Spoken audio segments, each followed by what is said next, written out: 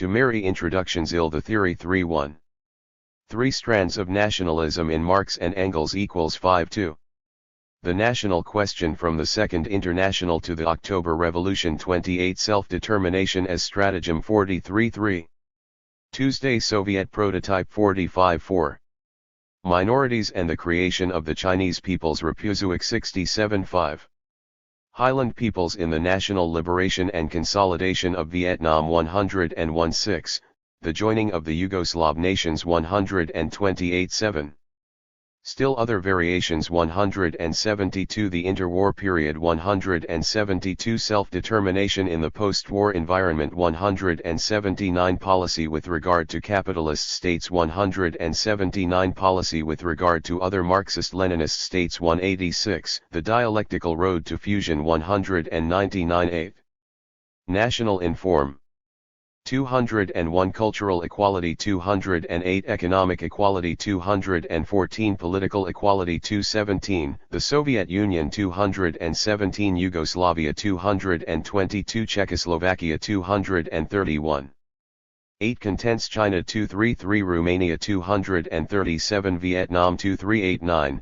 Reinforcement for the forms 254. Language policy 254. The recruiting and purging of elites 277. The redistribution and gerrymandering of national groups 300. The Soviet Union 302. China 322. Yugoslavia 329. Czechoslovakia 337. Romania 340. Vietnam 34210. A question or tempo 388. The Soviet Union 392. China 407. Yugoslavia 430. Czechoslovakia 444. Developments elsewhere 448. 11. And national in content 477. Leninism versus practice 477. Coercion versus persuasion 480. Equality versus reality and perceptions of reality 483. Form versus content 495. The unanticipated synthesis 531. 12.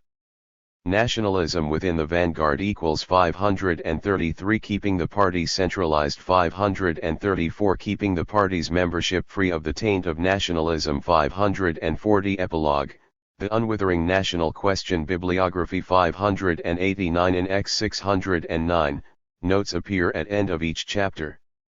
Tables, maps, and figure tables 1. Ethnolinguistic composition of Marxist-Leninist states 209. 2. Minority Cotter, 1949–1963 293. National composition of Union Republics, 1959–1970 305. 4. National composition of Union Republics, 1970–1979 307. 5. National composition of republics and provinces 331. Maps 1. China 72. Southeast Asia 107. 3. Yugoslavia 129. 4. Soviet Union 220. Figure I, Perceptions. Point 5. Acknowledgements. Sustained research on the present manuscript began in 1975–1976. Many debts have been incurred in the ensuing years. I owe a major debt to the Woodrow Wilson International Center for Scholars for the award of a one-year fellowship. Although I had long entertained the possibility of making a comparative study of nationalism in Marxist-Leninist states, became convinced that the undertaking was feasible only after I arrived at the center, became aware of its special intellectual atmosphere, and was encouraged by the aid that its library staff was prepared to offer in running down a number of obscure works and documents. I am particularly indebted to James Billington, Z. David, Prosser Gifford, and Marcella Jones.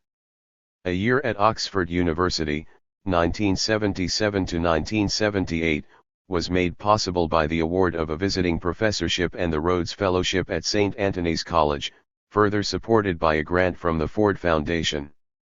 I owe special gratitude to Kenneth Kirkwood and John Stone for making the year at St. Anthony's possible, hospitable, stimulating, and productive. A Fulbright Hayes Senior Lecture Award to Poland during one of that country's most momentous periods, 1980 to 1981, provided an unusual opportunity to observe unveiled nationalism at work throughout a Marxist-Leninist system. I am also grateful for the invitation to visit the Institute of Ethnography of the USSR Academy of Sciences and for the informative discussions with its staff and director, academician U. Bromley. Some sections of the book have been presented before the Slavic Studies faculty of St. Antony's College, as well as before its faculty of Far Eastern Studies, before the faculty of Slavic Studies at the London School of Economics, before a largely Soviet audience at the 11th World Congress of the International Political Science Association in Moscow, before faculty seminars at Florida International University and Goldsmiths College, University of London, and before a graduate seminar at Columbia University. The reactions proved most helpful. Robert Conquest graciously commented on chapters 1 and 2, and Robert Lewis on chapter 9. Sanford Thatcher of Princeton University Press. 12 acknowledgements offered encouragement and sage advice throughout all stages of the book. I am also grateful to Alice Colliprice of Princeton University Press for the final editing of the book. Finally, my greatest debt is to Mary Connor, research associate, sounding board, typist, editor, and critic. By way of introduction, incompatibility between the two is constantly stressed in Marxist-Leninist pronouncements. The Great Soviet Encyclopedia defines nationalism as a bourgeois and petit bourgeois ideology and policy as well as the outlook that raises the national question, and it adds that the proletarian, communist worldview is incompatible with any nationalist ideology. This incompatibility does not preclude communists from appealing to nationalism in a pre-revolutionary situation. Both Marx and Lenin condone the manipulation of national aspirations as a means of furthering the world revolutionary movement. They felt, however, that there was no place for nationalism in a post-revolutionary society governed by the principles of scientific socialism. Moreover, whether before or after the revolution, communists must never become tainted with nationalism. The primary significance assigned to guaranteeing the immunity of communists to the national virus is unequivocally set forth in the same Great Soviet Encyclopedia. The struggle to overcome nationalism in the communist movement is the most important task of Marxist-Leninists, emphasis. Added. The formula for performing the task of harnessing the powerful forces of nationalism to the revolution and then vanquishing them thereafter is termed Leninist national policy. Despite this apparently total attribution to Lenin, the policy is perceived as the product of Marx and Engels, as further refined by Lenin. To again cite the Great Soviet Encyclopedia, a truly scientific theory of nations was created by Marx and Engels and developed by Lenin. A comprehensive study of the relationship between communism and nationalism must therefore begin with the nature and role of nations and nationalism, as found in the writings of Marx and Engels and later further distilled by Lenin. An evaluation of this distillation, Leninist national policy, can then be pursued by tracing the degree to which various Marxist-Leninist parties have in fact implemented Leninist national policy and the result of such faithful 14 introduction implementation, and the degree to which the parties have deviated from faithful implementation, their reasons for doing so, and the results of their actions. This, in very rough outline, is the route taken in the following chapters. It is always wise to preface an English language work dealing with nations and nationalism by a few warning words on terminology. The meaning of these key terms has been beclouded by their slipshod use in the English-speaking world. Nation, as used herein, refers to a human grouping whose members share an intuitive sense of kindredness or sameness, predicated upon a myth of common descent. It therefore refers to peoples such as the Russians, Ukrainians, Armenians, Han Chinese, Tibetans, Serbs, Croats, Czechs, and Slovaks. It does not refer to any collection of people who are conscious of their multi-ethnic background, for example, the Czechoslovak people, the Soviet people, or the American people. Nor does it refer to a state, as used, for example, in the misnomer, the United Nations. Nationalism refers to identity with and loyalty to the nation in the same pristine sense in which the word is being employed in this work. It does not refer to loyalty to the state, which is patriotism. Nationalism and patriotism may often be in conflict. Thus, Soviet authorities periodically censure manifestations of Ukrainian, Lithuanian, or some other nationalism as anti-state activity. We are not dealing just with a matter of semantics. Commonly used terminology by non-Marxist writers to describe events in the Second World has caused confusion. Thus, following Belgrade's break with Moscow, Tito was popularly described as a nationalist. He was, in fact, an avid internationalist. Titoism was equated with national communism. It was, in fact, state communism. Rather than advocating nationalism, Tito advocated patriotism, Yugoslavianism. The principal target of his displeasure was nationalism, whether of the Albanian, Croatian, Serbian, or Slovene stamp. Marx was also given to slipshod terminology, often using nation to apply to a state or to an ethnically heterogeneous society. Not so, however, Lenin and his legatees.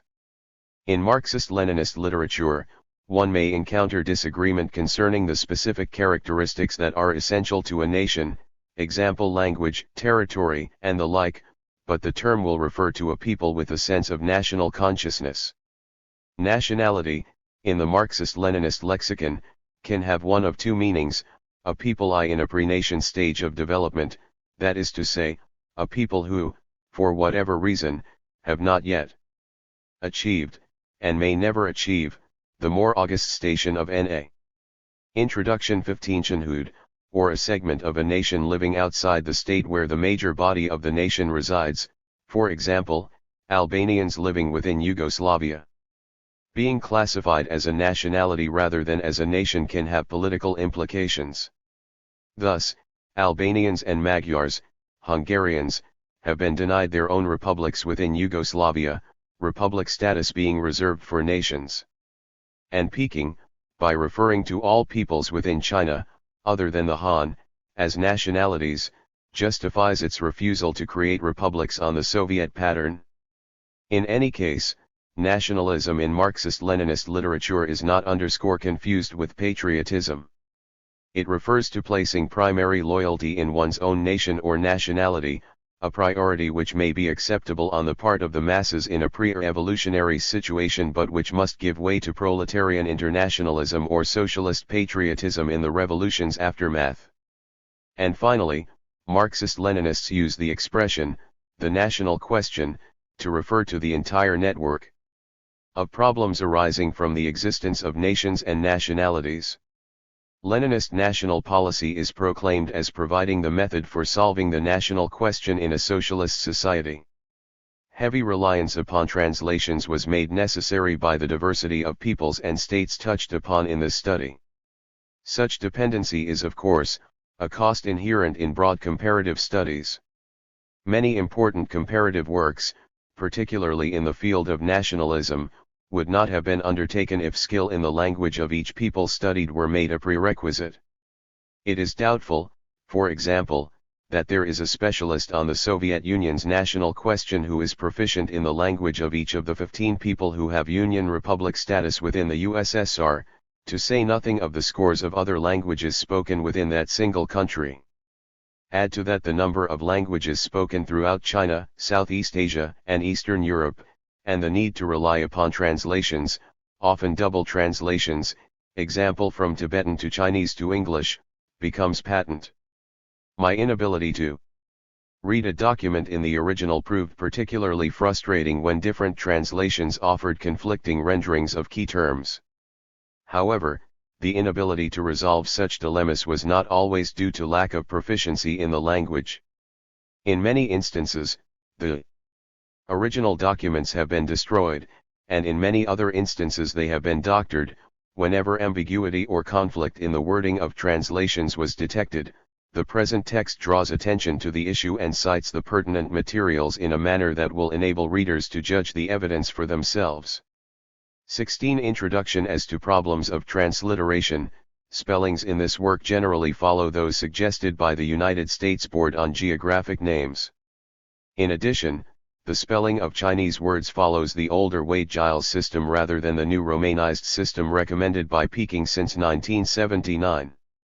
A final prefatory note, this concerning the objectivity of the author, might be advisable. This work was dictated solely by my interest in the study of nationalism as a global phenomenon.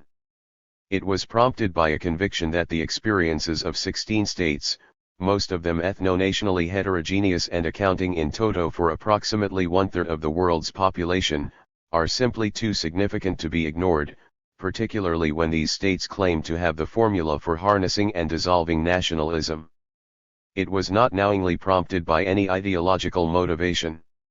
Nonetheless, the fact that the book deals principally with Second World states might give rise to the opinion that the author is holding up the practices of these states against some unfairly idealistic, ultimate standard of behavior, rather than measuring them against the practices of non-Marxist Leninist societies. There are two ways of responding. 1. The author subscribes to the notion that a defense of behavior predicated upon the fact that behavior of others is worse or no better is always an odious one. Be that as it may, the book will, 1.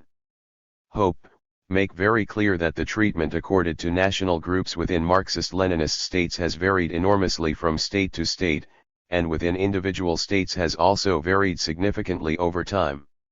If all states of the world were listed according to the policies currently being practiced against national groups, some Marxist-Leninist states would merit placement among the very worst, while others would not fare badly. 2. Although the author disclaims any tendency to judge the policies of the Second World states by some ultimate standard, holding these states to such a standard could be justified in terms of their own claims. It is they who claim to have solved their national question and to have eradicated all inequality among nations and nationalities. To judge their performance against their own, oft-repeated claims is indeed, therefore, to apply an absolute standard. Walker Connor, Belmont, Vermont, March 1983. The conflict between Marxist discipline and nationalist forces, which is a fairly constant factor in contemporary communism, indeed the entire topic of Marxism, both in its theoretical aspects and in practice, deserves closer study than it has obtained. Isaiah Berlin, The Bent Twig. The Theory. Chapter 1. 3 strands of nationalism in Marx and Engels. Nationalism and Marxism are philosophically incompatible. Nationalism is predicated upon the assumption that the most fundamental divisions of humankind are the many vertical cleavages that divide people into ethno-national groups. Marxism, by contrast, rests upon the conviction that the most fundamental human divisions are horizontal class distinctions that cut across national group underscorings. The nationalist would therefore contend that, in a test of loyalties, national consciousness would prove more powerful than all sententranational divisions, including that of class. Marxists, on the other hand, would maintain that class consciousness would prove the more powerful. They would contend that English, or French, or German workers would necessarily come to sense that much more significant than the bonds of shared nationhood were the bonds that tied them to the proletariat of all national groups in a common struggle against the bourgeoisie of all nations, including their own. History would witness the victory of internationalism over nationalism. These two antagonistic perceptions could be contrasted diagrammatically as seen in Figure 1. Figure 1.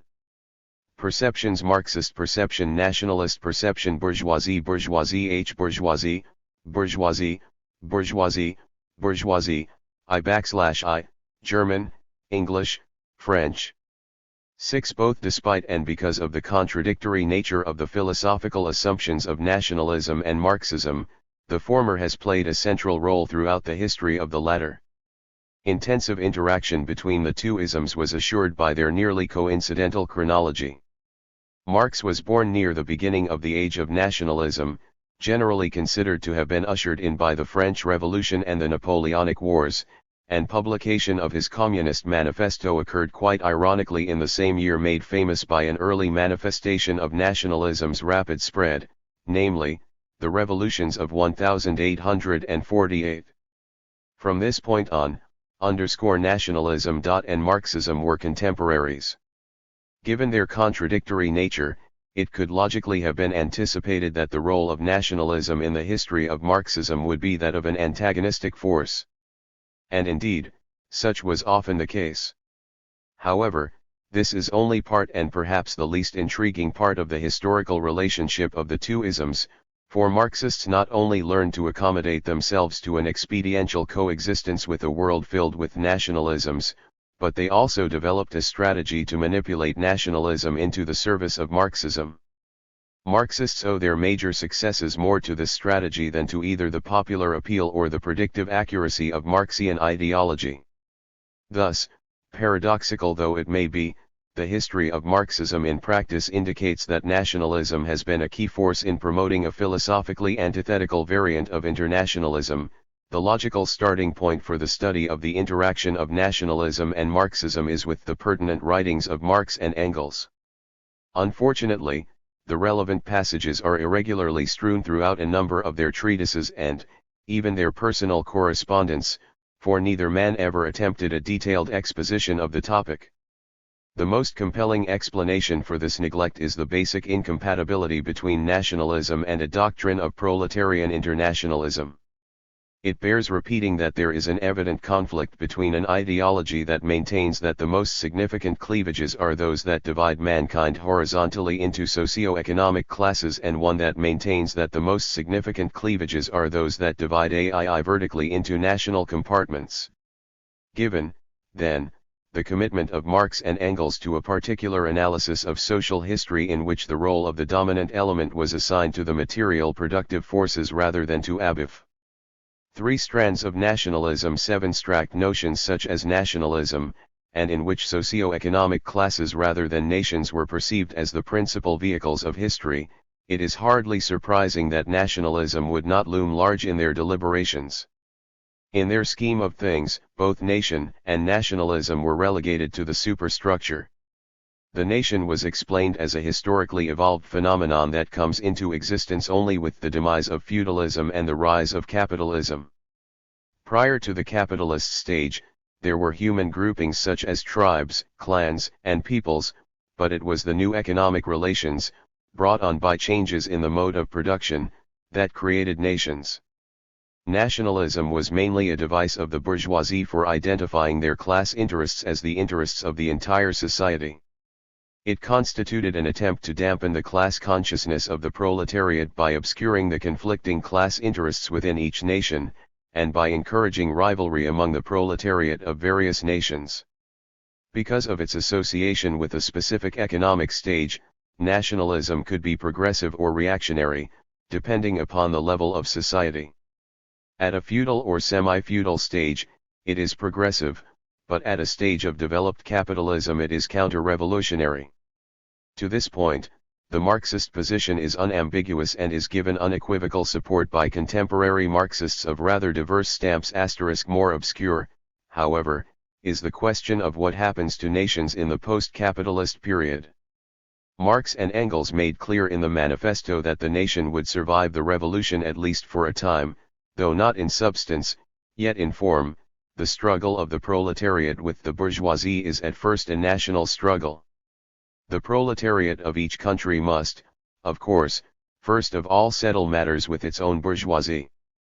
And farther on in one of the manifesto's most famous passages, the communists are further reproached with desiring to abolish countries and nationality. The working men have no country. We cannot take from them what they have not got. Since the proletariat must first of all acquire political supremacy, must rise to the leading class of the nation, must constitute itself the nation, it is, so far, itself national, though not in the bourgeois sense of the word. But since the nation is part of the superstructure and the product of specific productive forces and relations, will it not, as the state, wither away in the post-capitalist period? If so, does its termination merely mean the end of national antagonisms, or does it mean the 8-1 end of all national distinctions, including cultural singularities as language? Phrased differently, does i.e. Watteliot revoltition presage total assimilation? On this issue Marx proved a poor guide. His statements are underscore obtuse, and subject to diverse interpretation. The key passage appeared in the manifesto: national differences and antagonisms between peoples are daily more and more vanishing, owing to the development of the bourgeoisie, to freedom of commerce, to the world market, to uniformity in the mode of production and in condition of life corresponding thereto. The supremacy of the proletariat will cause them to vanish still faster. The more conventional interpretation of this passage is that Marx and Engels meant that all national differences faced extermination. But the absence of the word "ale" has also permitted another interpretation, which holds, in the words of one authority, that the authors of the manifesto foresaw only the abolition of sharp economic and social differences, economic isolation, invidious distinctions, political rivalries, wars, and exploitation of one nation by another, but not the complete disappearance of all distinctions whatever. Most of today's Marxist-Leninist states are multinational, so the question of whether a policy of condoning diversity rather than encouraging assimilation constitutes counter-revolutionary activity is more than a moot point. Marx's failure to spell out the future of nations in greater detail is symptomatic of the aforementioned marginality of such entities to his major theme. His predilection for an economic interpretation of history caused him to slight the importance of psychological, cultural, and historical elements, and, therefore, to underestimate the magnetic pull exerted by the ethnic group. Since the nation was to Marx essentially an economic unit, the question of political legitimacy was reduced to economic ties. This led him to believe that ethnic minorities should and would be content to consider themselves members of the larger nation to which they were economically wedded. Marx held that workers in a modern industrialized setting were deaf to ethno-national appeals that conflicted with their economic interests. Regardless, then, of dissimilarities in culture and ethnic traditions, identification with a given nation rested simply upon ties to an economic unit.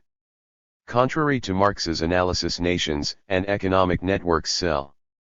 Three strands of nationalism 9DOM coincide, and it is evident that when Marx wrote of nations, it was very often multinational states which he had in mind, as witness the following passage: with the advent of manufactures, the various nations entered into a competitive relationship.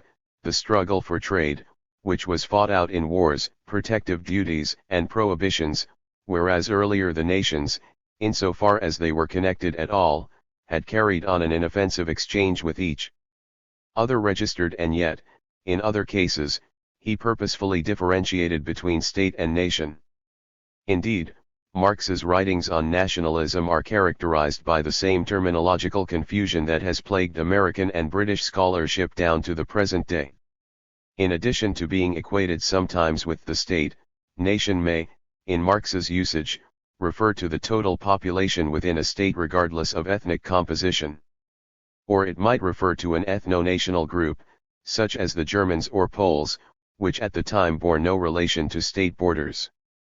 Nationality is also sometimes used to refer to an ethno-national group, sometimes as a synonym for nationalism, and at still other times to connote the essentially legal notion of citizenship registered. Such terminological imprecision both reflected and contributed to Marx's own lack of insight into the national phenomenon, and is a further reflection of his emphasis upon economic causation.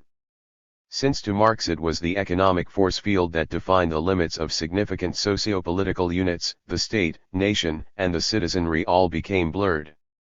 With this essentially economic view of the nation, it is not surprising that in taking a position on the outcome of wars, annexations, secession movements, etc., Marx was often guided by what he perceived as most conducive to economic progress. Thus overseas colonialism and imperialism were justified by Marx because they offered the pre-industrial peoples of Africa and Asia the most efficacious means of advancing to a higher economic stage. Moreover, not a believer in the innate worth of the nation, Marx would not attempt to breathe the national idea into industrially backward people, whom he and Engels alternately referred to as people without history, remains of nations, ruins of people, ethnic trash, and worse. He preferred to see such human categories attached to more progressive nations. Still another manifestation of Marx's preoccupation with economic considerations was, other things being equal, his favoring of larger political units over smaller M966-3266.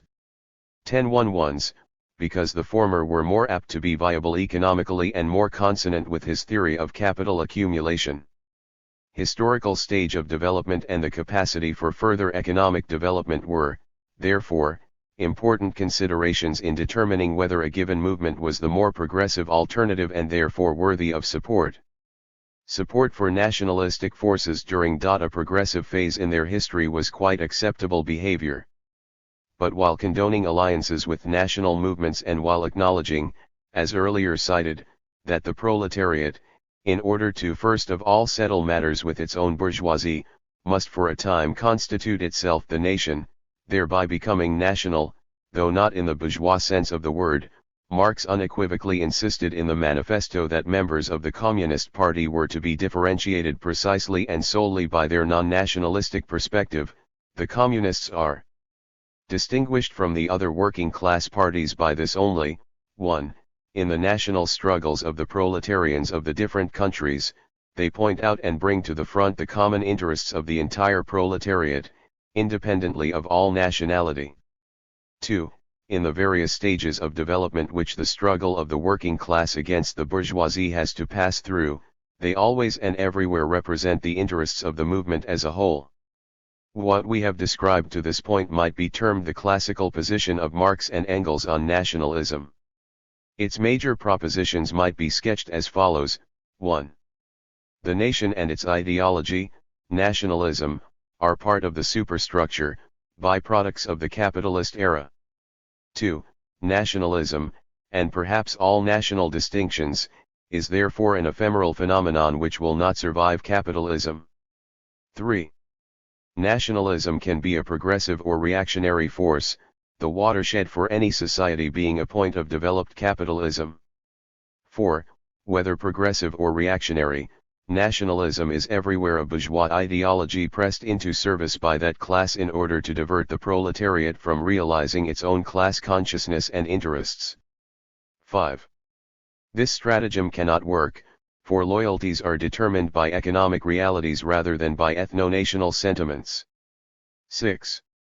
Communists may support any movement, nationalist or otherwise, when the movement represents the most progressive alternative.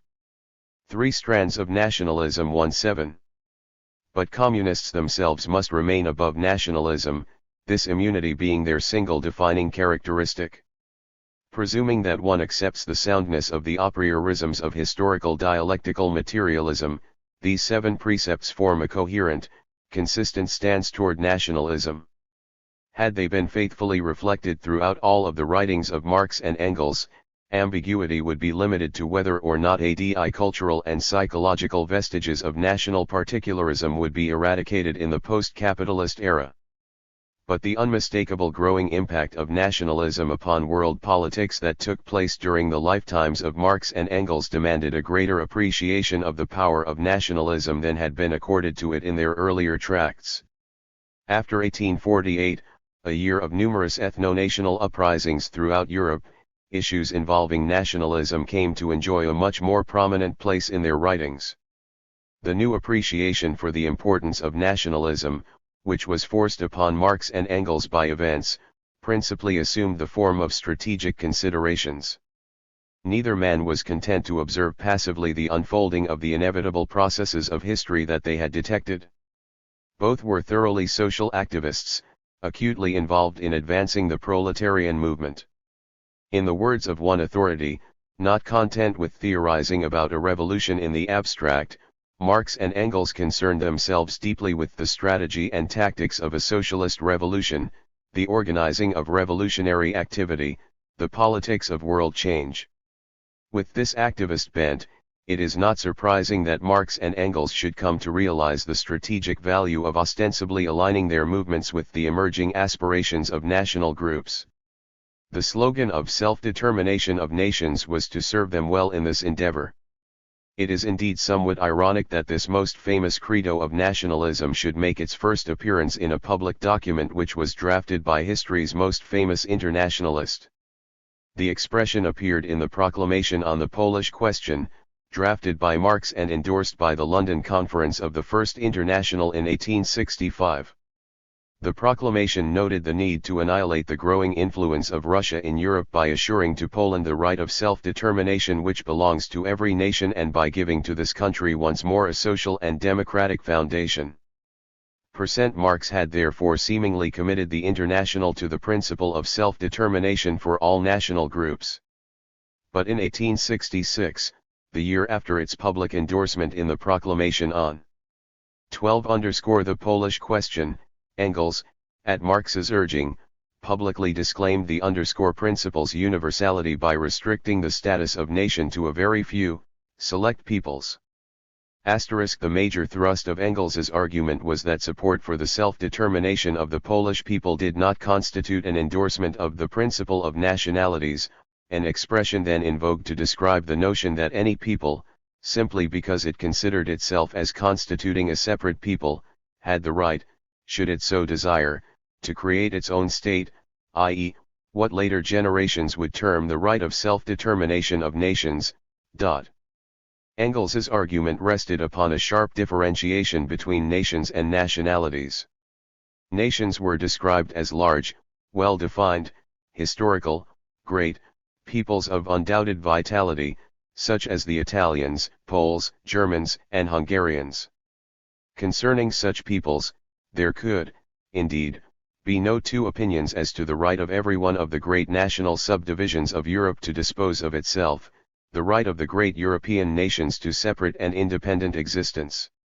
On the other hand, questions as to the right of independent national existence of those numerous small relics of peoples, such as Highland Gaels, the Welsh, Manxmen, Serbs, Croats, Ruthenes, Slovaks, and Czechs, constitute an absurdity. Nowhere do the borders of nationality and state coincide, nor should they, because diversity varies the otherwise monotonous uniformity of the national character. Even the great nations have politically fragmented segments, example the French of Belgium and Switzerland, the Germans of Alsace and Switzerland, who do not wish to be and should not be reunited politically with their own main stock. Such elements form connecting links with their neighbors.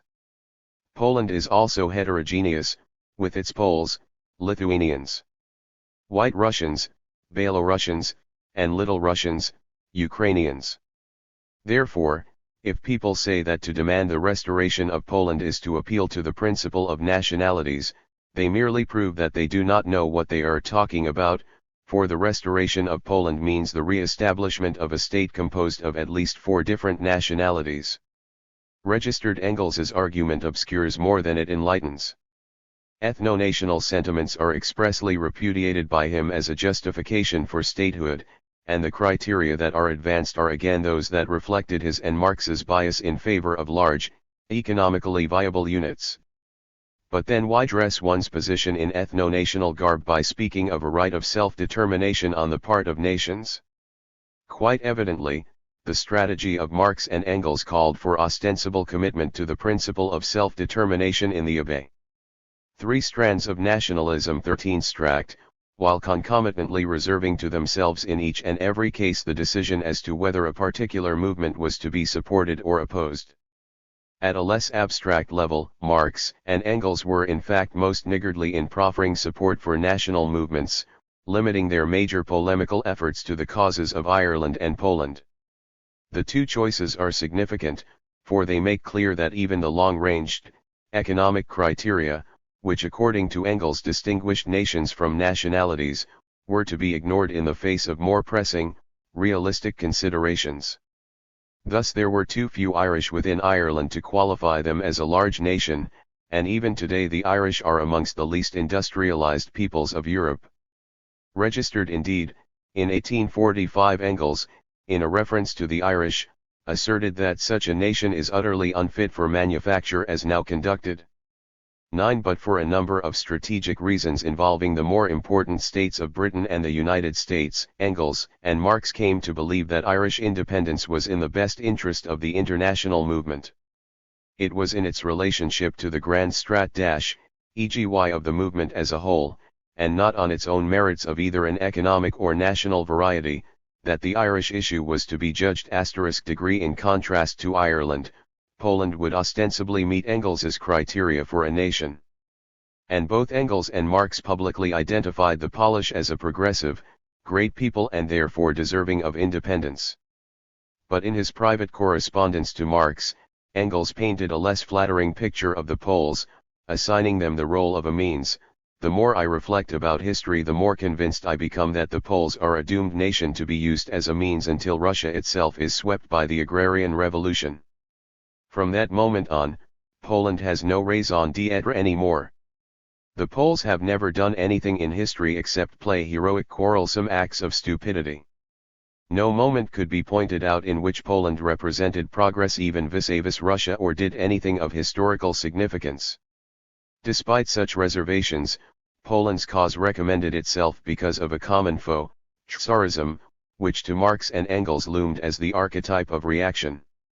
To frustrate Tsarist expansionism, they consistently allied themselves with its adversaries and denied support to its accomplices. Panslavism offers a case in point. It would, in Engels's words, result in the setting under Russian domination. 14 of a Slavic empire from the Erdgebirge and the Carpathians to the Black, Aegean, and Adriatic seas. Such a Leviathan should, of course, have appealed to Marx's predilection for large economic units.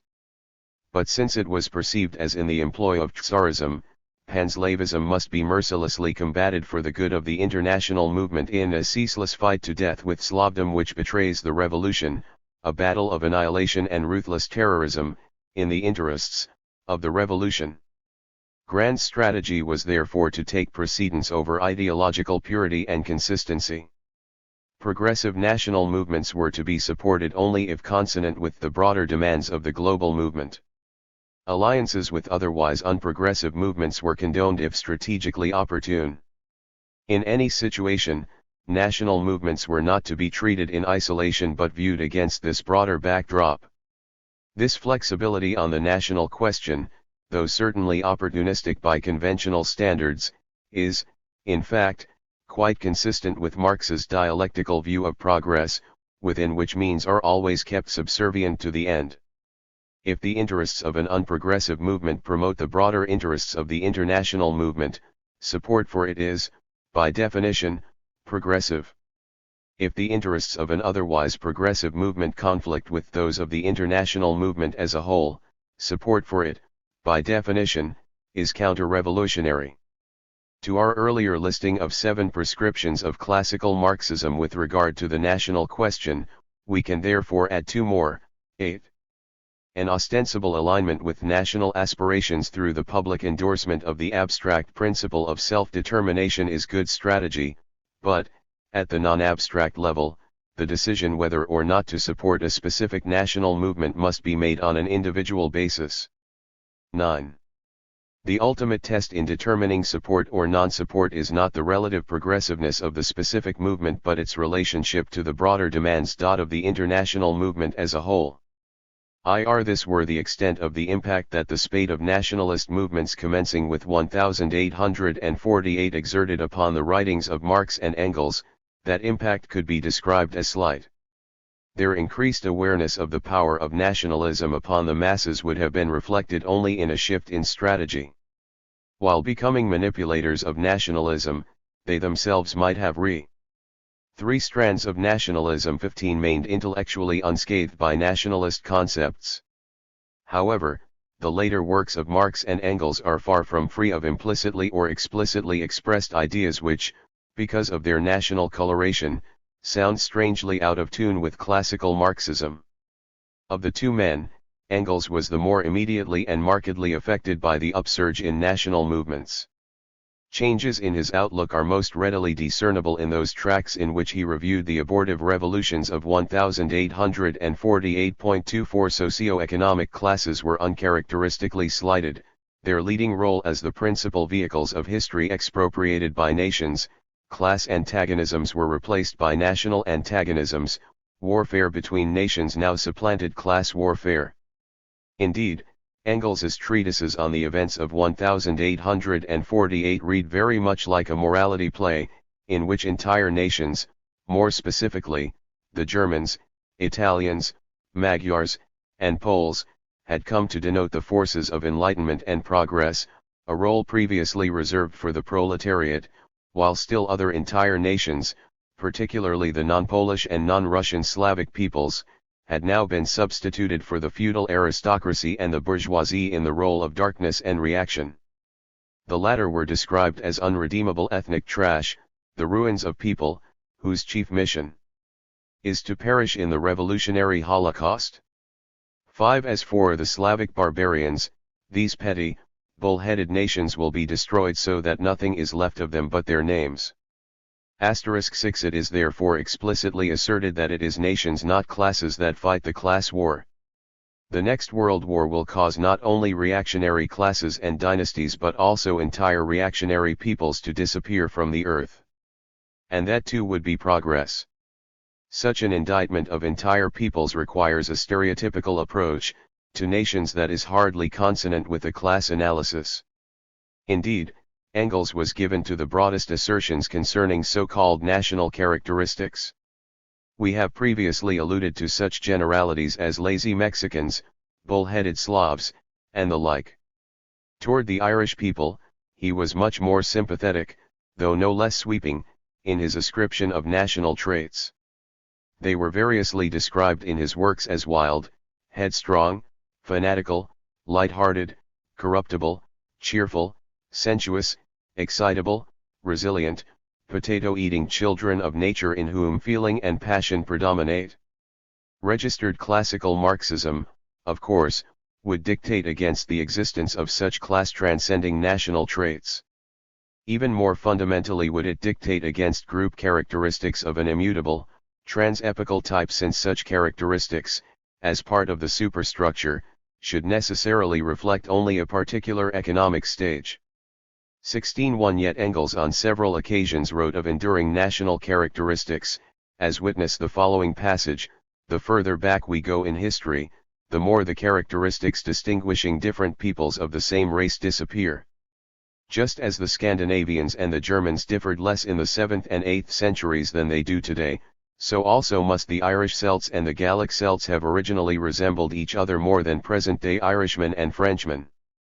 Therefore we should not be surprised to find in Caesar's description of the Gauls many features which are ascribed to the Irish by Giraldus some 1200 years later, and which, furthermore, are discernible in the Irish national character even today, in spite of the admixture of Germanic blood.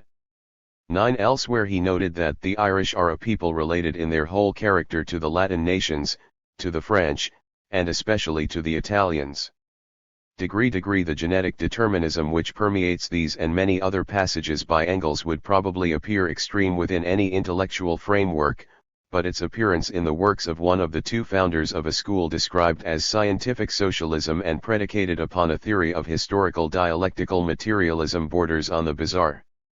Marx's own writings were less infiltrated by sweeping generalities concerning the characteristics and historic roles of nations, but there is no reason to believe that he did not share all of his colleagues' major ideas and biases.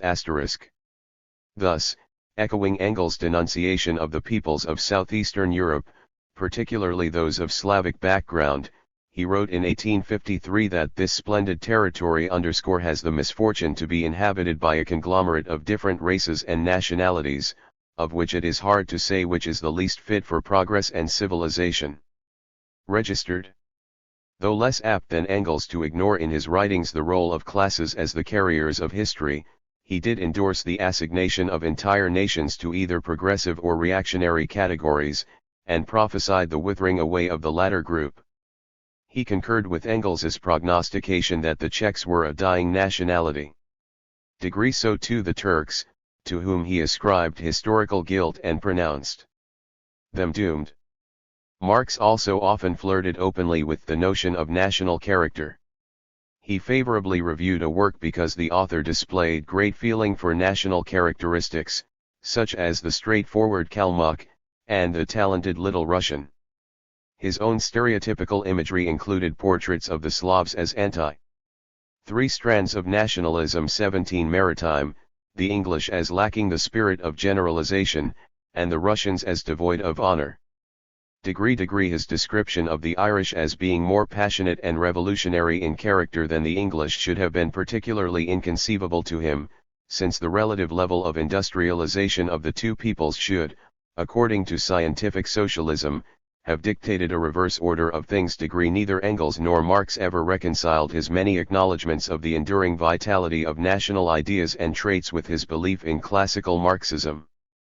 And perhaps neither man was aware of any need to do so. 38 But that Engels continued to be influenced heavily by national concepts is evident in a tract written in his 70th year, 1890. In it he spoke of the natural boundaries of states, by which he meant ethnic boundaries. He also distinguished between the forceful annexation of peoples aimed at the uniting of scattered and related ethnic groups, and the naked conquest by force of foreign territories, with robbery pure and simple. Elsewhere in the same article, he anticipated a period in which Russian imperialism would end and in which Magyars, Romanians, Serbs, Bulgars, Arnauts, Albanians, Greeks, and Turks will then finally be in a position to settle their own mutual disputes without the intervention of foreign powers, to settle among themselves the boundaries of their individual national territories, to manage their internal affairs according to their own judgment.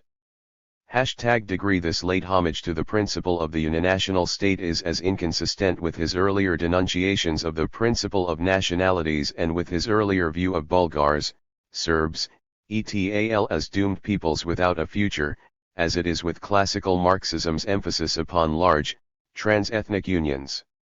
It therefore illustrates that national ideas persisted in their influence upon his perceptions. Marx was not influenced to the same degree. It is difficult, however, to imagine the Marx of 1848 referring, as he did in 1869, to the Irish question as not merely a simple economic question but at the same time a national question. Moreover, in what has been described as his last great political pamphlet, he demonstrated a sense of uncertainty concerning the relative power of class consciousness relative to national consciousness. The pamphlet dealt with the Paris Commune, upon which Marx approvingly bestowed the honor of recognition as the first dictatorship of the proletariat and therefore the recommended inspirational prototype to all members of the international movement. Marx's appraisal of the motivations of the participants in this uprising is therefore of the 1801 utmost significance. On the one hand, he exaggerated, almost to the point of farce, the scanty evidence of an international orientation. With uncharacteristic solicitude for trivial detail, he stressed, 1. That the Commune had appointed a person of German extraction as Minister of Labor, 2. That it numbered Poles within its ranks, and 3. That to broadly mark the new era of history it was conscious of initiating. The Commune pulled down that colossal symbol of martial glory, the Vendeme column. On the other hand, Marx felt compelled to take note of the manifest presence of nationalistic and xenophobic sentiments, stating that the governing apparatus had revolted their national feelings as Frenchmen by precipitating them into a losing war which left only one equivalent for the ruins it made: the disappearance of the empire. In this tract, written nearly a quarter century following publication of the manifesto, it is as though his earlier convictions concerning the fundamental internationalism of the proletariat are still vying for his analytical powers with the press of contrary facts. Though of great significance, these ambiguities surrounding the national question do not support an assertion that Marx and Engels were anything less than internationalist in their fundamental outlook. Whether or not classes had been replaced by nations as the principal instruments of Marxian history, whether or not entire peoples were perceived as exhibiting traits that transcended both economic class and economic eras, both men remained trenchantly committed to the global revolution. And nationalism, whatever its merits and shortcomings, was not to be permitted to interfere. Late in his life, Marx wrote a letter criticizing a draft of a program of the German Social Democratic Party. His displeasure was aroused, inter alia, by that part of the program which read, 5. The working class strives for its emancipation first of all within the framework of the present-day national state, conscious that the necessary results of its efforts, which are common to the workers of all civilized countries, will be the international brotherhood of peoples. Behind these words, Marx detected a tendency to view the workers' movement from the narrowest national viewpoint, in opposition to the Communist Manifesto and to all earlier socialism. While noting that it was self-evident that the immediate arena of an uprising by a proletariat must be its own country, he emphasized that even to that limited degree its class struggle is national, not in substance, but as the Communist Manifesto says, in form. He. Three Strands of Nationalism 19 ridiculed the vacuity of the phrase the International Brotherhood of Peoples, which had nothing to say about how the joint struggle was to be prosecuted, not a word, therefore, about the international functions of the German working class. He protested that the movement's enemies were correct in asserting that the German Workers' Party had sworn off internationalism in the new program. Implicit is the exhortation, don't let it happen. It must not happen. Similarly, we have noted that with regard to the Irish, Polish, and all other national questions, Marx and Engels regularly made clear that all such issues were to be viewed against the interests of the international movement as a whole. Registered Lenin and Stalin were quite correct when they noted with approbation that Marx had no doubt as to the subordinate position of the national question as compared with the labor question. Indeed, on balance it is for badly underestimating rather than overestimating the emotional pull and tenacity of national identity for which Marx and Engels must be faulted. This underassessment led them to exaggerate the willingness of peoples to surrender their group identity in order to assimilate into larger units of greater vitality. 47 And even in those very few situations in which nations did secede, both men believed that given time for emotions to cool, economic self-interest would soon lead the secessionists to seek some form of political reunion, probably along federal lines. 4 In summary, then, even where classes had been replaced by entire nations in the analyses of Marx and Engels, economic motivation and the world movement remain the paramount force and paramount goal, respectively. Care should therefore be taken not to mistake the significance of the inconsistencies and ambiguities found in Marx and Engels concerning the relationships between scientific socialism and nationalism. What is significant about these inconsistencies and ambiguities is that they illustrate the basic incompatibility between classical Marxist assumptions and national realities, and also illustrate the manner in which the founders of Marxism, despite their conviction that they could manipulate national sentiments to serve their movement, came themselves to be influenced more substantively by national concepts than they were probably aware. Concerning the national question, then, three identifiable strains were bequeathed by Marx and Engels to their ideological successors. The first strain, which we earlier termed classical Marxism, was predicated upon the primacy of class consciousness and the indispensability of class struggle, and was therefore irreconcilable with nationalism. The second strain, strategic Marxism, revolved 20 about formal support for the right of national self-determination in the abstract, coupled with very selective support for national movements in the realm of action. Though classical and strategic Marxism were not naturally harmonious, a measure of consanity was possible if Marxists never forgot that nationalism was a bourgeois and therefore ephemeral ideology whose progressiveness and life expectancy dwindled as society progressed from feudalism through capitalism towards socialism. The final strain, national Marxism, was reflected in references to national characteristics that transcend epochs, and to the role of nations as the principal instrumentality of historical forces. Though potentially compatible with an internationalistic, non-Marxist interpretation of history *, registered national Marxism was irreconcilable with classical Marxism's emphasis upon classes and class warfare. Indeed, the derivation of the word classical, from the Latin, clas psychus, meaning of the classes of the people, causes the expression, classical Marxism, to be a particularly felicitous way of differentiating pristine from national Marxism. Notes 1.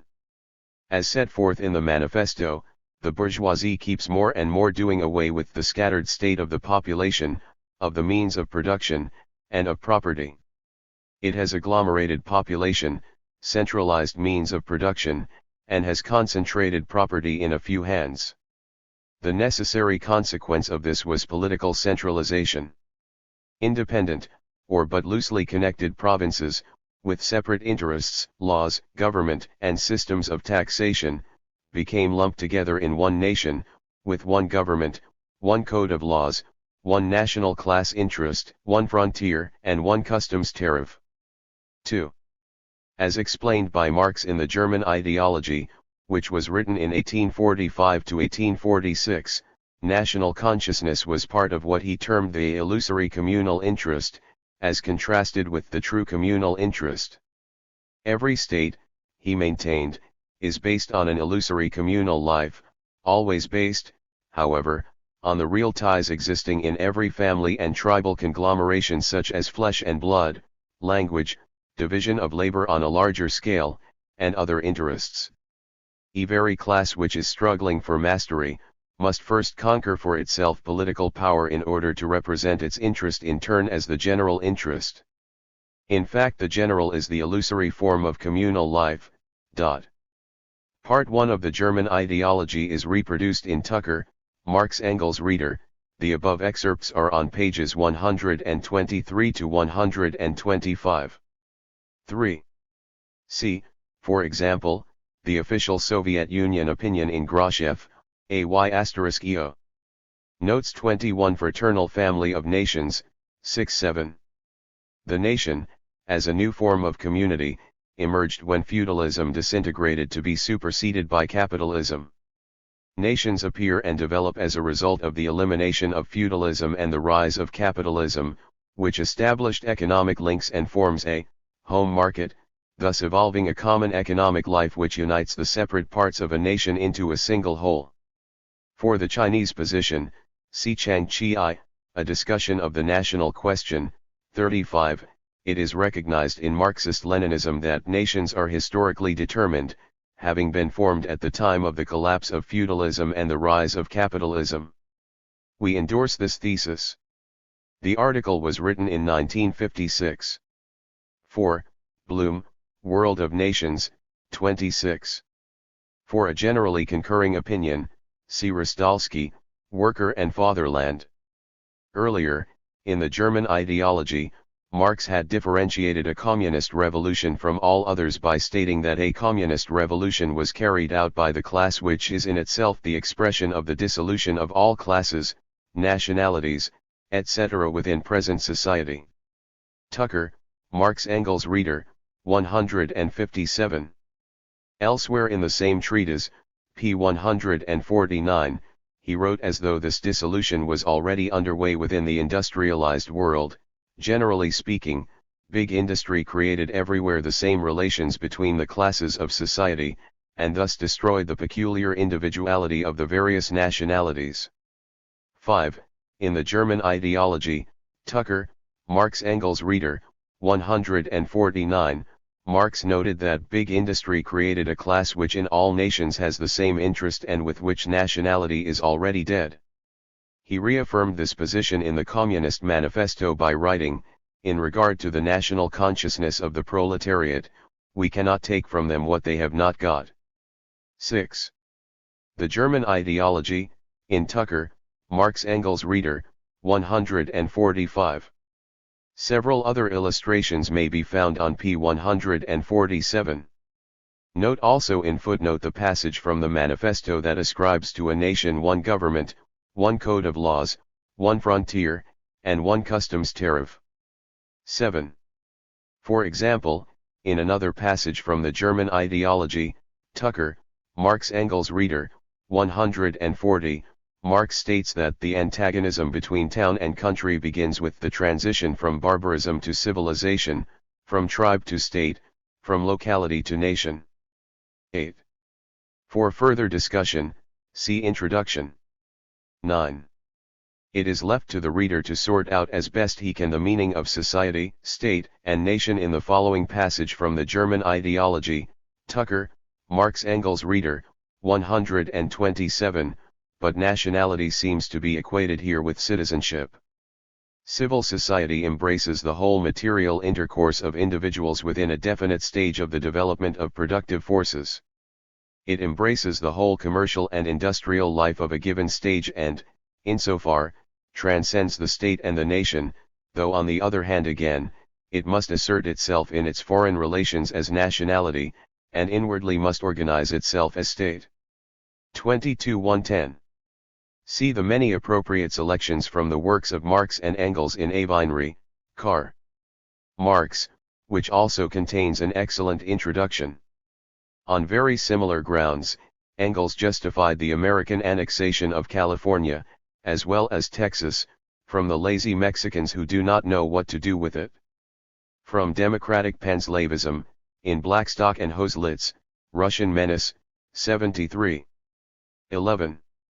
Engels suggested in 1849 that 5.5 million people would be too small a population and that 12 million would be a more appropriate minimum.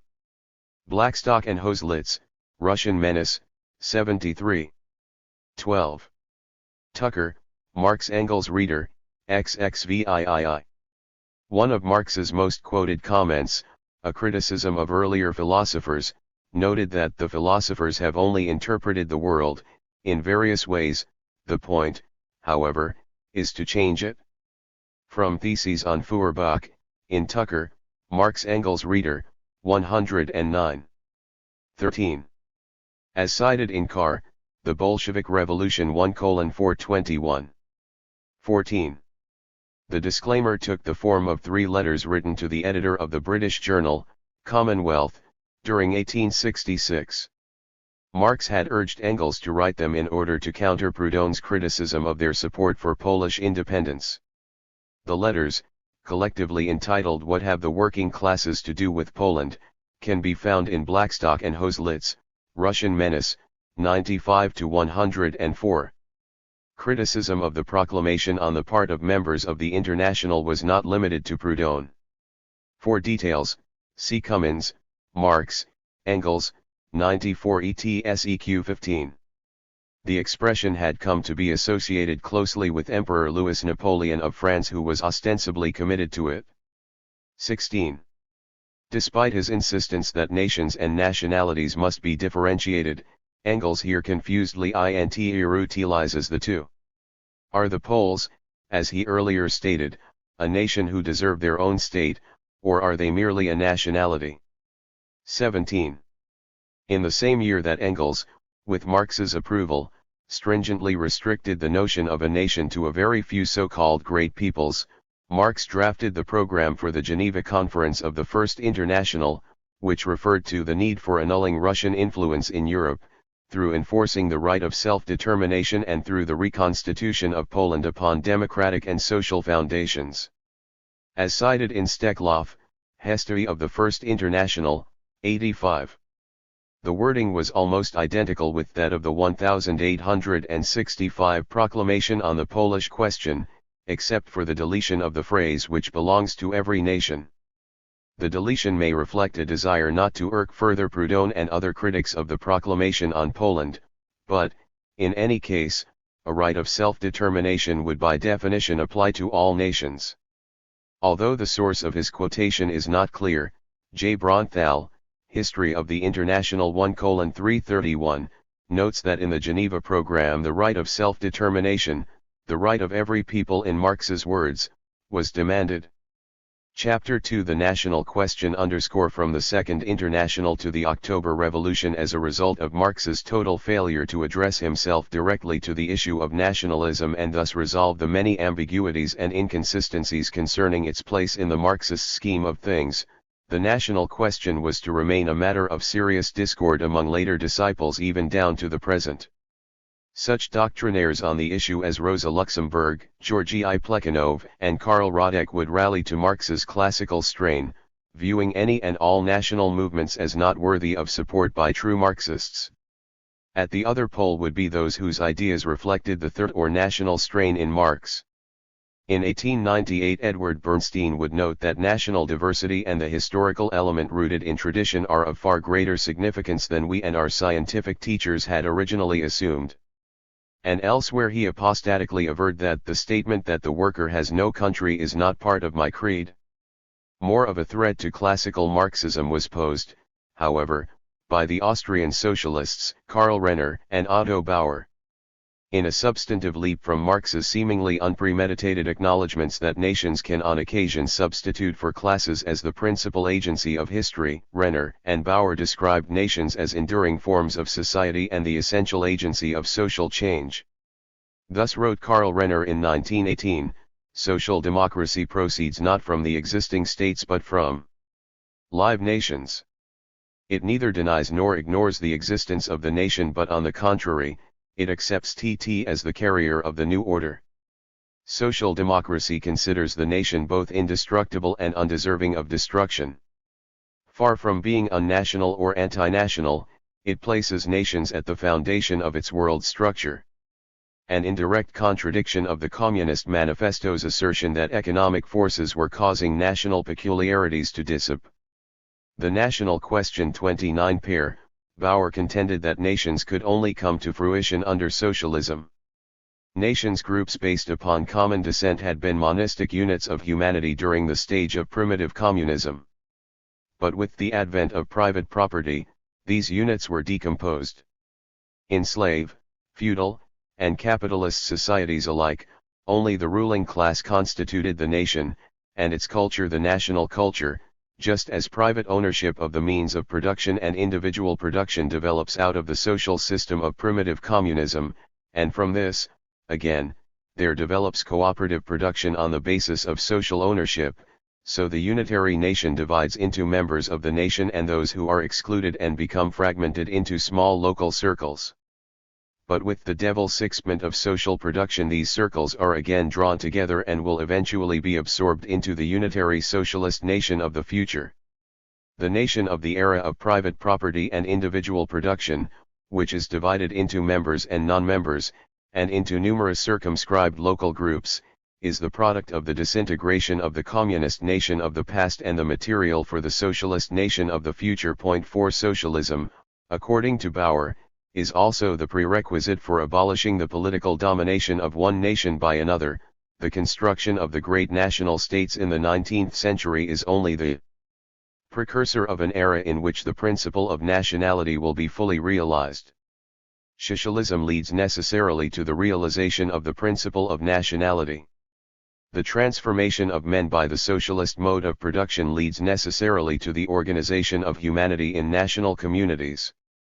The international division of labor leads necessarily to the unification of the national communities in a social structure of a higher order.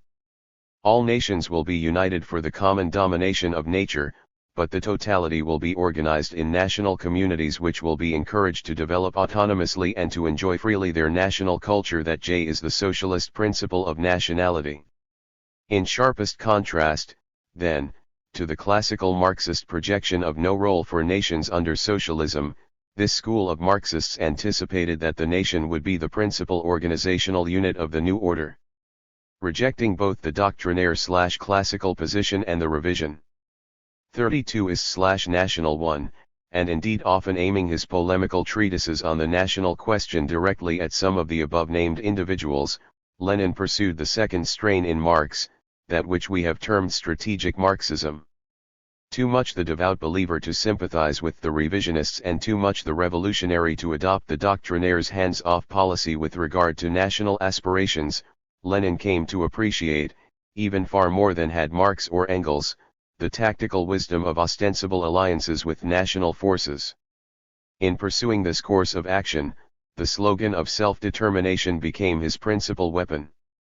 Following Marx's death, the formulators of the programs of scientific socialism had continued, almost as a matter of form, to insert paeans to the self-determination doctrine into their programs and declarations.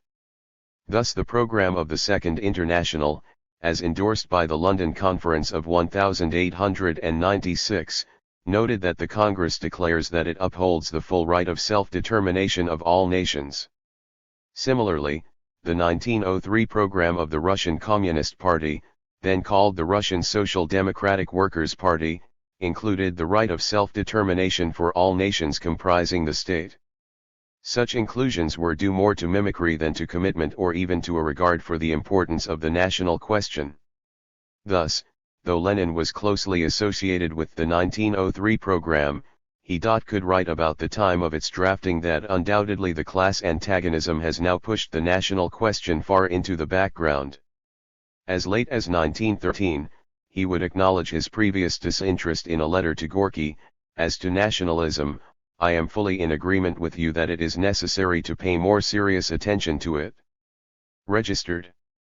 Lenin's growing interest in nationalism during the early years of the 20th century's second decade was the result of several factors, including a period of domicile within multinational Austria-Hungary where he perforce became aware of the internecine national struggles within the socialist movement there, his own lengthy dispute with the Jewish Bund, and the outbreak of the Balkan Wars with their strong national overtones. By 1913 he felt the issue was sufficiently significant to direct Stalin to write a piece that would set forth the errors of the Austrian socialists, and he additionally had a strongly worded resolution on the national question endorsed by the Russian Marxists at their conference held in the summer of that year. But though his interest in nationalism had therefore been stimulated prior to 1914, his realization of the power that nationalism could exert on the minds of men unquestionably underwent. The national question 31 a qualitative transformation as a result of the events of World War I. The possibility of such a war had long been entertained by members of the International and, at the 1907 Stuttgart Congress, Lenin's faction successfully placed the Congress on record as noting that such a war, by necessitating the arming of the proletariat, will hasten the downfall of capitalism. Registered the belief that the English, French, or German proletariat would turn its weapons upon its own national bourgeoisie rather than wage war upon one another was made even more explicit in the unanimously adopted manifesto of the Basel Extraordinary Congress of 1912. Yet, when war did break out, the working classes proved no less discernibly nationalistic than did the bourgeoisie. More startling to one of Lenin's convictions was the national jingoism that pervaded all socialist parties. The bitterness with which Marxist-Leninists still lace their accounts of this unforgivable apostasy is captured in the fall_lowing passage written by a Soviet scholar more than a half-century after the fact. The majority of the leaders of the Second International Social Democratic parties, who were joined by the Mensheviks, slid into positions of militant chauvinism.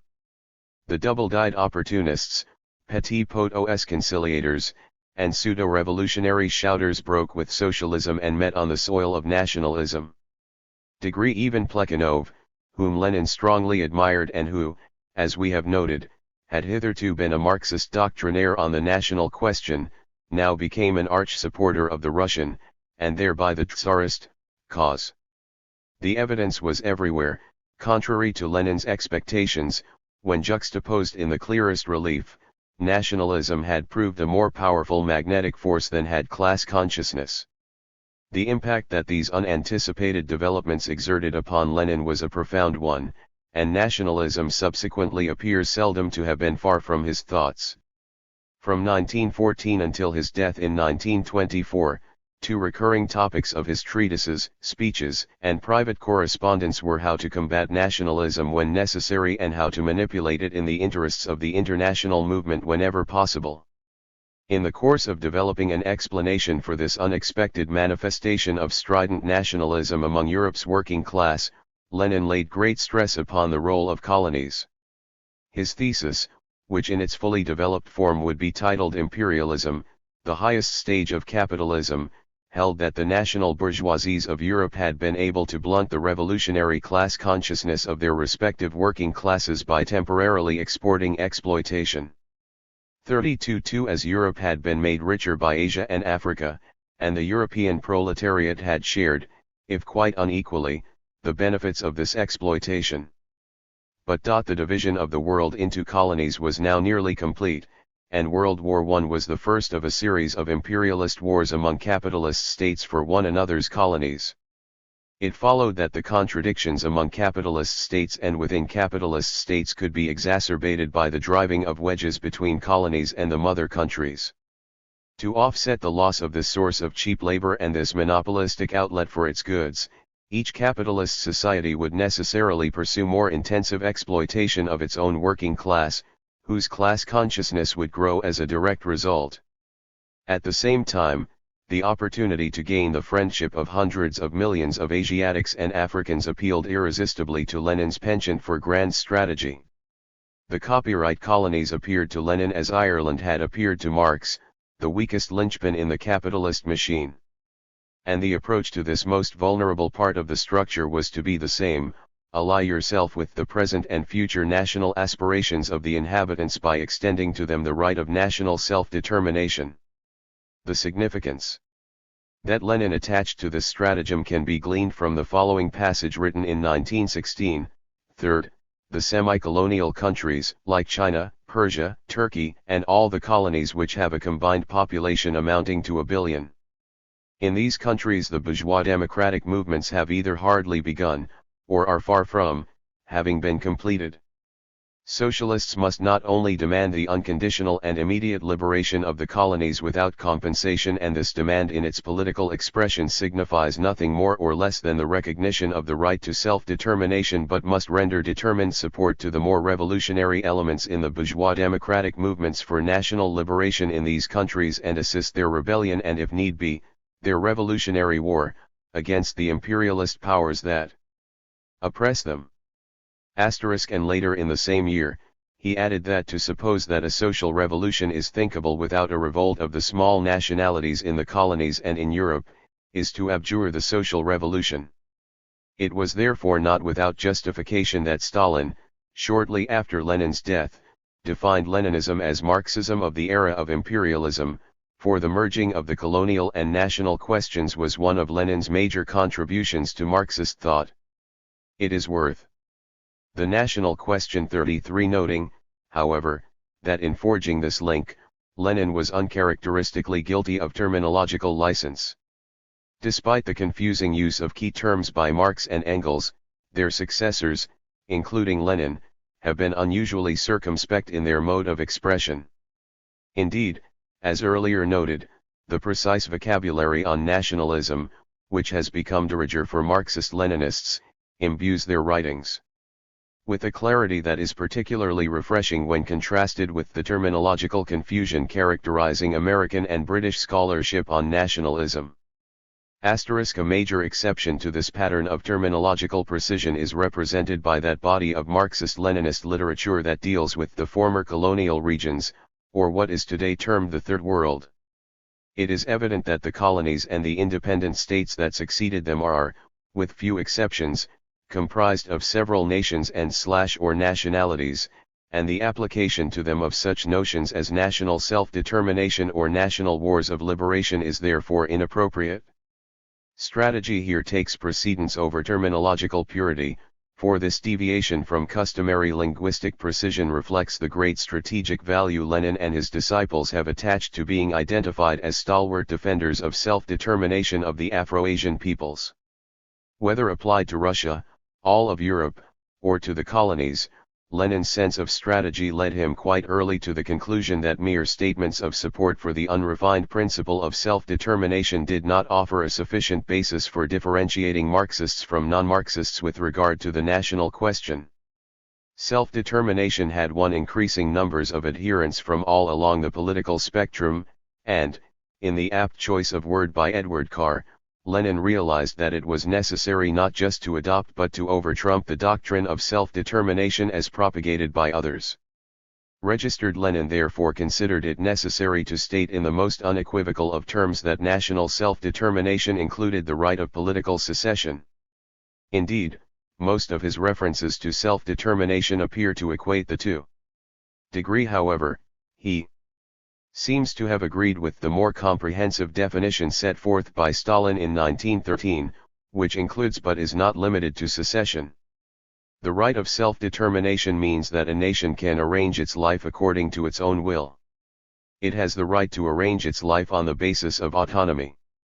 It has the right to enter into federal relations with other nations. It has the right to complete secession. Nations are sovereign and all nations are equal. In any case, the 1913 pronouncement of the party, designed by Lenin, could not have been more explicit in this matter, pledging its Supi 84 to port for the right of the oppressed nations of the Tsarist monarchy to self-determination, 1.e to secession and the formation of an independent state. But is not the doctrine of political independence for all nations inconsonant with Marx's insistence upon the need for large states? Not to Lenin, in part because he was certain that few small nations would act against their economic self-interest. And, in the event that they did, they would soon perceive the wisdom of requesting reunion. In Lenin's words, to defend this right to secession does in no way mean encouraging the formation of small states, but, to the contrary, it leads to a freer, wider formation of larger states, a phenomenon more advantageous for the masses and more in accord with economic development. Registered as earlier noted, Marx and Engels also believed that economic self-interest would lead a once independent Irish or Czech nation to seek reunion with a larger multinational structure. However, the reasoning which underlay Lenin's insistence that nations be promised the right to secede went beyond a faith that peoples, acting in their own economic self-interest, would either refuse secession or, having accepted it, soon suffer from second thoughts concerning its desirability. Rather, Lenin's insistence on explicitly espousing secession mirrored his interpretation of the nature of the phenomenon termed nationalism. Lenin conceived of nationalism in purely negative terms as the response of a people to past oppression and prejudice, whether real or imagined. He was therefore convinced that the only way to combat nationalism was by the use of the carrot, not the stick. And hence the dialectic, by conceding all, or rather, by seeming to concede all to nationalism, one in fact was promoting internationalism. With specific regard to self-determination, this meant that the best way to avoid or to dissipate a grassroots demand for independence was to proffer that independence. Phrased differently, support for the slogan of self-determination, rather than acting as a stimulant to nationalism, would prove to be an anesthetic. Thus in 1913 Lenin could write that the right to self-determination is an exception from our general premise of centralism, and that separation is by no means our plan. We do not predict separation at all. While it may appear paradoxical to espouse a course of action in order to abort it, it bears re-emphasizing that the basis of Lenin's conviction on this point is a key to the Marxist-Leninist image of nationalism and, by extension, to an understanding of Marxist-Leninist national policies. Lenin could readily conceive of a nationally aroused people. The national question 35 acting in opposition to their best economic interest by fighting for independence. But with nationalistic suspicions laid to rest by the offer of independence, economic motivation would win out. But what if Lenin proved wrong and a number of nations should elect to withdraw from Russia at the time of the revolution? Was Lenin prepared to permit secession? Lenin's position remained unclear. On the one hand, he often suggested that Finland, Poland, and/or the Ukraine might secede. As noted, however, just as Marx. In the case of Ireland, Lenin thought that the proletariat of an economically unviable state would soon perceive that it was to their economic advantage to achieve reunion. Moreover, there are a few hints that Lenin would view any post-revolutionary attempt at secession as counter-revolutionary. When asked directly how he would respond to a situation in which a non-proletarian leadership was in charge of a border nation, Lenin's evasiveness hinted at something less than resignation. What shall happen when the reactionaries are in the majority, asks Mr. Semkovsky. This is one of those questions of which it is said that 7 fools ask more than 10 wise men can answer. On another occasion, his comments on Marx's position on the Irish question appeared to preclude any post-revolutionary nationalist movements. If capitalism had been overthrown in England as quickly as Marx at first expected, there would have been no room for a bourgeois democratic and general national movement. In any event, Lenin left his options open by making explicit that Marxists need not support each liberation movement. Lenin thus made a distinction between the abstract right of self-determination, which is enjoyed by all nations, and the right to exercise that right, which evidently is not *. Though supporting the right of self-determination, we are not obliged to support every struggle for independence or every republic or anti-clerical movement. 26 The question of support in a specific instance was left to the Communist Party and, Just as strongly as Marx, Lenin insisted that members of the Communist Party not be tainted by nationalism. As he sporadically made clear, nationalism and Marxism cannot mix. Marxism is incompatible with nationalism, even the most just, pure, refined, and civilized nationalism. Given his blueprint for party organization, which came to be euphemistically termed democratic centralism, but which in Lenin's words strives to proceed from the top downward, and upholds an extension of the rights and powers of the center in relation to the parts, Lenin had excellent reason to feel that all decisions concerning self-36 termination would be guided by Marxist strategy rather than by ethnicity. To keep the party centralized and free of all nationalist inclinations became a two-pronged commandment. All forms of federalism and autonomy were vehemently opposed as inappropriate to the party and were explicitly rejected in part as insurance against the formation of ethnic poles of power within the apparatus. In Lenin's concise couplet, "We Social Democrats are opposed to all nationalism and advocate democratic centralism." 5. But what of those nations who remained within the multinational state? The victorious communists would introduce the policy of national equality, guaranteeing to the members of each nation the right to use their own language and to an education in that language. These guarantees were contained in the 1903 program, and they were reasserted in 1913 by Stalin in Marxism and the National Question. Stalin also set forth as essential a system of regional autonomy, for such crystallized units as Poland, Lithuania, the Ukraine, the Caucasus, and so forth, while explicitly denying it to smaller nations such as the Latvians. 32 In some instances autonomous borders would reflect ethnic distribution, in others, example the Caucasus, and smaller or less nationally conscious groups, they would not. The following year, 1914, in a private letter, Lenin made clear that he had already devised the basic content of what subsequently became official Soviet national policy, though he also demonstrated something substantially less than ardor for the policy's merit. In order to struggle against the stupidity of the cultural national autonomists, the fraction must introduce into the Duma a draft law on the equality of nations and the definition of the rights of national minorities.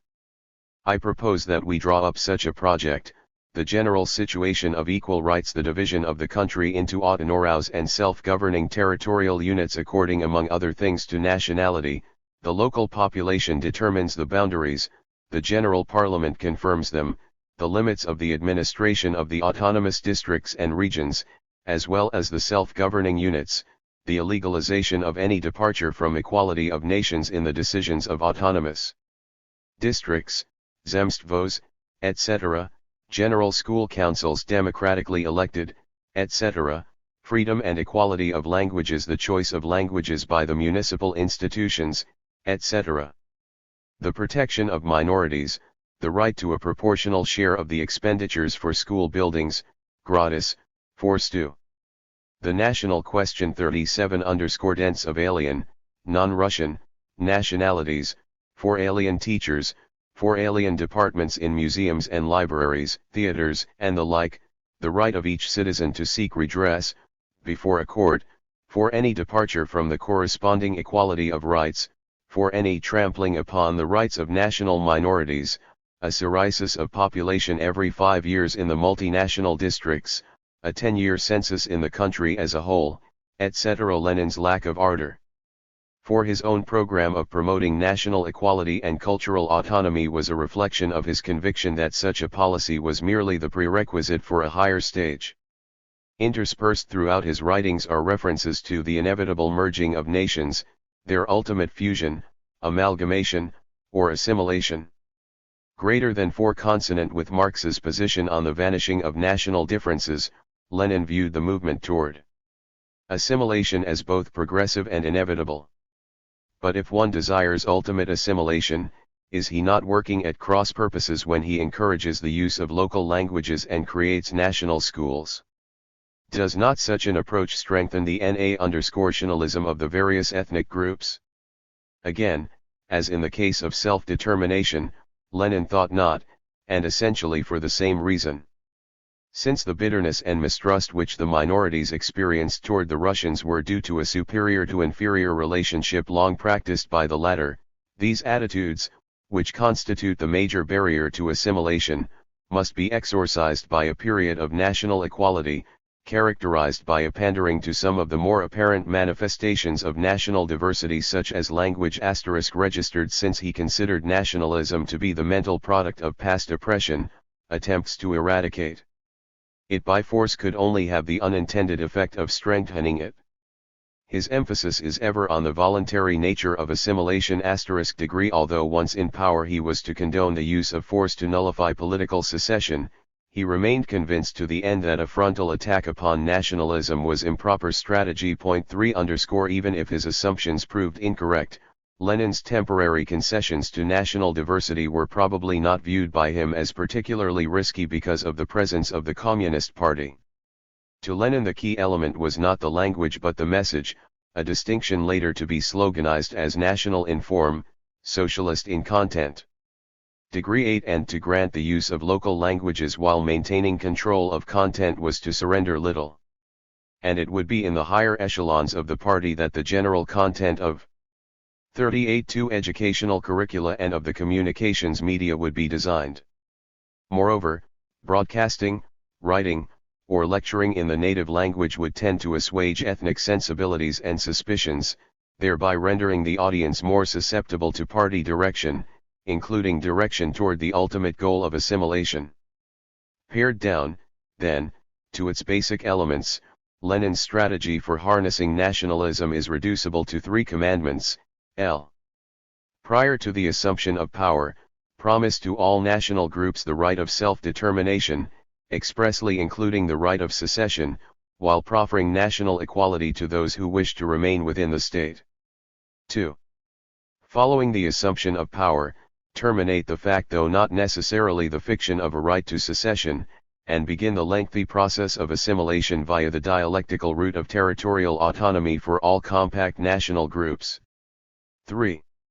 Keep the party centralized and free of all nationalist proclivities. Degree This 3-pronged strategy of Lenin's is of the utmost importance, constituting the crux of his legacy on the national question. At least in their public utterances, all Marxist-Leninists, not just those within the Soviet Union, claim fidelity to that analysis of nationalism bequeathed by Marx and Engels, as further refined by Lenin. It follows that the relative adequacy of the Marxian conception of nationalism can be evaluated through an examination of the successes and failures that each of Lenin's 3 injunctions encountered as it was implemented in a variety of differing situations and environments. We shall begin with the Leninist precept concerning self-determination. In reviewing the various ways in which Marxist-Leninists have actually utilized the notion of self-determination, particular attention will be paid to the experiences of the Soviet, Chinese, Vietnamese, and Yugoslavian parties. Each of these parties came to power in a state within which there were numerically significant and/or strategically located ethnic minorities. Each can lay claim to having achieved power essentially on its own initiative, without the bayonets of the armed forces of another communist state. In their successful quest for power, each sought the support of minorities by promising them self-determination, including the right of secession. Finally, despite very important variations in timetable, each party, once in power, denied the right of secession to its minorities and ostensibly introduced a policy of regional cultural autonomy. Self-determination as stratagem. Chapter 3 The Soviet prototype HOPing out the vision of independence for non-Russian peoples proved very instrumental in the Bolsheviks' acquisition of power. The lengthy and demoralizing war, the overthrow of Tsarism, and the general air of indecision and powerlessness that hung over the provisional government had understandably led many a non-Russian to contemplate a severing of the Russian tie, and Lenin and Stalin did not pass up the opportunity to contrast, in the sharpest possible relief, their own commitment to independence movements with the vacillating and temporizing stance of the provisional government. During the hectic events of 1917, repeated statements of support emanated from the Petrograd Soviet, materially aiding the undermining of Kerensky's government.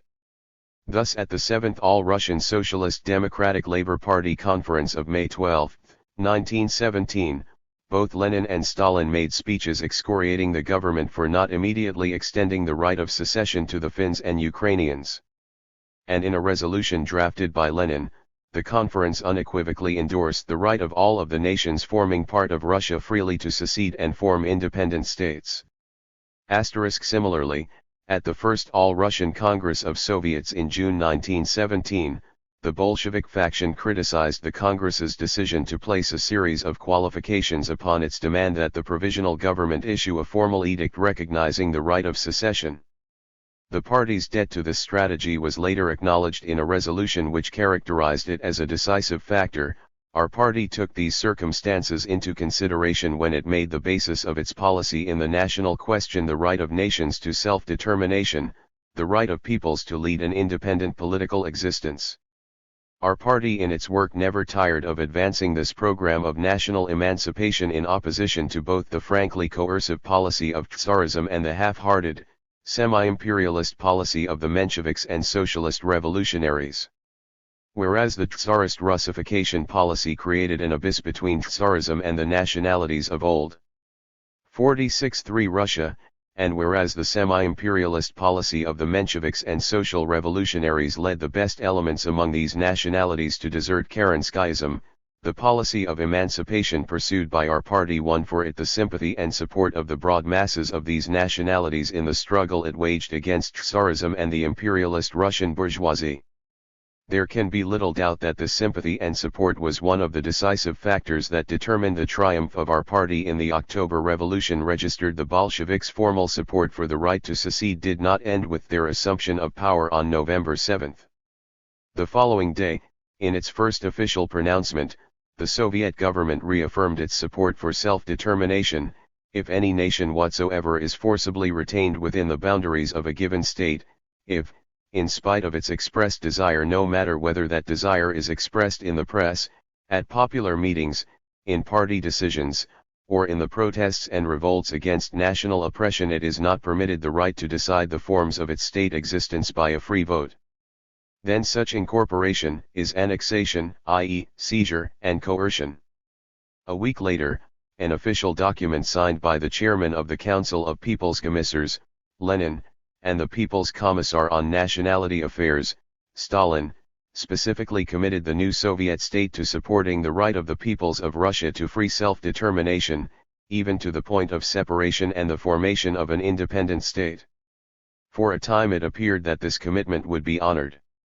In the interval between the Soviet takeover and the end of 1918, at least 13 new states came into being within what was formerly the Russian Empire. 6 And the new Soviet government did in fact extend recognition to many of these new entities.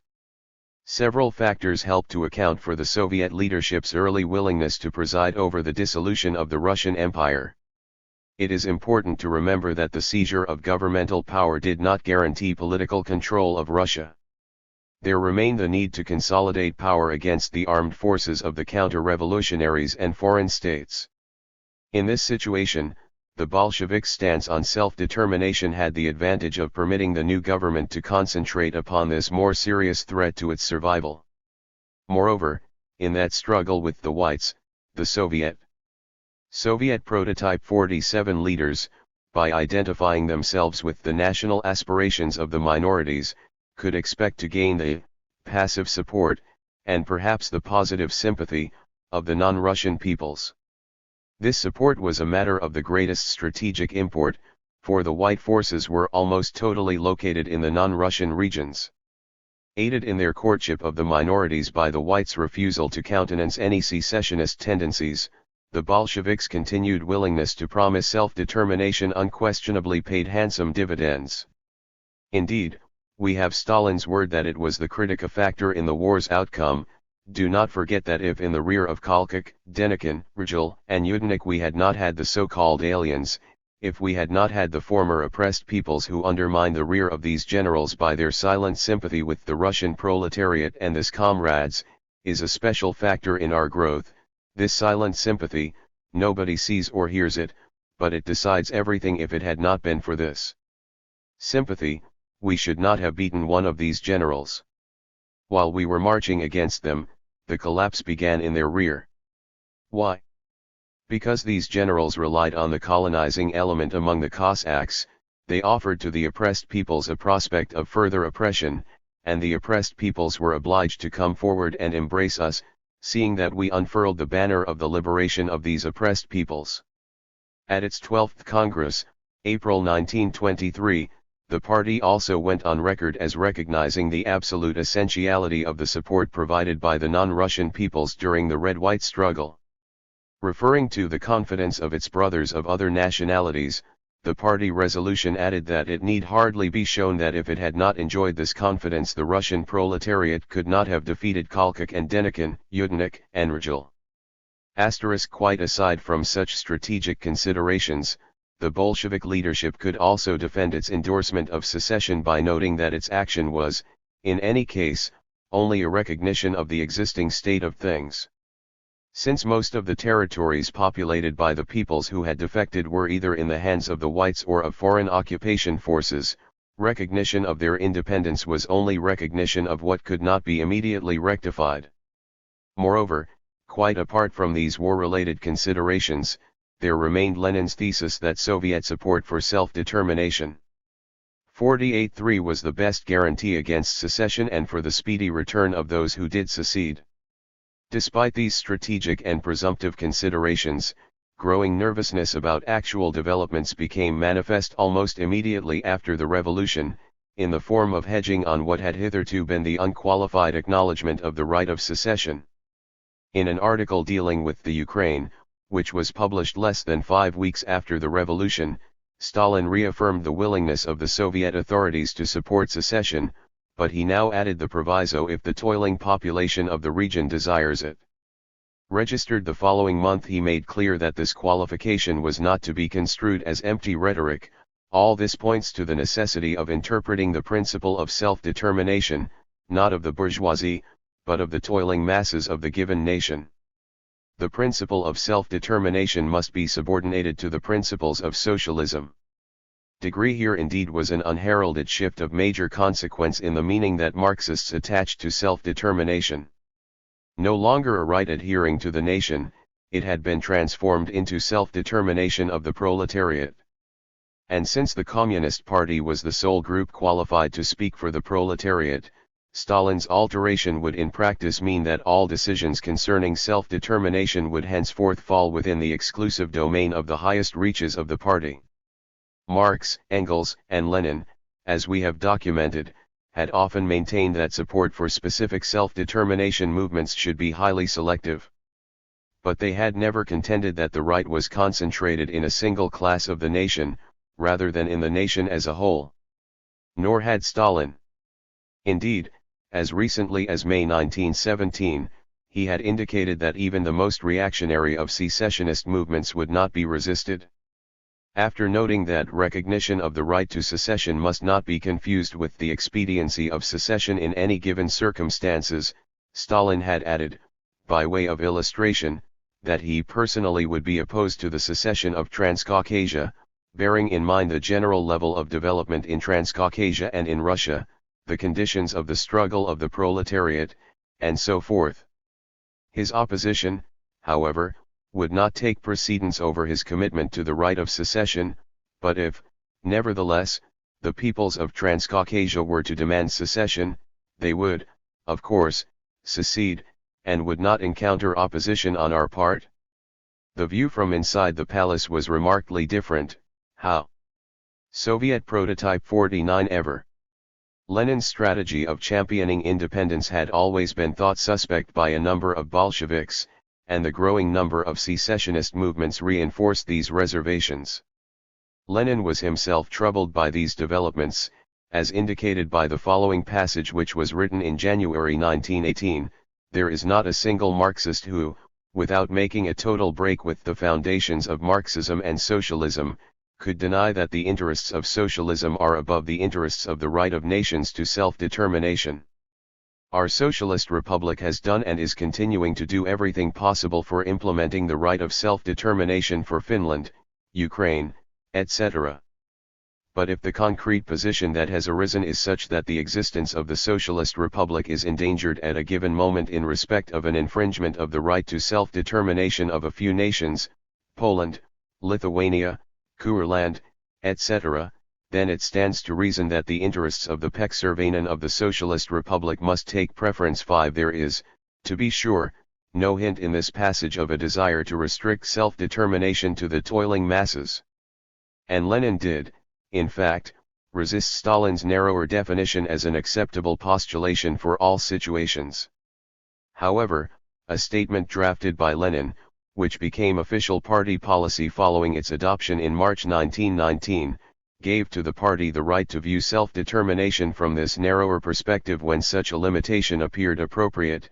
The All-Russian Communist Party regards the question as to which class expresses the desire of a nation for separation from a historical point of view, taking into consideration the level of historical development of the nation, i.e., whether the nation is passing from medievalism toward bourgeois democracy or from bourgeois democracy toward Soviet or proletarian democracy, etc. For it would be difficult to offer a better illustration of Lenin's ability to keep policy flexible so that the strategic value to the Marxist movement that could be derived from any situation could be maximized.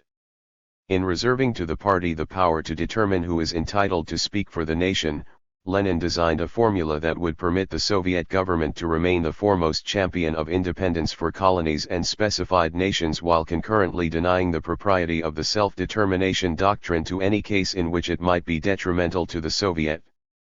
53 State. In the latter situation, the party need only proclaim that separation was not in the best interest of the toiling masses, in order to brand any move in that direction as counter-revolutionary. Thus, Stalin, writing in Pravda during 1920 in relation to the rights of the non-Russian peoples to secede, simply averred that the interests of the masses of the people render the demand for the secession of the border regions at the present stage of the revolution a profoundly counter-revolutionary one.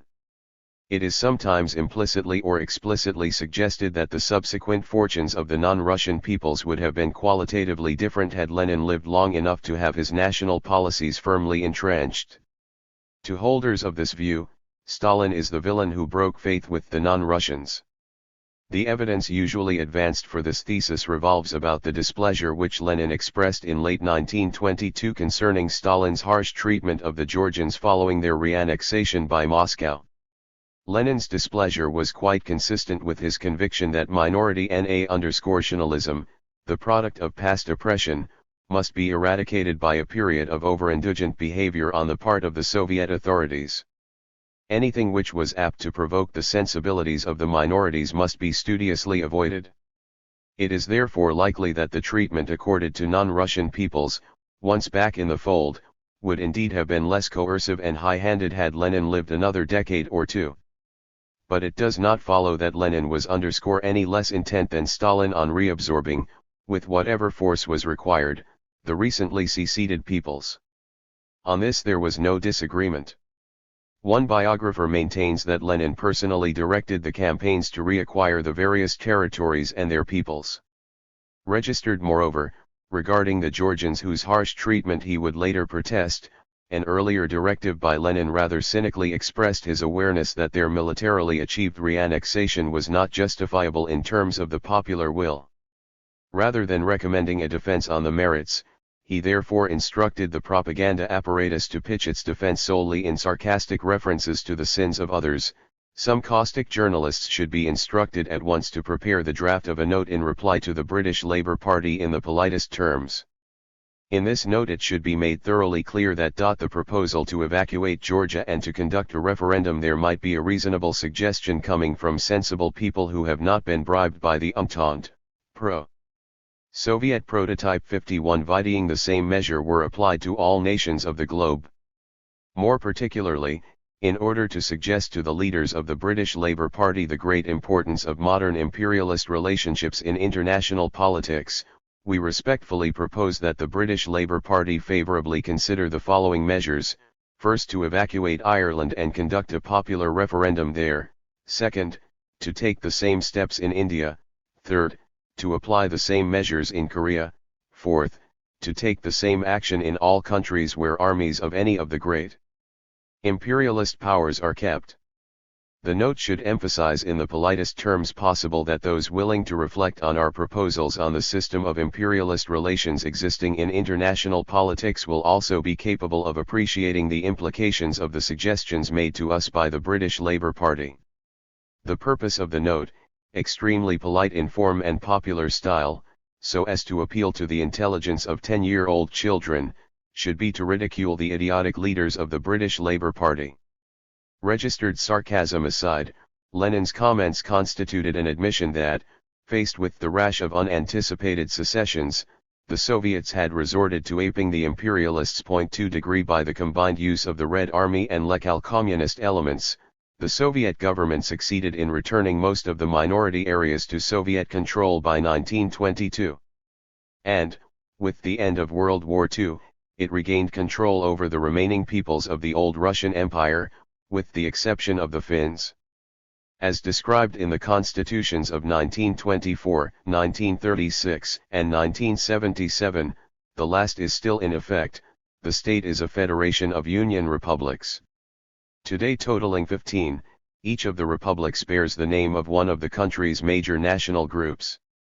Of particular interest to a discussion of self-determination is that all three constitutions declare the Union republics to be sovereign and possessed of the right to secede at will from the Soviet Union *registered. Moreover, one of the prerequisites for a people to gain their own Union republic is that their territory touch one of the Soviet Union's external borders, in order that the right of secession be meaningful.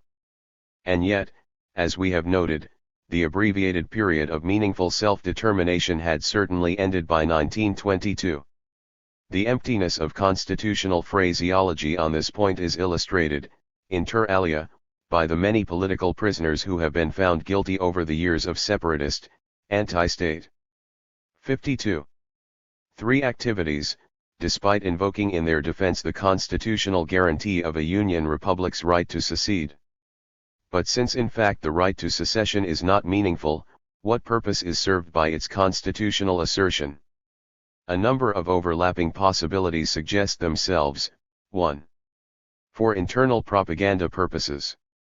Perpetuating the myth of a right of secession would be quite consonant with Lenin's view of nationalism as the product of past discrimination which is to be exorcised by a period of national inform.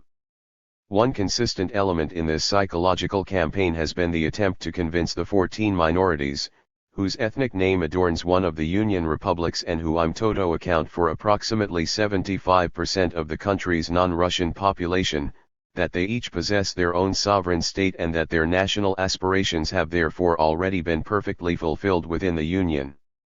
The official claim that the republics enjoy sovereignty is supported by several attributes, theoretically enjoyed by the republics, which are customarily associated with independent states.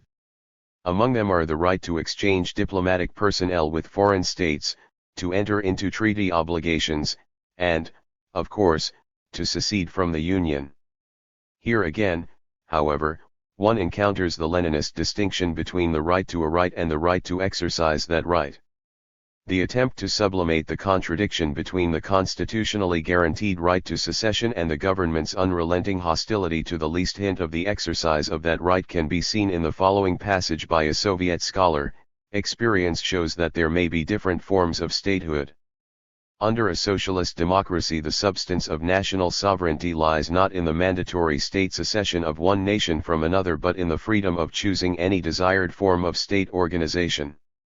From their own experience, Soviet nations know that sovereignty is best achieved and guaranteed in a fraternal multinational family, and they bend every effort to develop and strengthen the Union state. 2. For general external propaganda purposes, particularly with regard to the colonial and former colonial areas. We have noted the great emphasis that Lenin placed upon the need to convince the peoples of the Third World that the Soviets were the principal bearers of the banner of national self-determination. In order to maintain that image, it would also be necessary to maintain the illusion of full independence for the nations under Moscow's direct super. Soviet Prototype 53 Vision. As Stalin noted in 1921, and inasmuch as we are concerned with colonies which are in the clutches of Great Britain, France, America, and Japan, inasmuch as we are concerned with such subject countries as Arabia, Mesopotamia, Turkey, Hindustan. The slogan of the right of peoples to secession is a revolutionary slogan, and to abandon it would be playing into the hands of the Entente. *6 Writing in Pravda during the same year, Stalin colorfully added, if Europe and America may be called the front, the scene of the main engagements between socialism and imperialism, the non-sovereign nations and the colonies, with their raw materials, fuel, food, and vast store of human material, should be regarded as the rear, the reserve of imperialism. In order to win a war, one must not only triumph at the front but also revolutionize the enemy's rear, his reserves. Hence the victory of the world proletarian revolution may be regarded as assured only if the proletariat is able to combine its own revolutionary struggle with the movement for emancipation of the toiling masses of the non-sovereign nations and the colonies against the power of the imperialists and for a dictatorship of the proletariat. This trifle was overlooked by the moving spirits of the Second and the Two-and-a-Half Internationals when they divorced the national and colonial question from the question of power in the period of growing proletarian revolution in the West. 2 years later, Stalin added, we must here, in Russia, in our federation, solve the national problem in a correct, a model way, in order to set an example to the East, which represents the heavy reserves of our revolution. The strategic importance which the Soviet leadership ascribes to their role as the foremost champion of political independence has not perceptibly waned with the dying of colonialism. The thesis that the former colonies have acquired only the form but not the content of independence, due to the fact that the imperialists have developed more indirect techniques for perpetuating their exploitation of the Third World, that is, neocolonialism, has struck a broadly popular chord. Registered by thus insisting that political self-determination remains a sham in the presence of neocolonialism, the Soviets have projected the strategic advantage of being identified as the champion of independence into the post-colonial era. One manifestation of this persevering interest in their image as the sentinel of self-determination was offered by Khrushchev in his famous denunciation of Stalin at the 20th Party Congress in 1956. Stalin's maltreatment of various 54 national groups within the Soviet Union was attacked in part because of its negative impact upon the justly considered image of the socialist fatherland as a model of a multinational state. Registered degree. But while the image of the Soviet Union held by outsiders is therefore of keen interest to the authorities, there are two more specific situations in which that image is particularly consequential. 3. In order to increase the appeal of a Union Republic to people of the same ethnic stock immediately across the Soviet Union's borders. From the very outset, the Soviet authorities were aware that their borders would be strengthened and perhaps advanced if neighboring peoples perceived the national situation of their kin within the Soviet Union as vastly superior to their own. Thus Stalin commented in 1930, we must bear in mind another circumstance which affects a number of nationalities of the USSR. There is a Ukraine in the USSR. But there is another Ukraine in other states. Take, further, the nationalities of the USSR situated along the southern frontier from Azerbaijan to Kazakhstan and Buryat, Mongolia. They are all in the same position as the Ukraine. Following World War II, the Soviets extended their territory in a manner which caused their European borders generally to coincide with ethnic distributions, thus eliminating irredentist questions in this area. 2. However, the Asiatic land borders of the Soviet Union still bisect peoples throughout their length, enabling the Soviets to make propagandistic usage of the image of an independent Armenian, Azerbaijan, Turkmen, Uzbek, Tajik, Kyrgyz, or Kazakh state existing just across the Soviet border. In recent years, the Soviets have not pressed this advantage except with regard to the Chinese People's Republic, but the knowledge of the governments of the neighboring states that the Soviets may at any time elect to take advantage of the possibilities offered by the ethnic map in and by itself furnishes the Soviet Union with a powerful lever in any negotiations with states to the south. The myth that national groups within the Soviet Union enjoy full sovereign status, including the right of secession, therefore still exerts an important influence upon neighbors. 4. In order to aid the communist parties of multinational states, by permitting them to point to the motherland of socialism as self-determination in practice. If Lenin's first injunction on the national question, i.e., prior to the assumption of power, promise minorities the right of self-determination, specifically including the right of secession, was Soviet Prototype 55 to be applied outside of the first Marxist-Leninist state, then it was essential that the Soviet Union maintain an impeccable demeanor with regard to the honoring of that principle at home. If the non-communist leaders of foreign states were enabled to illustrate convincingly that national groups were being forcibly retained within the Soviet Union despite earlier promises of independence, Lenin's first stratagem with regard to the national question would quite assuredly prove ineffective. But in being able to point to a constitutional guarantee of the right of secession, the Soviets could project a faithfulness to principle which would do honor to a Caesar's wife, for no non-Marxist state could boast of a similar constitutional guarantee. Maintaining such an image would be essential if the communist parties in pre-revolutionary states were to adopt successfully Lenin's stratagem of promising independence to all national groups. The fact that the Soviet authorities did in fact continue to place much store in this stratagem as a means of furthering the world revolution is heavily documented by the resolutions and directives that emanated from the Third International, the Comintern, throughout its existence from 1919 to 1943. The Comintern was created to coordinate the activities of all communist parties. Article 16 of the Conditions of Admission mandated that all the decisions of the Congresses of the Communist International, as well as the decisions of its executive committee which was located in Moscow, are binding on all parties belonging to the Communist International. Plus a major preoccupation of the organization was the national question, for, steeped in its own internal experience, the Soviet leadership was particularly cognizant of the power of ethno-nationalism as a potential Trojan horse within the enemy camp. The opportunism that came to characterize the Comintern's approach to the national question was captured in a speech by Bukharin, made shortly after the organization's formation. If we propound the solution of the right of self-determination for the colonies, we lose nothing by it. On the contrary, we gain. The most outright nationalist movement is only water for our mill. 5 Armed with this vision of nothing to lose and everything to gain, the Soviet authorities embarked on a program to convince other communist parties of the necessity to conform to Soviet strategy on the matter. The manifesto passed at the first conference of the Comintern, March 1919, outlined the official communist view of the issue. 56.3 While oppressing and coercing the small and weak peoples, condemning them to hunger and degradation, the Allied imperialists, like the imperialists of the Central Powers a short while ago, do not stop talking about the right of national self-determination, which is today trampled underfoot in Europe as in all other parts of the world. Sent the manifesto was addressed to the world's proletariat and therefore did not lay down the course of action to be followed by communist parties with regard to the national issue.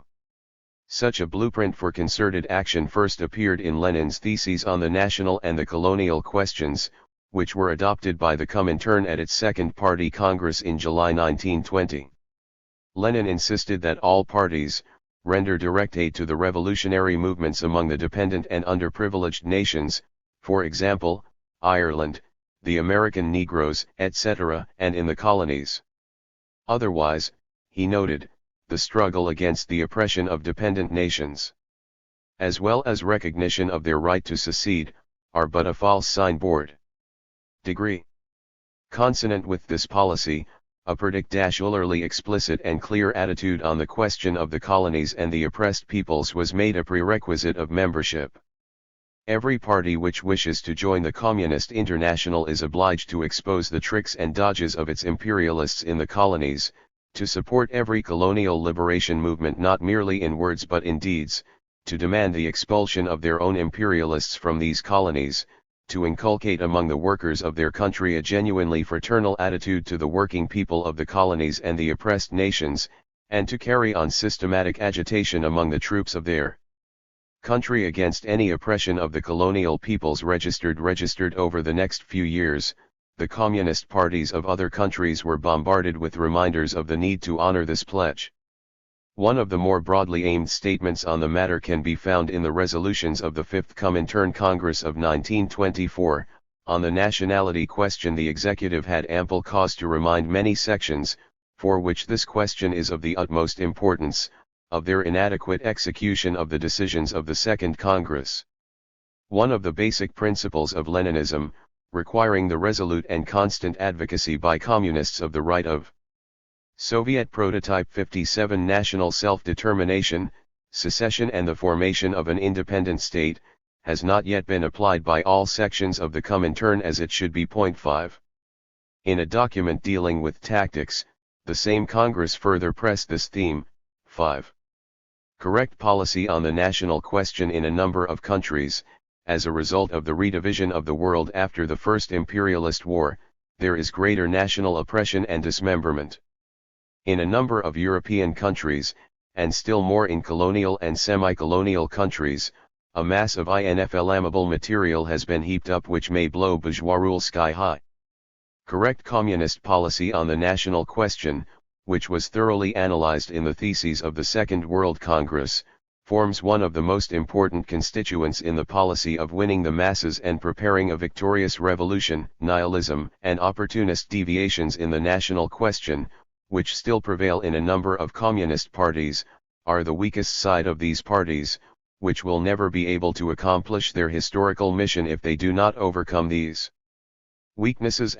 Degree the following year, the Comintern had occasion to berate the parties for not heeding such directives, noting that communists have again and again made the mistake of underestimating the national question, a mistake which deprives them of the opportunity of winning over substantial, at times decisive strata of the population. 42. In adopting this posture on the national question, the Comintern was in effect requiring that party members agitate against the territorial integrity of their respective states and/or overseas empires.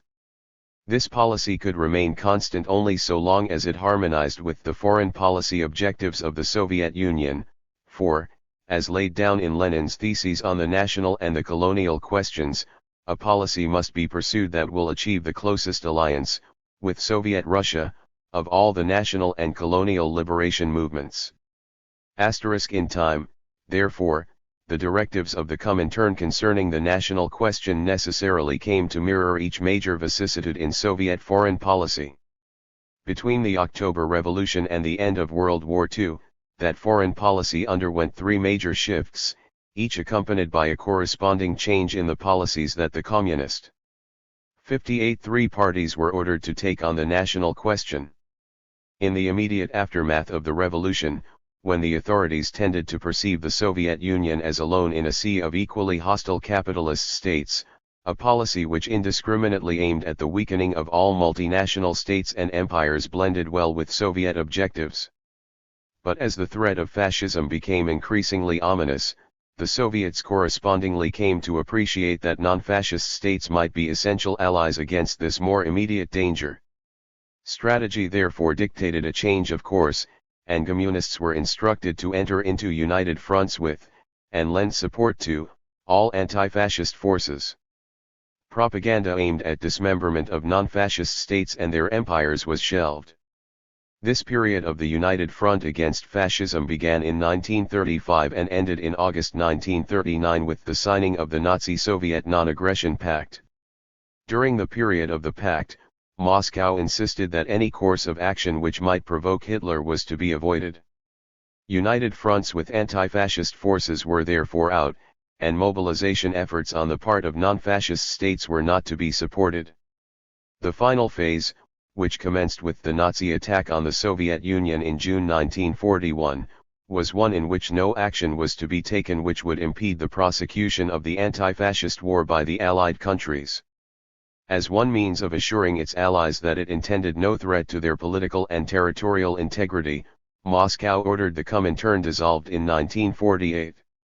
These shifts in Soviet perceptions concerning the utilitarian value of one or another group of states were accompanied by intriguing alterations in Soviet propaganda concerning the proper focus for the political loyalty of the working classes.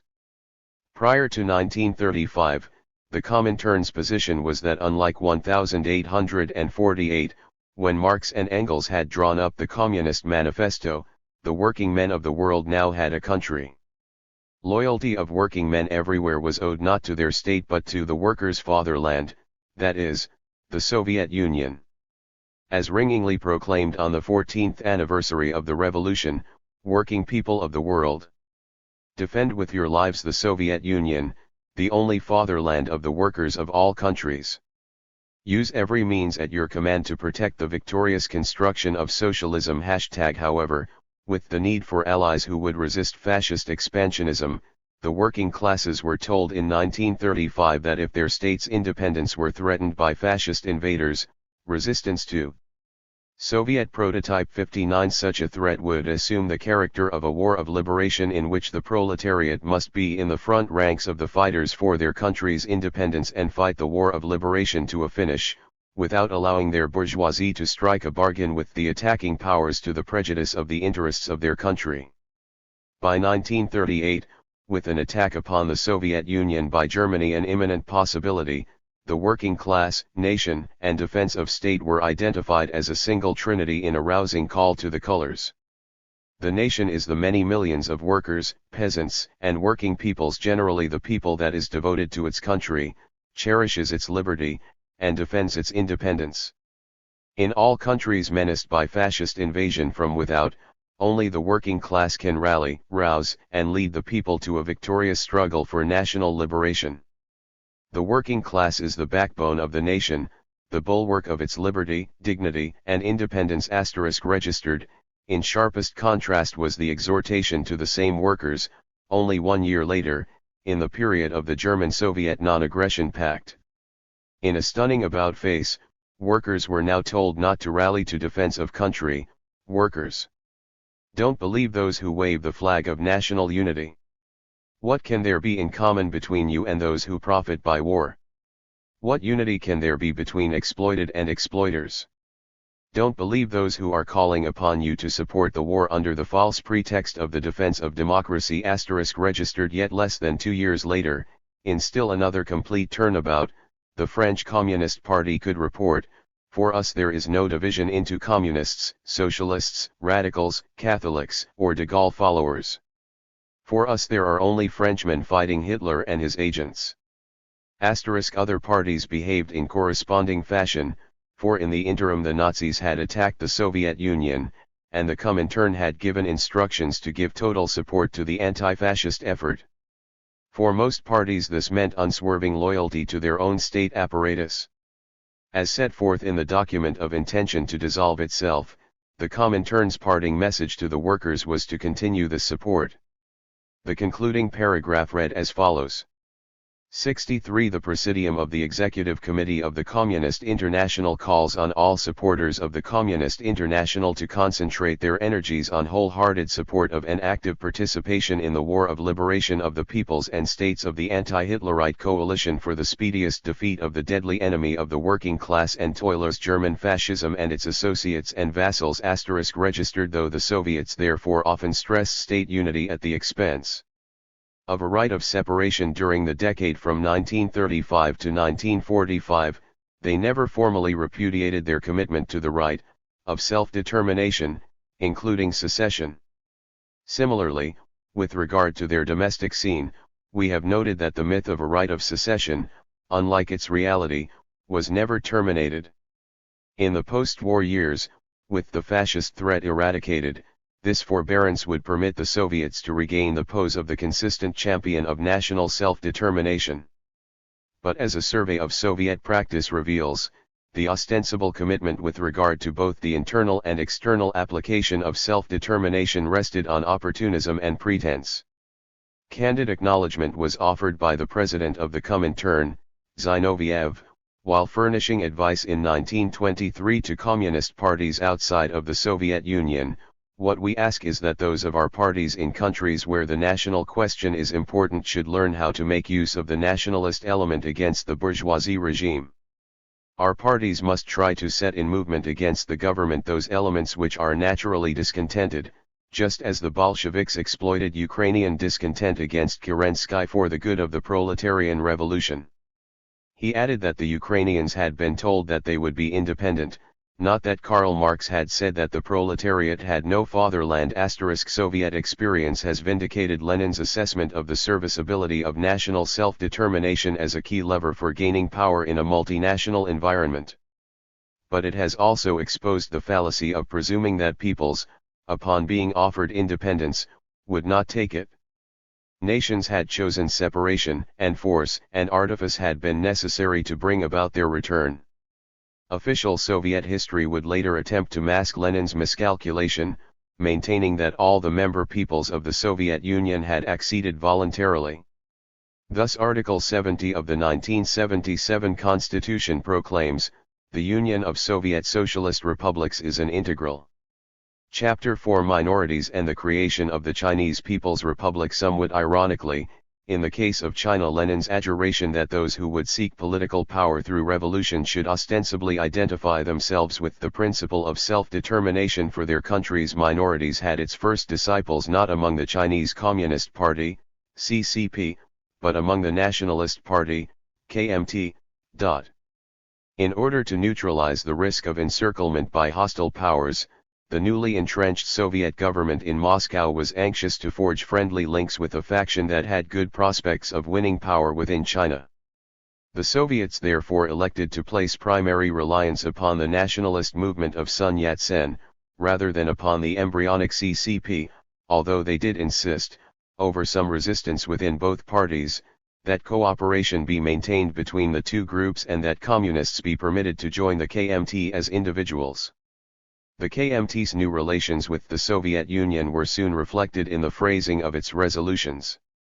Among the obviously Soviet expressions to enter the KMT's lexicon following the new agreement was that of self-determination, despite the fact that Sun had been an erstwhile, undisguised proponent of assimilation.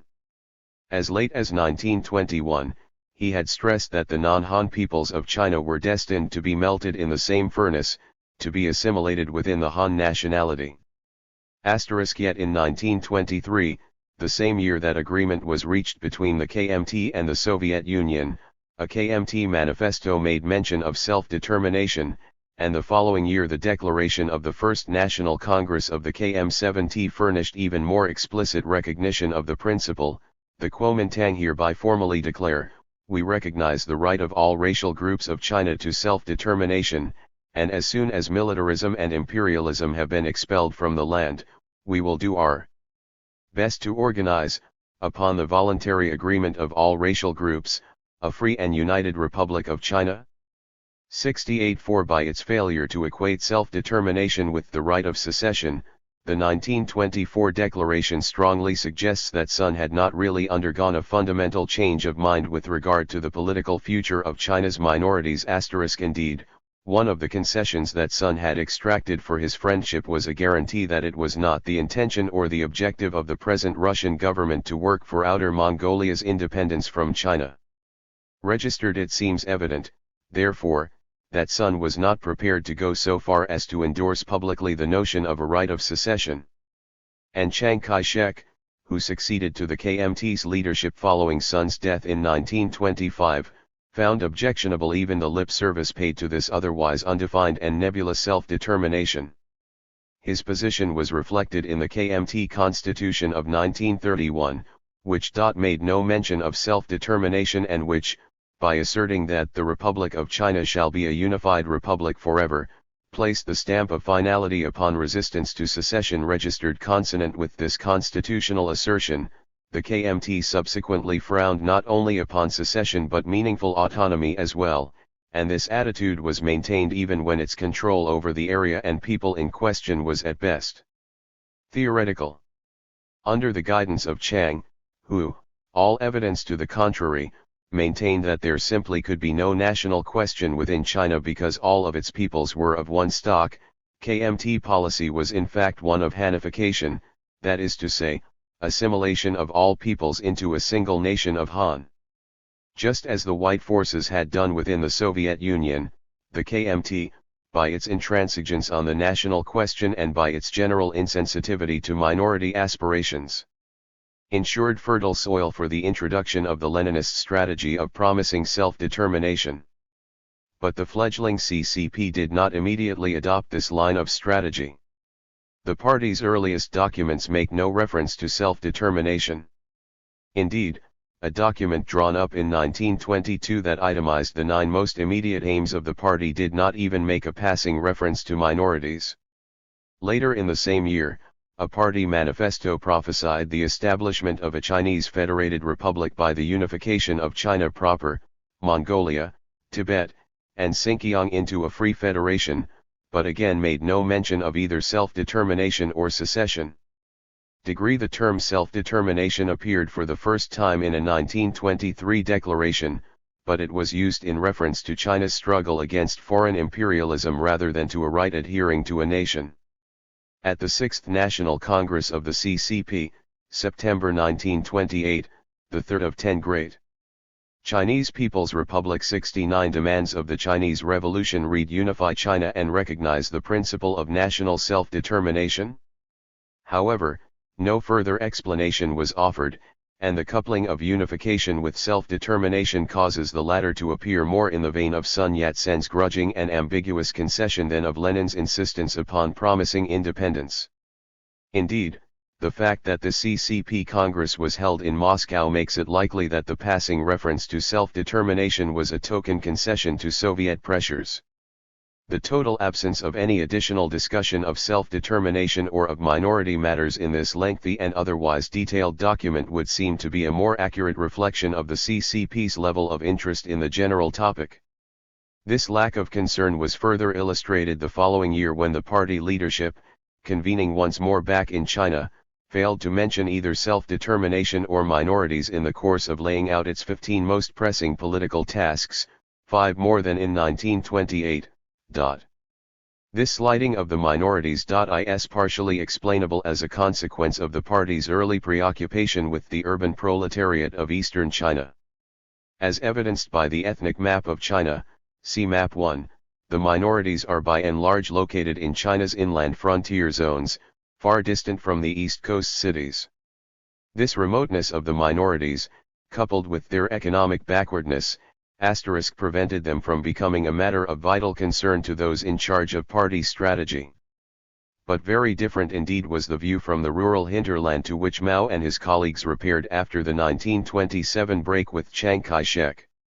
From that vantage point, the minority areas took on a new strategic importance, for to deny them to the KMT was to lessen materially the risk of encirclement.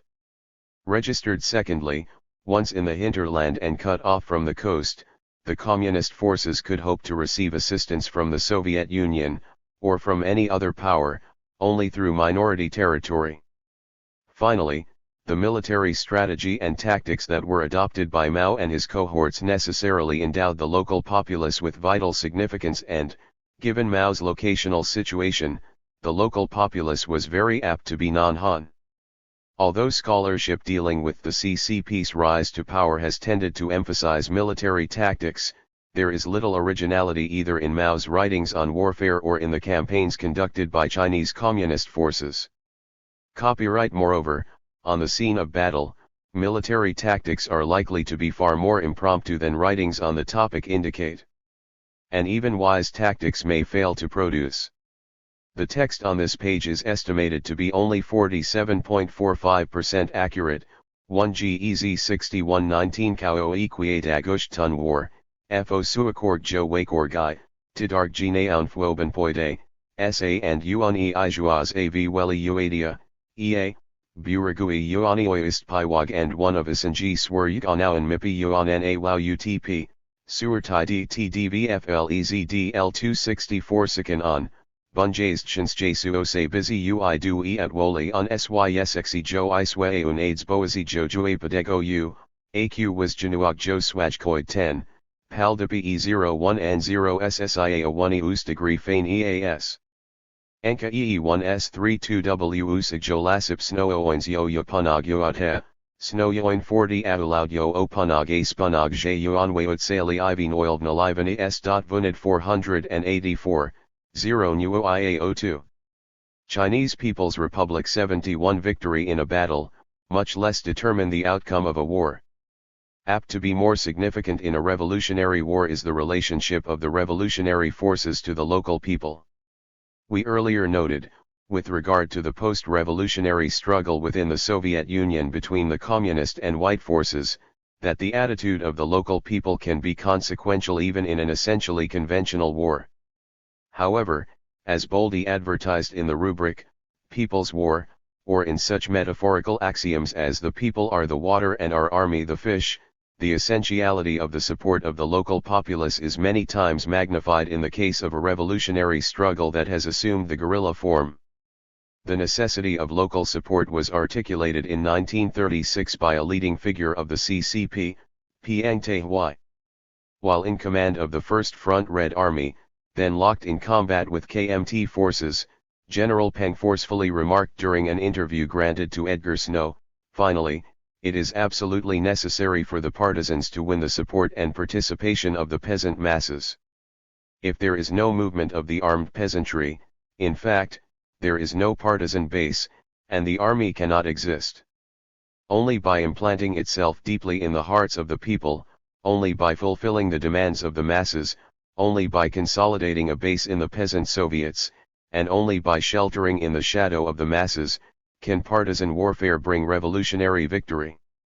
But nothing, absolutely nothing, is more important than this, that the Red Army is a people's army, and has grown because the people helped us.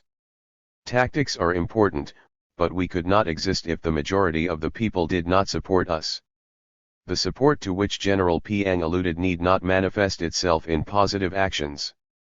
However, whether one contemplates the creation of a base area or the actual conduct of revolutionary warfare, the passivity of the local people is the irreducible requirement. If the people do not love you more, they must at least despise you less than they do your enemy. This minimum attitude guarantees, 1. That the local people will not violently resist your presence, 2. That they will not furnish information on your movements or otherwise cooperate with your enemy, registered, and 3. That food and other essential needs can be acquired locally without excessive coercion. Apathy on the part of the indigenous people, then, is the minimal attitude compatible with successful revolutionary warfare. But b. 72 between this minimum and the maximum of ideological conversion and total commitment lie great opportunities for various levels of positive cooperation with the revolutionary forces. Common manifestations of such positive cooperation are the furnishing of food and shelter, the provision of intelligence about the enemy, registered, and the offer of porters to carry ammunition and other necessary supplies, porters being almost essential for conducting successful revolutionary warfare in the relatively roadless tracts of Inner Asia.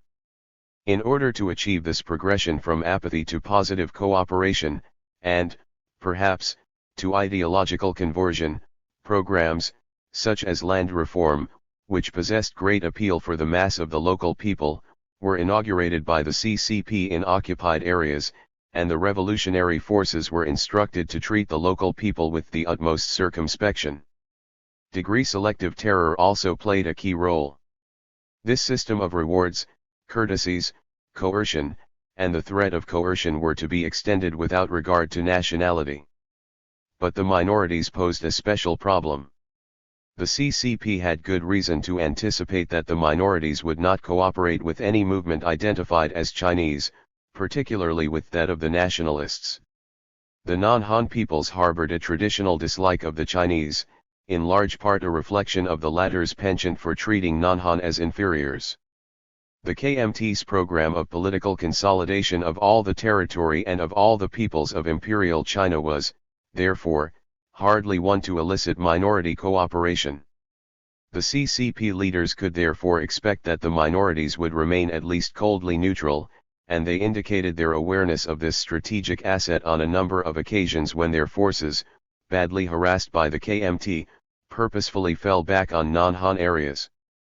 But if distrust of the CCP's own image as overwhelmingly Han were to be overcome, something more was needed. And Lenin's legacy had, of course, made provision for just such an exigency in the guise of self-determination. But before turning to the party's endorsement of self-determination during the 1930s, there remains to be considered the question of why the party failed to endorse the principle prior to this time. Even when due allowance is made for the party's early disinterest in the national question due to a combination of geographic factors and preoccupation with urban centers, there is still something enigmatic involved in the fact that the party should for 10 years have slighted the long list of precedents, dating back to Marx's action of 1865, of including, almost as a matter of form, promises of self-determination in socialist programs. Their immediate con.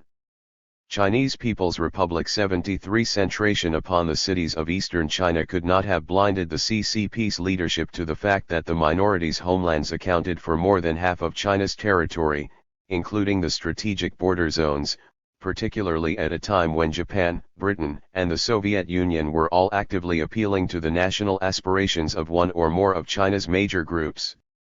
Moreover, as earlier documented, the leaders of the Soviet Union, through the agency of the Comintern, were pressuring all other communist parties during the 1920s to endorse publicly self-determination for their respective minorities. Point 2. The otherwise unexplained slighting of self-determination by the CCP during its first 10 years suggests the prevalence of grave skepticism concerning the advisability of such a step, a skepticism which could draw nourishment from the record of secessionist movements that had afflicted the Soviet Union during its revolutionary and immediate post-revolutionary periods. Moreover, the pattern of steps by which the CCP introduced the promise of self-determination into its program further indicates that there was resistance which first had to be overcome. The opening salvo of the campaign did not occur until early 1930, a period when the leaders of the hinterland Soviets were first becoming recognized as an important independent force within the party. A group of otherwise unidentified delegates from various Soviets held a meeting in Shanghai, the principal result of which was a proposal to establish a Chinese Soviet government in the hinterland. However, the delegates also outlined 10 great political programs, number 5 of which was the recognition of the right of minorities to secede. This theme was echoed by an article that appeared in the party's journal, Bolshevik, Pu during 1931.74. There was the clearest sense of urgency in the article's insistence that the CCP must advocate that the non-Han nationalities be given the right of self-determination and even the right of secession. It is in the revolutionary interest of the Chinese Soviet government to ensure actual independence and freedom of non-Han nationality states.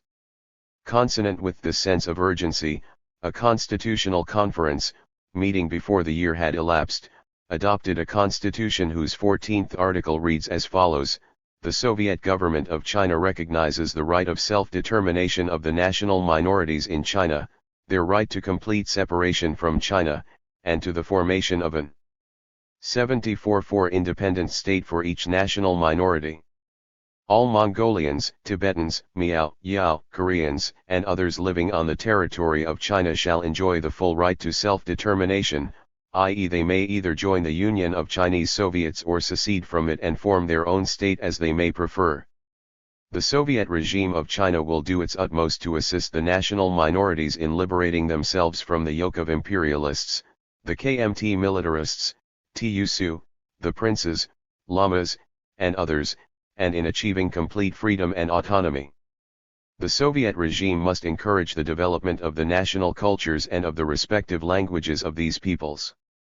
By 1931, then, the CCP had ostensibly pledged itself to support the right of national self-determination, explicitly including the right of secession, for all members of every minority.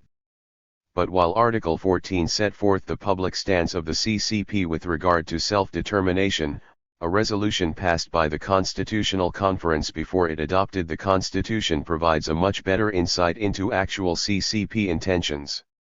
Entitled Resolution of the First All-China Congress of Soviets on the Question of National Minorities in China, it is a document that addresses itself to the toiling masses of the national minorities, rather than to minorities as such. Copyright. Indeed, in the course of its relatively slender text, the phrase "the toiling masses" is repeated 10 times. The toiling masses, it will be remembered, was the precise phrase suddenly adopted by Stalin following the October Revolution as a formula for calling a halt to separatist movements and for justifying the forcible re-establishment of the state's pre-revolutionary borders. There appears to be little question but that the repetitive use of the same phrase by the CCP, far from being coincidental, was intended to assure members of the party that, though promising the right of secession, the party would not permit any group to exercise that option. Apparently so that there would be no mistaking this point, the resolution contained two vitally different definitions of self-determination. The first version was that which was truly accepted by the party, the second version was the ONE.TOB publicized through the medium of the Constitution. The first states, the Chinese workers, peasants, soldiers, and all the toiling masses shall fight determinately against the oppression of national minorities, and strive for their complete emancipation. In view of this, the First All-China Congress of Soviets of Workers, Peasants, and Soldiers Deputies declares that the Chinese Soviet Chinese People's Republic 75 Republic categorically and unconditionally recognizes the right of national minorities to self-determination.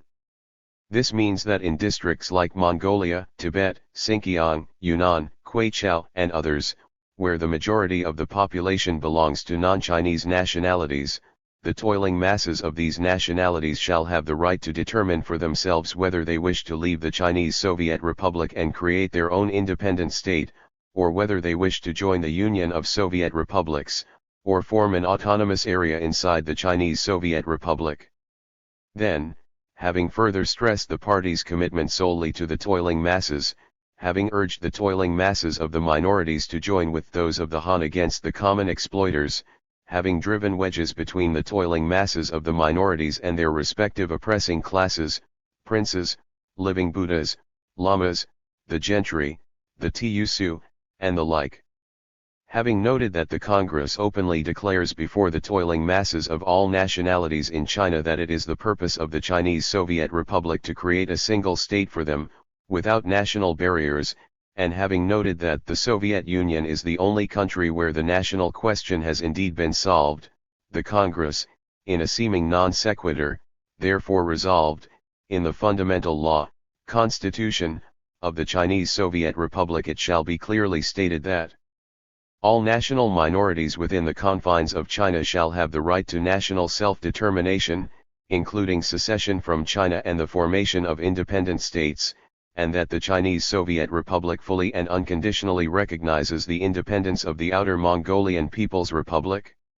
8. As noted, the Congress did in fact carry out this directive with regard to the Constitution, thereby committing the party to two distinct views as to the group in whom a so-called right of self-determination was vested.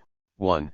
That of the resolution, this means the toiling masses shall have the right, and 2.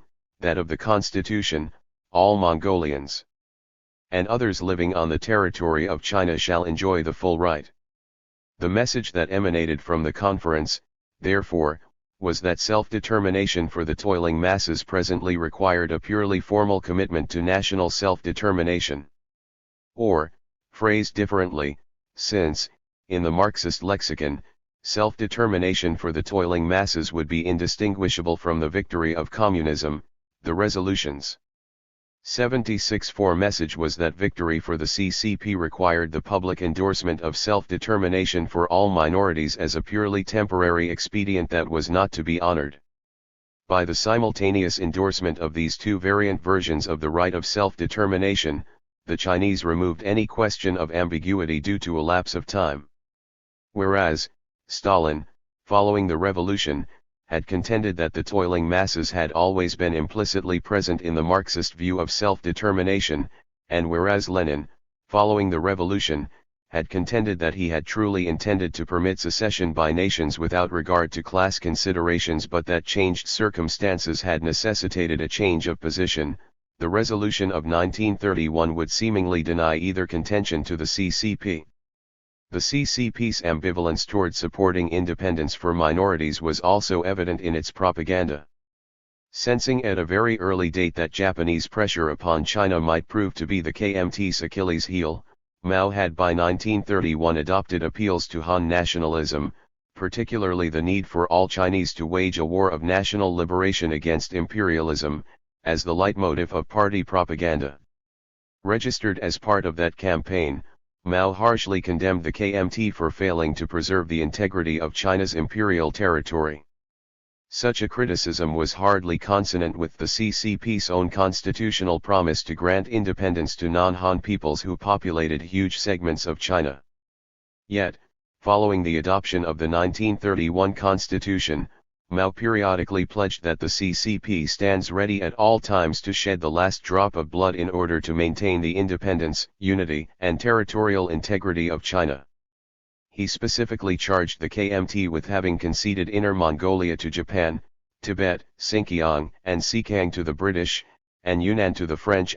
Degree Mao's expressions of dismay are difficult to reconcile with the fact that all of these territories were populated by minorities and their separation from China had therefore already been condoned by Article 14 of the 1931 Constitution of the Chinese Soviet Republic. Mao was obviously intent upon having it both ways. So far as the Han Chinese were concerned, he was convinced that appeals to the unity and territorial integrity of the motherland would, in his own words, win the sympathy and active support of the laboring masses of the whole country and all other Chinese people with even a slight amount of patriotic blood running in their veins. In order to gain the support of both the Han and the minorities, the CCP therefore simultaneously projected the image of preserver of the territorial borders of Chinese People's Republic 77 Imperial China when addressing the Han and of promoter of secession when addressing the minorities. Regardless of its underlying sincerity, the new minority policy, as set forth publicly in the 1931 Constitution, served the CCP well through some of its most trying times. Within 3 years of the original pronouncement on the matter, Mao's forces began their long march, during which they were to travel thousands of miles through southern, southwestern, and, ultimately, northwestern China. During the overwhelming portion of this 2-year journey, the Communists were traversing the territory of various minorities, and they successively communicated the party's public position on self-determination to the minorities whom they encountered. A participant in the march described the impact that the doctrine had upon one people as follows: near the river of golden sand is the mountainous country of independent Lolo land. The Red Army sent friendly letters to treat with the Lolos and told them of our definite policy to give self-determination to the tribes of China and to preserve them. Ultimately, our negotiations were successful. In the future the Lolos will all support our party and policy, but for a while it seemed touch and go before we could establish good relations with them. The promise of national self-determination was not, of course, a magical wand which upon a single wave was capable of immediately transforming enmity into camaraderie. Given the traditional distrust that the minorities harbored toward outsiders in general and Han in particular, it would be unrealistic not to expect the CCP to have encountered resistance. And, indeed, the accounts of the participants in the Long March record a number of unpleasant experiences. On balance, however, they all make clear that the party's nationality policy was an essential factor in its survival.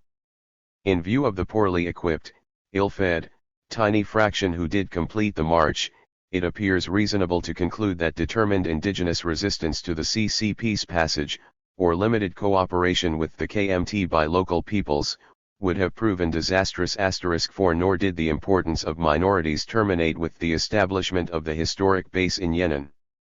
Continued good relations with the nearby Mongols and Hui, Muslims, were necessary in order to secure the rear and right flanks, respectively. Thus the realization of the minimum requirement with regard to the attitudes of the local populace, their passivity, obtained in large part by sporad. 78 formally declared promises of ethnic self-determination, was an essential element in Mao's survival from 1927 until the evacuation of the Yan'an base 20 years later. What the CCP leaders tried to achieve from the manipulation of ethnic aspirations was not restricted to apathy, however. Having achieved, by their promise of political independence for minorities, a modicum of goodwill, or at least a better image than that enjoyed by the KMT, the CCP employed this entering wedge to gain further advantage. Here the leadership had a number of choices with regard to both intermediate goals and techniques. For example, the CCP could deal with a minority as a strategic unit and urge it to declare a war of national liberation against the common KMT enemy. Or it could try to entice members of the minority to join its forces, either as individuals or as tactical units. Second, the CCP could cooperate with the backward, feudal, leadership, or work with the more progressive, bourgeois, elite, or limit itself to operating through communists. Third, it could defer the ideological conversion of the minorities until the revolution was successful, or it could begin indoctrination immediately. In actuality, the CCP's decisions were marked by great flexibility reflecting pragmatic opportunism, for it employed all of these approaches at one time or another. Exact numbers are unobtainable, but members of minorities did volunteer to act as porters during the Long March, and others joined the Red Army either as individuals or as units. There were also numerous attempts to have entire minorities declare their independence, thereby declaring civil war with the KMT. In some cases, the attempt to create a secessionist state was taken under the leadership of members of the CCP, but the CCP was not averse to working through the most conservative elements, if such an avenue promised success. In the case of the Muslim way, for example, the CCP took advantage of a schismatic struggle by allying itself with the most conservative religious leaders against a modernizing movement that had the support of the KMT allied ruling house. Registered the question of the communization of the minority masses was also approached pragmatically. As noted, the basic appeal made by the CCP to the minorities was the potential discarding of an alien political yoke. But the minorities were concurrently urged to overthrow native landlords and other national reactionaries. 38 Thus ethnic nationalism and communism were linked, but there was a clear recognition on the part of the CCP that the greater attraction the wedge was nationalism. Political independence was depicted as near at hand, the timetable for broad acceptance of Chinese People's Republic 79 Marxism was left less definite. Wherever possible, the psychological groundwork for conversion was laid, but the pragmatic goal of the revolution's success was to take paramountcy over ideology. Since the Long March occurred primarily in minority territory, both the long-range necessity and inevitability of the ideological conversion of the minorities, and the lack of immediate urgency for such a conversion are clearly conveyed by Mao's statement of late 1935, "The Long March is also an agitation corps." It declares to the approximately 200 million people of 11 provinces that only the road of the Red Army leads to their liberation. Without the Long March, how could the broad masses have known so quickly that there are such great ideas in the world as are upheld by the Red Army? The Long March is also a seeding machine. It has sown many seeds in 11 provinces, which will sprout, grow leaves, blossom into flowers, bear fruit, and yield a crop in the future. While thus engaged in parlaying its intermittent offers of national independence into necessary support for its cause, the party never fell prey to its own rhetoric but continued to differentiate between its propaganda and its more privately held commitment to maintaining the territorial integrity of the Chinese state. It is instructive, for example, to contrast Mao's public statement and the official pledge of the CCP to the people of Inner Mongolia, both of which were made in December 1935, with Mao's more private statements concerning the people of Inner and Outer Mongolia that were made just 7 months later. The officially declared policy of the CCP was that we recognize the right of the people of Inner Mongolia to decide all questions pertaining to themselves, for no one has the right to forcefully interfere with the way of life, religious observances, etc., of the Inner Mongolian people. At the same time the people of Inner Mongolia are free to build a system of their own choosing, they are at liberty to develop their own government, unite in a federation with other peoples, or to make themselves entirely separate. Degree a personal greeting by Mao at the same time noted that we are persuaded that it is only by fighting together with us that the people of Inner Mongolia can preserve the glory of the epoch of Genghis Khan, prevent the extermination of their nation, embark on the path of national revival, and obtain the freedom and independence enjoyed by peoples such as those of Turkey, Poland, the Ukraine, and the Caucasus. #. Yet, in a private interview during July 1936, Mao made no mention of a possible 84 separate state for the people of Inner Mongolia, but spoke only of an autonomous state. Later he added, "When the People's Revolution has been victorious in China, the Outer Mongolian Republic will automatically become a part of the Chinese Federation, at their own will. The Mohammedan and Tibetan peoples likewise will form autonomous republics attached to the China Federation." By the expressions autonomous states and autonomous republics, Mao did not mean independence. Even as then employed within the Soviet Union to describe that state's subsidiary political organs, these terms had a precise connotation: cultural autonomy but political subservience. Both Lenin and Stalin, we will recall, had, on numerous occasions, differentiated between self-determination, which to them and therefore to all true Marxist-Leninists included the right of secession, and autonomy, which did not. Mao was unquestionably clearly aware of this distinction. Remember that the CCP's 1931 resolution on minorities, which was quoted earlier, made clear this same distinction between an independent state and an autonomous area inside the Chinese Soviet Republic. *4 Moreover, the inclusion of Outer Mongolia among the regions to be attached to China is particularly noteworthy. As mentioned earlier, the 1931 resolution called for the constitution to stipulate that the Chinese Soviet Republic fully and unconditionally recognizes the independence of the Outer Mongolian People's Republic. In point of fact, however, the constitution failed to make any reference whatsoever to Outer Mongolia, and Mao's 1936 comments suggest that he had had a hand in this omission.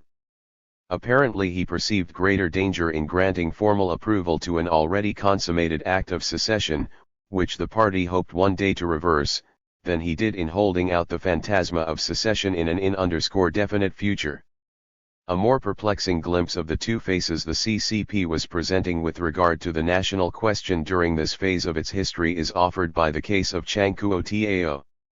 One of the natural points of the CCP's history coincided with the 1935 meeting in western Sichuan province of Mao's forces coming from the south with those of Chiang Kuo-tao, another communist leader who had been active in central China.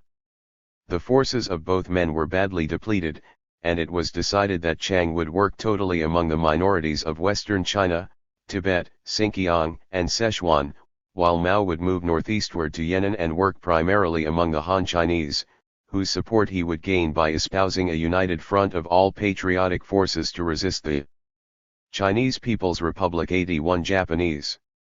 Chiang was to fail and be purged, and his entire plan would later be described as warlordism, purportedly carried out only over Mao's strongest objections. There are a number of reasons, however, to suspect that Chiang's and Mao's respective courses of action constituted a two-pronged strategy, and that Mao's objections were ex post facto and were a result of the plan's failure rather than of its concept. But, in any event, to stigmatize pejoratively an attempt to carry out the party's official program on national independence as warlordism is to substantiate simultaneously a lack of sincerity with regard to the many proclamations made in support of national self-determination. How else can the charge of warlordism be reconciled with promises of independence made to minorities by Mao even after the Sichuan meeting? We have noted that Mao personally promised independence to the Mongolians in December of 1935. In the same month he signed a resolution that asserted, by its own example and sincere slogans, the Soviet People's Republic tells the oppressed Mongolians and Muslims, organize your own state, for in May of the following year, he pledged independence to the very people whom Chiang was currently courting. Addressing the Turkish Muslims of Sumkiang, elsewhere in the address referred to as the minorities of the Northwest, Mao wrote, 1.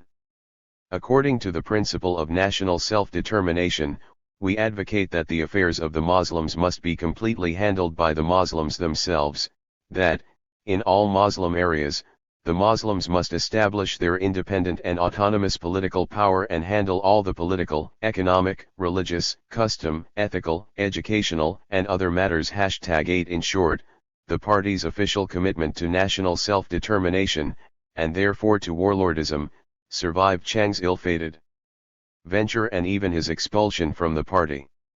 Regardless of its merits, Mao's well-known attack upon Chiang for warlordism probably helps to account for the fact that some authorities have erroneously concluded that the party actually terminated its official support for a right of secession about this time. Registered charges brought against Liu Shaochi by the Red Guards in 1967 would, if well-founded, offer retroactive substantiation for such a conclusion. The Guards urged that Liu be purged for advocating national separatism for minorities in 1937, the implication being that such a position could not have been compatible with official policy at that time. Registered degree. Yet, a party document published the same 82 for year, 1937, noted the need to mobilize Mongolians, Muslims, and other minority groups for a common struggle against Japan on the basis of the principles of self-determination and underscore self-government. 5. While the document did not explicitly mention a right of secession, it most certainly did so by inference, since the CCP remained publicly committed to its 1931 constitutional definition of self-determination, which explicitly gave to minorities the right to secede and form their own state. Moreover, as we have recorded, this explicit definition of self-determination was reaffirmed in several subsequent party declarations, as well as in personal pronouncements by Mao. Indeed, in his 1937 article, Liu Shaokai, who was at the time a member of the Politburo and a confidant of Mao, referred 6 times to independence as an elemental ingredient of self-determination. Registered comments attributed to Mao in a speech before the Central Committee of the CCP in October 1938 have also been cited as a public rejection of secession. First, the Meng, Hui, Sung, Miao, Yao, Ai, and Fan minorities must be allowed to have equal rights with the Han people. Under the principle of common struggle against Japan, they have the right to control their own affairs, and, at the same time, unite with the Han people to establish a unified country. For the passage, however, is not without ambiguity. The right of national minorities to control their own affairs could well be interpreted, particularly by the minorities themselves, as incorporating the right of secession.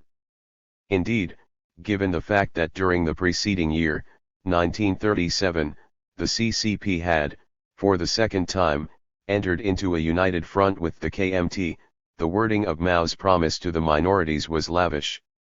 The party congress that Mao was addressing took place at a time when the CCP leadership was determined to avoid any potential sources of conflict between itself and the KMT, and, given the KMT's integrationist position with regard to all minorities, it is surprising that Mao was prepared to promise the latter the right to control their own affairs.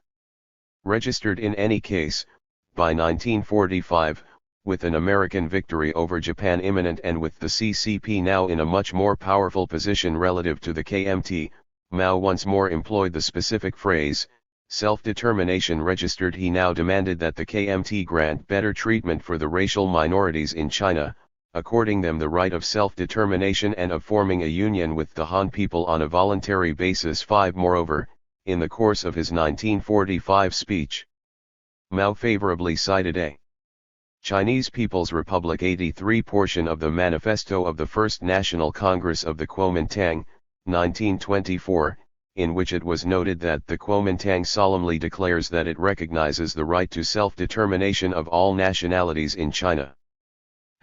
Whatever the meaning that Sun Yat-sen might have intended by the phrase self-determination, the CCP, as we noted, had never repudiated its explicit 1931 constitutional assertion that self-determination for the national minorities meant their right to complete separation from China, and to the formation of an independent state for each national minority. Registered degree. By citing Sun's reference to self-determination and adding that the CCP fully agrees, Mao, as late as 1945, was holding out the vision of a separate political state for any of the non-Han peoples who desired one. Furthermore, the 1945 Constitution of the CCP spoke of the need to organize and unify the national minorities on its side and pledged to struggle for the establishment of a strong new democratic federated republic based on the alliance of all revolutionary classes and free union of all races. The promise of national self-determination therefore remained an integral part of the CCP's program long after 1938. As Chiang Chi-I, a Chinese communist official with special expertise on the national question, would candidly acknowledge in 1956, why does the Chinese Communist Party, with respect to the tasks concerning the national question in the transition period, give prominence to safeguarding the unity of the motherland and nationalities' solidarity rather than the principle constantly emphasized by Lenin, that of national self-determination?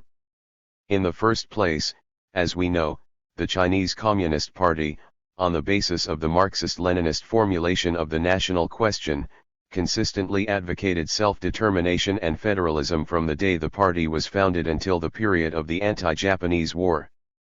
It was only with the period of China's Third Revolutionary War, i.e., 1946 to 1949, ed., that these slogans ceased to be emphasized registered.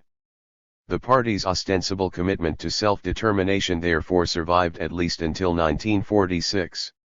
And given the late 1948 statement by Liu Shaochi to the effect that the CCP advocates the complete equality of all nations, large or small, strong or weak, both at home and in the family of nations, and it also advocates the voluntary association and voluntary separation of all nations, it would seem that the party continued until the eve of total victory to hold out the grail of political separation before China's minorities registered.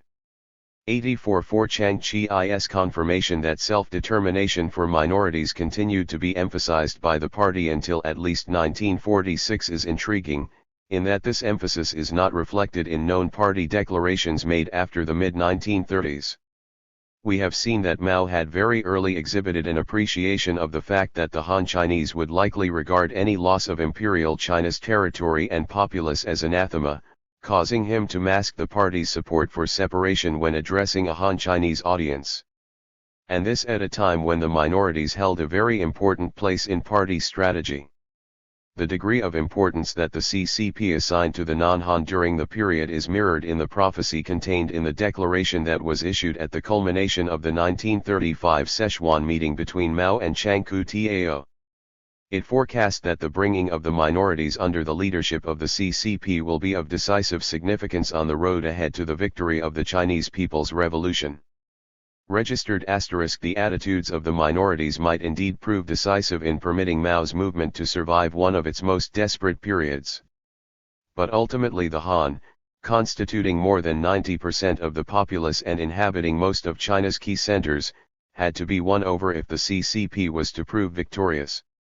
Developments already well underway, most particularly growing Japanese aggression against China, offered new opportunities for the CCP to win sympathizers among the Han, opportunities that would correspondingly lessen the significance of the minorities registered. Plus we will recall that the plan agreed upon during the Sichuan conference called for one group to work among the minorities, while Mao proceeded to Yan'an where he would initiate a proselytizing movement among the Han by stressing resistance to the Japanese invaders. Both courses of action were therefore predicated upon a profound appreciation of the political power of ethnic distinctions.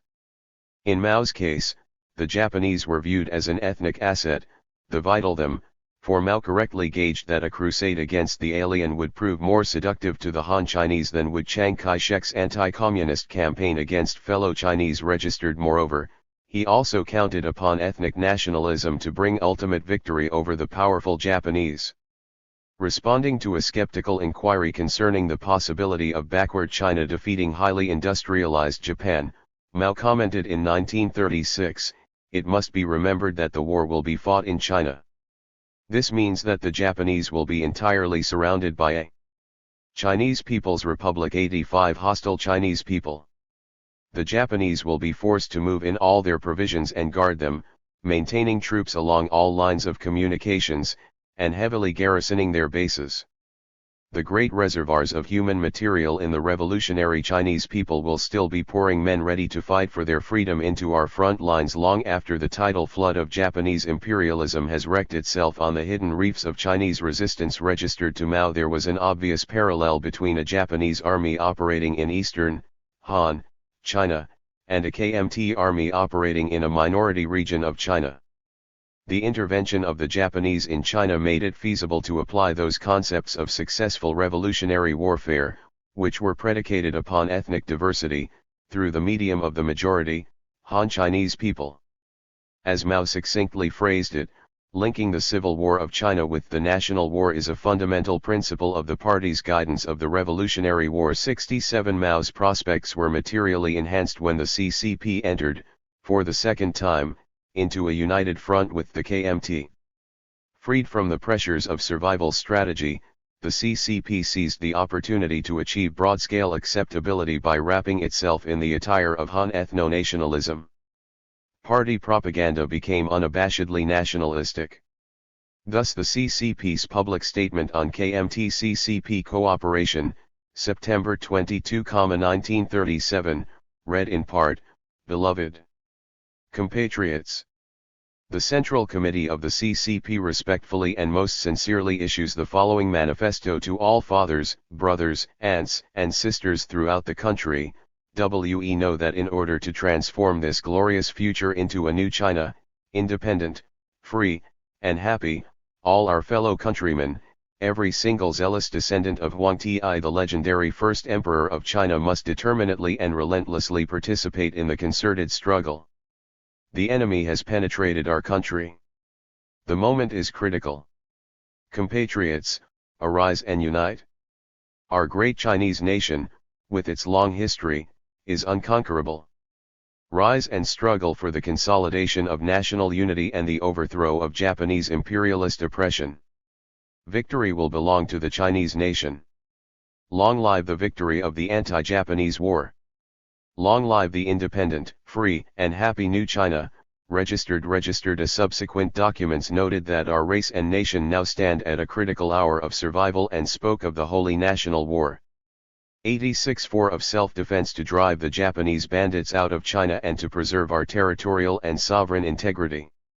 69 National unity replaced the cleavage of class, and repetitive utilization of the rather clumsy and redundant phrase "the Chinese nation" and "the Chinese people" replaced references to the toiling masses. Indeed the party, Marx's vanguard of the working class, now explicitly became the vanguard of the Chinese nation and the Chinese people. Han ethno-nationalism was indeed an idea whose time had come, and its timely embrace by the CCP rapidly increased support for the party among the Han people. As noted, since the Han comprised the bulk of China's population, their attitudes were necessarily of prime importance, if the CCP aspired to control of the entire country.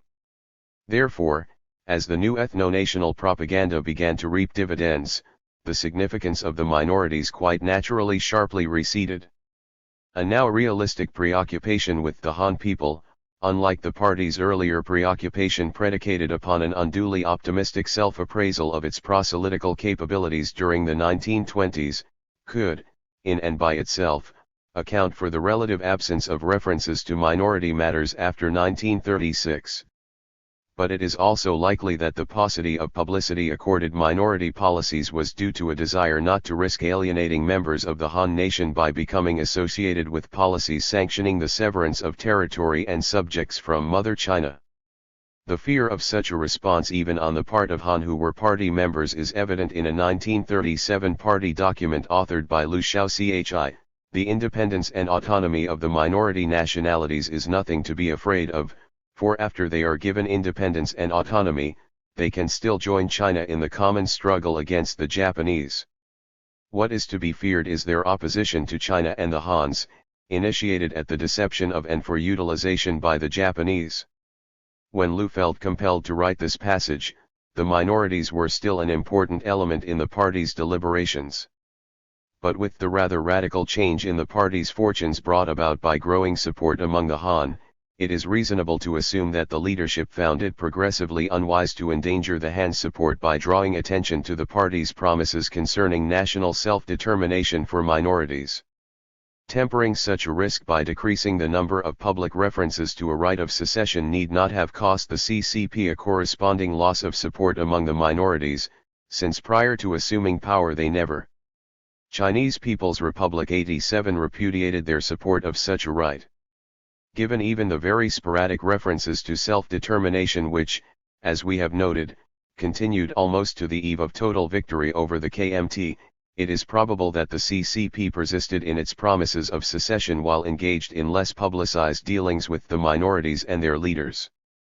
Considering that independent states proliferated among the Hui, Mongols, Tibetans, and peoples of Xinjiang, Eastern Turkestan, during the period, that their reunification by the CCP was achieved only by the use of force, and that several counter-revolutionary struggles occurred in minority areas after reunification, that is, in the early 1950s, it is evident that to the minorities the promises of independence retained their credibility into the late 1940s.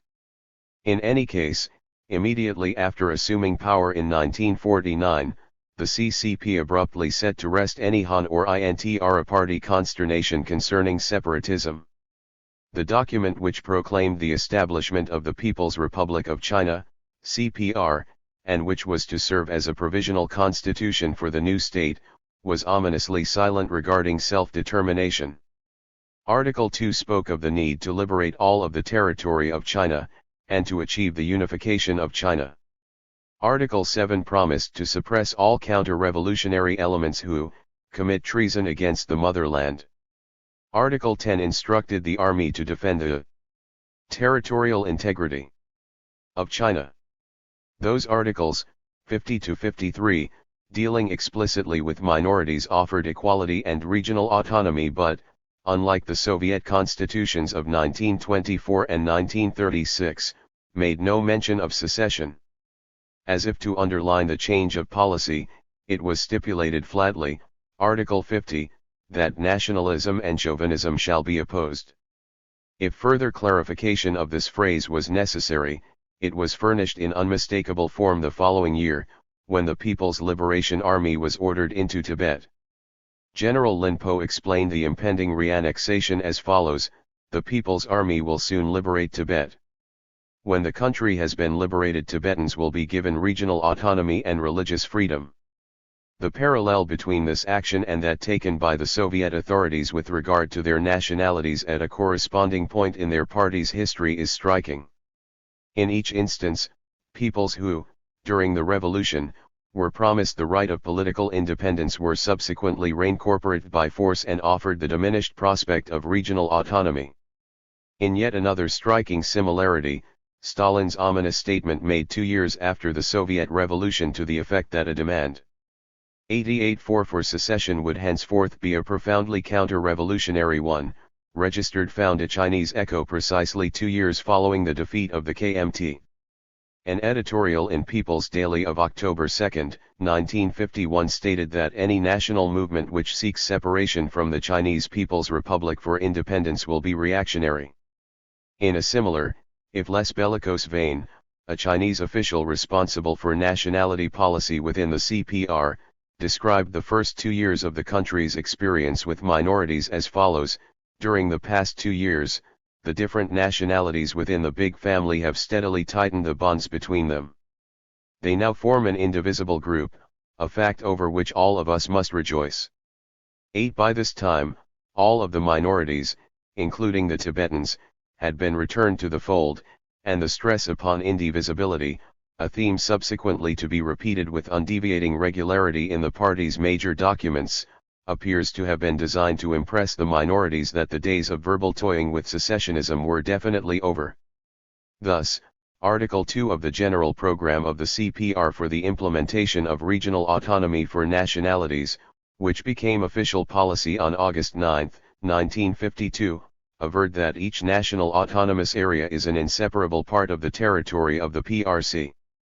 Registered degree. The same note of irreversible union was voiced in Article 3 of the 1954 Constitution, which stated, inter alia, that the PRC is a single, multinational state, that acts which undermine the unity of the nationalities are prohibited, and that the national autonomous areas are inalienable parts of the PRC. Asterisk. More than a quarter century after the state's founding, the same theme was still echoing. Article 4 of the 1975 Constitution announced that the PRC is a unitary multinational state. The areas where regional autonomy is practiced are all inalienable parts of the PRC.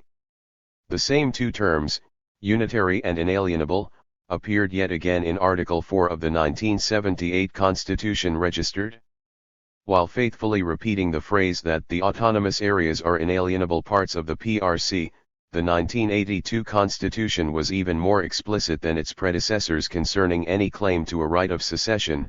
Any acts that undermine the unity of nationalities or instigate their secession are prohibited. Plus, unlike the Soviets, then, the CCP dropped the doctrine of self-determination immediately upon assuming power, and has subsequently denied any right of secession not just in content, as have the Soviets, but in form as well. And what of the many earlier promises of national self-determination? Chiang Kai, the Chinese communist official whom we earlier quoted, would, in 1956, quite correctly defend the broken Chinese People's Republic 89 promises as orthodox Marxism. Marxists have never regarded the demand for the right to national self-determination as an invariable thing. Generally it has been regarded as a factor in the struggle for democracy and socialism. After citing Lenin and Stalin to this same effect, he concluded, in sum, the principal aim of Marxist-Leninists in insisting on the necessity of recognizing the right of national self-determination is that of opposing imperialism by seeking to make allies of the oppressed nationalities in the socialist revolution of the international proletariat. It is clearly not their aim to advocate indiscriminately the separation of each nation nor to urge the establishment of a great number of small nation-states. On the contrary, while supporting the right to national self-determination, Marxist-Leninists have constantly stressed the question of whether or not a particular nationality, depending on the actual circumstances of time and place and the interests of the revolution, ought to be separate. Only then can the question of its independence be decided. Registered degree. In an earlier passage, this same official had made clear that no right to separate could be countenanced if the time were post-revolutionary 3. Revolutionary and if the place were the territory of a multinational state, with each nationality in the country having achieved liberation, with the system of nationalities oppression basically abolished, and with the nationalities of our country having already entered the era of nationalities equality. Can national liberation still be regarded as the task of each national minority? Of course, it cannot. Since the system of nationalities oppression no longer exists, the aim of national liberation has already been achieved. This concept must be made absolutely clear, for otherwise individual reactionary elements within certain nationalities might take advantage of it. 86 As in the case of the Soviet Union, a request that pre-revolutionary promises be honored became counter-revolutionary and reactionary. Less candid concerning the broken promises of secession was the 1957 account of Zhou Enlai. In a speech of that year, he left the definite impression that the CCP had not followed Lenin's precedent in promising a right of independence to the minorities. The speech merits quotation in length, for it was released with great 94 publicity only in 1980, and reflects the official post-Mao position of the Chinese government with regard to nationality policy, with a view to integrating the struggle of the various nationalities against Tsarist, imperialist oppression with the struggle of the proletariat and the peasantry against the bourgeoisie and the landlords. Lenin at that time proclaimed the slogan of national self-determination and recognized the right of the various nationalities to secede. It was all right if you wished to form an independent republic, it was also all right if you wished to join the Union of Socialist Republics of Russia. At that time, to enable the first socialist state to take root politically, it was imperative to lay emphasis on this slogan of national self-determination and allow the various nationalities to separate. This was the only way to break free of the past imperialist political relations, and to enable the new socialist state under the dictatorship of the proletariat to establish a firm foothold. The specific conditions of the time demanded that the Russian proletariat do this. China finds itself in different historical circumstances. Although in Old China, there was the reactionary rule of first the northern warlords and later the Kuomintang, who oppressed the working people and the fraternal nationalities, the whole country was one that suffered imperialist aggression, one that had become a semi-colony, or, in some regions, a colony. We were liberated under these circumstances. The revolutionary situation developed differently from that in the Soviet Union. We did not win political power by staging uprisings in big cities or in the industrially developed areas first. Instead, we established revolutionary base areas mainly in the countryside and won liberation after 22 years of revolutionary wars. In these war years, the various nationalities in our country had come to establish close ties. For instance, there were revolutionary base areas in Inner Mongolia and anti-Kuomintang revolutionary movements in Xinjiang. Various nationalities had taken part in the activities led by our party. In the guerrilla areas in southwest China, many members of fraternal nationalities in the interior had joined the Liberation Army, and the Red Army had made its revolutionary influence felt in areas in the southwest inhabited by minority peoples when it passed through these places during the long march and had absorbed cadres from among these peoples. In short, the Chinese nation as a whole has long been a nation suffering external imperialist oppression. Among our various N.A. Chinese People's Republic 91 nationalities, they have shared will and woe and cemented a militant friendship in the revolutionary wars, culminating in the liberation of this big family of nationalities. The relations among ourselves and our relations with the outside world do not require us to adopt the policy as was followed by Russia at the time of the October Revolution, which laid emphasis on national self-determination and at the same time allowed the secession of nationalities. Historical development has provided us with conditions for national cooperation, while the development of our revolutionary movement has also provided us with the basis for such cooperation. So, since liberation, we have adopted the system of national regional autonomy suitable to Chinese conditions and favorable to national cooperation. We don't lay emphasis on the secession of nationalities. If we do now, imperialism will take advantage of this registered thus, by combining ambiguity, a series of confusing chronological jumps, and the omission of key facts, most notably the CCP's many pledges to honor a right of secession. History is rewritten and the CCP's perfidy toward the minorities erased. In retrospect, it is clear that Lenin's advice concerning the public advocacy of national self-determination prior to the taking of power served the CCP extraordinarily well. From 1927 until the evacuation of his Yan'an headquarters 20 years later, Mao operated in or near minority areas, and the requirements of guerrilla warfare made the neutrality or the support of the minorities seemingly indispensable to his survival during most of the interval.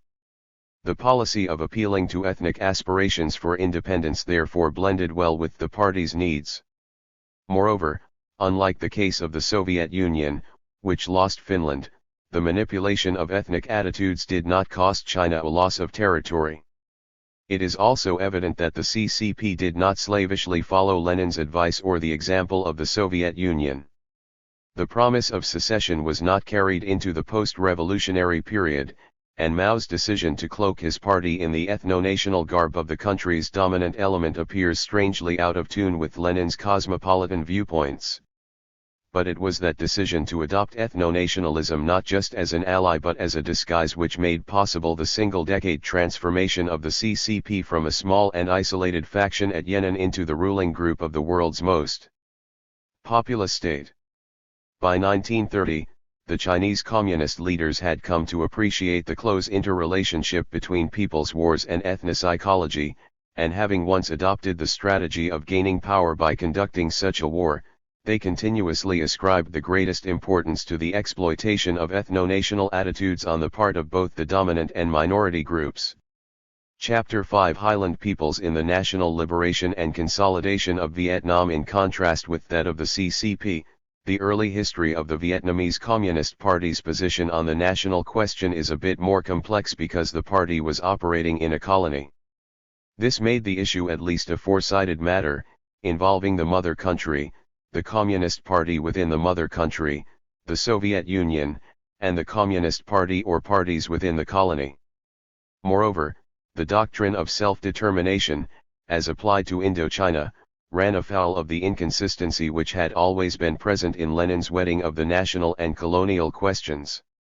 Promising self-determination to colonies qua colonies is compatible with national self-determination only if the colony contains but one self-conscious ethnic group. Otherwise, colonial self-determination could mean national self-determination only for the ethnic element that comes to dominate the new state. This inconsistency would pertain not just to Indochina as a whole, but to Cambodia, Laos, or Vietnam if considered alone, for each of the three states presently comprising Indochina are ethnically heterogeneous. It is necessary to consider Cambodia and Laos, as well as Vietnam, for the various organizations which Ho Chi Minh headed during his career had a kaleidoscopic dimension, sometimes claiming only to speak for the peoples of Vietnam, while at other times extending their claim to encompass Cambodia and Laos as well. The first noteworthy Marxist-Leninist organization within Indochina was founded by Ho in 1925, and, as implied by its name, Association of Revolutionary Vietnamese Youth, was not intended to incorporate the many peoples of Indochina. A number of localized communist movements sprang up in the ensuing years, leading Ho to call a meeting of the factions in January 1930, at which a united organization, called the Vietnamese Communist Party, was created.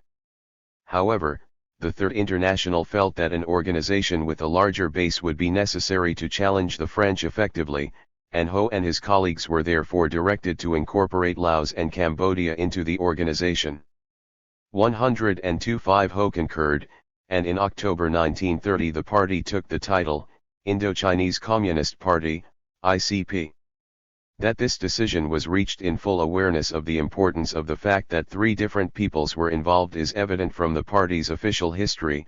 Following the Communist International's instructions, the session decided to change the party's name to Indochinese Communist Party because the Vietnamese, Cambodian, and Laotian proletariat have politically and economically to be closely related in spite of their difference in language, customs and race. Yet another organization appeared during World War II, when Ho took advantage of the unpopularity of the Japanese and their French agents to organize the Viet Minh, a united front representing a conglomeration of nationalist and patriotic forces under the effective control of the leadership of the ICP. In order to assuage the fears of many of the Viet Minh's anti-communist members, thereby ensuring the continued unity of the united front into the post-war period, the formal organization of the ICP was dissolved in November 1945, although it continued in fact to function through study groups. By the time it was formally resurrected in March 1951 as the Workers' Party, Lao Dong, the Communist Party had ostensibly become once more a party geographically limited to Vietnam. It is necessary to emphasize the word, ostensibly, because the domination of the Communist parties of Cambodia and Laos by the leaders of the Lao Dong continued long after 1951.7. Indeed, in its 1951 platform, the party pledged to work toward an independent, free, strong, and prosperous federation of the states of Vietnam, Laos and Cambodia if the three peoples so desire. But whatever the geographic extent of their claimed jurisdiction, all of the various organizations with which Ho was associated prior to the end of World War II paid great attention to the minorities. His earliest organization, the Association of the Revolutionary Vietnamese Youth, insisted that it was the right of all people, not just Vietnamese, but Cambodians, Man, Laos, etc., to govern themselves. For and at its founding in 1930, the ICP set itself 10 concrete tasks, number 7 of which was political independence of Indochina, the right of self-determination of peoples. Moreover, in a program d'action, drawn up sometime between 1930 and 1934, the ICP pledged itself to a fraternal union of all Indochinese peoples. The right of Cambodians, Laotians and other nationalities to self-determination. Registered. None of these promises was devoid of ambiguity. A right to govern themselves, 1929, could be taken to mean a right to total Vietnam 103 independence or merely a right to a measure of regional autonomy. In the absence of further elaboration, a right of self-determination of peoples, 1930, might be interpreted as what we earlier termed colonial self-determination, i.e., the right of Indochina, as a single unit, to sever the French connection. The still later enumeration of Cambodians, Laotians, and other nationalities as peoples to whom the right of self-determination accrued, would, had it stood alone, justify the inference that it was national and not colonial self-determination that was being promised. As noted, however, This promise of self-determination to the Cambodians et.al. was prefaced with the contradictory commitment to a fraternal union of all Indochinese peoples. Moreover, glaring in its absence from all of these documents, each of which was intended for the broadest audience possible, was any reference to a right of secession. As earlier noted, throughout this period the Comintern was consistently demanding that communist parties outside the Soviet Union publicly proclaim the right of self-determination, making explicit that this included the right of secession. Thus in 1928, the year immediately preceding the earliest of Ho's known public stances with regard to minorities, the Comintern postulated among the most important tasks, recognition of the right of all nations, regardless of race, to complete self-determination, 1.e, going as far as political secession. Ho was unquestionably aware of the Comintern's stand on this matter. He had been an active member of the organization for many years, attending many of the congresses. He had been sent to China as an agent of the Comintern as early as 1925, he had, as noted, followed a Comintern directive in restructuring his party into an Indochina-wide organization, and finally, he had formally joined his party to the Comintern in the spring of 1931, thus committing it to the Leninist policy on the national question registered that the ICP's ambiguity concerning its minorities policy was deliberate was acknowledged in a party article published in 1934.9 referring to their most recent program. The article noted that certain comrades found the slogan, Motd Ordre, a fraternal union of all Indochinese peoples. The right of Cambodians, Laotians and other nationalities to self-determination, to be incomplete, and they would add the right of separation. Such comrades were accused of an inability to grasp the flexibility of the slogan of self-determination and of overlooking the reality of the situation which sometimes obliges us to emphasize one part of the national question more than another. The article continues, the right of PEO 104.5 pleas to self-determination is political independence. It is the right of these nations to organize themselves as will appear wise, to decide for themselves whether they unite or not with the country which had oppressed them prior to the revolution. The authors then address the question, but why do we not emphasize here in the program that part of the slogan including separation? A two-part answer is proffered. The first explanation is associated with the charge that French imperialism was currently employing the ancient device of divide and rule by stirring up the animosity of the French proletariat toward the exploited masses in France's colonies as well as the animosities among the various peoples of Indochina. This French strategy must be countered by a trans-ethnic united front, for only a close union of the Annamites Vietnamese with the Cambodians, Laotians and other nationalities of Indochina will be able to assure the victory of the revolution over imperialism and feudalism. It is therefore necessary that we explain to all the oppressed peoples of Indochina that we unite for the struggle until the victorious revolution throughout all of Indochina, when we shall organize ourselves after the overthrow of imperialism and feudalism. Given the earlier acknowledgement that self-determination incorporates the right of separation, it might be assumed that this article was holding forth the option of separation following the end of French rule. However, the key sentence, although mentioning separation, is so ambiguous that it suggests a purposeful attempt to mislead. It is natural that with the overthrow of imperialism and feudalism there arises the question of a federation of Soviet republics of all the liberated nationalities on the basis of their right to self-determination and to unite or to separate. No further elucidation is offered, and it is therefore not clear whether separation refers to a right of political existence outside of the Soviet Federation, or to a purely formal right of separation within the Soviet Federation, in the fashion of the right of secession bestowed by the Constitution of the Soviet Union. The second reason that was advanced for the party's failure to spell out a right of secession in its program was that the Cambodians and Laotians, in addition to the Vietnamese, were the only peoples who qualified as nations under Stalin's 1913 definition. The unstated but self-evident implication was that the other groups, not being nations, did not qualify for the right of self-determination. This dichotomizing of ethnic groups is the more interesting, since public pronouncements of the party had hitherto given no hint of Vietnam 105 such an intention. Remember that the 1929 program had referred to Cambodians, Man, Laotians, etc., that the 1930 program had mentioned only the right of peoples to self-determination, thus implying all peoples, and that the very phrase upon which the article had focused, i.e., the excerpt from the party's most recent program, spoke of the right of Cambodians, Laotians, and other nationalities to self-determination. Thus, with regard to national self-determination for the many non-Cambodian, non-Laotian minorities, a summary of the article might read: what the party hath given, publicly, the party hath taken away, more privately. Ho's party was also destined to backtrack with regard to colonial self-determination. As Moscow's fear of fascism grew in the early and mid-1930s, the Comintern instructed communist parties to enter united fronts with all anti-fascist forces, and to support all anti-fascist governments.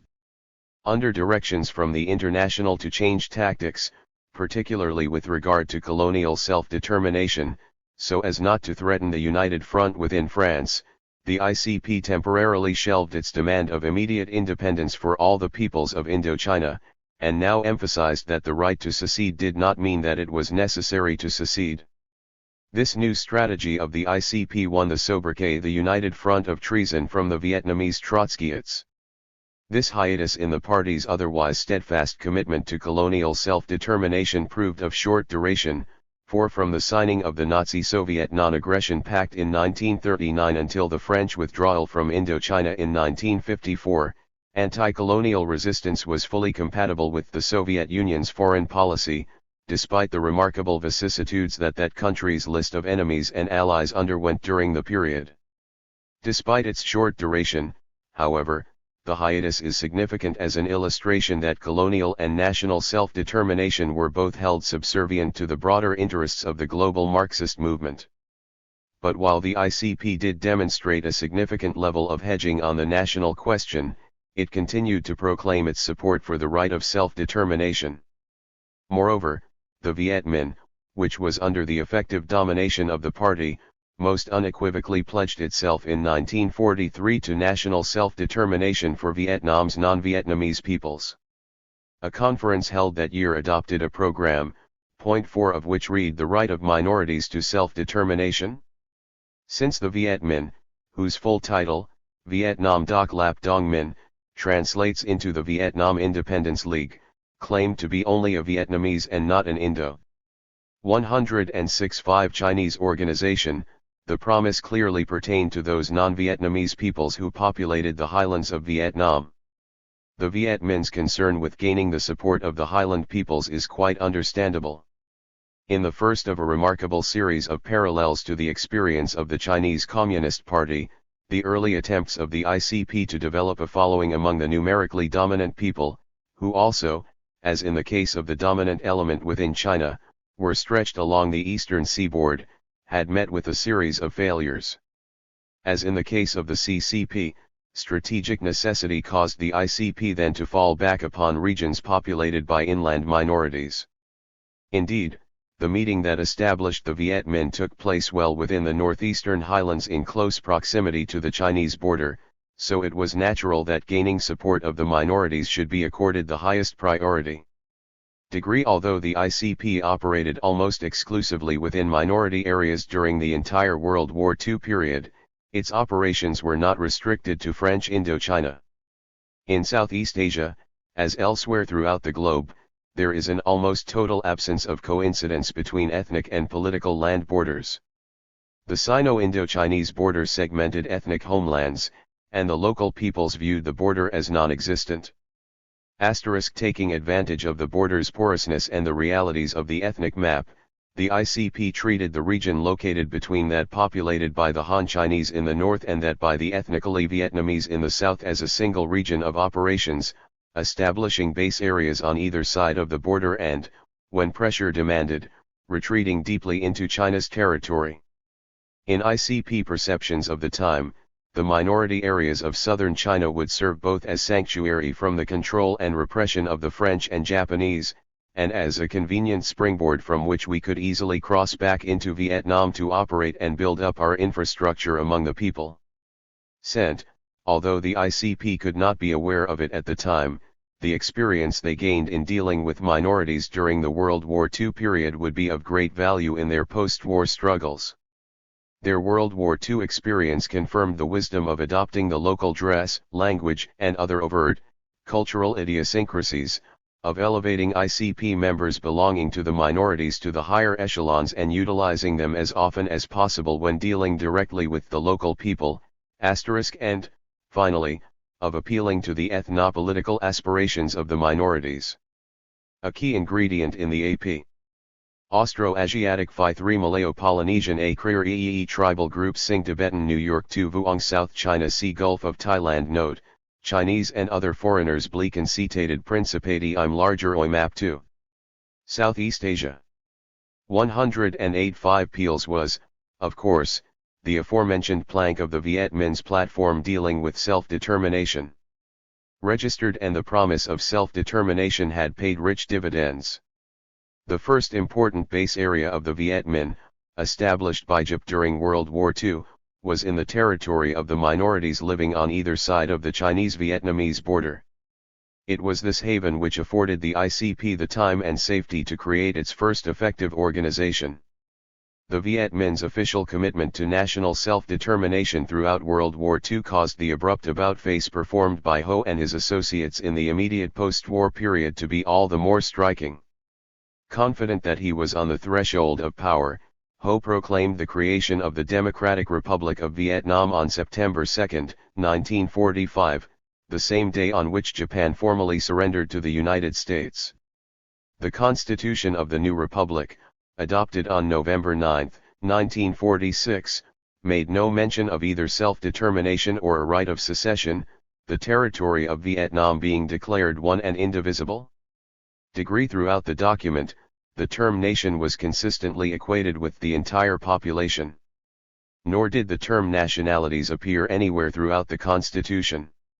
The only suggestion of ethnic heterogeneity found in either the preamble or in the section entitled General Provisions was oblique, being transmitted through the ritual phrase, which was employed twice, without distinction of race, class, creed, wealth, or sex, emphasis added. Elsewhere throughout the document, Articles 4 through 70, with but one exception, the non-Vietnamese were referred to as ethnic minorities. Did this hitherto unused terminology indicate that there were no groups within Vietnam who could qualify for national self-determination? Some insight into the thinking that went into this constitutional treatment of minorities can be gleaned from an important party tract written in the same year that the Constitution was ratified. Entitled The August Revolution, it was written sometime in 1946 by Truong Chin, an important party leader who was later to become its general secretary. In consecutive paragraphs, Truong Chin asserted that the principle of the right of nations to self-determination gave Vietnam the right to total freedom from France, and that attempts to fractionalize Vietnam by creating a Nam Ky state, Moi state, Thai state, Nung state, etc. had to be rejected because Vietnam must be worthy of the name nation, that is to say, it is one and indivisible. *5 By thus employing the term nation to refer to Vietnam, national self-determination was Vietnam 109 paradoxically employed to justify the right of a multi-ethnic territory to secede while simultaneously denying this same right to the non-Vietnamese ethno-national groupings which inhabited that territory. It is highly unlikely that this unusual departure from the Marxist-Leninist legacy of carefully distinguishing between nation and state was unintentional. As quite probably the party's most sophisticated theorist, Truong Chin could be expected to be familiar with the nuances of Marxist terminology. Perhaps even more to the point was the fact that this interutilization of key terms was also at variance with all previous practices of the ICP itself. Considering, then, that several years were to elapse before the expression self-determination, at least to the knowledge of this writer, was to reappear in a party document, the article may well have been intended to act as a beguiling swan song, designed to paper over the discrepancy between the earlier promises of national self-determination to minorities and the reality which the party actually planned for them. As Marx or Engels might have put it, the non-Vietnamese had become a people without a history. But this only leads to a larger question. Why did the Communists decide to drop support for the right of self-determination some 9 years before the actual assumption of power in northern Vietnam and nearly 2 decades before victory in the south? As we have seen, the minorities were the key to the party's survival prior to 1945.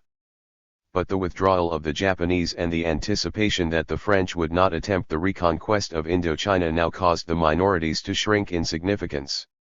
The ethnic focus of the party concentrated once more upon the Vietnamese, for the only remaining obstacle to uncontested power appeared to be the leaders of the medley of Vietnamese national parties and movements.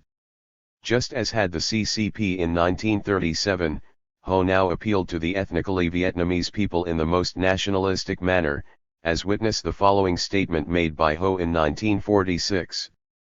Compatriots in the south and the southern part of central Vietnam. The north, center, and south are part and parcel of Vietnam. We have the same ancestors, we are of the same family, we are all brothers and sisters. No one can divide the children of the same family.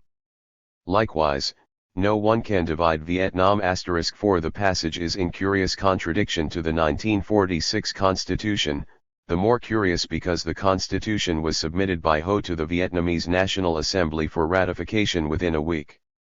110.5 of this speech. In basing his case for a single state upon a single people with a common ancestry, Ho was clearly excluding the ethnic minorities. The Constitution, we will recall, though making no mention of nations or nationalities, had at least acknowledged distinction of race and the presence of ethnic minorities within Vietnam. Yet within a week the ethnically pure state of his speech had been transformed into the one and indivisible multi-ethnic state of the Constitution. A Vietnamese people defined in terms of common ancestry had been transformed into a Vietnamese people defined in terms of geographic accident. And all these metamorphoses had been facilitated by the misapplication of the concept of the nation to the entire population of an envisaged, ethnically heterogeneous state.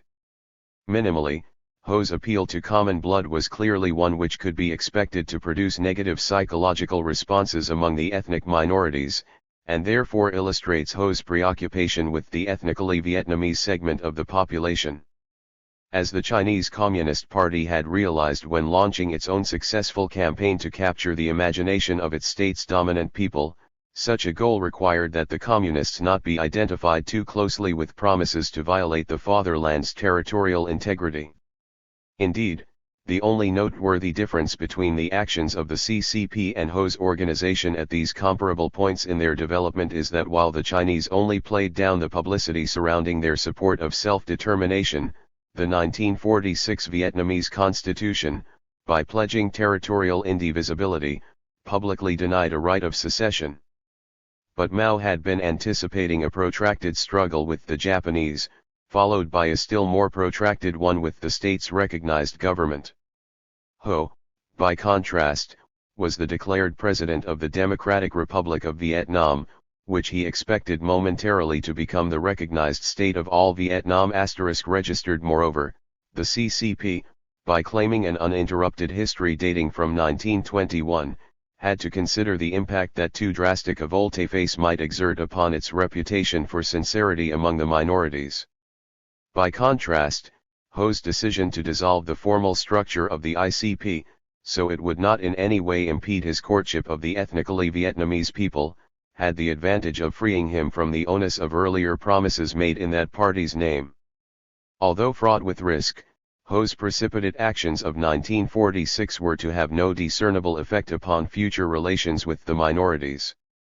Upon the outbreak of hostilities with the French, the Vietnam 11 Minh fell back once more upon its transborder base area within the territory populated by non-Vietnamese. Moreover, it was in this area and in the minority regions to the west that the major battles of the French Indochina War, 1946–1954, including the decisive Battle of Dien Bien Phu, were waged. The selection of these sites by the Viet Minh for the conduct of its struggle is revealing, for the leaders were committed to a guerrilla struggle, and they were at least as aware as the leaders of the CCP that the relationship of the local inhabitants to the armed forces was of vital significance. In 1947, near the beginning of the war, Truong Chin wrote, "Guerrilla warfare must be the tactic of the people as a whole, not of the army alone. To achieve good results in guerrilla and mobile warfare, we must mobilize the people to support our armed forces enthusiastically and to fight the army together with them. The people are the eyes and ears of the army, they feed or keep our soldiers. It is they who help the army in sabotage and in battle. The people are the water and our army the fish. The people constitute an inexhaustible source of strength to the army. To increase their numbers, the troops must recruit new fighters from among the people. That is why the entire people must be armed, guerrilla movements must be initiated, the actions of the regular army and guerrilla forces must be coordinated. We must act in such a way that wherever the enemy goes, he meets the resistance forces of the entire Vietnamese people, who arms in hand, fight against him, ready to die rather than return to slavery." Here, just as in the statements of Mao and Piang, the local people are assigned the key roles of providing food, shelter, recruits, and intelligence, while performing the equally important tasks of denying each of these to the enemy. As has been indicated, it was members of a minority who in most instances constituted the local people in the French Indochina War. And, in fact, throughout the war the minorities did play all of the strategic roles assigned to them in communist guerrilla strategy. They harbored Viet Minh forces and supplied them with food and shelter, they worked as porters. Consider the importance of this contribution in massing artillery around the French position at Dien Bien Phu. They furnished information on French movements, they fought in Viet Minh ranks, both as individuals and as units. 28 The role of the minorities was unquestionably vital to the Viet Minh victory, even 112 more important than minorities had been to the rise of the Soviet and Chinese parties. Indeed, in ethnic terms it would be more accurate to describe the war as a victory of the non-Vietnamese indigenes, rather than of the Vietnamese. Nor did the importance of non-Vietnamese people cease with the defeat of the French and the extension of communist control over the northern half of Vietnam. In its subsequent campaign to bring about the dissolution of the Saigon political organization and to consolidate the country, Hanoi's representatives remained extremely active among the many minorities who populate the mountain chain that forms all of Laos except for the Mekong Valley in the west, most of South Vietnam north of Saigon except for a thin coastal strip, and the northeastern corner of Cambodia. It would be difficult to exaggerate the strategic role performed by this area in Hanoi's victorious campaign. First, it contained the major routes by which Hanoi supplied the guerrilla forces operating within what prior to 1975 was popularly termed the State of South Vietnam registered degree. Both the Ho Chi Minh and Sihanouk trails were totally within minority regions. Second, the huge highlands within South Vietnam, which comprise more than two-thirds of that former state's territory, contained or commanded most of the strategically important targets north of Saigon. Thirdly, the area contained the minority, I.E., non-Laotian, non-Khmer, regions of southeastern Laos and northeastern Cambodia which were used throughout the war as sanctuaries by anti-Saigon forces, greatly magnifying the problems associated with counterinsurgency efforts. On balance, the communist forces were incontestably more successful than their opponents in eliciting support from the Montagnards, that collective term most commonly used to describe the diverse peoples who populate this highland region. In the case of Laos, the communist movement, the Pathet Lao, was, with the exception of a handful of top leaders such as Prince Suphonapong, nearly totally composed of non-Lao. United States Special Forces made important allies among some of the hill tribes, particularly the Mio, but the vast minority areas of Laos remained definitely more available throughout the war to Hanoi than they were to the non-communist government in Vientiane. In the case of Cambodia, prior to the overthrow of the very popular Khmer Prince, Norodom Sihanouk in 1970, broad-scale resistance to Phnom Penh was lacking in areas populated by the dominant Khmer element. However, During this period the Communist forces, Khmer, Vietnam 113 Rouge, were able to establish and maintain base areas in the minority area of the northeast, as well as in minority-dominated pockets in the southwest and Thai pockets in the northwest. Finally, within the hill country of what was then South Vietnam, the inability of the substantial and well-equipped forces of the United States and Saigon to stamp out the guerrilla activities of the Viet Cong and detachments of the People's Army of Vietnam, PAVN, confirms that the guerrillas enjoyed at least that minimal essential of apathy on the part of the local populace. The overall record of Viet Cong and PAVN operations in the highlands attests that the minorities were not actively impeding the communist forces, nor were they reporting on their caches, semi-fixed positions, and movements to the U.S. and Saigon authorities. United States Special Forces were for a time remarkably successful in organizing significant numbers of the Hill people under their personal command, but the Saigon authorities, increasingly wary of aliens, Americans, interceding between themselves and their subjects and fearing, with good cause as witness the Montagnard revolts of 1965, that the program was arming potential dissidents, had completely curtailed such operations by 1970. Moreover, following U.S. withdrawal from Vietnam, Montagnard hostility to the South Vietnamese forces increased. The closing months of the war witnessed several uprisings. Indeed, the last extended offensive, which drove Saigon forces out of the hill country, was ignited by local forces and appears originally to have caught the Viet Cong and PAVN units by surprise. Assessing the contribution of the Montagnard efforts in bringing about the fall of the Saigon political structure, Le Monde commented on April 2, 1975 that the local population played an essential part in expelling the government troops from the Central Highlands. Emphasis added, what were the lures selected by the Communists to elicit this support in the period from 1946 to 1975? The documents fall well short of providing a definite answer. Perhaps as a consequence of the premature Constitution of 1946 with its embarrassing commitment to a state that was to be one and indivisible, the pieces of documentary evidence during the French phase of the struggle, 1946 to 1954, are either non-committal or suspiciously vague concerning the destiny of the Montagnards. Thus, in the case of the official platform of the newly created Lao Dong Party, March 1951, one is struck by the absence of any of the words customarily used by communist movements to convey where their current minority policy falls on the integration-secession continuum, i.e., words such 114.5 as inalienable, indivisible, autonomy, self-determination, secession, and the like. The platform did note that the party resolutely opposes narrow-minded nationalism and is determined to smash the plots of the imperialists and traitors to sow hatred among the people and divide them.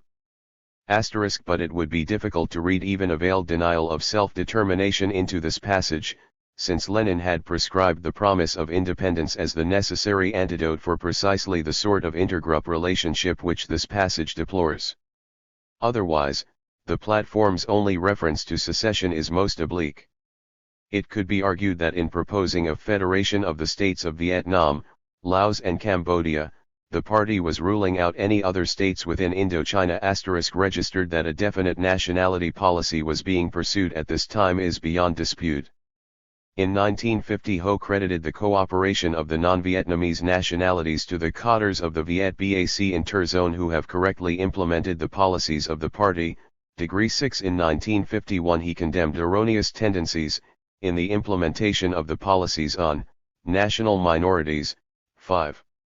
And in 1952 he advised military officers that the government has issued policies concerning the national minorities, and the troops must implement them correctly. 8. Registered in none of these cases, however, did Ho give any intimation of the content of these policies with regard to the promises made to the minorities in order to gain their cooperation. Two scholarly authorities report that the Viet Minh regularly outpromised the French with regard to the degree of self-government they, the Viet Minh, would countenance. Registered if so, the Viet Minh must have been promising independence, for the French were promising what they termed autonomous states within the French Union. Degree the Geneva Accords of 1954, which formally signaled the end of French rule and the partition of Vietnam into two independent states, gave rise to a dilemma on the national question not faced by any other Marxist-Leninist movement. Had the Laodong assumed immediate control of the entire country, there is no reason to suspect that it would not have introduced the unitary structure outlined in the 1946 Constitution *. But the Laodong, committed by the terms of its program to the unification of the entire country and cognizant of the continuing importance of the minorities of Laos, Cambodia, and South Vietnam to this effort, could presume that the treatment accorded to the minorities under its sway would affect the amount of influence it could exert upon these other inhabitants of Indochina's highlands. Ostensible consistency had Vietnam 115 necessarily to be maintained between what the Laodong was practicing at home and promising abroad, for, as we have noted in the case of the China border, North Vietnam's borders regularly bisected ethnic units and were therefore very porous from a communications viewpoint. But what options were available to the Laodong? Secession of more than two-thirds of North Vietnam's territory was clearly unacceptable, but rigorous integration could imperil the support among minorities outside the state that was deemed essential if unification were to be achieved. Moreover, the strategic considerations of the Laodong following the withdrawal of French forces were not totally dissimilar to those faced by the Chinese Communists following the withdrawal of the Japanese troops. The main adversary was now a government dominated by members of the principal ethnic group, and undermining the power base of that government would require convincing its ethnically Vietnamese subjects that the revolutionary movement was the true champion of the Vietnamese nation.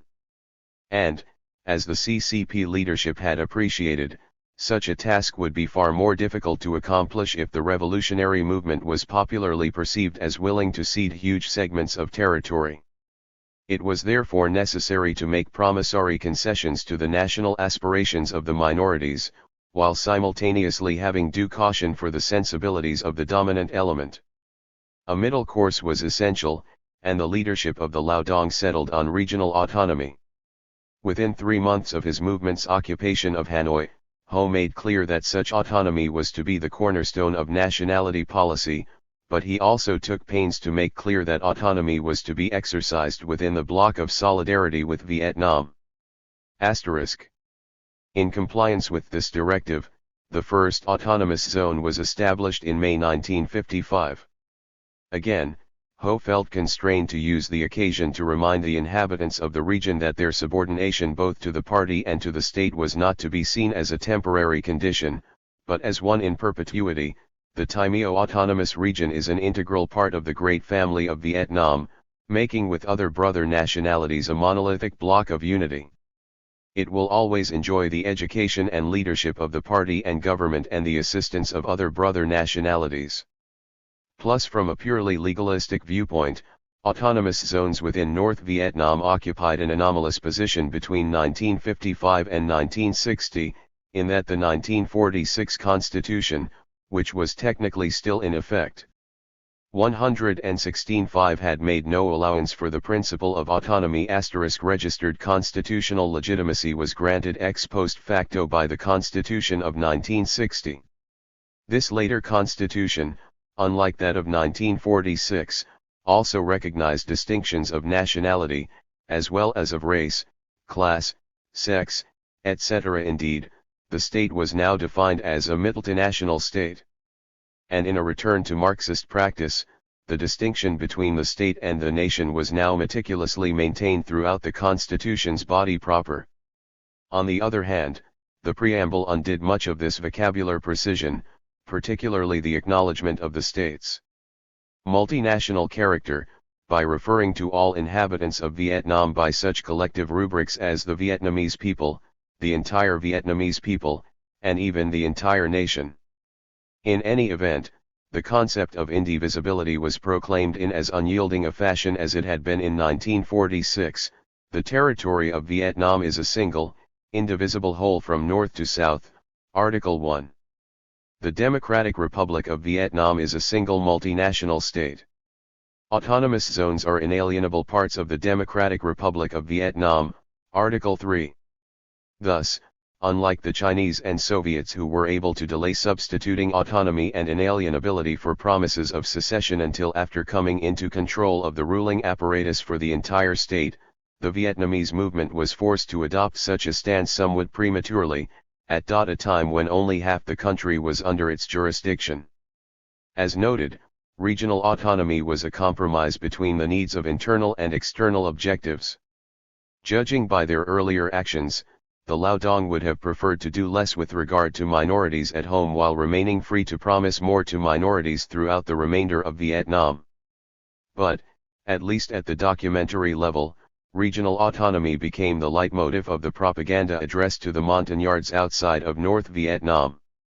The 1961 program of the National Liberation Front, NLF, for example, promised to set up within the great family of the Vietnamese people autonomous regions or areas inhabited by minority peoples and to abolish forced assimilation. *7 The 1967 program reiterated the promise of autonomy, adding the rather hazy conditions that autonomous zones would be restricted to the areas where the minorities live concentrated and gather their required conditions. It is difficult to assess the impact such documents exerted upon the remote and largely illiterate Montagnards. Much more pertinent to know would be the precise manner in which this program was translated by communist cadre when in actual conversation. Vietnam 117 with the Hill people *. It may well be that the cadre continued to promise independence registered degree, but, even if not, it is unlikely that an isolated and politically unsophisticated people would sense any meaningful distinction between a promise of autonomy and a promise of independence. Remote peoples are hardly apt to perceive independence in such imagery as sending ambassadors abroad, a seat at the United Nations, or an abstraction termed sovereignty. Rather, independence is apt to be viewed as freedom from domination by some other ethnic element, i.e., a ridding of the ethnic territory of the alien and his influences. In such a milieu, the promise to a people of freedom to use their own language, have their own schools, preserve all their own customs, etc., must to the ear of the villager be indistinguishable from the promise of political independence. Dennis Warner reports that the Viet Cong went further than this, actually promising political autonomy in an autonomous state for the tribes. 5. But again, it is doubtful that it would in any case, have been necessary to go that far in order to convey the vision of a society free of the despised Vietnamese. 5. Thus, a member of the crew reports that during a period of more than 2 years in which his village was under Viet Cong control, the communist cadre, when describing the future that awaited the crew after the Viet Cong victory, studiously avoided references to such notions as independence, autonomy, state, political structure, and the like. Rather, the cadre promised an end to Vietnamese domination and the oppressive policies of Saigon, conjuring, by contrast, the image of a reconstituted golden age in which crew could again roam unrestrictedly throughout their ancient hunting grounds, presumably without encountering a sign of Vietnamese intruders. Degree. But perhaps the best evidence that remote peoples are not apt to differentiate between a promise of autonomy and one of independence is offered by an unanticipated development within the Chinese People's Republic.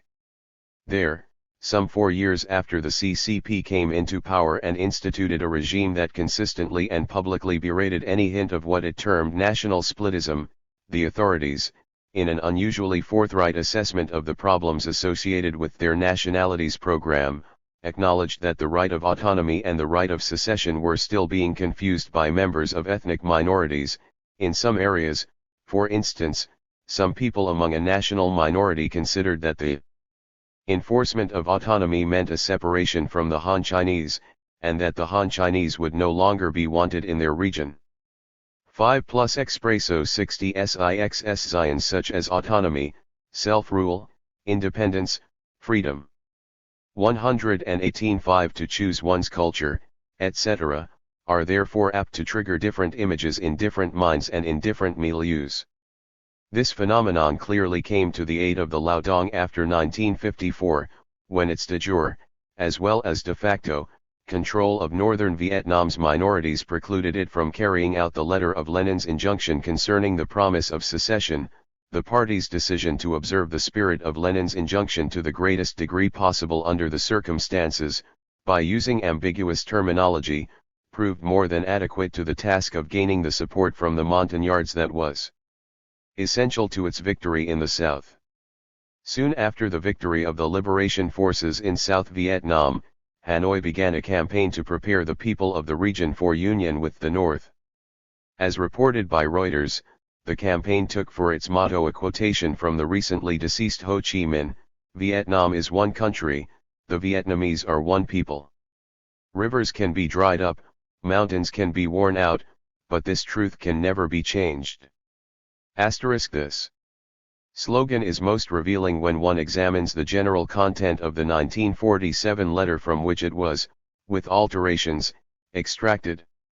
It will be remembered that in 1946, Ho, who was at the time visualizing his immediate coming to power over the entire country, had, in one of his speeches, evoked the myth of a single ancestry common to Vietnamese and Montagnard alike. The same myth formed the key element in his letter from which the motto of the 1975 reunification campaign would later be extracted: "Compatriots of the Kin majority ethnically Vietnamese people or of the Tho, Muong or Man, Jari or Ada, Sidan or Bana, and other minorities are all of Vietnam's children, all are blood brothers and sisters. Alive or dead, in happiness or misfortune, we stand close to one another. Rivers can dry up, mountains can wear away, but our solidarity will never decrease." Registered with political actuality now having overtaken the optimistic visions of 1946, the unification campaign of 1975 clearly heralded a return to the minorities policy of the immediate post-World War I period. Under this policy, Montagnards, once more a people without a history, could not aspire to ever achieving the status of a nation. They were at best a subdivision of one. The ethnic Vietnamese and the Montagnards formed a single people, a single nation, and a single state, monoliths which would outlive the rivers and mountains. 5 Consonant with this baseless myth of ethnic kinship, though not Vietnam 119 with the promises made to the minorities over a 50-year period, Hanoi, now unchallenged ruler of all of Vietnam, quickly made manifest that even regional autonomy, much less secession, was not to be honored. Ignoring the provisions of the 1960 Constitution, the government announced on December 29, 1975 its decision to dissolve the national autonomous regions, thus creating a unitary state in form as well as in content. Registered although surprisingly close upon the heels of the Communists' assumption of total power, this action was clearly heralded by the Constitution, documents and speeches of 1946, the year in which the Vietnamese Communists first believed they were about to acquire full authority over Vietnam. Their decision to abolish the autonomous regions was therefore quite predictable. Registered but the haste with which Hanoi acted demonstrates the showcase role that the autonomous regions had been designed to play for the Montagnards outside of northern Vietnam, and the absence of sincerity underlying the promises of independence and/or autonomy made to the minorities of both northern and southern Vietnam since the very beginning of the Vietnamese Marxist-Leninist movement. The history of the minorities policy of the Vietnamese Communists over the half-century preceding victory was therefore one of innumerable twists and turns, pockmarked by glaring inconsistencies in the use of key terms. Were such convolutions the symptom of disinterest? The lack of guiding strategy? Unfamiliarity with or incomprehension of Lenin's writings on the national question? That all such explanations are badly wanting is evident from the following extracts of an article written by Ho, near the end of his career, to commemorate the 40th anniversary of the Bolshevik Revolution. Both in its exposition of the manner in which nationalism must be skillfully employed to promote the cause of Marxism and in its punctilious regard for accuracy in terminology, this article has few equals outside of the collected works of Lenin himself. The October Revolution has brought to the people of all nations the right to decide their own fate and the practical means to implement this right. It is well known that Lenin attached particular importance to the recognition of the right of all nations to secession and to build up independent states. The Soviet Union of the October Revolution recognized the independence of Mongolia and Finland, which seceded to build up independent states. Of course, for the formerly oppressed nations, the right to secession does not signify the obligation to secede from a state. 125 Where the people have overthrown the oppressors. On the contrary, it creates conditions for a voluntary alliance between free nations on the basis of complete equality of interests. Therefore, the national question can no longer be viewed from an abstract and isolated point of view. Marxism-Leninism has shown that national movements effectively directed against imperialism unfailingly contribute to the general revolutionary struggle, and that national claims and national movements must not be estimated according to their strictly local political and social character in a narrow-minded way, but according to the part they play against the imperialist forces in the world registered. Surveying their half-century of Stugel, Ho, and his colleagues could legitimately lay claim to having measured up fully to the cited criterion that national movements effectively directed against imperialism unfailingly contribute to the general revolutionary struggle. Chapter 6 The joining of the Yugoslav nations as applied to the area of Europe populated by the southern Slavonic peoples. The Leninist strategy concerning self-determination of nations was soon enmeshed in the general confusion and debate surrounding the question of which sets of people did or did not constitute separate national entities. The end of World War I found national consciousness among the region's masses still at a quite inchoate stage, thus providing a forum in which contradictory assertions concerning the national identity of groups were regularly made without risk of effective rebuttal. The group identity of the Macedonians was perhaps the most clouded, being subjected to at least 3 mutually exclusive allegations. Although an independence movement, the Internal Macedonian Revolutionary Movement, IMRO, had been active since 1896, there were, and still are, many, particularly in Sofia, who maintained that the Macedonians were Bulgars, while still others insisted that they were Serbians. Controversy extended even to the identity of the Serbs and Montenegrins, though each had had its own state since at least 1878. Thus, there were those among the literati who insisted that the Montenegrins were merely a fragment of the Serbian nation. However, these cases notwithstanding, the most consequential assertion concerning national identity, popular at the time of the Paris Peace Conference, was the contention that all southern Slavs, Yugoslavs, comprised but a single nation. This assertion held that Croats, Serbs, Slovenes, etc., were at best only tribes, in the sense of subdivisions or suburbs of a larger ethno-national whole. This notion had developed principally among the Slavonic peoples throughout the southern regions of the Habsburg Empire and ultimately became the justification for creating, in the name of Wilsonian self-determination, the state today known as Yugoslavia. Curiously, the vision of a single state for southern Slavs did not at first appeal to the Serbian leaders, who were instead intent on erecting a Greater Serbia, a state that would incorporate Bosnia and Herzegovina into the existing Serbian political structure, but which would nonetheless be much smaller than the state envisaged Yugoslavia by the Yugoslav movement. However, with the overthrow of its chief ally, Tsarist Russia, and under pressure from the Western powers, the Serbian monarchy finally consented to the creation of a single state called the Kingdom of the Serbs, Croats, and Slovenes.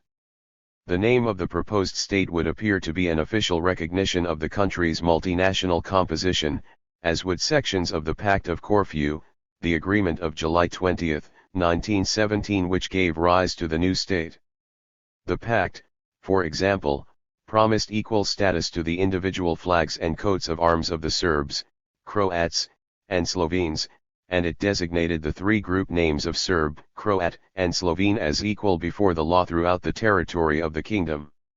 However, by a number of references to our nation or the nation, the pact made clear that the new 136 government was committed to the notion that these 3 elements were only tribal components of a single Yugoslav nation. Despite historically different viewpoints on the national question, the 2 major organizations which were later to comprise the Yugoslav Communist Party, YCP, also came to embrace the position that the southern Slavs constituted a single nation.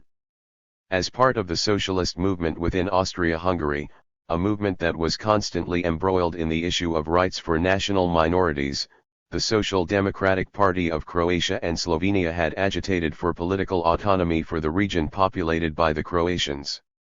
As contrasted with this ethnically narrow focus, the party of the Serbian Social Democrats had been traditionally among the most truly internationalist of all Marxist parties.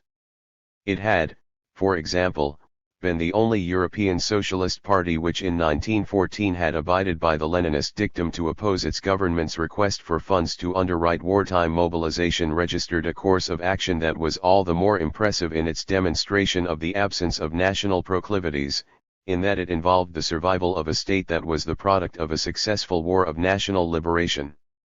Indeed, for a number of years prior to World War I, the party's leaders had openly advocated the demise of their nation's self-determined state, preferring instead the vision of a Balkan federation.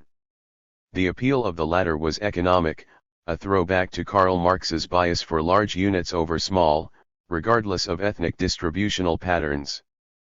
But despite the fact that the policies of the Serbian Social Democrats tended to transcend national consciousness, while the Croatian Social Democrats had, by contrast, long been parochially preoccupied with the Croatian cause, both groups, even prior to their union, had switched to a common perspective concerning a Yugoslav nation. Thus a declaration of the Croatian Social Democrats of May 1, 1918 asserted that Slovenes, Croats, and Serbs are one and the same people, and that as a consequence they have all the attributes of one people, and especially in this respect, that they constitute an independent free state. In a similar vein, the Serbian Social Democrats proclaimed in November of the same year, the Serbs, Croats, and Slovenes are one nation, for they have one language and identical remaining ethnic characteristics. They feel like one people and desire union. It follows that their union in one national state is a great political, economic, and cultural need which is beyond any discussion. Joining of Yugoslav nations 131. In the light of subsequent events, these early statements that Serbs, Croats, and Slovenes constituted one nation became acute embarrassments to the YCP. Looking back from the vantage point of 1948, Tito would ridicule the early policies of the Kingdom of Serbs, Croats, and Slovenes in the following terms: one of the main elements in this process was the unsolved national question which the ruling clique ignored completely, persistently preaching about a tri-named people, that is, preaching that Serbs, Croats and Slovenes are one people, paying no attention whatsoever to the Montenegrins and Macedonians. Registered no mention was made that the precursors to the YCP had shared in this preaching. Nor did Tito note that this policy was not repudiated in the early years of the YCP itself. The early history of the YCP's position on the national question is not easy to unravel for at least two sets of reasons. The first is that factions were operating within the party who were in sharp disagreement on the matter. As they alternated in gaining the upper hand, the party's public position developed an inconsistent pattern. The second factor impeding an unraveling is that several outside agencies also became involved in the decision-making process with regard to the YCP's national policy. The most influential of these agents was the Comintern. Though the national question was not raised at the YCP's first Congress, April 1919, the Congress did take the momentous step of voting to petition for membership in the one-month-old Third International. While we have seen that the influence of this organization was certainly a significant factor in the evolution of the policies of the Chinese and Vietnamese parties, there were several reasons why the Comintern became more intimately involved in the affairs of the YCP, not the least of which was greater Soviet concern with her European borders than with her Asiatic ones. Still other agents that influenced YCP policy were the communist parties of the other Balkan states, most notably those of Bulgaria and Greece. Interaction among the parties with regard to the national question was a result of both shared peoples, for example, the Macedonians who were divided into Bulgar, Greek, and Yugoslav components, and a continuing, though sporadic, flirtation by the parties with the idea of a Balkan federation. We have noted the Serbian Social Democratic Party's earlier interest in such a regional approach. Along with the Social Democratic parties of Bulgaria, Greece, and Romania, they had formed a so-called Balkan Social Democratic Federation in 1910, in January 132/6/1920, at a meeting attended by delegates from the Bulgarian, Greek, and Yugoslav Communist parties. It was decided to rename the organization the Balkan Communist Federation, BCF, and to apply for membership in the Comintern. For some years thereafter, the Comintern gave the appearance of favoring the BCF over the individual parties comprising it, probably because, as we shall directly note, the Comintern leaders at this time supported the absorption of the states of southeastern Europe into a larger whole. BCF programs therefore tended to reflect Moscow's outlook, but the degree to which they reflected the dominant sentiments of the YCP is more questionable. By and large, the BCF remained more under the sway of the Bulgarian party, and often took that party's particular position on issues dividing the Bulgarian and Yugoslav parties. The Comintern's first pronouncement affecting the YCP came in the form of a manifesto to the communist parties of Bulgaria, Romania, Serbia, and Turkey, April 1920. The manifesto made it abundantly evident that the Comintern planned to exploit the national divisions within the Balkans in order to weaken, and, if possible, to destroy the states that had emerged from the Treaty of Versailles. The new national divisions which followed the dismemberment of Austria-Hungary and the defeat of Bulgaria and Turkey have made the nationality problem in the Balkan Peninsula even more complex than it was before the war. Many more elements of foreign nationality have come under the rule of the victors. And the policy of national oppression, the policy of insatiable militarism, awakens a still greater desire for emancipation, and this struggle for emancipation is taking on an ever wider scope. Against the rule of the Serbian bureaucratic and landowning oligarchy, there are rising up the Macedonian Bulgarians, the Albanians, the Montenegrins, the Croats, and the Bosnians. A new period of embittered nationalist agitation, national hate, and national bourgeois wars threatens the Balkan and Danube peoples. Only the proletariat can avert a new catastrophe by its victory and free the working and peasant masses from economic and national oppression. Only the victory of the proletarian dictatorship can unite all the masses of the peoples in a federation of socialist Balkan, or Balkan and Danubian, Soviet republics, and save them from colonial enslavement and national disputes. The Communist Party is called by existing circumstances to play an even bigger role in the Balkan Peninsula than in joining of Yugoslav nations 133 capitalist countries where there are no nationality problems. All the efforts of the Balkan Communist parties should be directed to fulfilling this great historical mission on communism in the Balkans. The outlined strategy was therefore dialectical, and might be characterized as instigating fission to create a larger fusion. The local communist parties were being instructed to foment dissatisfaction on the part of national groups within their respective state, in order to promote the goal of a federation of socialist republics. But somewhat paradoxically, the YCP elected to endorse the goal while ignoring the prescribed means. In the program approved at the party's Second Congress, June 1920, Yugoslavia was treated as a given, which, as a Soviet republic, would join with all neighboring peoples for the establishment of a Soviet Federation of Balkan Danubian countries, which will be an integral part of the International Federation of Soviet Republics. In choosing to ignore the Comintern's reference to the Macedonian Bulgarians, the Albanians, the Montenegrins, the Croats, and the Bosnians, and by advocating the territorial integrity of Yugoslavia, the YCP was in effect reasserting its 1918 claim that the Serbs, Croats, and other southern Slavs constituted a single nation. Years later, Tito would describe this stance as the most serious error to appear in the program. It can already be seen from this that the program of the CPY accepted at the Vukovar Congress had enormous shortcomings. First of all, there is no mention in the program of the national question. In the resolution of the same Congress, however, on the political situation and tasks of the CPY, it is maintained that the CPY will continue to stand on the bulwark of national unity, a thought forming the basis of a complete non-comprehension of the national question. The YCP's deviation from the Comintern's directive did not occasion any detectable retribution. Comintern forbearance may be explained by the fact that the organization had not yet issued a formal position paper on the national question, claiming universal validity. Such a document appeared only 1 month after the Second Congress of the YCP, in the form of Lenin's Theses on the National and Colonial Question, July 28, 1920. Degree that document, we will remember, made explicit that communist parties must give direct support to the revolutionary movements among the 134 six-pendant nations and those without equal rights. It will also be recalled that the reason for this injunction was to bring into being a close alliance of all national and colonial liberation movements within Soviet Russia.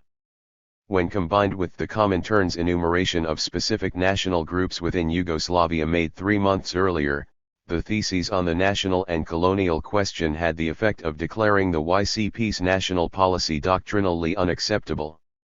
But the issue was not immediately joined.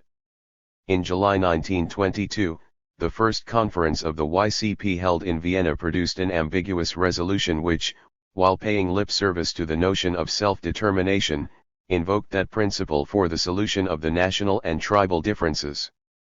Since tribal differences implied a single nation of Southern Slavs, the resolution evidently did not contemplate a right of secession, at least so far as Slavic peoples were concerned.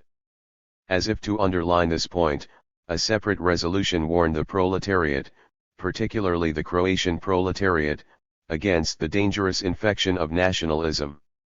Registered even this most recent illustration of the YCP's intention to dawdle on the national question did not trigger an overt manifestation of Comintern irritation. Registered meeting later in 1922, the Fourth Congress of the Comintern, while noting that the national question was the question which is quite of the most serious importance for the Yugoslav Party, refrained from direct criticism of the party's inaction on the issue. But such forbearance was now quickly coming to an end. Tito reports that the first official Comintern indictment of the YCP stand was made by its delegate at the BCF conference, held in December 1922.18, but even this belated reprimand failed to bring about an immediate change in the YCP's position. The platform of a newly created, legal front, the Independent Workers' Party of Yugoslavia, IWPY, registered, which was adopted in January 1923, included the following passage: "It is the viewpoint of the IWPY that one of the fundamental reasons for the tribal disputes in Yugoslavia is the still unresolved economic struggle between various regional tribal centers. In the wish for national unity, the party will fight against each powerful and hegemonistic centralization and for the self-determination of the working people with full internal freedoms. For the minorities, the IWPY demands full political and cultural freedoms." Degree the reference to tribal disputes inferentially reasserted the proposition that the Yugoslavs constituted a single nation and a self-joining of Yugoslav nations 135 determination linked to national unity, with no reference to secession, could not constitute the fulfillment of self-determination in the Leninist sense for either the tribes or the national minorities. It is not surprising, therefore, that in May 1923 the Comintern felt compelled to castigate the YCP for its deviation on the national question. A letter addressed to the YCP insisted that the party endorse absolute self-determination of nationalities even to the point of actual separation from the Yugoslav state. Taken at face value, and given the fact that the dominant ethnic element accounted for less than half of the total population, in sharp contrast to the cases of Vietnam and China, the Comintern's position, in effect, was a demand that the YCP support the eradication of its state as a recognized entity. This was more than the leadership of the YCP was then willing to grant. At the third plenum of the Executive Committee of the Comintern held in June 1923, the Yugoslav delegate replied to criticism of the YCP's position on the national question as follows: "The Yugoslav Party is energetically fighting both against the Serbian hegemony and against the chauvinism of the Slovenian and Croatian bourgeoisie.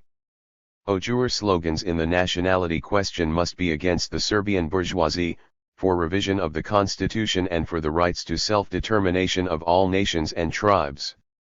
7. There were evidently those in the YCP who still hoped that the paying of lip service to a purely abstract concept of self-determination, devoid of any hint of a right of secession, would constitute a sufficient facade of Marxist-Leninist conformity behind which the party could persevere in its policy of preserving Yugoslavia as the single unit over which it aspired ultimately to assume power. But the May directive of the Comintern, with its explicit command to endorse publicly the right of separatism, made it highly doubtful whether Soviet displeasure could henceforth be so easily sidestepped. It is therefore not surprising that many of the YCP's leaders now thought it wise to embrace the Comintern's position. With the directive from the Comintern, the national question had become a major issue in the internal power struggles of the YCP. A leftist and a rightist faction had been maneuvering for supremacy since at least April 1921, but the national question had not been a matter of contention between them. 23 Now, however, the left faction embraced the Comintern's position, and the national question became an ideological battlefield. 2 Meanwhile, the rightists, though maintaining solid ranks against the leftist position, 136 actually supported two somewhat different perceptions of the issue. One faction, whose chief spokesman was Zivita Milojevic, remained loyal to the party's early stand, which held that the Serbs, Croats, and Slovenes were one people. Moreover, even with regard to non-Slavic peoples, Milojevic was an adherent of a give-no-quarter philosophy, holding that nationalism was to be fought wherever and whenever met. The more popular position among rightists, however, was that enunciated by Sima Markovic. Although as late as 1922 he too had accepted Milojevic's position that Serbs, Croats, and Slovenes were merely three branches of a single people, a book, which was published by him in September 1923, now acknowledged them to constitute three different distinct nations. But the matter, in any case, was not important in Markovic's view of things. As far as our position is concerned, it is altogether the same whether the Serbs, Croats, and Slovenes are three tribes of one nation or three nations. There was really no mass support for the dismemberment of the state, according to Markovic.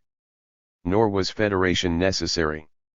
What little ethnic discord there was traceable to the hegemonistic policies of the Serbian bourgeoisie and could be assuaged by provincial autonomy coupled with political and economic reform. National antagonisms could, of course, only be finally obliterated under socialism, and within a union of Balkan peoples. But autonomy and reform could at the present stage lessen national tensions and avoid separatist tendencies, thereby making it possible for the proletariat to settle their struggle with the bourgeoisie within the overriding context of a Yugoslav state.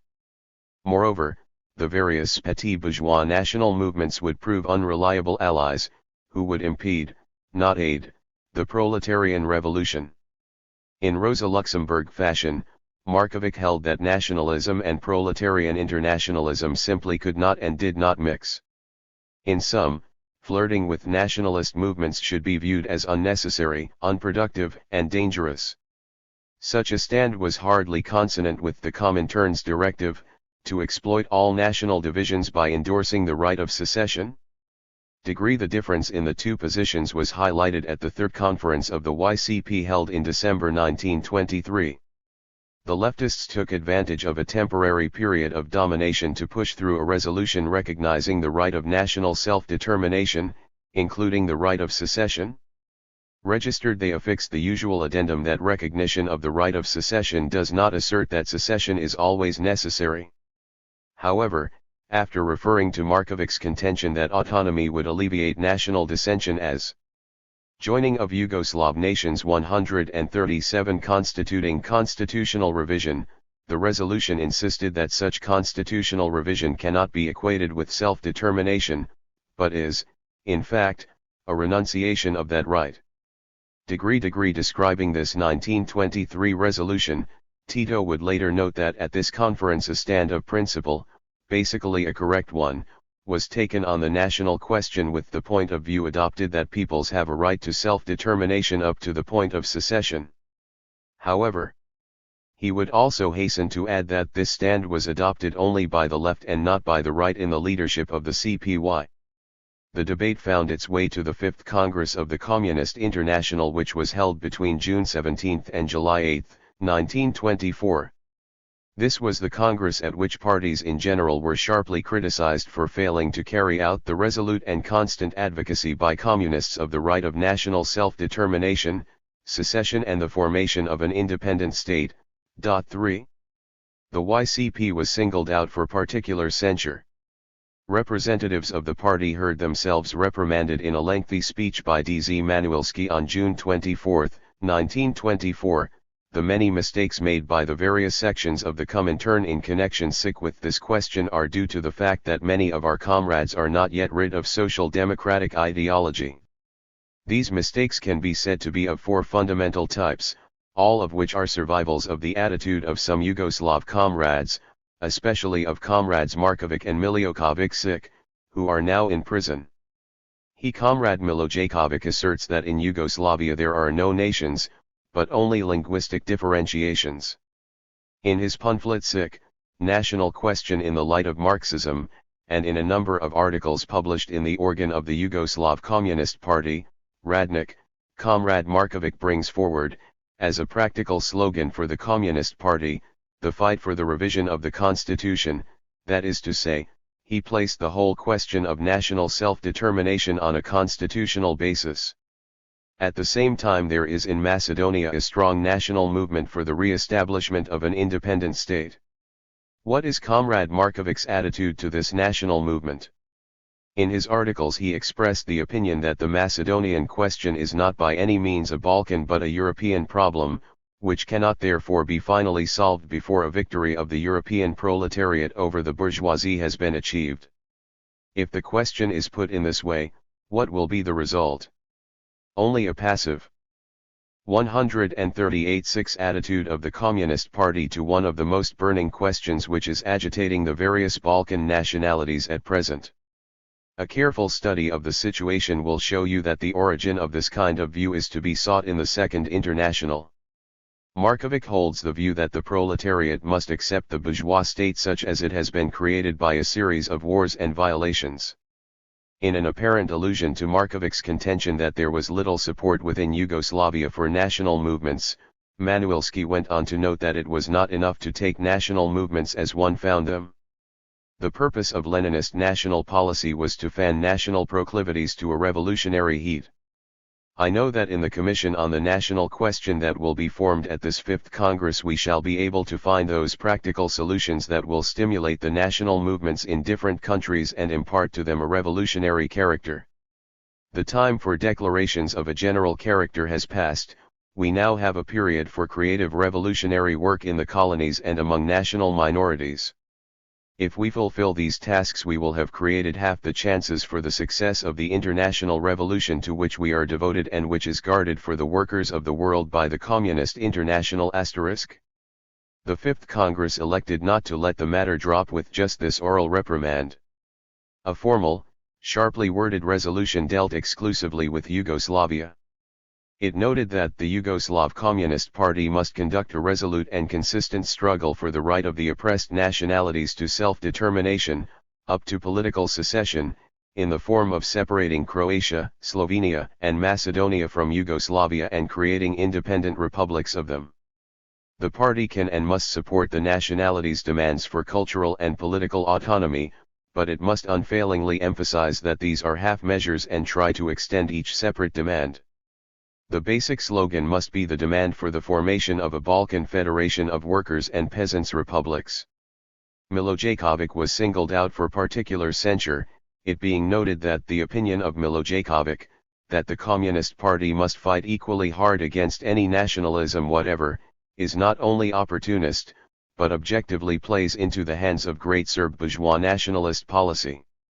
As a further means of assuring joining of Yugoslav nations 139 pliance with the Comintern's policy on the national question, the Fifth Congress, in a separate resolution dealing with Macedonia and Thrace, downgraded the role of the individual communist parties, most particularly those of Greece and Yugoslavia, relative to the BCF, the Balkan Communist Federation is entrusted with the unification of leadership of the activities of the communist parties of the separate Balkan countries in regard to national questions, and particularly the Macedonian and Thracian questions.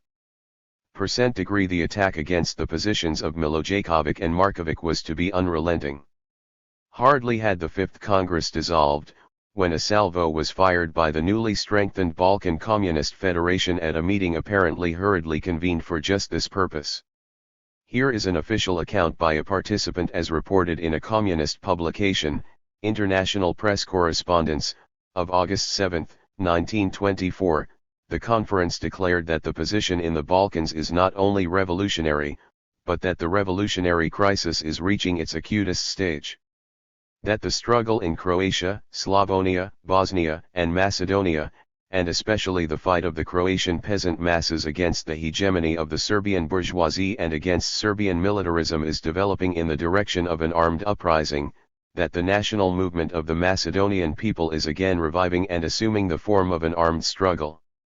The Communist Balkan Conference has also discussed very thoroughly the inner situation and the activity of the individual communist parties of the Balkan countries. It condemned in a most decided manner the right and liquidatory deviation of many leaders and groups in these parties, and especially the opportunist standpoint of Comrade Sima Marković and J. Milanović Milošević, in the Yugoslav Communist Party regarding the national question, which they regard merely as an ordinary constitutional question registered. Despite this multi-pronged attack, Marković refused to submit, leading to a crisis now perceived by Stalin to be of sufficient gravity to merit his personal intervention. Stalin's speech, delivered before a commission of the Comintern which had been especially created to end the factionalism within the YCP, wasted no time with the usual preliminary courtesies. It opened, "Comrades, think Comrade Semish Marković has not fully understood the essence of the Bolshevik presentation of the national question." Several SPE 146 civic errors were then noted. 1. The attempt to reduce the national question to a constitutional, read, non-revolutionary, question. 2. The refusal to link the national question to the peasant question, registered, and 3. Perceiving the issue in a purely Yugoslavian context and not relating it to the world revolution and the foreign policy of the Soviet Union. Stalin concluded this section of his speech by noting that the question of the right of nations to self-determination should be regarded as an immediate and burning question. Turning to what must be done to correct the errors, Stalin insisted that it is imperative to include in the national YCP program a special point on the right of nations to self-determination, including the right of secession. But he took particular pains to emphasize that the right of territorial autonomy should also be included for those peoples who do not secede. Those who think that such a contingency must be excluded are wrong. That is a mistake. Under certain circumstances, as a result of the victory of the Soviet Revolution in Yugoslavia, it may well be that on the analogy of what occurred in Russia certain nationalities will not desire to secede.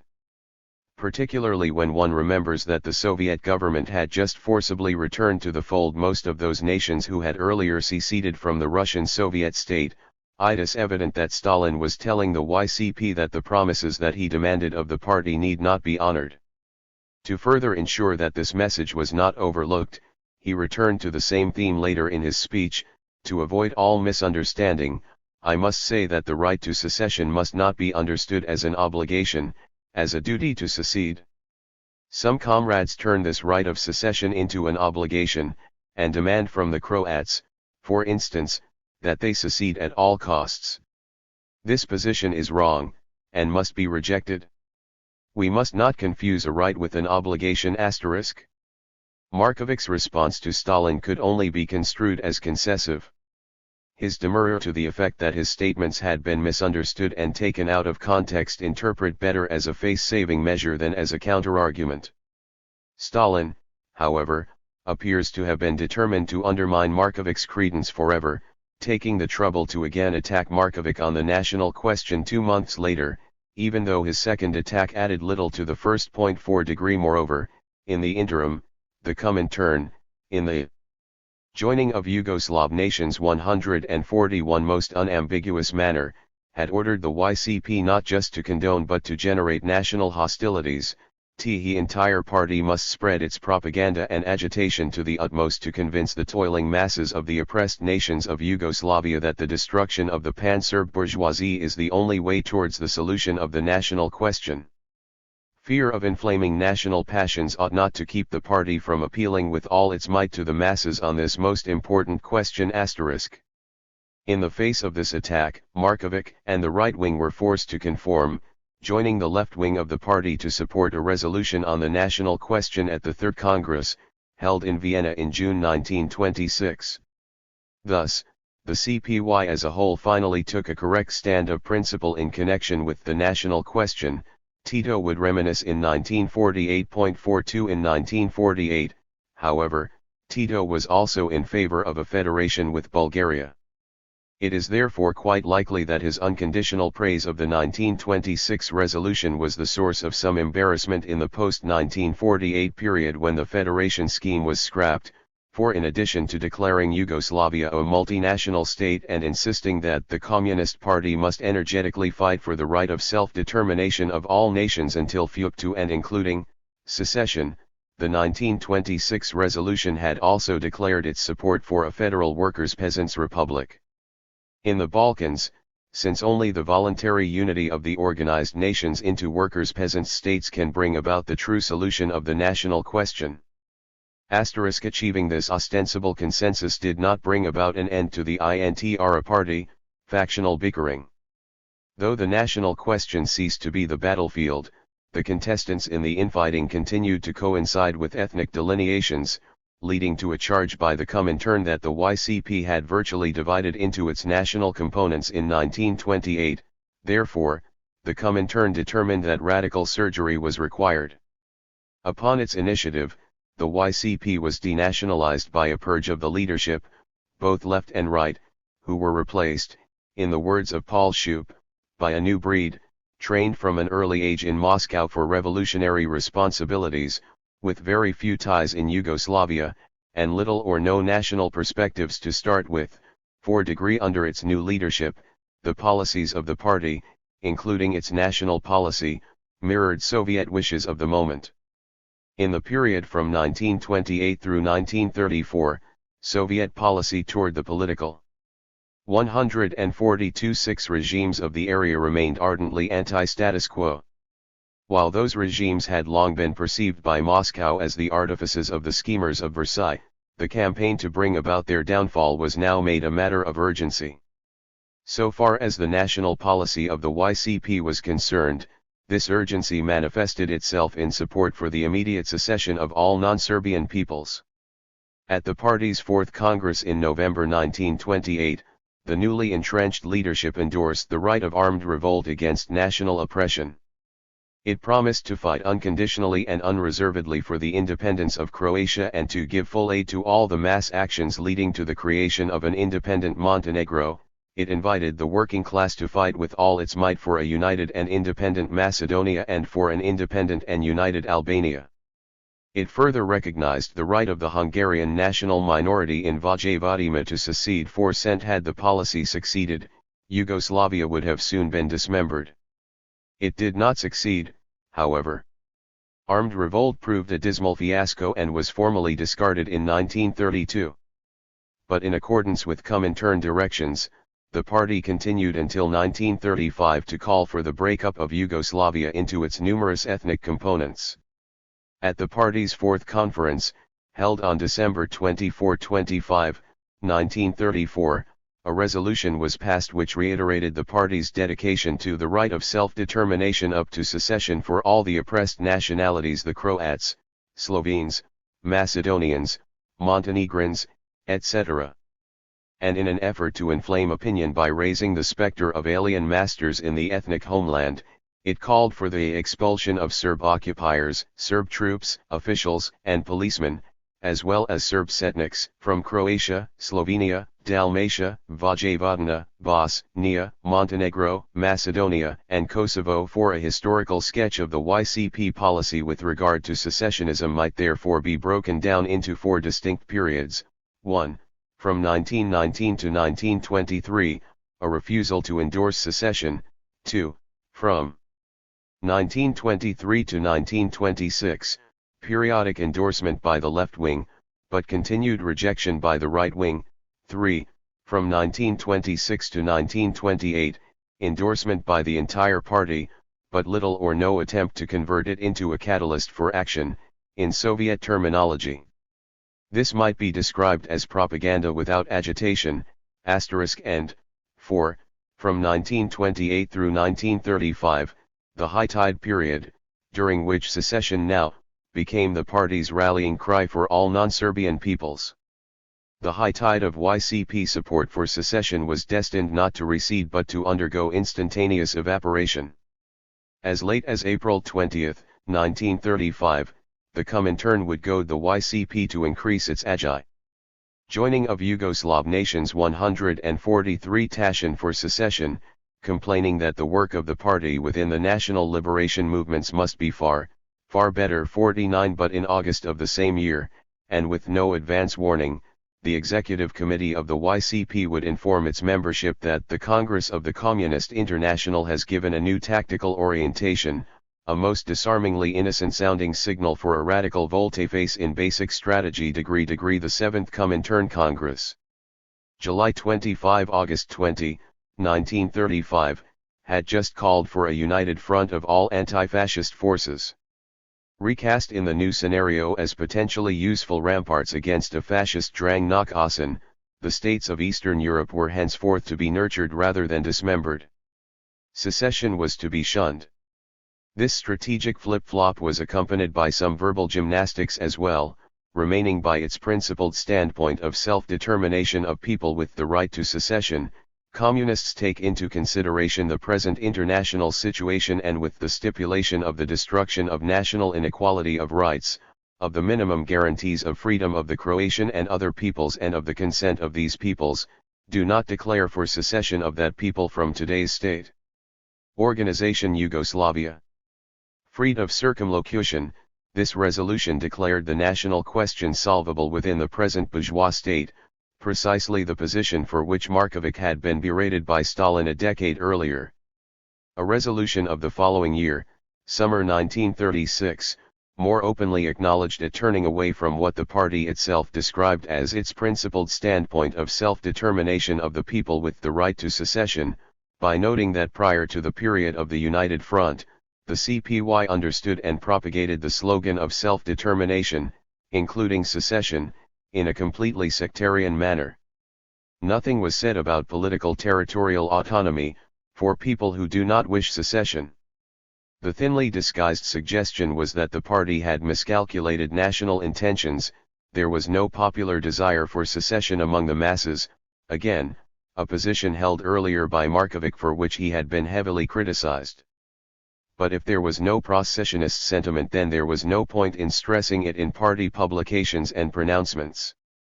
In short, the scene had been set for the virtual disappearance of the self-determination slogan. Its abrupt elimination from all official speeches and documents occurred in January 1937, and remained in effect until well after the Nazi-Soviet Pact of August 1939.55, as in the cases of China and Vietnam. 144.6 During the same period, no formal renunciation of the principle of self-determination occurred. The phrase simply vanished.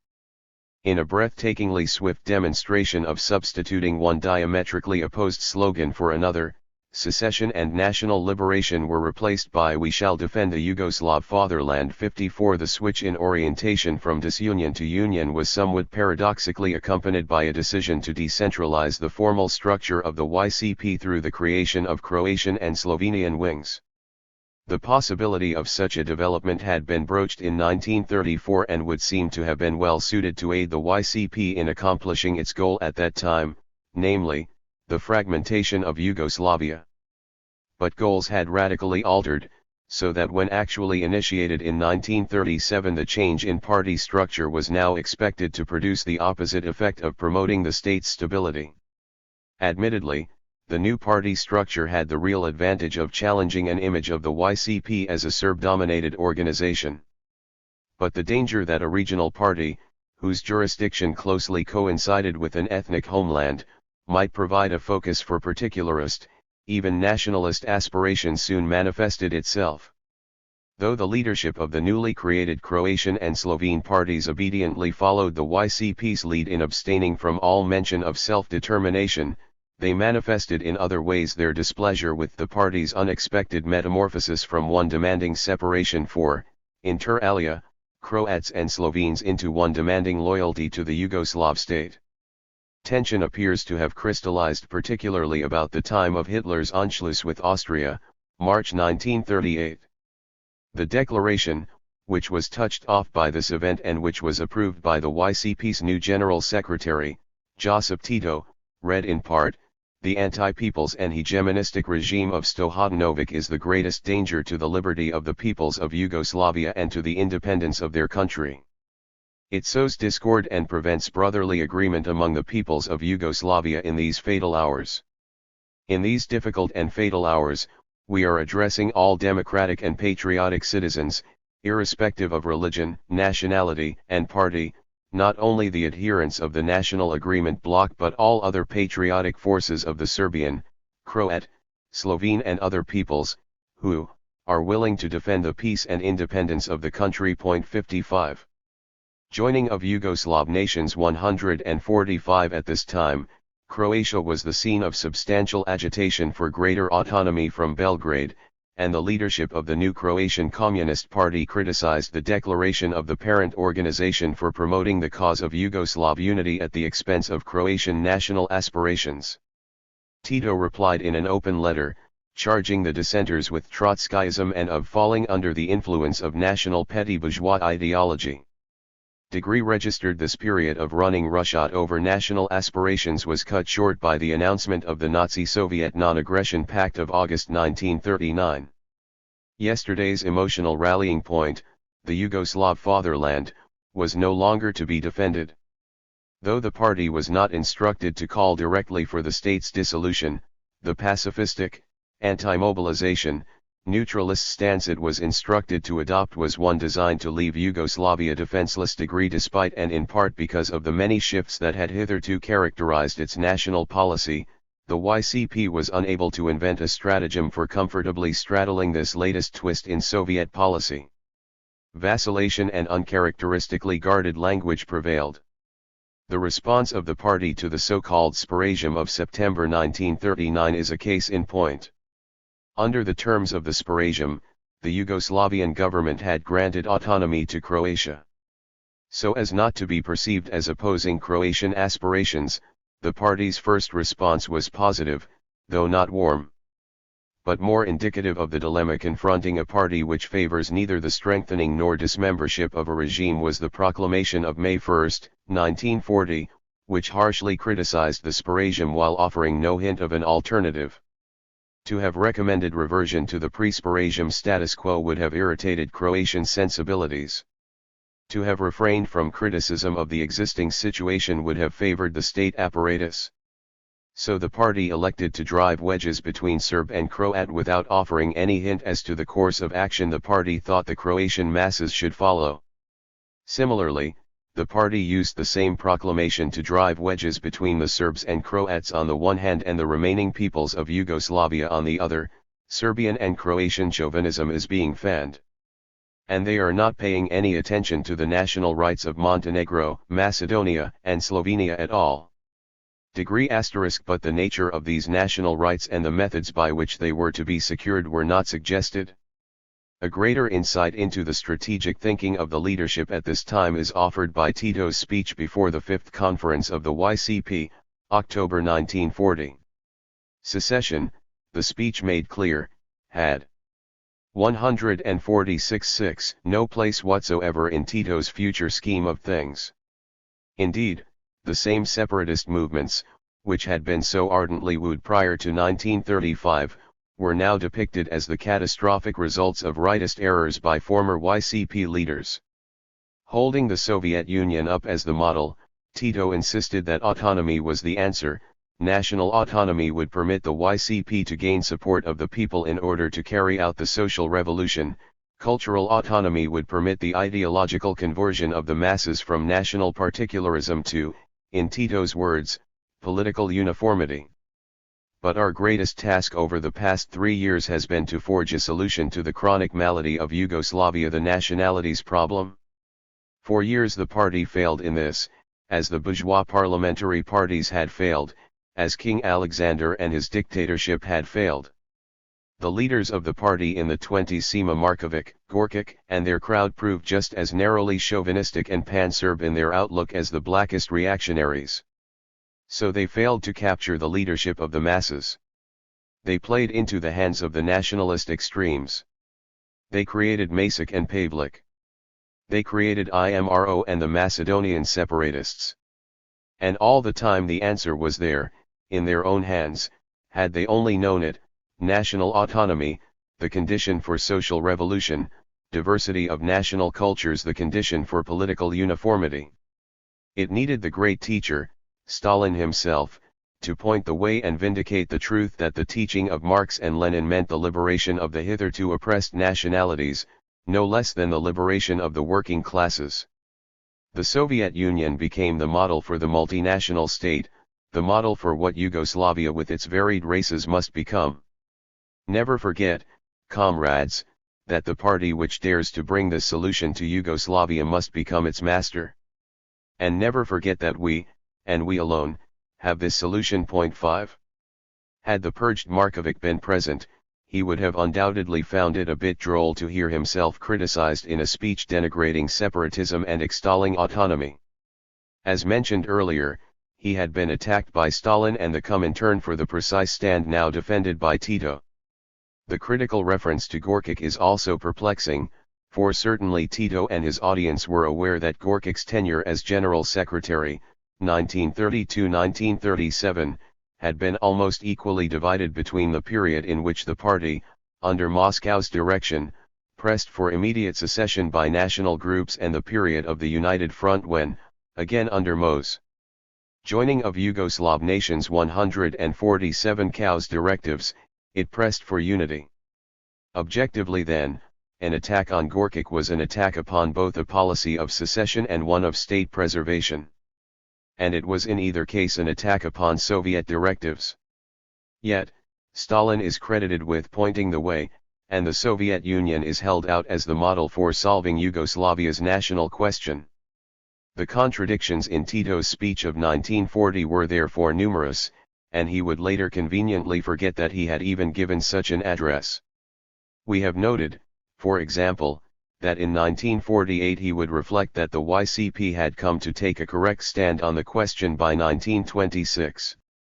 Elsewhere in his 1948 report, in the course of reviewing the events of 1921 through 1928, he would conclude that after discussions and struggles against the views of Sima Markovic a correct stand was taken on the national question, with the help of the Comintern and Comrade Stalin. Tito's 1948 speech implied that once the party had succeeded during the late 1920s in taking a correct position upon the national question, it never strayed from it. He thus chose to overlook both the period of the United Front and his own post-United Front speech of 1940 in which he criticized all hitherto national policy. At least at the time of his 1940 speech, Tito had no sympathy for the 1928 to 1935 policy of supporting secession. Nor had he harbored any sympathy for the notion of Yugoslavia per se. As he emphasized in his 1940 speech, we are not interested in the bourgeois ideal of a fatherland to be defended, but of a world revolution to be carried through. Remember this. The greatest revolution for the Yugoslav state, a revolution which I am confident the mass of the people will accept, will be a revolution which brings national equality to Serbs, Croats, Slovenes, Macedonians, Montenegrins.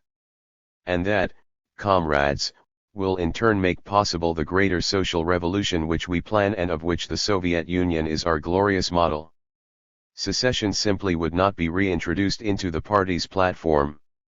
The promise of autonomy would suffice to gain the necessary support of the masses. The resolution on the national question, which was shepherded through the Fifth Conference by Tito and which, unlike his speech, was designed for public consumption, was substantially less explicit with regard to repudiating secession. The general thrust of the message to the various non-Serbian peoples was an expression of sympathy for the trampling upon their national rights by the Serbs. 148-6 coupled with a warning to beware of fascists bearing gifts. But solutions were phrased in a most hazy manner. Thus it was noted that while the party supported self-rule for the Macedonians to protect them against oppression by the Serbian bourgeoisie, it must at the same time accomplish the unmasking of the Italian and Bulgarian imperialists and their agents who also want to put the Macedonian people under their yoke by means of demagogic promises. Self-rule, Samudra was also promised to the Montenegrins who, along with the Albanians, had to be protected both from the Serbian bourgeoisie and from the Italians who were trying to exploit their national discontent by means of various promises. The German, Hungarian, and Romanian minorities should be supported in their just struggle, but must be warned that they cannot solve the national question in these and other regions with the help of an imperialist, conquering war. Autonomy or some analogous form of government should be introduced in Bosnia. Serbs, Croats, and Slovenes were platitudinously promised a real solution of the national question. Registered. The resolution was thus designed to hold the national groups together, temporarily alleviating any secessionist impulse by promising to each group a judicious, if purposefully nebulous, solution to their national question, a solution which could be achieved only after the current imperialist threat had receded in the face of the united resistance of all the national groups. This temporizing stance, which had been forced upon the YCP by the embarrassing Soviet fascist accord, was not one that in the normal course of events would be expected to win many converts to the party. Yet in retrospect, this recourse to ambiguity was to prove an incomparable stroke of good fortune. Within 6 months of the resolution's passage at the Fifth Conference, Yugoslavia was to be invaded, April 1941, and from the ensuing occupation the YCP was to emerge as the ruling force of post-war Yugoslavia. A key element in bringing about this remarkable turn of fortune was the ability of the YCP to avoid identification either with the fragmentation of Yugoslavia or with the notion of the pre-war Yugoslavian state. The policy of the party during 1939 to 1940 had been worded in a sufficiently enigmatic manner that it was able to meet these negative requirements. Had this transitional period not occurred, had the party entered upon World War II directly from either the 1928 to 1935 period during which it had been calling for immediate dismemberment of the state, or if it had proceeded directly into the war from the 1935 to 1939 period during which it had, joining of Yugoslav nations 149, been calling for the downgrading of national aspirations in the name of defense of the fatherland, the party's ability to attract converts during the occupation would have been substantially lessened. In order to probe the manner in which its period of equivocation just prior to Axis occupation aided the YCP's march to power, it is instructive to recall that the party's earlier, less obscure positions had not resulted in any startling groundswell of popularity among the masses. The radical swings which had occurred in that policy over the years were both a partial acknowledgement of that failure and a contributing element to it. 6. Those who might sympathize with the party in one period because of its stand on the national question would perforce be repelled in another. And, at least in the case of the better informed, the party's history of extreme vacillation on the national question offered excellent cause, even for those who shared the YCP's national outlook of the moment, to suspect its sincerity on the issue. A more significant factor for the party's failure to exploit the national question, however, was that regardless of where the YCP had elected to stand, there were alternative, non-communist organizations already there. On the one hand, the communists had been preempted from staking out a monopolistic position with regard to the national aspirations of specific national groups, such as the Croats who could, and did, turn to their own nationalistic peasant party, or the Macedonians who could rally around IMRO. On the other hand, there had been groups who, though in opposition to the government, had shared the government's preference for a single, integrated society. The socialists, for example, had continued to espouse the myth that the Yugoslavs constituted a single nation. Neither the notion of an integrated Yugoslavia nor that of immediate fragmentation proved equal to the demands posed by the Axis invasion. An integrated Yugoslavia had long been viewed by the more articulate members of the non-Serbian peoples as a euphemism for Serbian hegemony. In the interval since 1918, an intuitive sense of a distinctive Croatian, Macedonian, or Slovene national identity had infected a sufficient number of individuals so as to render anachronistic the idea of a single Yugoslav people. The government had acknowledged as much when it accorded autonomous status to the Croats during 1939.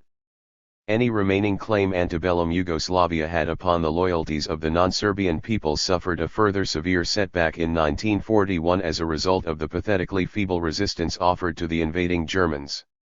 156 But immediate fragmentation also failed to arouse mass support. Following its easy victory, the Axis powers, 1. Divided the territory into 3 independent states, Croatia, Montenegro, and Serbia, 2. Annexed and divided Slovenia, and 3. Ceded Macedonia to Bulgaria, the Albanian district to Albania, and the Hungarian district to Hungary. The division was not one designed to enchant Serbs and Slovenes, and its attractiveness to Croatians and Montenegrins would be severely compromised by the realization that the new puppet states were tainted by fascist collaborationism. Indeed, the German decision to dissect Yugoslavia proved a boon to the YCP, because only the Communists entered this period in possession of a secret, underground structure organized on a country-wide basis. It was therefore uniquely positioned to conduct effectively coordinated guerrilla resistance against the Germans throughout Yugoslavia. Their principal rivals, the Chetniks, led by Mihailović, were essentially a Serbian group, distrusted by non-Serbs as aspiring to reintroduce Serbian hegemony, and thus restricted in their operations to areas populated by Serbs. The German invasion therefore fulfilled a precondition for the success of the YCP by giving rise to a most unhappy and unacceptable situation that the Communists were best prepared to counter. Local ethno-national antagonisms would be temporarily shelved only if faced with a more ominous, more alien, common threat. And the Nazis represented ideal typecasting. They thus filled the fortuitous but indispensable role for the YCP that the Japanese had for the Chinese Communists and that the Japanese, French, and Americans had for the Vietnamese movement. Nor do the similarities between these communist movements end there. In nurturing its image as the only force which was capable and willing to engage the alien, the YCP was aided by Mihailovic's unwillingness to commit his forces against the Germans, just as the Chinese Communists had been aided by the reluctance of Chiang to move against the Japanese forces prior to 1936. Moreover, in order to maximize their appeal to the masses, the YCP leaders, following the same pattern as their Chinese and Vietnamese counterparts, were careful to play down their relationship to the Marxist movement, stressing instead their leadership of the popular movement against the alien presence. Thus the resistance became the Sacred National Liberation War, and a similar rubric was applied to the guerrilla forces. Partisan detachments are called National Liberation Partisan detachments because they are not the fighting formations of any joining of Yugoslav nations 151 political party or group, not even the Communist Party. In this concrete case, though Communists are fighting in their front ranks, but they are the fighting detachments of the peoples of Yugoslavia in which all patriots capable of armed struggle against the invader should participate, regardless of their political convictions. Degree 6 While avoiding too close an association with international Marxism-Leninism, the YCP also took pains to avoid too close an association with the idea of Yugoslavia. Such an aloof stance was essential if the party were not to risk being labeled as Serbian chauvinists. The premeditated tendency to limit or avoid references to Yugoslavia can be seen in the two most heavily promoted slogans of the war: brotherhood and unity, and death to fascism, liberty to the people. Abstractions, such as brotherhood and the people, are at least as apt to conjure forth images of one's own nation as to conjure forth images of the multi-ethnic community that shares one's citizenship. This is even more true of the term national as it appeared in the Sacred National War of Liberation or in National Liberation Partisan detachments. Indeed, the term was quite appropriate, 4 national detachments were organized on ethnic, that is, national lines registered. It is doubtful that this stratagem caused much soul-wrenching among the YCP leadership, for their actions during the first stage of the occupation illustrated a stark lack of ardor for the re-establishment of the Yugoslav state. In a memorable display of willingness to accommodate Moscow's policies, the party refrained from calling for resistance against the occupying forces of the state with whom Moscow was still joined in a non-aggression pact registered *. Such a call did not go out until after the Germans attacked the Soviet Union on June 22, 1941. Moreover, the proclamation then released was curiously devoid of conventional patriotic appeals. It was addressed to all who opposed fascism rather than to Yugoslavians. Moreover, far from being pitched to the defense of a Yugoslav fatherland, it seemed to ascribe the highest priority to the defense of the Soviet Union. All you who are groaning under the invader's boot, you who love freedom and independence, who will not stand fascist slavery, know that the hour has come for your liberation from struggle for your liberty, under the leadership of the CPY.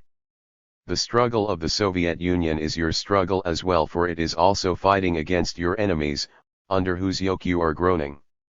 If you love your freedom and independence, if you do not want 152-6 to be foreign slaves, if you want to free yourselves from fascist slavery, help the righteous struggle of the great, peace-loving country of socialism, the Soviet Union, with all your means, unite all your forces against your oppressors, the fascist invaders, who enslaved and plundered your country. Get ready quickly for the final and decisive fight. Do not allow the precious blood of the heroic Soviet peoples to be shed without our participating in the struggle. Mobilize all your forces against your countries being made a base for supplying the fascist rabble, which, like mad dogs, are attacking the Soviet Union, our dear socialist country, our hope and the beacon that all the toilers of the world are looking at with hope registered. In performing this not easy trick of eliciting common action without arousing adverse ethnic sensibilities, though the triggering of pre-war memories, one theme seized upon by the YCP was that of common slavism. Though the time had long expired in which an appeal in the name of a single, South Slav national identity could be expected to overpower the inkling of a separate Croatian, Macedonian, Serbian, or Slovene nationhood, the sense of shared Slavic roots was not totally without influence. On the one hand, the YCP could fan this sense of commonality by appealing to fear. From the beginning of the armed struggle, a recurring theme of the party's propaganda was that the Germans were embarked on a genocidal crusade against the South Slavs, and the party could buttress this accusation with references to traditional German disdain for Slavs, Hitler's personal comments on the topic, and, most poignantly, the brutal acts of the Nazi occupation forces. In a more positive vein, the theme of Slavic greatness and unity was propagated through the party-controlled press, radio, and popular song. In addition to stressing the bond linking the Slavic peoples of pre-war Yugoslavia, the Slavic motif had, from the YCP standpoint, the added advantage of reinforcing psychological ties to Mother Russia, our dear socialist country. But in the debit column, cloaking the partisan movement with Slavic attire would decrease its attractiveness to the non-Slavic peoples. Albanians and Hungarians, already favorably predisposed toward the German and Italian forces as a result of being joined to the states of Albania and Hungary, respectively, could hardly be expected to be moved by exhortations in the name of Slavdom. Indeed, as events during the war subsequently made tragically clear, appeals to a common Slavic heritage were even unable to assuage perceptibly the deep-seated hatreds among Slavic peoples. Joining of Yugoslav nations, 153 with normal peacetime controls eradicated, the awesome depth of ethnic animosities within Yugoslavia was soon revealed. Though the World War II experience would in retrospect be officially described as an anti-fascist struggle in which all of the national groups participated, it was, on balance, much more a civil war that pitted one national element against another. Atrocities were legion. Hardly had Croatia been separated from the rest of Yugoslavia when Croatians began to practice large-scale violence against the Serbian minority within the new state. Not needing much provocation, Serbs retaliated in kind against Croats in Bosnia, Herzegovina, and elsewhere. Meanwhile, the Muslims, Slavs of the Islamic faith, who feel they constitute a separate people, were engaged in genocidal attacks against Serbs and Montenegrins, as were the Albanians. To design a united front so that it could transcend the primal hatreds, the phrase used by Gilas, would tax any elite's ingenuity. In fact, the YCP did not prove very successful in doing so. The number of its active sympathizers remained dangerously thin throughout the decisive period of the war. In each region of the country, Tito's United Front either encountered passivity bred of fear, or found itself competing for the people's loyalty with local revolutionary forces and/or the government. For example, although Tito's movement realized greater success within Serbia than elsewhere, most of the people therein were too awed by German might to engage in physical acts of resistance. Those who were willing were divided in their loyalties to the partisans, the Chetniks, the German-installed government of Serbia, and the government in exile in London.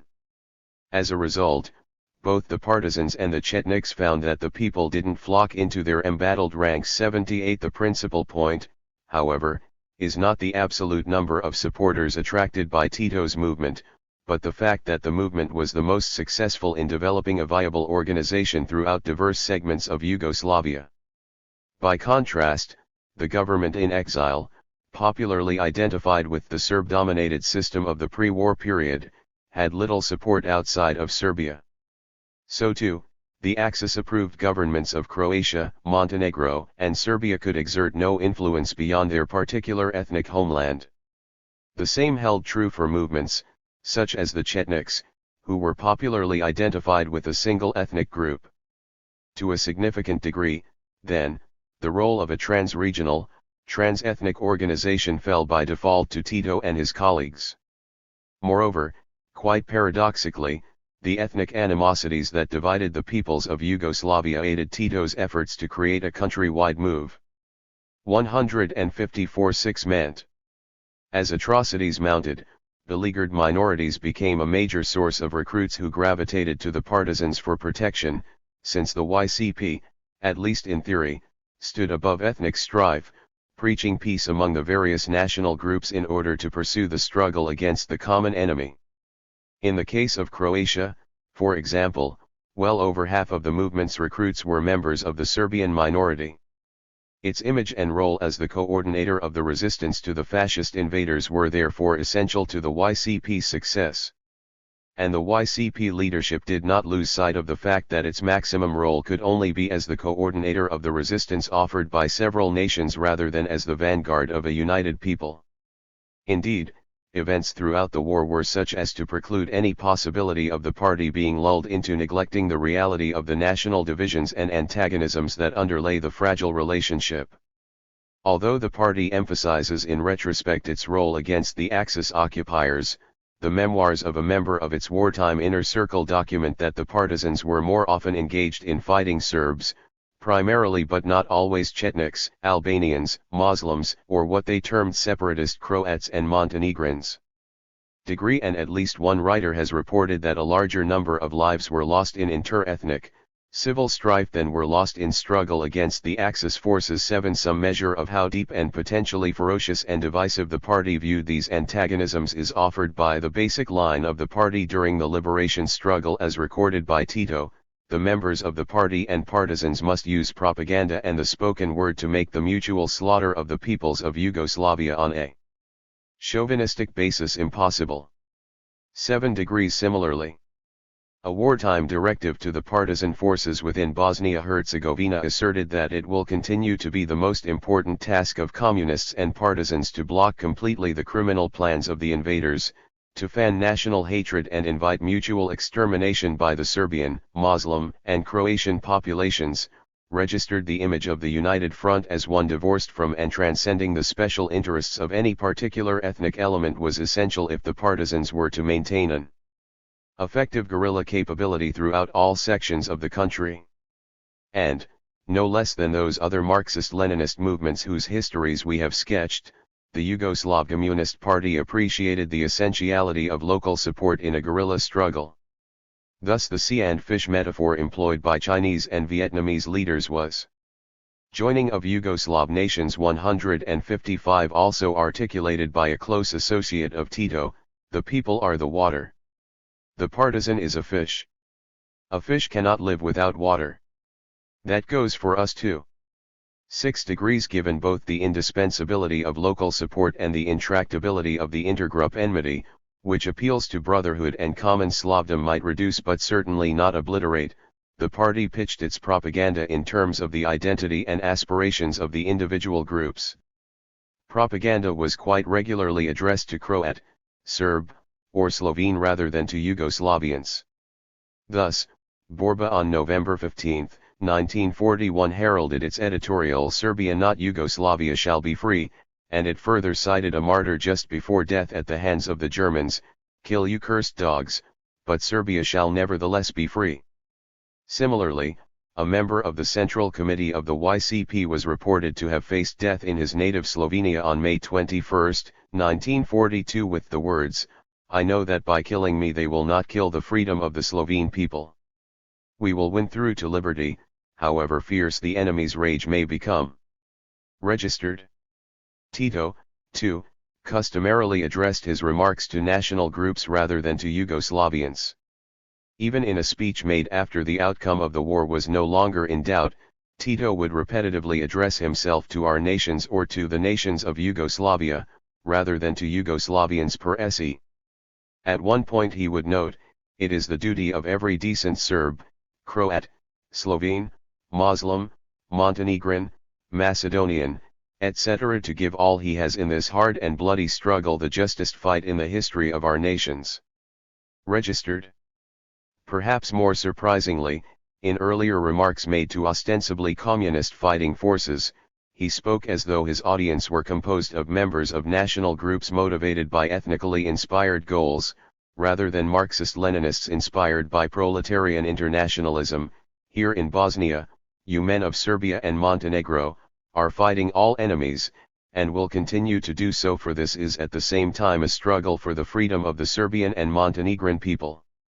And tomorrow, when the time comes, and I assure you, comrades, that time is not far off, you will march again into Serbia, Montenegro, to liberate your people." Registered. A most enlightening example of the perils and difficulties associated with such tightrope walking is offered in a report of August 8, 1943 by Svetosar Vukmanovic, alias Tempo, the YCP's major representative within Macedonia. In his letter to the party's Central Committee, he recounted how the propaganda of the Communist 156 movement there had been appealing to Macedonian sentiment for independent statehood without reference to a Yugoslavia. This was a tremendous political mistake, in that in it Macedonia was treated outside the framework of Yugoslavia. Tempo felt such an orientation might prove disastrous to the long-term interests of the YCP, so he insisted upon a change. But how far could propaganda go toward promoting common Yugoslavism and still attract broad support among the Macedonians? After much wrangling, agreement was reached on the deceptively innocuous-sounding slogan of the liberation and unification of the Macedonian people in brotherly cooperation with all the Yugoslav people.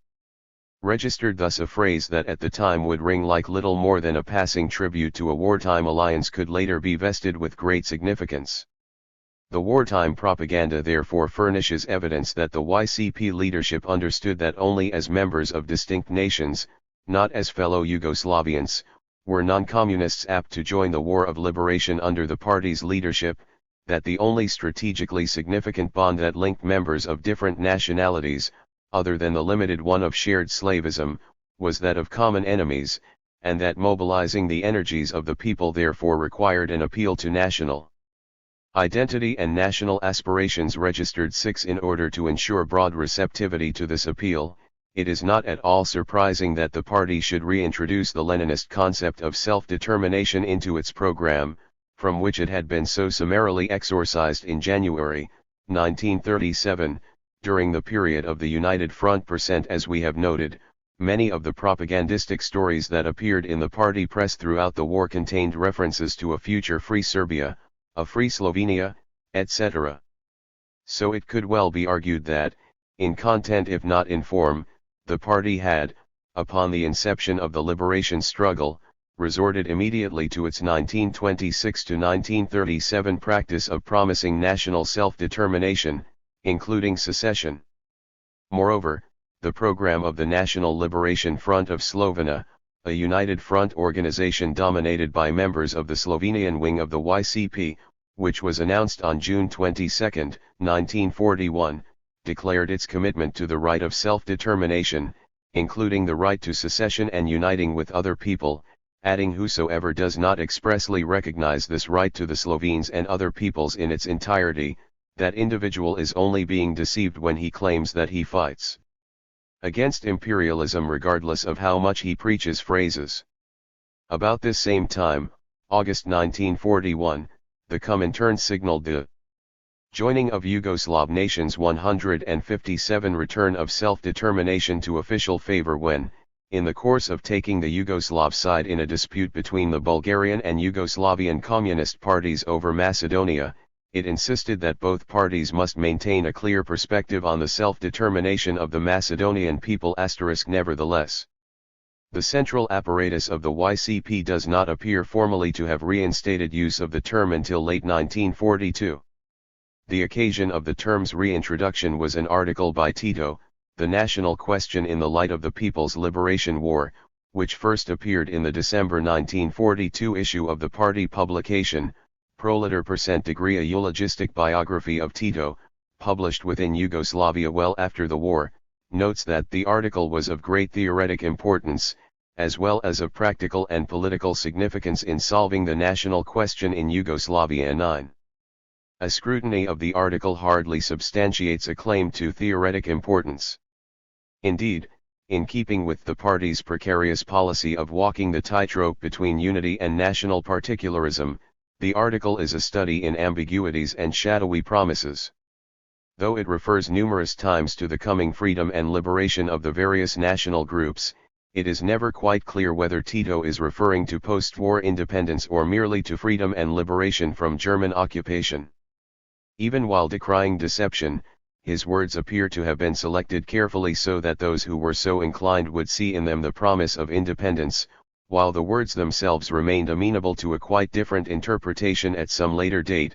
The expression national liberation struggle would be only a phrase, even a deceit, if it would not have both general Yugoslav meaning and national meaning for each particular people, that is, if it would not mean in addition to the liberation of Yugoslavia, the simultaneous liberation of the Croats, Slovenes, Serbs, Macedonians, Albanians, Muslims, etc., if the national liberation struggle would not have had as its substance to really bring freedom, equality, and brotherhood to all Yugoslav people. This is precisely the essence of the liberation struggle. It would not be permissible to achieve full liberation of each people if each of them would not have engaged in the struggle for the common victory of all Yugoslav peoples over all the enemies of the peoples. Emphasis added. Despite this ambiguity and despite the many vacillations and convolutions that had hitherto characterized the party's stand on 158-6 the national question, Tito now described the YCP as having been, from its very inception, the unswerving champion of self-determination. His version of the YCP's history made the party appear to be a one-issue organization. It was solely for defense of national rights that party members had been tyrannized. Loyal to its principle that each people has the right of self-determination, the Communist Party fought against such national policy of the great Serbian hegemonists during the whole period of the fight for survival of Yugoslavia. The Communist Party of Yugoslavia resisted in a most resolute way the oppression of the Croats, Slovenes, Macedonians, Montenegrins, Albanians and others. Just for that reason the great Serbian hegemony bourgeoisie was furious with the Communist Party. For that reason for 22 years Yugoslav jails were filled with our best communist militants, referring later in the article to the same spotless flag carried by the Communist Party since the beginning of Yugoslavia in the uncompromised struggle for national freedom and equality of all our people. Tito continued, the Communist Party has never renounced nor will it ever renounce the principle laid down by our great teachers, Marx, Engels, and Lenin, the principle that each nation has the right to self-determination, including separation. Here was certainly an unequivocal statement, but Tito hastened to add, but at the same time the Communist Party of Yugoslavia will never allow and will fight against abusing that right by the enemies of the people, who want to bring to the people medieval darkness and colonial slavery instead of freedom and independence. Which is the case with Pavlish's independent Croatia. The Communist Party of Yugoslavia will continue to fight for a brotherly, free, equal community of all nations of Yugoslavia. It will equally fight against the great Serbian hegemony, which tends to continue to oppress the Yugoslav people, and against all those who try to arouse dissent and to interfere with brotherly accord in the interest of some imperialist power. What significance can one ascribe to an unequivocal endorsement of the principle that each nation has the right to self-determination, including separation, if the party will never allow this right to be exercised by the forces of medieval darkness, the more so 5ENN. Joining of Yugoslav nations 159 when the party reserves to itself the exclusive right to differentiate between the forces of darkness and those of light.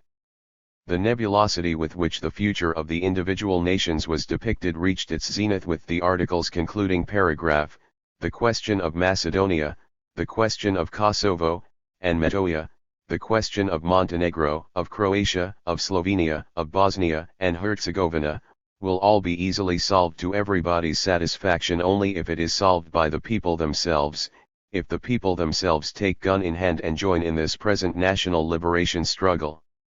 The ambiguity was quite purposeful. Only a few months earlier, Tito had pointed out that a program capable of appealing to all nationalists was essential at this juncture. He brushed aside talk of specific post-war developments as incompatible with that need, but today is not the time to talk about the post-war period. We are now in the midst of the people's liberation struggle. For all of us, irrespective of religion, class, or creed, that is the main and most urgent task. It is our duty to rally to our ranks all those who love their people. This, in turn, makes it incumbent on us to adopt a broad and flexible approach. In 1942, with the outcome of the war and the future of his movement still very much in doubt, Tito was therefore quite cautious on the national question, refusing to hint at his true post-war plans for the various national groups. But by the end of 1943, Allied troops were engaging the Germans in nearby Italy and the Nazi rollback on the Soviet front had begun. Tito's position on the national question now swiftly emerged from the shadows. As Tito described the situation, the Allies had disembarked in Italy and Italy had capitulated. The heroic Red Army was chasing the German fascist hordes further and further over its boundaries without a stop. Hitler's defeat in the near future was inevitable. In that situation, it was necessary to see to it that the attainments of the national liberation struggle were made secure. It was already time to think of the creation of the first state organ as the highest authority in the country.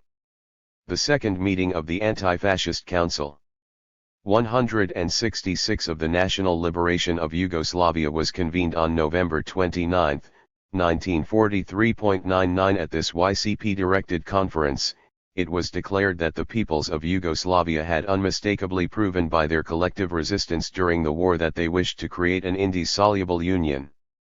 This declaration was remarkably dissimilar from the resolution that had been adopted at the first meeting of the Anti-Fascist Council of National Liberation only a year before, November-December 1942. The earlier resolution had made no reference to a united Yugoslavia but, with the customary ambiguity that had marked wartime party statements on the national question, gave the appearance of promising that each group's future would be determined in accordance with the group's own wishes. The national liberation movement fully recognizes the national rights of Croatia, Slovenia, Serbia, Macedonia, and all other regions. It is a movement which is as much Croatian, as it is Slovene and Serbian.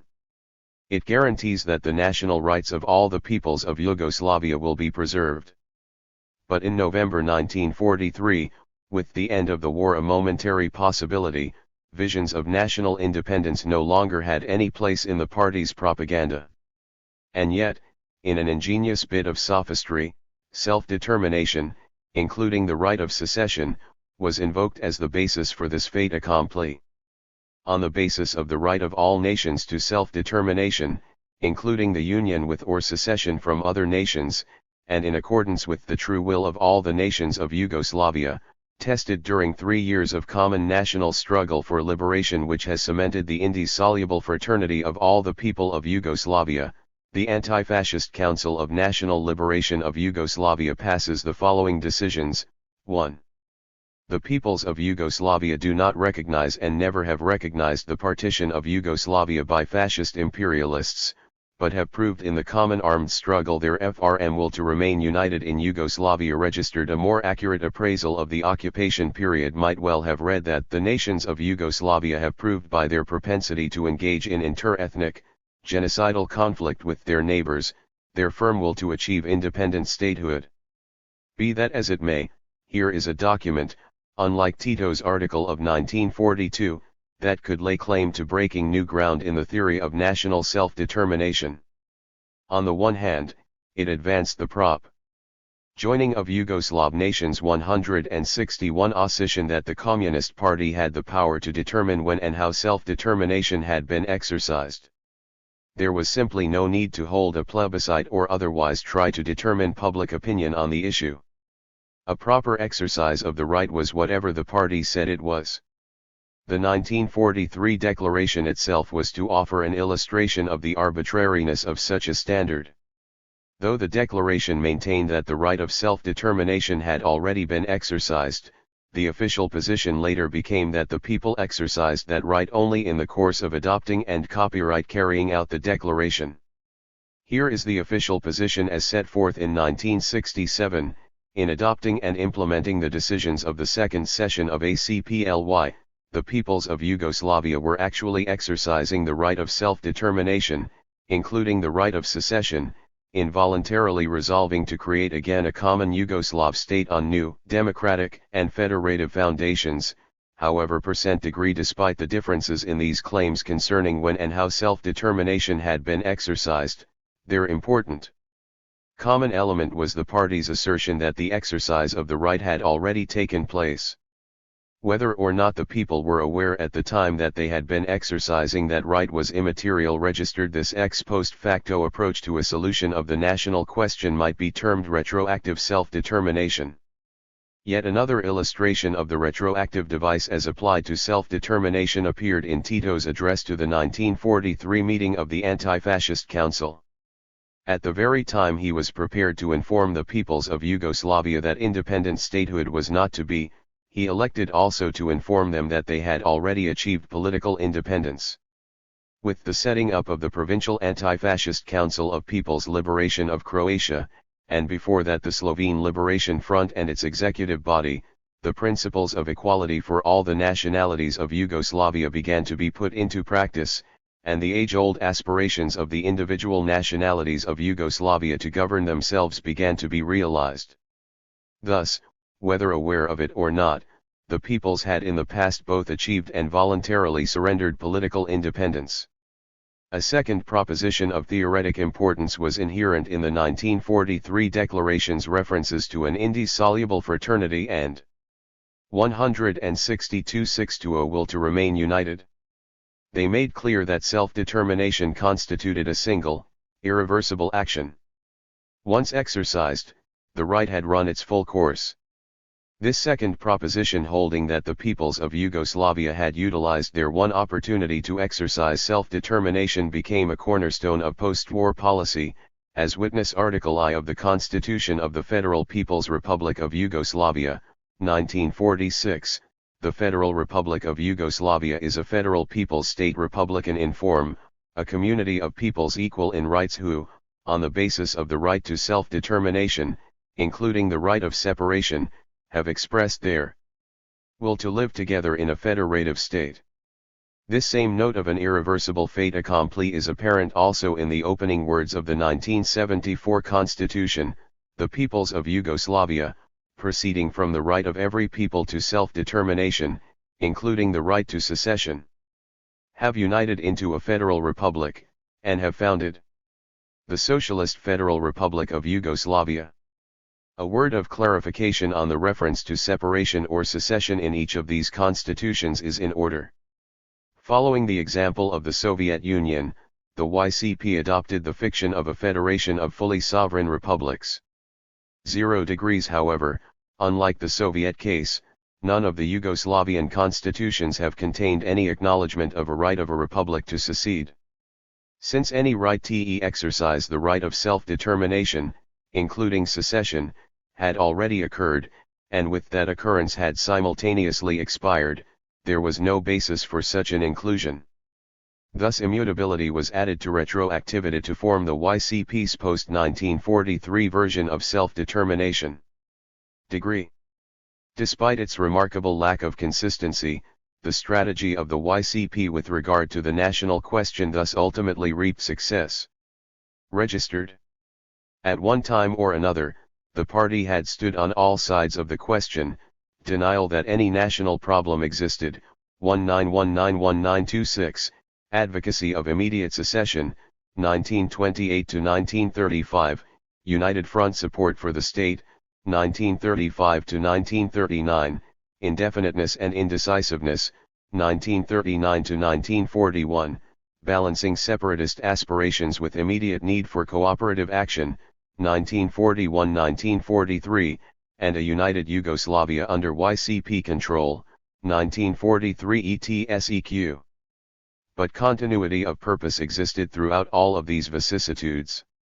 As we earlier noted, Tito in 1948 endorsed the position of the party that was developed between Stalin's criticism of Markovic and 1928, that is, the period culminating in advocacy of immediate secession.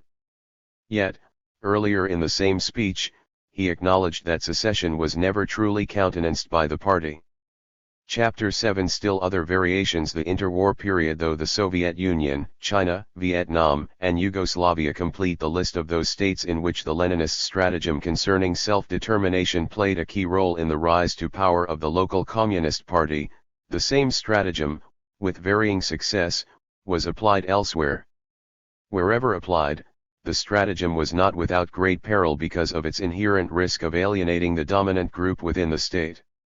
Surrendering segments of the state's population and territory is seldom popular with such people. We have seen how an appreciation of this ethno-psychological factor led the Chinese and Vietnamese communists to play down their support of the doctrine whenever they were principally interested in wooing the state's dominant ethnic element. Such an expedient could serve in a situation where communications were poor. It is very doubtful, for example, that many Han were aware of what Mao was promising non-Han peoples during his sojourn in the hinterlands. And we have reviewed how difficult it is to ascertain with precision even today what it was that Communist cadre were actually promising the hill peoples of Vietnam between 1942 and 1975. It was this general absence of effective communications that permitted the Chinese and the Vietnamese parties to perform the chameleonic role of posing intermittently as the champion of the state's survival and of the national interests of the dominant element, and as the architect of the country's dismemberment. While the communications network throughout Yugoslavia, even in that state's early days, was significantly superior to that of China and Vietnam, it is unlikely that many Yugoslav citizens of the interwar period were aware of the YCP's stand on the national or other questions. The outlawing of the party within 2 years of its inception posed a severe barrier to the YCP's desire to get its program before the masses. Yet, in retrospect, illegalization was probably a sine qua non of YCP success, preventing the masses from becoming cognizant of the series of zigzags and counter-marches. Other variations. 173 that marked pre-war national policy, thus making it possible for the YCP to pose as the credible protector of the national interest of each national group during the decisive years of the occupation. In each of these cases, then, the danger of alienating one group while appealing to the national aspirations of another was blunted by poor communications. But in a series of other states, the Comintern's insistence upon support for a right of secession, though generating votes among the minorities who were promised independence, quite understandably did not enhance the local Communist Party's image among the state's dominant people. Thus, during the 1920s, the Polish Communist Party, having promised, in accordance with Comintern directives, self-determination, including separation, for the state's Belarusian and Ukrainian minorities, fared much better in elections throughout areas populated by these peoples than it did in ethnically Polish regions. The same phenomenon occurred within Czechoslovakia. From its founding in 1921, the Czechoslovak Communist Party abided by the Comintern's orders to proclaim the right of secession for the Ruthenians. The 1925 elections offer one indication of the impact of this plank of their program upon the population. In each of the three provinces in which Czechs or Slovaks predominated, the percentage of the vote received by the party failed to exceed 13%. However, in Ruthenia, it was more than 3 times as great, 42%. The failure of the party to excite a larger percentage of the Slovaks is traceable to its anomalous approach to Slovak nationhood. The official governmental and generally popularly held view at the time was that the Czechoslovaks constituted a single people. But in 1924, again upon Comintern prodding, the party maintained that the Slovaks were a separate nation. Unhappiness within the party at this decision was acknowledged by the Executive Committee of the Comintern on October 15, 1924, in a document which noted that many believed it would lead to the breakup of the state. This strong opposition may account for the fact that despite the party's recognition of a Slovak nation and despite its commitment to national self-determination, the party did not recommend even autonomy, much less secession, for the Slovaks. Such a step did not occur until March 1940, after the Nazis had already created a separate puppet state of Slovakia as a result of this delay, plus the fact that Slovak nationalists had a viable, non-communist defender of the nation's interests in the Slovak People's Party, communist self-determination, while irksome to the Czechs, exerted little magnetic pull upon the Slovak masses. 174-7 The same pattern repeated itself elsewhere. Comintern insistence that the French Communist Party stand for the independence of Alsace-Lorraine and the emancipation of French colonies did little to win converts within La Grande Nation. Registered The British Communist Party was hindered by its demand for Irish liberation and the dissolution of the empire. Japanese recruitment was hampered by the party's demand for the release of Korea and Formosa, Taiwan. Registered within Greece, the Comintern's demand that the party adopt the unpopular stance of secession for the Macedonians led to a split of the party itself in 1927. The case of the United States offers some unique features. Over the objection of several of the party's leaders, the American black community was singled out quite early as one of the most promising cracks in the wall of capitalist imperialism. Lenin's Theses on the National and Colonial Question, adopted by the Comintern in 1920 as the official guide to action on the national question, had noted that it was essential that all communist parties should render direct aid to the revolutionary movements among the dependent and underprivileged nations, for example, Ireland, the American Negroes, etc.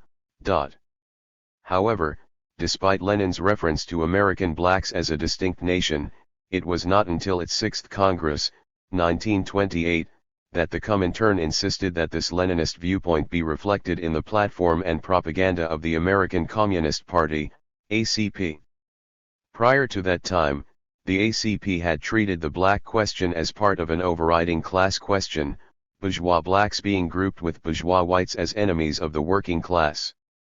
Moreover, when after 1928 it dropped this dichotomous view of blacks predicated upon socio-economic class, the ACP immediately substituted an equally dichotomous view predicated upon geography. Though according the blacks the status of a nation, the party limited the right of separation to those blacks living in the Black Belt of the southern United States. For the blacks of this region, the ACP was instructed, the party must come out openly and unreservedly for the right of Negroes to national self-determination. This self-determination, it was later emphasized, extended to total independence. It meant complete and unlimited right of the Negro to exercise governmental authority in the entire territory of the Black Belt, as well as to decide upon the relations between their territory and other nations, particularly the United States. It was called incorrect and harmful to interpret the communist standpoint to mean that the communists stand for the right of self-determination of the Negroes only up to a certain other variations 175 point, but not beyond this, for example, to the right of separation. Some measure of the great importance that was ascribed to avoiding anything which might threaten the success of this propaganda campaign was evident in the explicit statement that Stalin's post-revolutionary proviso that self-determination applied only to the toiling masses did not apply in the case of the Black Belt. The party was informed that it cannot make its stand for the slogan of right to self-determination dependent upon any conditions, even the condition that the proletariat has the hegemony in the National Revolutionary Negro Movement or that the majority of the Negroes in the Black Belt adopts the Soviet form. Similarly, the decision to treat Northern blacks in a completely separate category from Southern blacks appears to have been motivated by a presumption that the Northern blacks' desire for assimilation would harm the chance of igniting an effective separatist movement within the country. Therefore, rather than exploit the cleavages between whites and blacks in the North, the Comintern elected to promote optimism concerning the likelihood of racial assimilation within the Northern melting pot. As set forth by the Comintern, the broad masses of the Negro population in the big industrial centers of the North are, however, making no efforts whatsoever to maintain and cultivate a national aloofness. They are, on the contrary, working for assimilation. This effort of the Negro masses can do much in the future to facilitate the progressive process of amalgamating the whites and Negroes into one nation, and it is under no circumstances the task of the Communists to give support to bourgeois nationalism in its fight with the progressive assimilation tendencies of the Negro working masses. Plus, apparently, the Northern blacks were to be encouraged to become part of an undifferentiated American nation, thus eradicating the major non-separatistically inclined component of the black community. Registered in the case of the United States, then, Leninist national policy was so applied as to divide a nation as well as a state. Registered, the application of national policy within Germany represented yet a sharper departure from the norm. Here, rather than appealing to the discontent that is intrinsic to minorities, national policy concentrated on the discontent of a state's dominant people. World War I, the peace treaties, and their aftermath, particularly the occupation of the Ruhr by French troops, had left the German people dangerously disconsolate, and the Comintern elected to pitch its propaganda to the frustrated nationalism of this large and 176-7 strategically important nation. With typical flexibility, the Comintern appreciated that the self-held view of the Germans concerning their status relative to the victorious peoples was not totally dissimilar to the self-held views of minorities relative to their state's dominant ethnic element. Speaking for the Comintern in 1923, Grigory Zinoviev criticized the German Communist Party, the KPD, for its reluctance to declare forthrightly that we German Communists, and nobody else, defend the interests of the country, the people, the nation. Strange words indeed for an internationalist movement, and words not accepted without opposition. But led by Karl Radek, a majority of the KPD accepted the proposition that in its present situation, support for German nationalism was a revolutionary act. In the beginning, the principal intent behind this nationalistic approach was apparently to perpetuate and exacerbate the cleavages between Germany and the other capitalist powers. But as Hitler's star began to rise, the need to abort the Nazi movement by attracting potential support to itself became salient. Now the Comintern adopted the difficult task of appearing more nationalistic than the Nazis. Even with regard to the German Ernte, the party was to outpromise Hitler's movement. Registered an article that appeared during 1930 in the journal, Communist International, carried this advice: the German party must concern itself more with the question of the German population in the neighboring countries. We must not leave them a prey to the National Socialists, but must emphasize the fact that they will not enjoy the full right of self-determination, and to join the future German Soviet state, until the chains of the Versailles system are broken asunder by the German Soviet Republic of the future. Registered as late as 1934 with Hitler now firmly in power, from its sanctuary in Switzerland the KPD was still appealing to German nationalism, criticizing the Nazis for policies that were preventing union with the Germans of Austria, Danzig, the Saar, Silesia, etc. These irredentist and other nationalistic clamorings of the KPD could only harm the popular support of those communist parties of Czechoslovakia, France, and Poland whose leaders often voiced dissatisfaction with the KPD's program. The primacy which the Comintern ascribed to winning over the German masses even at the expense of alienating public opinion in adjoining states is implicit in the directives to the communist parties of those states that they support the right of secession for the German minorities of Re. Other variations 177 respectively, Czechoslovakia's Sudetenland, France's Alsace-Lorraine, and Poland's Upper Silesia, Pomerania, and Danzig. Degree however, though KPD leaders had assured the Comintern as late as April 1931 that the party's appeals to the Volk had prevented Nazi inroads among the German masses, this wishful thinking could not long retain credibility in the face of Hitler's growing popularity. At the Comintern's 7th Congress in August 1935, failure was attributed to past underestimation of the fascist threat and of the strength of national sentiment. But given the thrust of the KPD's program throughout the 1920s and early 1930s, it would be more accurate to say that the Communists fully appreciated the power of national sentiment throughout Middle Europa, but that, no matter how nationalistic the KPD's propaganda, the party was, as part of an international movement, unable to project an image of itself as the protector and promoter of German national interest with the same credibility as could a movement confined in reality as well as in its propaganda to the German nation.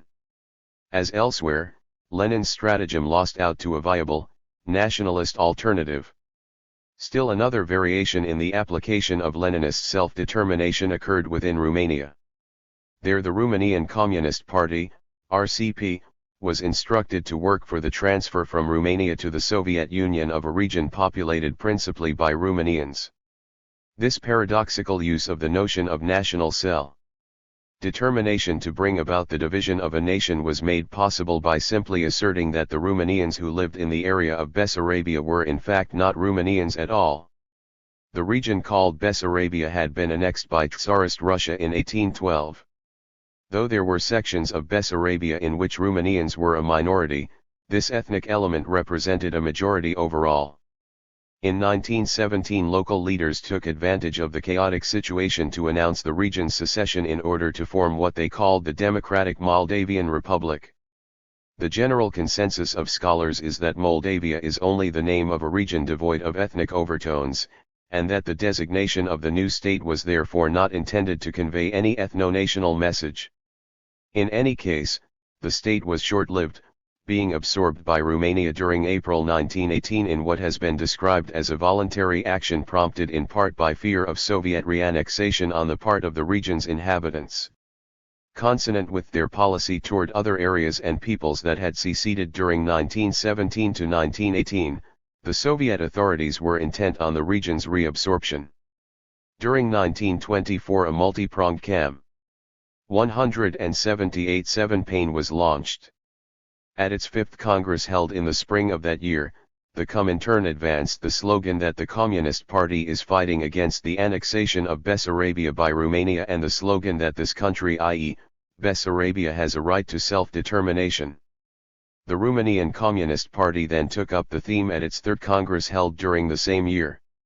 A resolution pledged the party to support self-determination, including secession, for the workers and peasants of Bessarabia who lived in liberty in the first period of the Russian Revolution and at present groan under the boot of the Romanian dictatorship and who are striving for national revolution and union with the Union of Soviet Socialist Republics.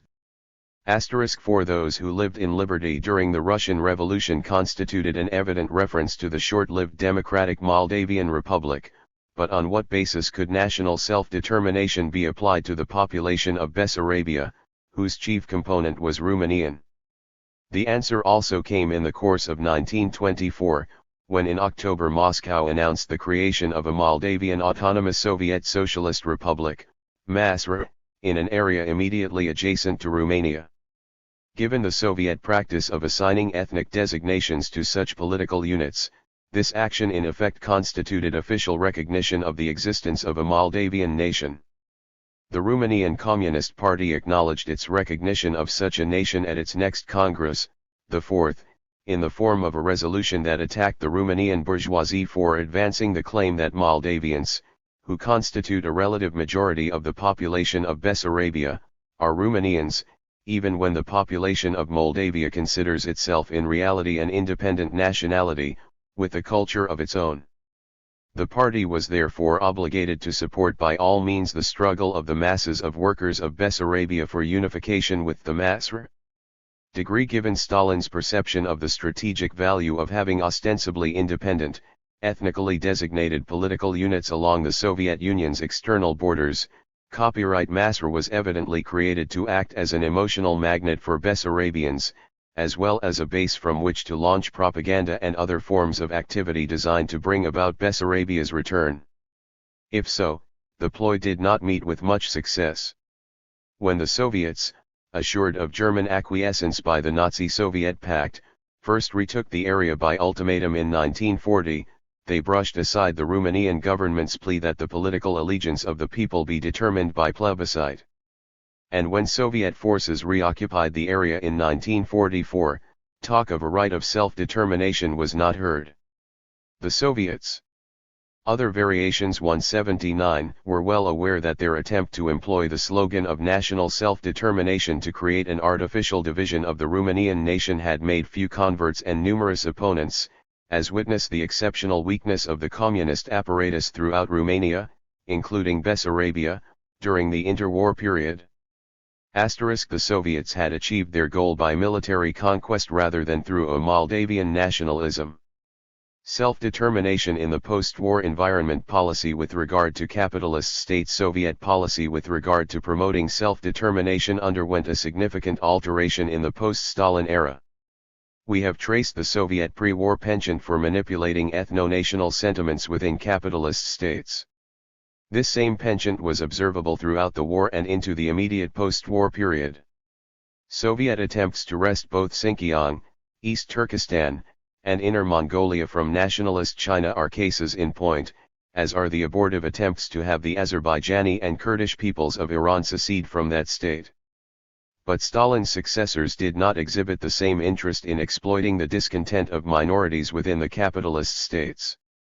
This reluctance held true not just with regard to the older states of Western Europe and North America, but with regard to the new states of Africa and Asia as well. All but a handful of these new states were ethnic mosaics and therefore rich soil in which to agitate for national self-determination.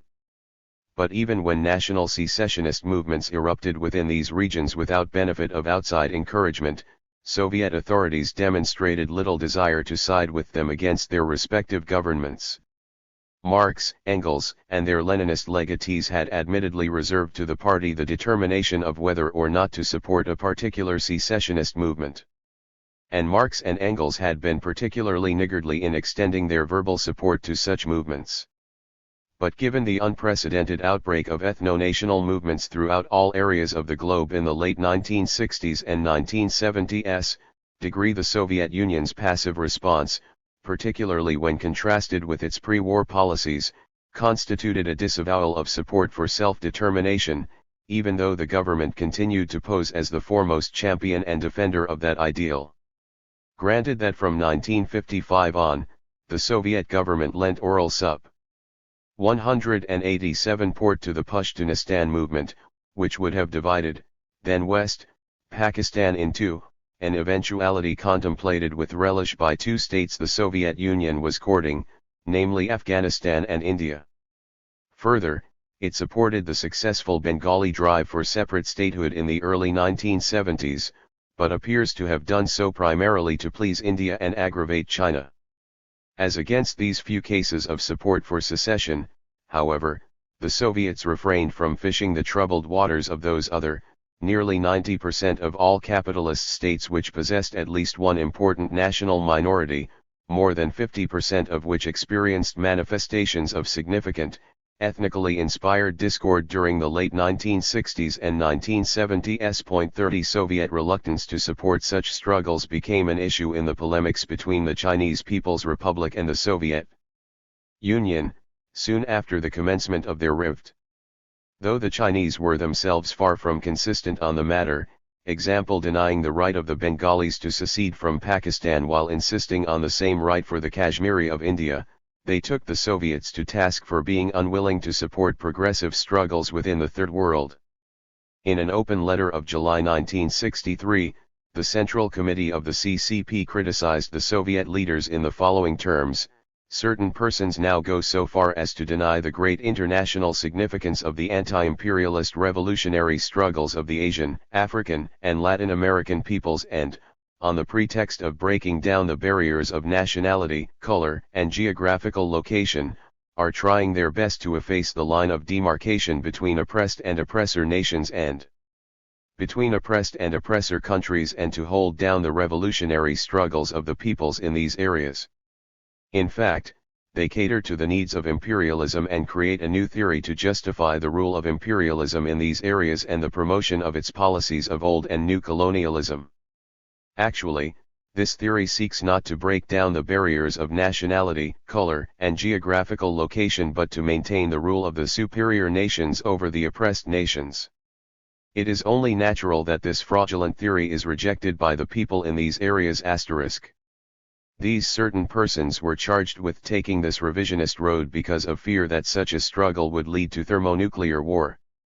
Other variations. 181 In recent years, certain persons have been spreading the argument that a single spark from a war of national liberation or from a revolutionary people's war will lead to a world conflagration destroying the whole of mankind. What are the facts? Contrary to what these persons say, the wars of national liberation and the revolutionary people's wars that have occurred since World War II have not led to world war. The reply of the Central Committee of the CPSU, also in the form of an open letter, was multifaceted and somewhat contradictory. On the one hand, the Soviets cited cases to prove that they continued to support national movements. The Soviet Union is rendering broadest support to the national liberation movement.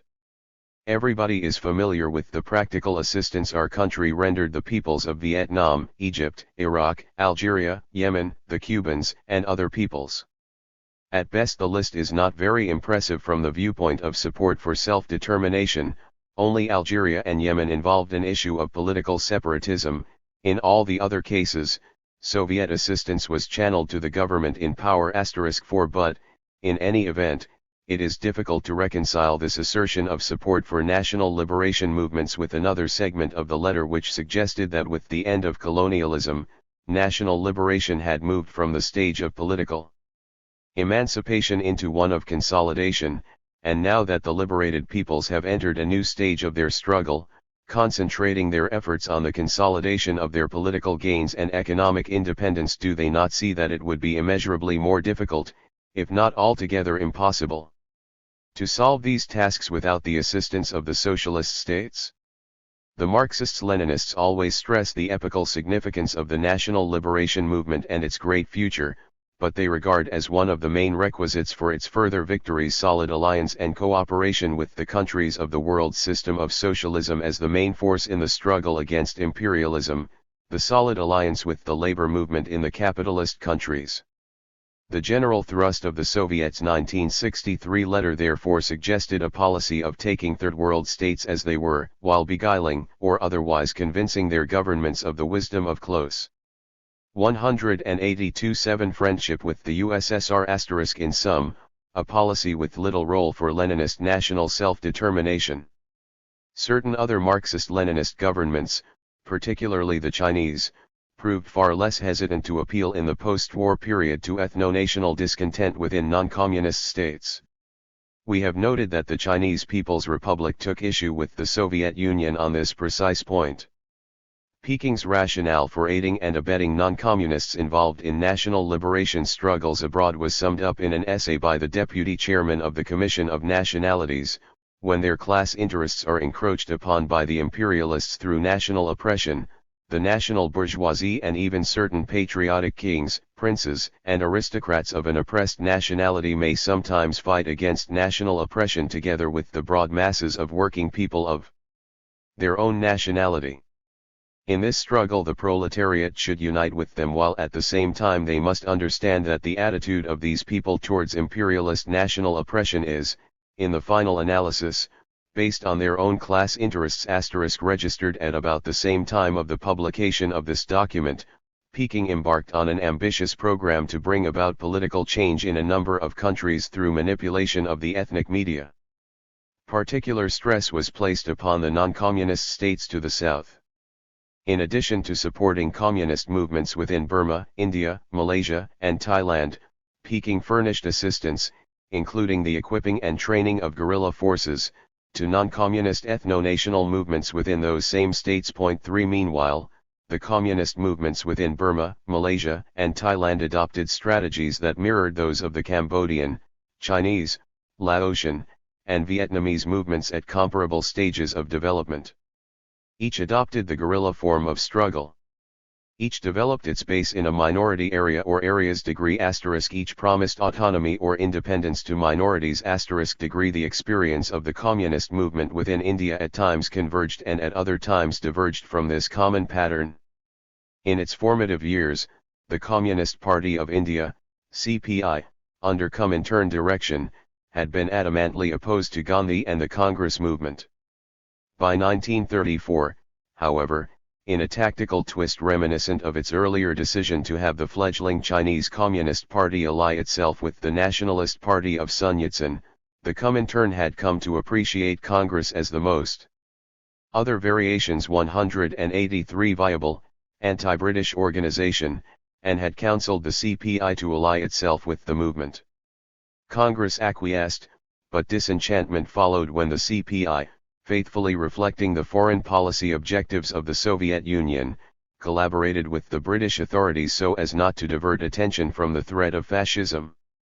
Expulsion of the party from the Congress for disloyalty to the cause of Indian independence followed in 1945. During the early post-independence period, 1947 to 1951, the party turned to guerrilla struggle, particularly of the urban variety. However, again upon the advice of Moscow, such tactics were dropped, and in 1952 the CPI became a constitutional, office-seeking political party.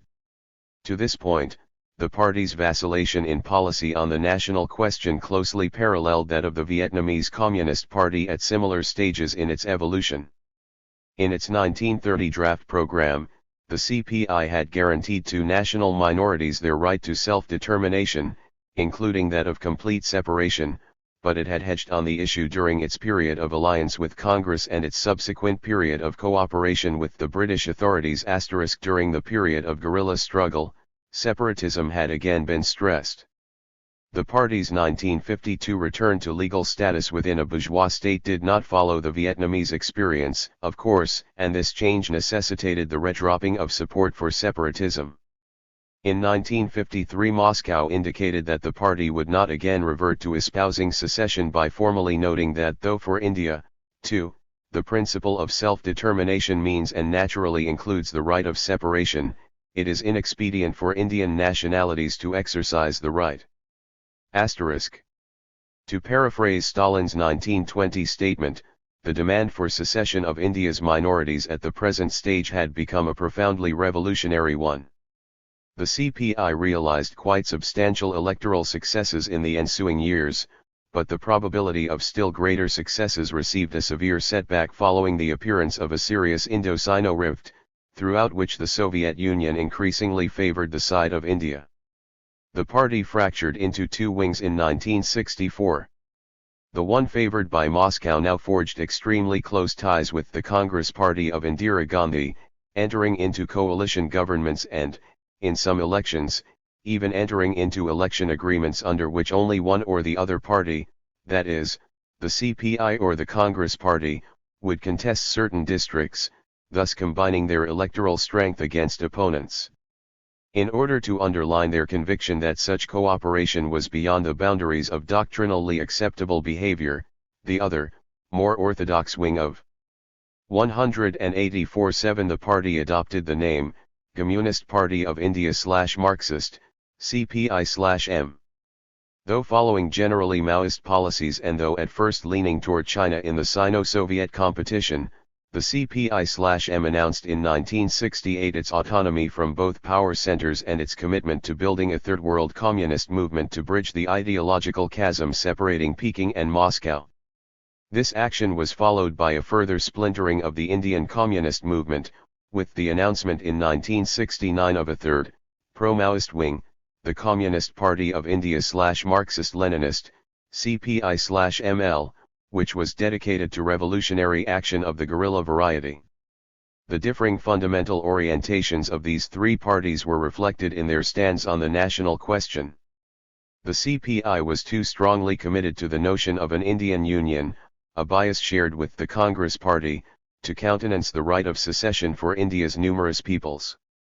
By contrast, the more orthodox CPI/M demonstrated the influence of Lenin's legacy on the national question. Perhaps in a purposeful leak designed to serve as a trial balloon, it was reported in the Indian press in late 1971 that the party was preparing to come out formally for the right of self-determination, including secession. Spokesman later denied this intention, saying that the CPI/M was opposed to a disruptive secessionist movement. However, in a remarkable analysis, the Asian News Service reported that many people were skeptical regarding this disavowal. Political observers believe, however, that the Marxists have yielded nothing, but have merely resorted to a clever camouflage of words. The Marxists, they point out, are opposed to secession from a people's democracy, a complicated way of saying a government headed by them, but have not specifically bartered their right to secede from a bourgeois democracy. This analysis was lent credence when campaign literature of the West Bengal branch of the CPI/M, although carefully avoiding the word secession, stressed that India was a multinational state and recommended that India become a voluntary union of the national groups which comprised it. *# The CPI/M could not have gone much further without threatening its legal status, but this constraint did not apply to the already illegal, violence-prone CPI/ML. Given this wing's commitment to Maoist policies, it was to be expected that it would support secessionist, national movements. However, an intra-party squabble in late 1971, which led to the purging of other variations 185 The General Secretary, glaringly demonstrated that Maoism, in the tradition of Marx, Engels, Lenin, and Stalin, was highly selective in its support for such movements.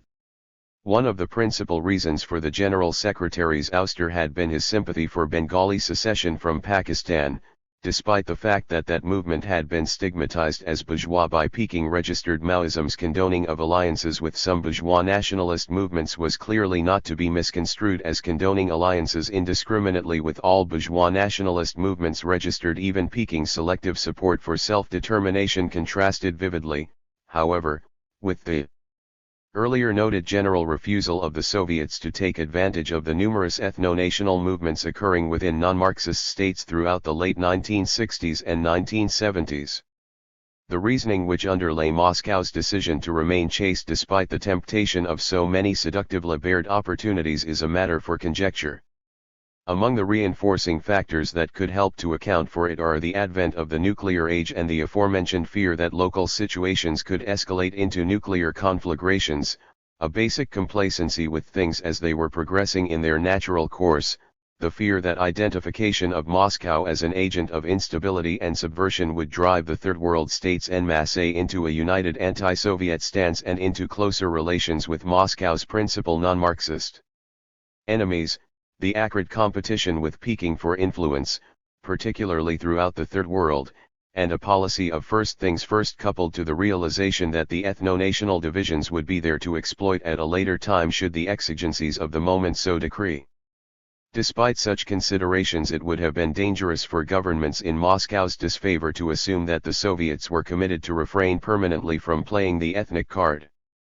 Consonant with the great flexibility and opportunism that had characterized the party's attitude towards self-determination from the very beginning, The Soviet leadership abruptly reverted to a Stalinist ploy in the early 1980s. Breaking a 3-decade moratorium on this type of propaganda, Moscow launched a campaign emphasizing the ostensible desire of Iran's Azerbaijani community to unite with their cousins in the Soviet Union. *7 Moreover, during the late 1970s, a number of revolutionary movements throughout Central America and the Andean states, which enjoyed at least the tacit support of Havana and Moscow, came belatedly to appreciate the 186.7 strategic value of championing the ethnic aspirations of the various Indian peoples of the region. Meanwhile, Peking also did a flip-flop, but in the opposite direction. During the demousation campaign of 1980-1981, the authorities indicated that they would curtail support for revolutionary movements within the non-Marxist Leninist states of Southern Asia.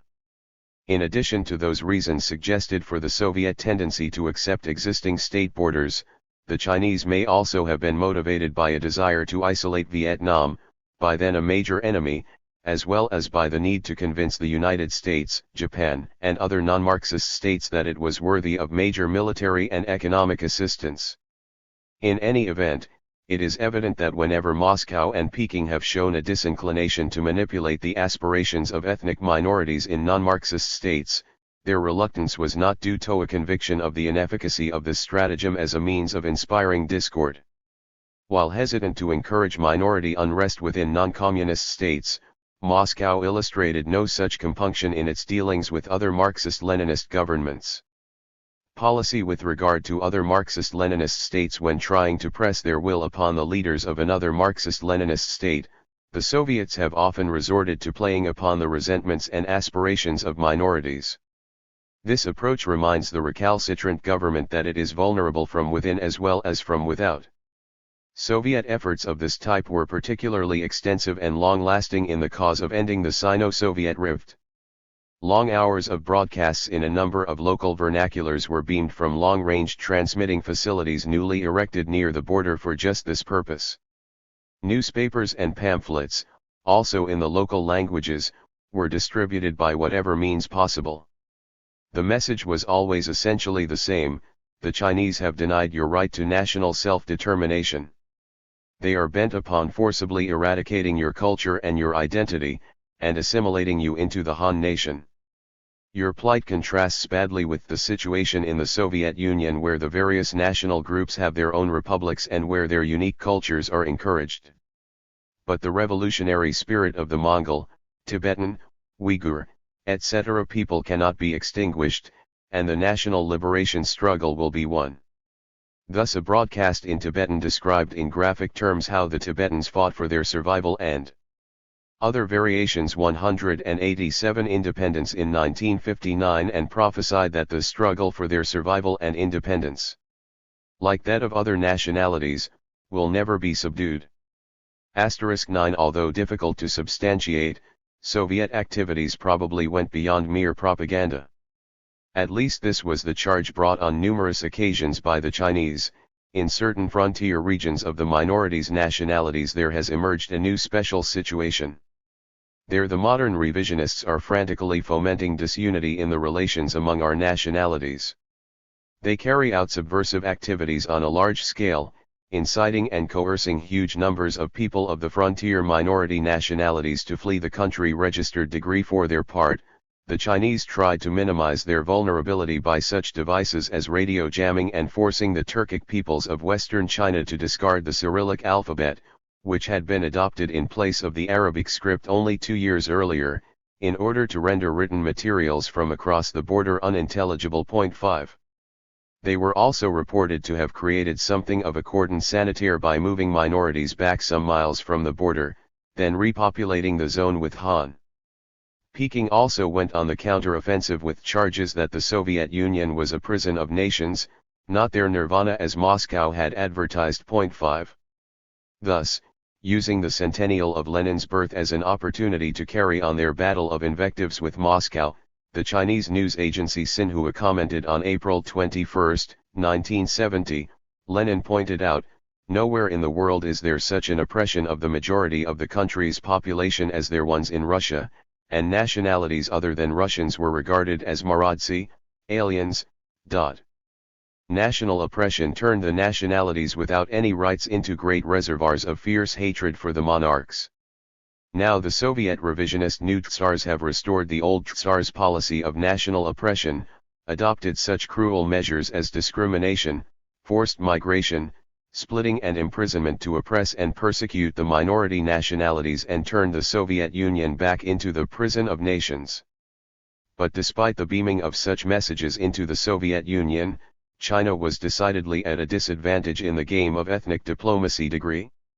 There is little question but that the Soviets at least equally appreciated the strategic value to Moscow of the ethnically based 188-7 rivalries that pockmark Eastern Europe.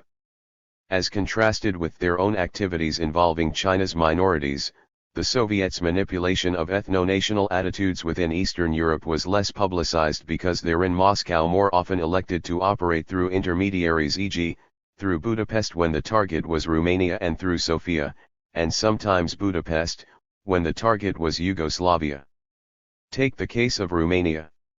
When in the early 1960s that country's government took advantage of the Sino-Soviet split to strike an increasingly independent stance, Hungary, certainly acting with Moscow's consent and apparently as its agent, began fomenting unrest among Romania's Hungarian, Magyar, element. And when Romanian authorities, undaunted by such threats, openly declared in 1964 that the principles governing the relations among socialist states should include national independence and sovereignty, equal rights, non-interference in internal affairs, and territorial integrity, organized rioting broke out among the country's Magyars.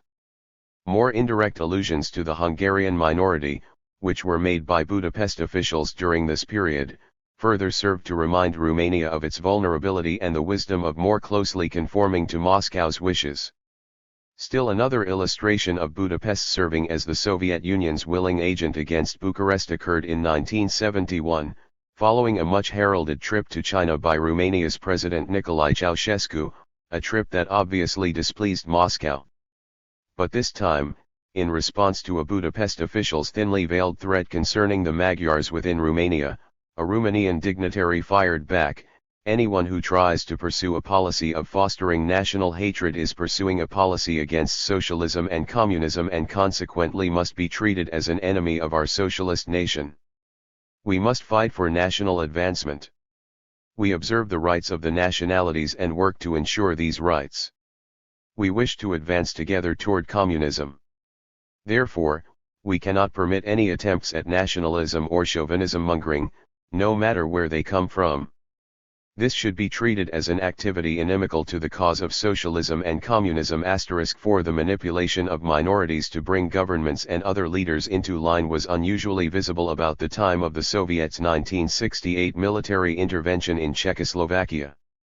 Soviet displeasure with increasingly democratic developments within Czechoslovakia had been escalating for some months. Prior to the invasion, the Hungarian government had taken several steps to remind the other variations 189 Czechoslovak authorities of the Magyars in their midst, and both before and after the invasion, Moscow preyed upon Slovak resentments toward the Czechs in order to isolate both peoples and thereby make each more manageable. The issue was not confined to Czechoslovakia, however, for the Soviet Union could anticipate that the intervention would evoke verbal and perhaps other forms of protest from the area's two most ardent proponents of state sovereignty, Romania and Yugoslavia. As part of the broadly orchestrated use of minority issues, therefore, Hungary again raised the minorities question with Romania, while Bulgaria intensified its propaganda campaign to wrest Macedonia from Yugoslavia to an unprecedented post-war pitch.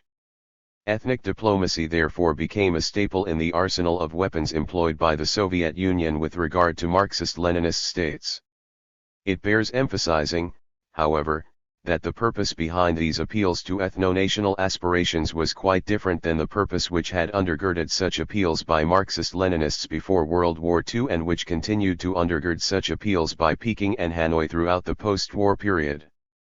Whereas pre-war appeals of this nature were intended to bring on revolutionary situations, post-war Soviet resort to such tactics was predicated upon a desire to maintain the status quo. This change of purpose self-evidently required a more cautious approach to utilizing ethnic sentiments. If such utilization were not to prove counterproductive, care must be taken that the anti-governmental feelings of a minority not be raised to a point that would cause the minority to later refuse to readapt to its former political status, even though the government of its state had meanwhile re-entered Soviet favor. This consideration probably dictates that blatant, emotional appeals to the minority be used only in the rarest and most pressing of situations and then only as a last resort, and that the threat to make such an appeal, rather than the making of the appeal, be the standard modus operandi. Otherwise, given the unpredictable passion lurking within ethnopsychology, minorities represent a most dangerous vehicle by which to gain foreign policy objectives if one truly desires a return to the status quo ante. Moreover, as one views the response of Romania and Yugoslavia, as well as of China, to Soviet attempts to take advantage of their multinational character, it appears that, if anything, this tampering with their subjects steeled the resolve of the targeted governments to become less, not more dependent on Moscow's will. But whatever the level of success enjoyed by the Soviet Union, in pressing the 197 innately revolutionary force of ethno-nationalism into the service of systems maintenance, the Soviets again demonstrated an unusual capacity to retain a very flexible perspective on the potentialities inherent in nationalist inclinations. It would be misleading to leave the impression that the other Marxist-Leninist governments of Europe acted only as agents or as targets of the Soviet Union in matters involving minorities, or that they were uniformly content with the ethnic status quo. The key role that came to be played in the post-war period by the ethnographic map in the diplomatic dramas of Eastern Europe was hardly a recent development. On the contrary, one is struck by the continuity of specific national problems extending from before World War I, through the Hitlerian period, down to the present. Marxism-Leninism neither created nor succeeded in erasing these problems. Among those which persisted and which seriously ruffled the relations among Marxist-Leninist states were the conflict between Bulgaria and Yugoslavia concerning the Macedonians, between Albania and Yugoslavia regarding the latter's Albanian minority, those between Hungary on the one hand and Czechoslovakia, Romania, and Yugoslavia on the other, all involving the Magyar minorities in the latter three states, and between Romania and the Soviet Union over the aforementioned case of the Bessarabians. 55 These national rivalries continued to have a life of their own under Marxism-Leninism. On numerous occasions, the governments involved conducted ethnically oriented propaganda campaigns without encouragement from Moscow and sometimes despite Moscow's displeasure. What was new in the post-war equation, however, was the absence of a threat of immediate war between neighbors as a means of settling a conflict involving national minorities. It was not the comparative strength of any one East European state that would be apt to decide such an issue. The Soviet Union remained the ultimate arbiter, and since Moscow would frown upon open hostilities between fraternal socialist states, disputes between the governments of the area over ethnic issues assumed such highly subtle forms as indirect allusions, pseudo-historical debates, and the citing of sometimes quite obscure passages from Marx, Engels, or Lenin in support of one's own position. But the absence of a resort to violence by the European Marxist-Leninist states was not due to a lessening of interstate frictions involving the national question. The most significant factor regulating the national question throughout Eastern Europe in the post-war era was, therefore, the other variations 191 dominating role of the Soviet Union. It was in the course of rationalizing that imbalanced relationship that the Soviets were to invent perhaps the most innovative chapter in the lengthy history of Marxism and self-determination, that dealing with the theory of socialist self-determination. The theory first appeared on September 26, 1968 in a Pravda article written by one Sergei Kovalev, whose principal aim was to defend against critics the military invasion and occupation of Czechoslovakia by the armed forces of the Soviet Union and four lesser members of the Warsaw Pact. The article was later endorsed by Soviet Premier Leonid Brezhnev and became popularly known as the Brezhnev Doctrine. The document set forth a notion of limited sovereignty for Marxist-Leninist states, noting that it is not merely a right but a duty for other Marxist-Leninist states to intervene in the internal affairs of a fellow Marxist-Leninist state to prevent it from backsliding into bourgeois ways. Subsequent analyses of the document's case for this assertion tended to concentrate on the phrase socialist commonwealth as the novel and key element of the doctrine, although this expression had in fact appeared in Soviet documents and press releases with some regularity throughout the 1960s. A second phrase which appeared in the article and which was much more central to the Brezhnev doctrine was socialist self-determination. Indeed, as the following excerpts testify, the notion of self-determination and the vital distinction between its bourgeois and socialist varieties formed the recurring theme. Referring specifically to the invasion and occupation of Czechoslovakia by the combined armed forces of the Soviet Union and its four allies, the article commented, "We cannot ignore the assertions, held in some places, that the actions of the five socialist countries run counter to the Marxist-Leninist principle of sovereignty and the rights of nations to self-determination. The groundlessness of such reasoning consists primarily in that it is based on an abstract, non-class approach to the question of sovereignty and the rights of nations to self-determination. Each communist party is free to apply the principles of Marxism, Leninism and socialism in its own country, but it cannot deviate from these principles." The anti-socialist elements in Czechoslovakia actually covered up the demand for so-called neutrality and Czechoslovakia's withdrawal from the socialist community with talking about the right of nations to self-determination. However, the implementation of such self-determination, in other words, Czechoslovakia's detachment from 192.7 the socialist community, would have come into conflict with its own vital interests and would have been detrimental to the other socialist states. Such self-determination, as a result of which NATO troops would have been able to come up to the Soviet border, while the community of European socialist countries would have been split, in effect encroaches upon the vital interests of the peoples of these countries and conflicts, as the very root of it, with the right of these people to socialist self-determination. As a social system, world socialism is the common gain of the working people of all lands, it is indivisible and its defense is the common cause of all communists. Naturally, the communists of the fraternal countries could not allow the socialist states to be inactive in the name of an abstractly understood sovereignty, when they saw that the country stood in peril of anti-socialist degeneration. Formal observance of the freedom of self-determination of a nation in the concrete situation that arose in Czechoslovakia would mean freedom of self-determination not of the popular masses, the working people, but of their enemies.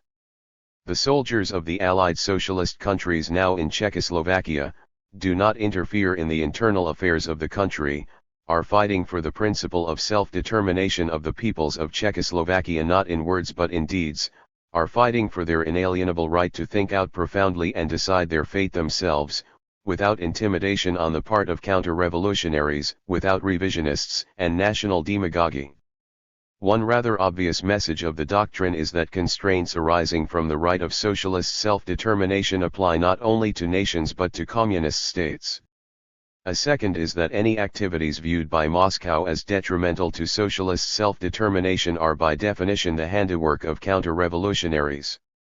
And counter-revolutionary activity undertaken in the name of self-determination by communist states will be no more tolerated than were similarly stigmatized activities carried out by national groups in the name of self-determination within the Soviet Union, China, Vietnam, and Yugoslavia following the consolidation of power by the communist parties. But with the Brezhnev doctrine, the justification advanced for denying self-determination is another form of self-determination. This development is particularly ironic in light of the manner in which Marx, Engels, Lenin, Stalin, Mao, Ho, Tito, and a host of other Marxist-Leninists had extensively manipulated the self-determination principle for more than a century. The Dialectical Road to Fusion. Chapter 8 National in Form. Lenin's formula for solving the national question in a post-revolutionary environment flowed from his perception of nationalism as the outgrowth of past discrimination and oppression. The resulting milieu of national suspicion and mistrust was to be exorcised by a period of national equality. This period of equality was to be one of cultural pluralism in which the more overt manifestations of each nation's uniqueness, most especially its language, were to be nurtured by the state. In time this policy of promoting pluralism came to be known as the flourishing of the nations. Lenin reasoned that as the policy of equality dissipated the antagonisms and mistrust that had previously estranged nations, those human units would naturally move closer together, a process that became known in the official Marxist lexicon as the rapprochement or coming together of nations. The process of coming together would continue until a complete blending was achieved, and a single identity had emerged. Leninists usually avoid terming this synthesis astmylation, on the twin grounds that, 1. Assimilation is better suited to capitalist societies, wherein the relations among national groups are characterized by inequality and oppression and where coercion is the principal means for bringing about acculturation, and, 2. Assimilation usually refers to absorption by the state's dominant national group and is therefore a euphemism for Russification, Sinification, Vedification, Serbification, and the like. Marxist-Leninists differentiate their approach to the national question by noting, 1. That national relations within a Marxist society are predicated upon absolute national equality and, 2. That the process of blending together is fully voluntary, devoid of any element of coercion, and that, far from being a device for absorbing people into the state's dominant group, the blending process in a Marxist state leads to the creation of a totally new identity, a new socialist person, who, in the case of the Soviet Union, came to be called Soviet man. The Soviet authorities therefore generally eschew the word assimilation when describing the final phase of the synthesizing process, preferring the Russian term 202 translatable as emerging registered. Similarly, Peking usually avoids references to the Chinese word for assimilation, tianghua, preferring yunghou, which means a melting together or amalgamation. And, in the same vein, a Yugoslav theoretician has explained that in referring to a joint Yugoslav culture we are not alluding to assimilation of the cultures of less numerous peoples and national minorities, but to an integration of equals. Registered in Lenin's scheme, the period of the outrushing of nations would hasten the process of cent pluribus unum. To Lenin, language and other overt manifestations of national uniqueness were construed, on balance, as conveyors of the messages emanating from the party. In and by themselves they were merely forms. It was the party, acting through the state, which would give them content. Forms did, nevertheless, have an important role to play in enhancing the receptivity accorded to the messages. Lenin and his successors have believed that Sovietization would not be resisted by minorities as an alien program identified with the state's dominant ethnic element, if it came dressed in the local tongue and other appropriate national attire. Employing the individualized national forms would convince the people that Marxism-Leninism was not just a new guise for assimilation by the dominant group. In 1925 Stalin would confer upon this entire approach to the national question the official, abbreviated title of National in Form, Socialist in Content. Lenin's plan for achieving homogeneity by encouraging cultural distinctiveness is at least a somewhat enigmatic one. Even Stalin granted that the approach would appear contradictory and paradoxical to those uninitiated in the ways of Marxian dialectics. In 1930 he likened Lenin's national policy to the Marxist view concerning the withering away of the state and to Lenin's strategic insight concerning self-determination. It may seem strange that we, who are in favor of the fusion of national cultures in the future into one common culture, both in form and content, with a single, common language, are at the same time in favor of the blossoming of national cultures at the present time, in the period of the dictatorship of the proletariat. It may be said that, presented in this way, the question is self-contradictory. But is there not the same sort of self-contradiction in our treatment of the question of the state? We are in favor of the withering away of the state, yet we are at the same time in favor of strengthening the dictatorship of the proletar. National in Form 203 IAT, which represents the most powerful and mighty of all forms of state power that have hitherto existed.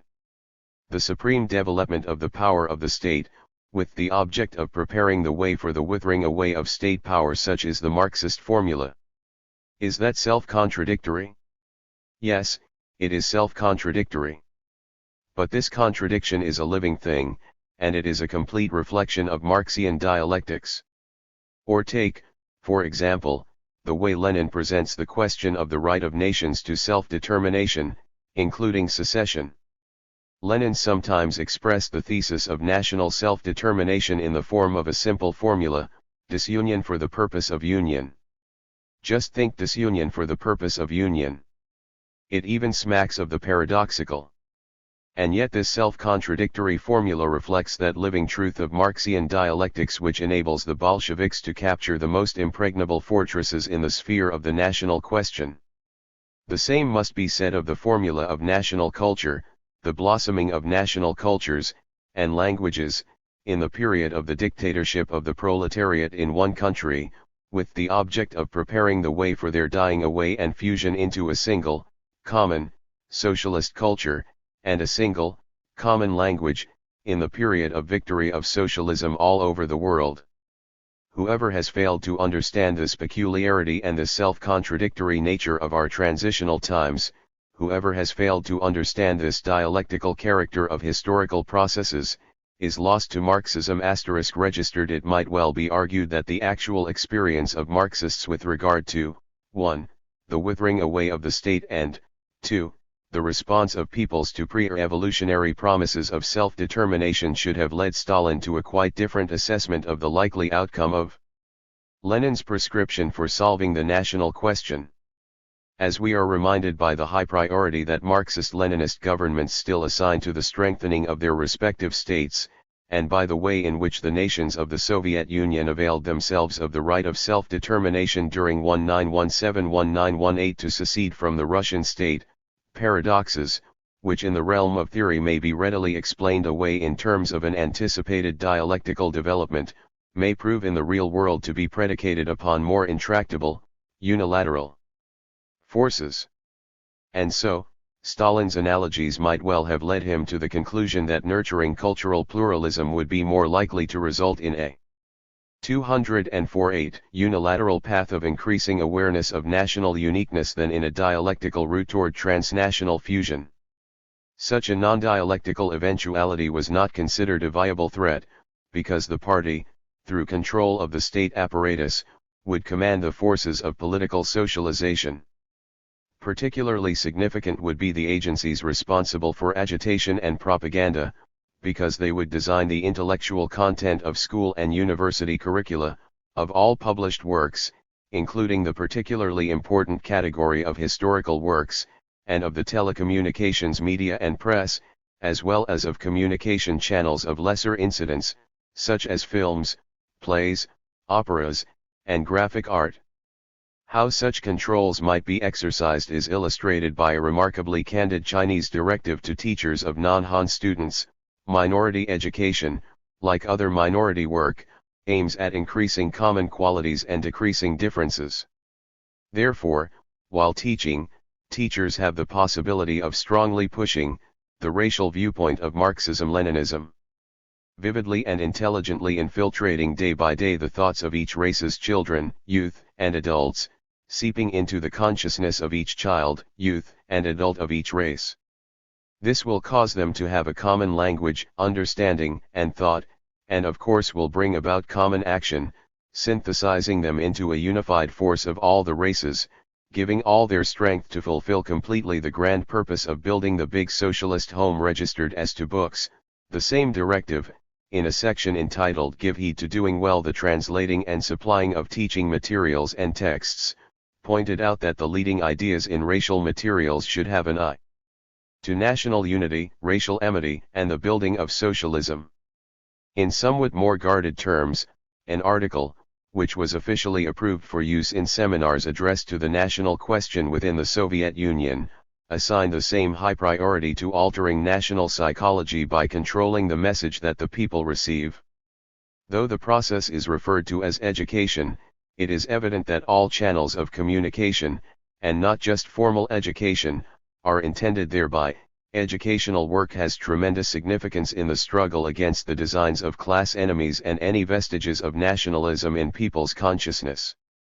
The CPSU Central Committee Res. National Inform 205 Alyoshin in connection with the 50th anniversary of the formation of the USSR points out that internationalist education acts as one of the central tasks of all party, Soviet, economic, cultural and public organizations, and of all our cadre in the center and locally in every republic, krai, oblast, and kolektiva. The party draws attention to the fact that in this work, it must be shown more widely that the further development of international relations, the consolidation of the people's friendship, and the processes of the development and rapprochement of the socialist nations exert favorable influence on all spheres of Soviet society's life, economics and politics, ideology and morality, culture and everyday life.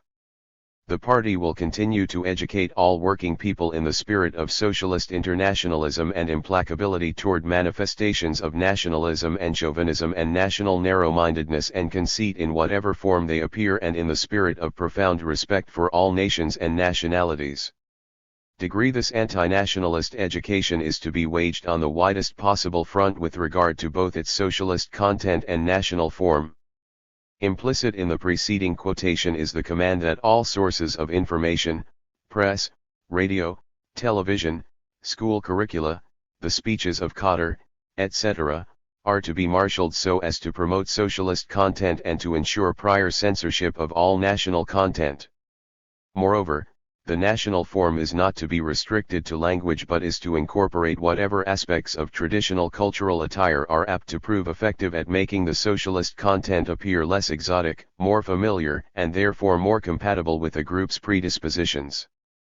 The manner in which all media are to be marshaled was suggested by a Soviet official in 1982, comrades. An integrated approach to the education process of instilling, 1. Hostility toward survivals of nationalism and, 2. Greater friendship toward other national groups presupposes the active employment of the entire diversity of forms and resources which the ideological front has today at its disposal. I refer to the effective use of all the resources of mass information, the press, television, and radio, the possibilities of the cinema, oral political and visual agitation and cultural educational institutions. Literature and art also play an important role here. And the results of these efforts are already evident. The themes of motherland, the party, revolution, patriotism, military glory and 206 valor and the international solidarity of peoples have become leading topics for the creative workers of all generations. The Republic's scholars are making a significant contribution to the process of patriotic and international education and to the development of its theoretical and scientific basis. In the last 10 years alone, they have prepared and defended more than 30 doctoral and candidate dissertations dealing with topical problems of national relations and education of workers in the spirit of patriotism and internationalism. A number of collective and individual monographs has been published dealing with problems of establishment of internationalist maturity in the workers of the Republic.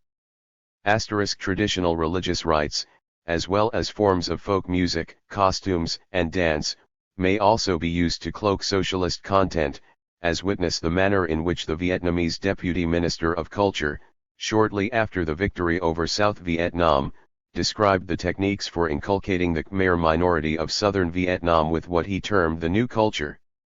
The third of 5 ethnic zones within southern Vietnam, once inhabited by about 600,000 compatriots of Khmer descent who are mostly Buddhists.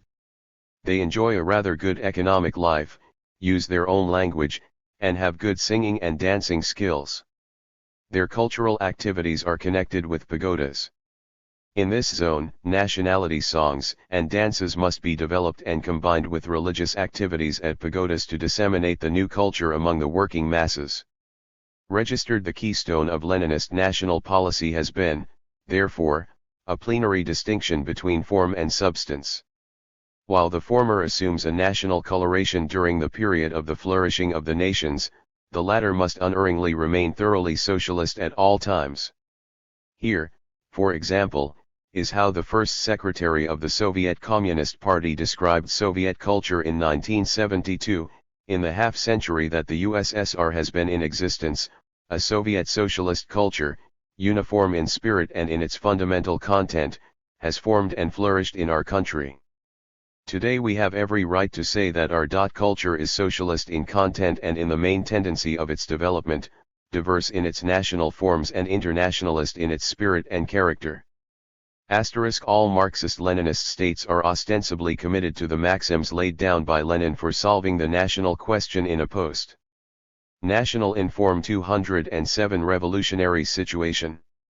The degree to which Lenin's legacy on the question has been canonized was reflected in the principal speech commemorating the 50th anniversary of the formation of the Soviet Union. Part 1 was entitled The Formation of the U.S.S.R. A Triumph of the Leninist Nationalities Policy and read in part, thus, the fundamental interests of all the Soviet peoples and the very logic of the struggle for socialism in our country demanded the formation of a single multinational socialist state. But the creation of such a state required the party's organizing role, its correct policy and its purposeful activity. The Communist Party did have the necessary theoretical basis for such a policy, the Marxist-Leninist teaching on the nationalities question. As a result of the canonization of Leninist national policy, the charge that a Marxist-Leninist party is violating that policy is tantamount to a charge of apostasy. Thus a Soviet article entitled Unmasking Mao Zedong's Anti-Leninist Policies states that, as is known, the Mao Zedong Group at the present time is resolving the nationality problem in the Chinese People's Republic from the standpoint of great power chauvinism and is abandoning the principles of proletarian internationalism and of Marxist-Leninist policies on the national question. Registered Chinese writers have responded in kind. Brezhnev and his ilk shamelessly try their utmost to describe what they call national rapprochement as the Leninist policy on nationalities and the continued development along the road chartered by Lenin. This is indeed the biggest insult to Lenin, the teacher of proletarian revolution, and a crude distortion of his teachings. It has nothing in common with the Leninist policy on nationalities, it is an utter betrayal of Leninism. Similarly, Hungarian leaders, when pressing Prague for more autonomy for the Magyar, Hungarian, minority within Czechoslovakia, noted that better relations between the two states were possible only on the basis of socialism and a Leninist nationality policy. Registered with but two exceptions, Leninist national policy, sloganized in the motto that all nations are equal, is emblazoned on the escutcheon of every Marxist state. Minimally, their constitutions reflect Lenin's insistence that all preferential treatment be avoided. The prototype was Article 123 of the Soviet Union's 1936 Constitution, which stipulated that equality of rights of citizens of the USSR, irrespective of their nationality or race, in all spheres of 208 economic, governmental, cultural, political, and other social activity, is an independent law. Registered The Chinese Constitution conveys the same sentiment with admirable brevity. Article 4 All nationalities in the PRC are equal. The two exceptions are Cuba and North Korea. The Cuban and Korean governments do not disclaim Lenin's approach, but simply make no reference to it, since they treat their respective populations as ethnically homogeneous. While this presumption is well founded in the case of North Korea, in the case of Cuba it represents a departure from earlier positions taken by the Communists with regard to the ethnic composition of the Cuban population. The most prominent division within Cuba follows racial lines, and the Cuban Communist Party, as its American counterpart, had endorsed a Comintern Directive of 1928, which held that the principle of self-determination required that a separate black republic be carved from Cuban territory. Nevertheless, the Castro government's constitution treated the population as homogeneous. Elsewhere, even the absence of a statistically significant minority has not been a sufficient bar to constitutional affirmations of commitment to national equality. Thus, although the post-World War II alterations in Poland's borders transformed that country into one of the world's most ethnically homogeneous states, its constitution, Article 69, proclaims that all citizens irrespective of nationality, race, or religion, enjoy equal rights in all spheres of public, political, economic, social, and cultural life. Although the passage from the Polish constitution cited above lists 5 spheres where national equality is to be honored, those entitled public and social are superfluous. In practice, the policy of national equality, which is ostensibly supported by all Marxist-Leninist states, has three distinguishable dimensions: 1. Cultural, 2. Economic, and 3. Political. Let us examine each in turn.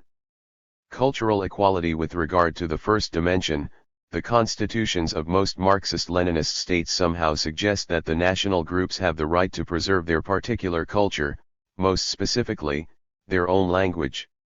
The Albanian constitution, Article 39, for example, states that national minorities enjoy all the rights, the protection of their cultural development and the free use of their language.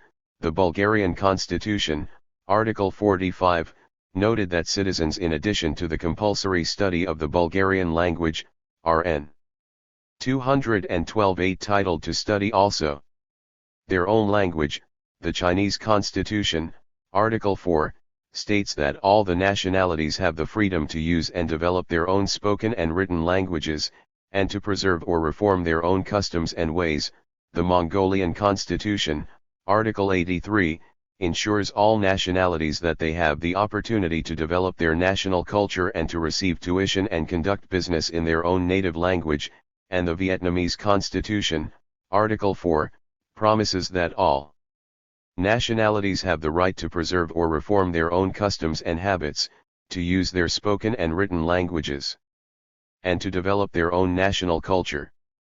The right to use or to study one's own language is not, of course, the same as the right to study in one's own language, the latter usually implying the privilege of having one's own schools. A number of Marxist states have constitutionally guaranteed this additional right.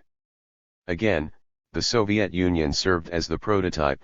Article 121 of the 1936 Constitution ensured the right to education by instruction in schools in the native language. The Romanian Constitution, Article 22, is even more explicit on this point, stating that the co-inhabiting nationalities are ensured the free utilization of their native language as well as books, papers, magazines, theaters, and education at all levels in their own language.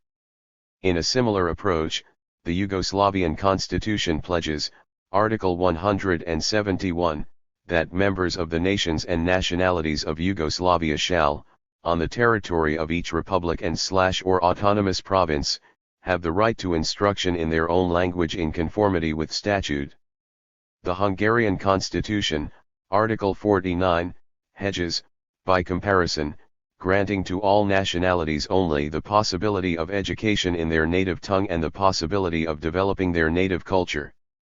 Other Marxist-Leninist states have committed themselves to providing education in a minority tongue, but have limited such a right to a specified national group or groups. Thus, in addition to designating Czech and Slovak as the two official languages of the state, the Czechoslovak Constitution of 1960, Article 25, promised citizens of Hungarian, Ukrainian, Ruthenian, and Polish nationality every opportunity and all means of education in their mother tongue and for their cultural development.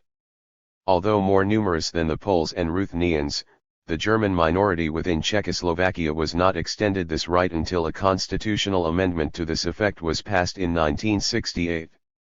The Sorbs of East Germany. National Inform 213 offer another example of a people being singled out in a constitution. Although the Sorbs account for less than 0.5% of an otherwise homogeneous population, and although there is general agreement that these people were well along the way to complete assimilation by the 1940s, the newly formed German Democratic Republic, under direction from the Soviet Union, purposefully set about reversing this trend. Under Article 40 of the Constitution, citizens of Sorb nationality have the right to cultivate their mother tongue and culture. The experience of this right is fostered by the state. Lenin's prescription concerning the need for a people to enjoy a period when the more overt characteristics of their national culture would be permitted to flourish had been formulated with an eye to nationally conscious peoples who would resent an attempt to foster the culture of the state's dominant people at the expense of their own. But what of peoples totally or largely at a pre-national level of group consciousness? Particularly in the cases of the Soviet Union and China, newly installed Marxist-Leninist governments were confronted with a number of remote groups, many of whom did not even possess a written language. Given the ultimate Marxist-Leninist goal of cultural fusion, it might be anticipated that the authorities would elect to telescope the process, having such peoples bypass the stage of the flourishing of the nation. It is a testament to the influence of Lenin's thought that authorities generally elected not to do so, preferring to provide the group with an alphabet, to compile dictionaries and instructional materials in the local language, to conduct lessons in the language, and the like. For a stage of pre- or semi-national consciousness did offer some potentiality for shaping the emerging national identity, however, and the authorities did not hesitate to experiment. Over the years, Marxist-Leninist theoreticians have been prone to assign great significance to language as a controlling factor in the formation of ethno-national consciousness, and so the selection of one vernacular over another to serve as the officially sanctioned language was often designed to bring about a desired political end. For example, in their early reign, the Soviet authorities, fearing the possibility of a pan-Turkic or pan-Muslim movement that would unite the state's Asian peoples in a formidable bloc, purposefully promoted several tongues, such as Karakopak, Kyrgyz, Tatar, Turkmen, and Uzbek. In somewhat similar fashion, the Yugoslav authorities elected to promote the concept of a separate Macedonian language and identity. Despite Sofia's 214.8 insistence that Macedonians are in fact Bulgars and that the so-called Macedonian language fostered by Yugoslavia is only a localized dialect of Bulgar. The selection of an alphabet has also often been a factor in nurturing one sense of national identity rather than another.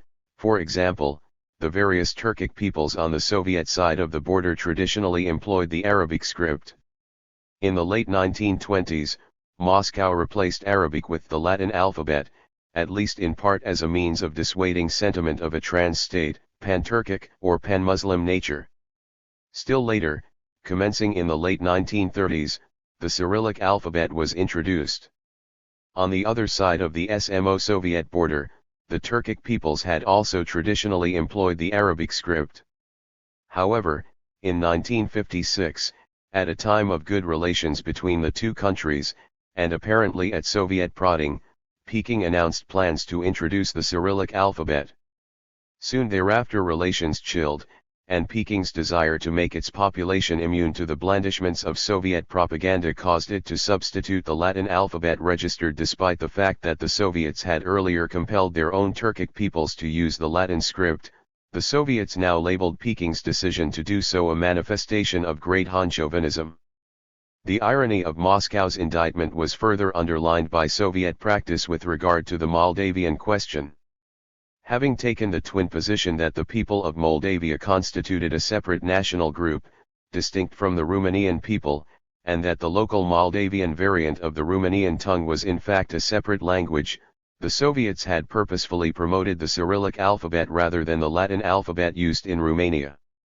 Cultural form, as well as cultural content, has therefore been manipulated to bring about politically desirable ends. Degree economic equality. As noted, the policy of national equality is not restricted to its cultural dimension.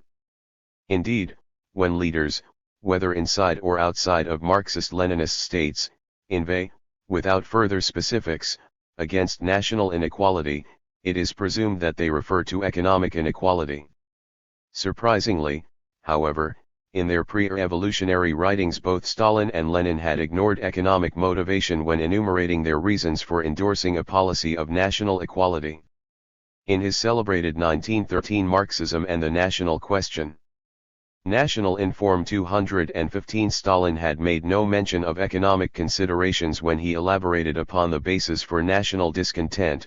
What is it that particularly agitates a national minority? A minority is discontented not because there is no national union but because it does not enjoy the right to use its native language. Permit it to use its native language and the discontent will pass of itself. A minority is discontented not because there is no artificial union but because it does not possess its own schools. Give it its own schools and all grounds for discontent will disappear. A minority is discontented not because there is no national union, but because it does not enjoy liberty of conscience, religious liberty, liberty of locomotion, etc. Give it these liberties and it will cease to be discontented. Thus national equality in all forms, language, school, etc., is an essential element in the solution of the national problem asterisk. Nor had Lenin made any reference to the righting of economic imbalances, when detailing in 1914 his program for the equality of nations and the definition of the rights of national minorities. Asterisk. Given their assumptions concerning the primacy of socio-economic causation and the fact that they were committed to a social system that held out the promise that each individual would be rewarded according to his work, socialism, and, ultimately, according to his needs, communism, it is safe to conclude that the achievement of economic equality was simply presumed by both men. But a national sense of economic inequality is a different phenomenon than an individual one. And it is rather remarkable that men, who were so aware of the strategic potentialities inherent in the cultural and political grievances of entire nations, should so overlook the opportunity to appeal to another font of group dissatisfaction registered asterisk. In any case, once in power, the closing of the economic gaps among groups became a highly publicized feature of national policy. The high priority which the Soviet leadership assigns to the broadest possible dissemination of this message was evident in the emphasis accorded it in the important speech of Party General Secretary Leonid Brezhnev on the occasion of the 50th anniversary of the formation of the Soviet Union. Several paragraphs were dedicated to drawing a sharp contrast between the situation of the non-Russian peoples in 1922 and their situation in 1972. The secretary said in part 216:8, in summing up the heroic accomplishments of the last half-century, we have every reason to say that the nationalities question, in the form in which it came down to us from the past, has been resolved completely, resolved definitively and irrevocably. Now, on the 50th anniversary of our union, the resolution of the nationalities question and the overcoming of the backwardness of the formerly oppressed nations is for Soviet people something that they take for granted, something that is second nature to them. But one must recall the scale and complexity of the work that was done in order to appreciate not only the wisdom but also the boldness and consistency of the Bolshevik Party, which set itself this goal and then achieved it. Let us for a minute imagine what the condition of the outlying national areas of our country looked like at the time of the revolution. In terms of their economic development, Central Asia and Kazakhstan were on a level that is characteristic of colonial countries. Poverty, illness, and ignorance were the lot of the overwhelming majority of the population. Many parts of Transcaucasia and even Belorussia, which was close to the center, were marked by economic backwardness.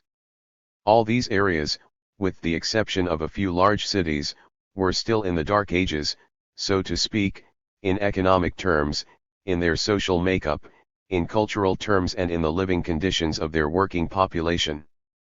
It was in these conditions that the party, at Lenin's initiative, embarked on a course aimed at the accelerated economic, cultural, social, and political development of the outlying national areas. The party saw that the practical implementation of this course was possible only on the basis of extensive and comprehensive assistance to the nations and nationalities who had been oppressed in the past from the more developed parts of the country, above all from the Russian people and its working class.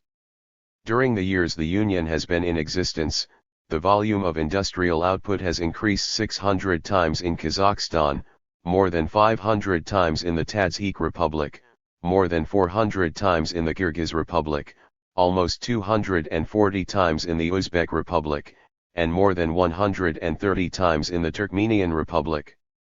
In short, on the basis of the Leninist nationalities policy and at the price of the intense labor of the entire Soviet people, we have achieved a situation in which the term backward outlying national area, which was so common in the old Russia, has ceased to exist. 0.7% Similar claims have been made by spokesmen for other Marxist-Leninist states. 4. National Inform 217 Political equality. The Soviet Union. As to the political dimension of the policy of national equality, all of the Marxist-Leninist states constitutionally prohibit political discrimination on the basis of nationality and/or race. Much more significant than this commonplace constitutional guarantee against discrimination is the degree to which the Marxist-Leninist states have designed their own internal political structures so as to reflect ethno-national distributions, thus catering to the ambition of national groups for their own political unit. Prior to the revolution, Lenin and Stalin had envisaged the prospect of some form of autonomy for territorially contiguous people, what Stalin termed regional autonomy and what Lenin had called autonomous and self-governing territorial units.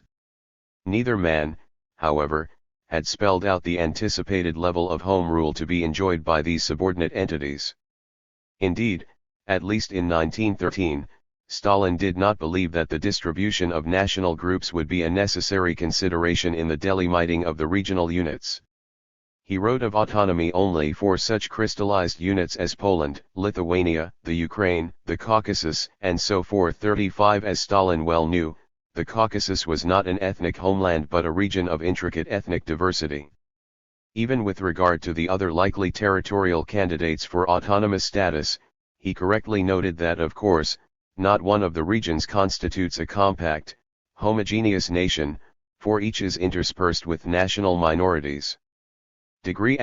By contrast, Lenin granted that nationality should be a consideration in the drawing of political subdivisions, but only one among other things. In any case, the division of powers between the regional governments and the center was to be imbalanced markedly in favor of the latter. Anything smacking of the federal principle was to be avoided studiously, as Lenin had explicitly asserted in a letter of December 1913, "We are in principle against federation. It weakens the economic connection and is inappropriate for a unified state. Do you want to separate? We say. Then go to the devil and cut yourself off altogether. You don't want to separate? Then, please, don't decide for me. Don't believe you have the right to federation registered." Despite this unambiguously negative viewpoint, opposition to the federal form dissolved almost simultaneously with the assumption of power. Lenin drafted a resolution for the Third All-Russian 218 Congress of Soviets, held in January 1918, which read in part that the Soviet Russian Republic is established on the basis of a free union of free nations, as a federation of Soviet national republics. Events had made the change of stance advisable. Nations that had seceded now had to be assured that reunion would not result in political subservience. Federation was the best guarantee of equality. But in reversing his pre-revolutionary stance, Lenin made clear that federalism was to be only a temporary concession, or in his words, a transitional form to the complete unity of the working people of different nations. As such, federal relations were to be thought of not as frozen but very much in flux. The early forms would give way in the face of progress toward increasing unity. Again, to quote Lenin, in recognizing that federation is a transitional form to complete unity, it is necessary to strive for ever closer federal unity. The prolongation of the federal form within the Soviet Union down to the present would have probably proven surprising to Lenin. Therefore, one of the reasons for this prolongation is that, despite Lenin's early distrust of federalism, this structural system of government was subsequently perceived as blending well with the presumptions underlying his strategy of national inform*. Although the Soviet Union is one of the most centralized states in the world, the constitutions of 1924, 1936, and 1977 all referred to the constituent Soviet Socialist Republics, SSRs, as sovereign, and, as earlier noted, granted them the right freely to secede. During 1944, in an attempt to gain separate membership for each SSR in the United Nations General Assembly, this image of independent statehood on the part of the SSRs was further buttressed when they were extended the right to maintain diplomatic relations, enter into treaties, and otherwise conduct foreign policy directly with other countries registered. Preserving the form though not the content of a federation of sovereign republics has served a preemptive purpose. Over the years, the Soviet authorities have used this fiction to impress upon the 14 non-Russian nations whose names adorn the Soviet Socialist Republics that the seemingly intrinsic urge of nations to possess their own state has, in their case, already been fulfilled. Accordingly, Soviet writers on the national question have placed great emphasis on the fact of independent statehood. Thus one Soviet specialist insists that each Soviet republic has its own statehood and broad representation in the union organs of power, which ensures the equality and sovereignty of all the peoples, for if the national inform 219 nations can be convinced that their national state is already a fact, secession becomes a logical extravagance. As another Soviet writer on the national question has noted, experience shows that there may be different forms of statehood. Under socialist democracy, the substance of national sovereignty lies not in the mandatory state secession of one nation from another, but in the freedom of choosing any desired form of state organization. From their own experience, Soviet nations know that sovereignty is best achieved and guaranteed in a fraternal multinational family, and they bend every effort to develop and strengthen the Union state. If such a political unit were to satisfy or even blunt the desire of a nationally conscious people for its own state, it would be appropriate for each unit to be named so as to evoke a close association between itself and the national group. The history of the creation of the various SSRs is a complex one marked by periodic consolidations and fragmentations registered, but the fact that 14 of the present SSRs bear the name of a national group illustrates the authorities' keen appreciation that such designations can be very helpful in triggering a positive association. Moreover, the single exception is only a partial one and illustrates the Soviet leadership's awareness that ethno-national designations can exert a negative, as well as a positive psychological impact. The exception is the Russian Soviet Federated Socialist Republic, RSFSR, which is the oldest and manifestly most important of all such units registered. Degree as translated into English, this appellation would appear no exception at all. But, depending upon its spelling in the Russian language, the word Russian has two quite distinct meanings. Dating well back into the Romanov period, there had been a tradition of distinguishing between something Russian in the sense of ethno-national identity, Russkid, and something simply pertaining to all the lands and peoples under Romanov domination, Rossiyskid. Thus the dynasty was not the, ethnically, Russian Empire, Russkaya Imperia, but the Empire of Russia, Rossiyskaya Imperia, registered. Although consistency with the ethno-national designations of all the other republics would therefore require the ethno-national Russkaya form in the title of the RSFSR, the authorities quite purposefully selected and subsequently retained the Rossiyskaya spelling as a means of lowering the risk of having the political designation convey any hint of special privilege or status being accorded to the great Russian people. In addition to those 14 peoples who have an SSR named National Inform 221 after them, nearly 40 other peoples within the Soviet Union possess some form of governmental structure, whose title reflects their national identity. Stretched out below the SSR level of government in a descending order of officially ascribed importance is a series of 20 autonomous Soviet Socialist Republics, ASSRs, 8 autonomous regions, Oblasti, and 10 autonomous areas, Okruga. Degree 8 vital differences among these various levels of ethnically defined units are difficult to discern. At the level of pure form, the difference between SSRs and autonomous units is that only those in the first category are declared to be sovereign and to have the right to secession and to conduct foreign relations.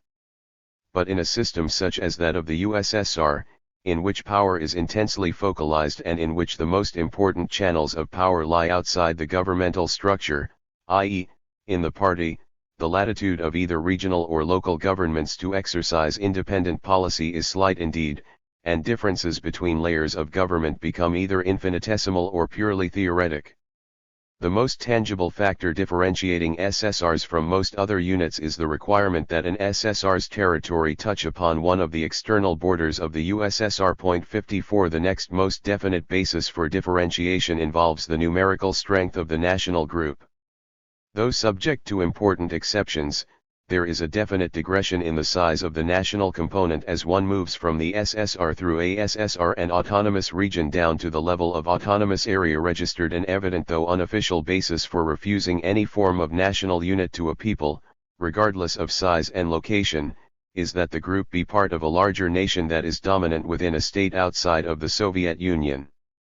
For example, Of the 30 largest groups within the Soviet Union, only Germans, Poles, Koreans, Bulgarians, and Greeks have been denied any governmental unit bearing their name registered degree. A Jewish oblast was created near the Chinese border in 1934, but this event took place 14 years prior to the creation of Israel degree. While significant differences among the various forms of government are therefore difficult to detect, all four forms share in the political function of serving as constituencies for the election of delegates to the country's major legislature.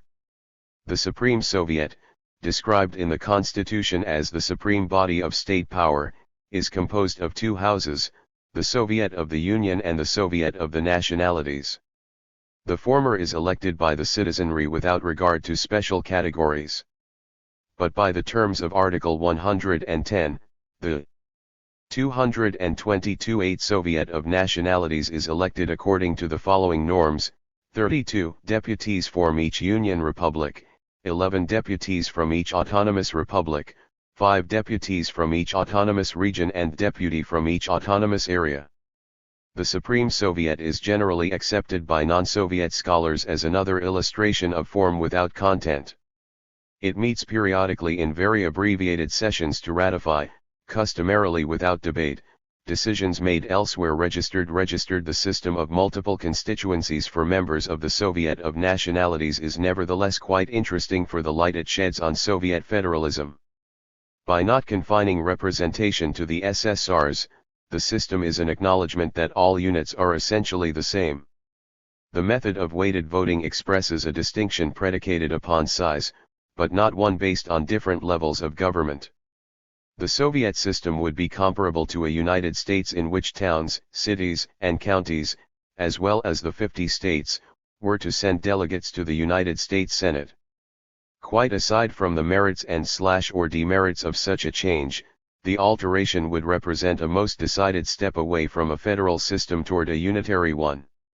Nevertheless, in developing a style of government in which regional and local units are described in ethno-national terms and in which the apex of the most visible structure contains a house of nationalities, the Soviets have clearly obeyed the dictum of national in form.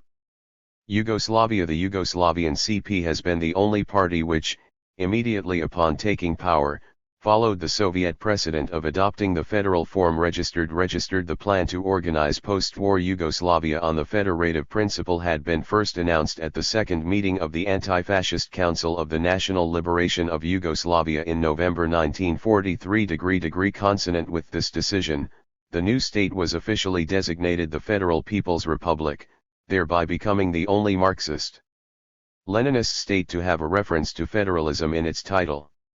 The federal principle has subsequently been retained in form, but its content has vacillated markedly over the decades.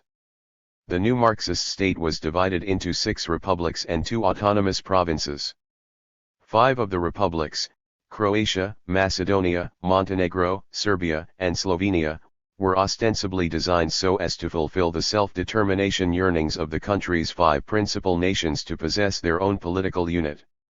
The 6th Republic, National in Form 223 Bosnia-Herzegovina, contained a number of peoples, none of whom constituted a majority. Although there were more Albanians, variant, Shqiptars, within Yugoslavia than there were Montenegrins, these people were granted only an autonomous province within the Republic of Serbia and not their own republic, apparently on the ground that a people who form part of a larger nation beyond the Yugoslavian borders could aspire only to the official status of a nationality, rather than to the higher status of a nation registered. A second autonomous province, Vojvodina, in which there was an important Magyar, variant, Hungarian, minority but in which Serbs predominated, was also carved out of the Republic of Serbia. Describing the changing formal structure of federalism in post-war Yugoslavia is not a simple task. The YCP experimented with an inordinate number of constitutions during its first decade in power, and each successive constitution called for substantial alterations in political form. Registered. Only the first constitution, that of 1946, asserted that sovereignty was vested in the 6 republics. Registered. All subsequent constitutions carefully stipulated that sovereignty was vested solely in the people. 64 The change in constitutional wording is noteworthy, Because the notion of popular sovereignty, unlike the notion of a vesting of sovereignty in a state's constituent units, is government. Why, then, was the notion of sovereignty for the constituent republics introduced in 1946? In part, the answer appears to have been to make union more attractive to the political leaders of Albania and Bulgaria, as well as to the leaders of those Macedonians living within Greece, all of whom the YCP originally hoped to entice into federation. The Yugoslav suitors thereby followed the precedent established by Lenin, who, when in the course of wooing the Ukrainians, Georgians, etc. into a political union, had, we will recall, adopted the federal form on the assumption that a federal relationship would prove a less ominous prospect to the courted than would union with a unitary state-registered degree. A second factor was the great influence that Moscow exerted upon Yugoslavian affairs prior to 1948.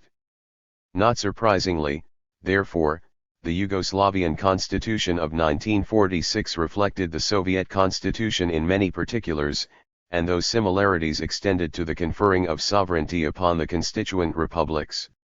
Great as it was, however, Moscow's influence was evidently not sufficient to placate all of the doubts that the Yugoslav leaders harbored concerning the wisdom of the Soviet prescription for 224.8 handling the national question.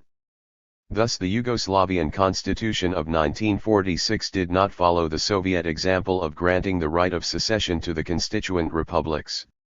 As earlier noted, in 1943 the YCP had adopted the position that the national groups within Yugoslavia had already fully and irrevocably exercised their right of self-determination. Registered, this remained the official stance following the assumption of power.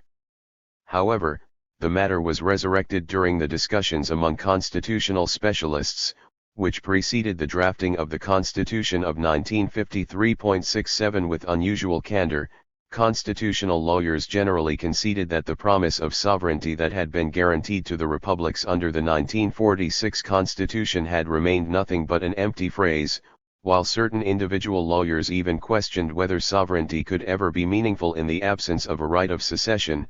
1. Extreme school of opinion would have brought form and content into greater harmony by dropping all references to the sovereignty of the republics. At the other pole were those who would have achieved this confluence by actually increasing the authority of the republics relative to the center. In retrospect, it is clear that those wielding ultimate decision-making power sympathized more with the first group. While retaining the word federal in the state's official designation, all references to self-determination, with its Leninist implication of a right of secession, were avoided in the 1953 Constitution, and the attribution of sovereignty to the constituent republics was replaced by its attribution to the people. Self-determination, in its fully consummated and irreversible form, was reintroduced into the constitutions of 1963 and 1974. And both of these constitutions persisted in the description of Yugoslavia as a federal state. However, as earlier noted, both constitutions also followed the 1953 precedent in avoiding any reference to sovereignty being enjoyed by the constituent republics. Some important modifications in the degree and type of decision-making entered into by the republics and autonomous provinces did occur, however, in the interim between the constitutions of 1963 and 1974. The late 1960s and very early 1970s constituted a period of trial and error in which the central authorities experimented, often simultaneously, with several forms of decentralized administration. Although the republics were collectively only one competitor for the decision-making powers relinquished by the center, other competitors included economic enterprises, local governments, workers' associations, and the like. The republics were national in Form 225. Clearly the major recipients registered, particularly following the economic reforms of 1965, which heralded a shift from a state-command economy to a decentralized market socialism. Major decisions came increasingly to be debated and decided at the republic and provincial levels. Approval of this general trend by the top leadership was visible in the 1966 purge of Alexander Rankovic, generally considered both as Tito's second-in-command and as primary advocate of preserving the highly centralized power apparatus. Tito's support was also necessary for the drafting of a new series of amendments to the Constitution, adopted between 1967 and 1969, that upgraded the administrative power of the Chamber of Nationalities, the only house in the Federal Assembly whose delegates ostensibly represented the republics and provinces. Yet a stronger suggestion of Tito's approval was offered in 1969, when the 9th Congress of the YCP adopted the principle of equal representation for each republic within the party's highest organs. But despite these portents, the amendments to the 1963 Constitution that were adopted in 1971 represented a most startling departure from the customary Marxist-Leninist stress upon centralized decision-making. Degree with the specified exceptions of defense, foreign affairs, foreign trade, and what was termed the unity of economic and social affairs, primary responsibility for decision-making was transferred to the republics. Many Yugoslavs and outside observers saw in this transfer the granting of true sovereignty to the republics. This might have been the case were Yugoslavia truly a constitutional system of government, within which the constitution was the supreme law of the state. But the ultimate determinant of how political authority was to be shared within Yugoslavia was not to be found in a constitution but in the momentary convictions of Tito and a few close associates. And this coterie, who had decided to stray from the Stalinist model by experimenting with economic and political decentralization, might just as readily reverse itself. If sovereignty is defined as supreme political authority, then sovereignty, as later events were to attest, remained within the same tight circle of leadership where it had been located uninterruptedly since at least 1948, the year of Yugoslavia's expulsion from the Cominform. Moreover, this innermost circle of ultimate authority, through the use of very carefully selected if convoluted language, avoided conferring sovereignty upon the republics even at the level of constitutional form. As an authoritative, official clarification of the 1971 amendments took great pains to stress, the republics are defined as states based on 226(8) the sovereignty of the people and on the authority of, and self-management by, the working class and all working people, and as socialist, self-managing democratic communities of working people and citizens, and of equal nations and nationalities.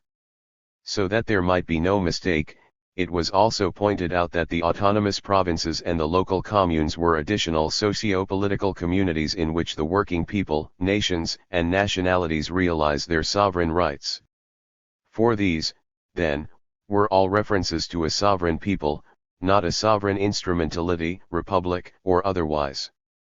The sole attribution of sovereignty to a governmental unit pertained to that external form of sovereignty attributed to states in their foreign relations, and this form of sovereignty was specifically relegated exclusively to the federal level.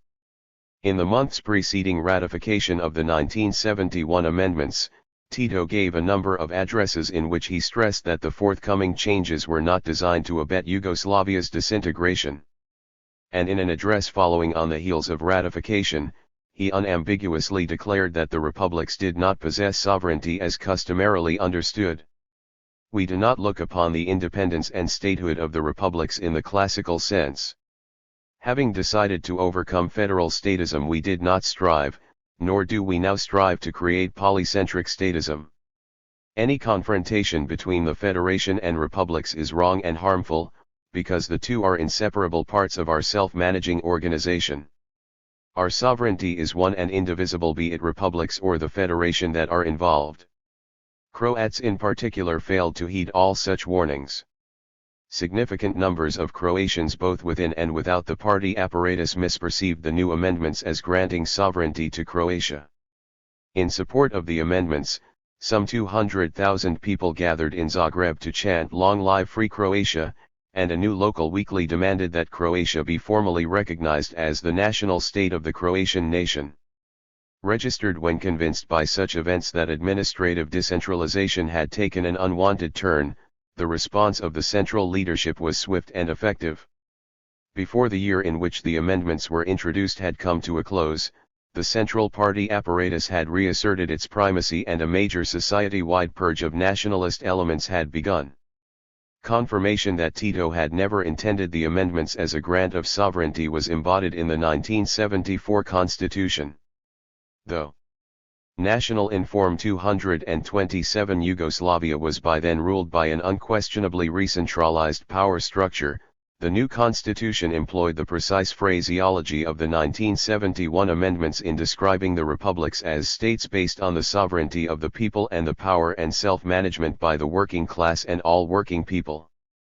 Registered aside from the question of the degree of sovereignty that should be vested in the republics, there has been the at least equally ticklish question of proportional versus equal representation for the republics at the federal level.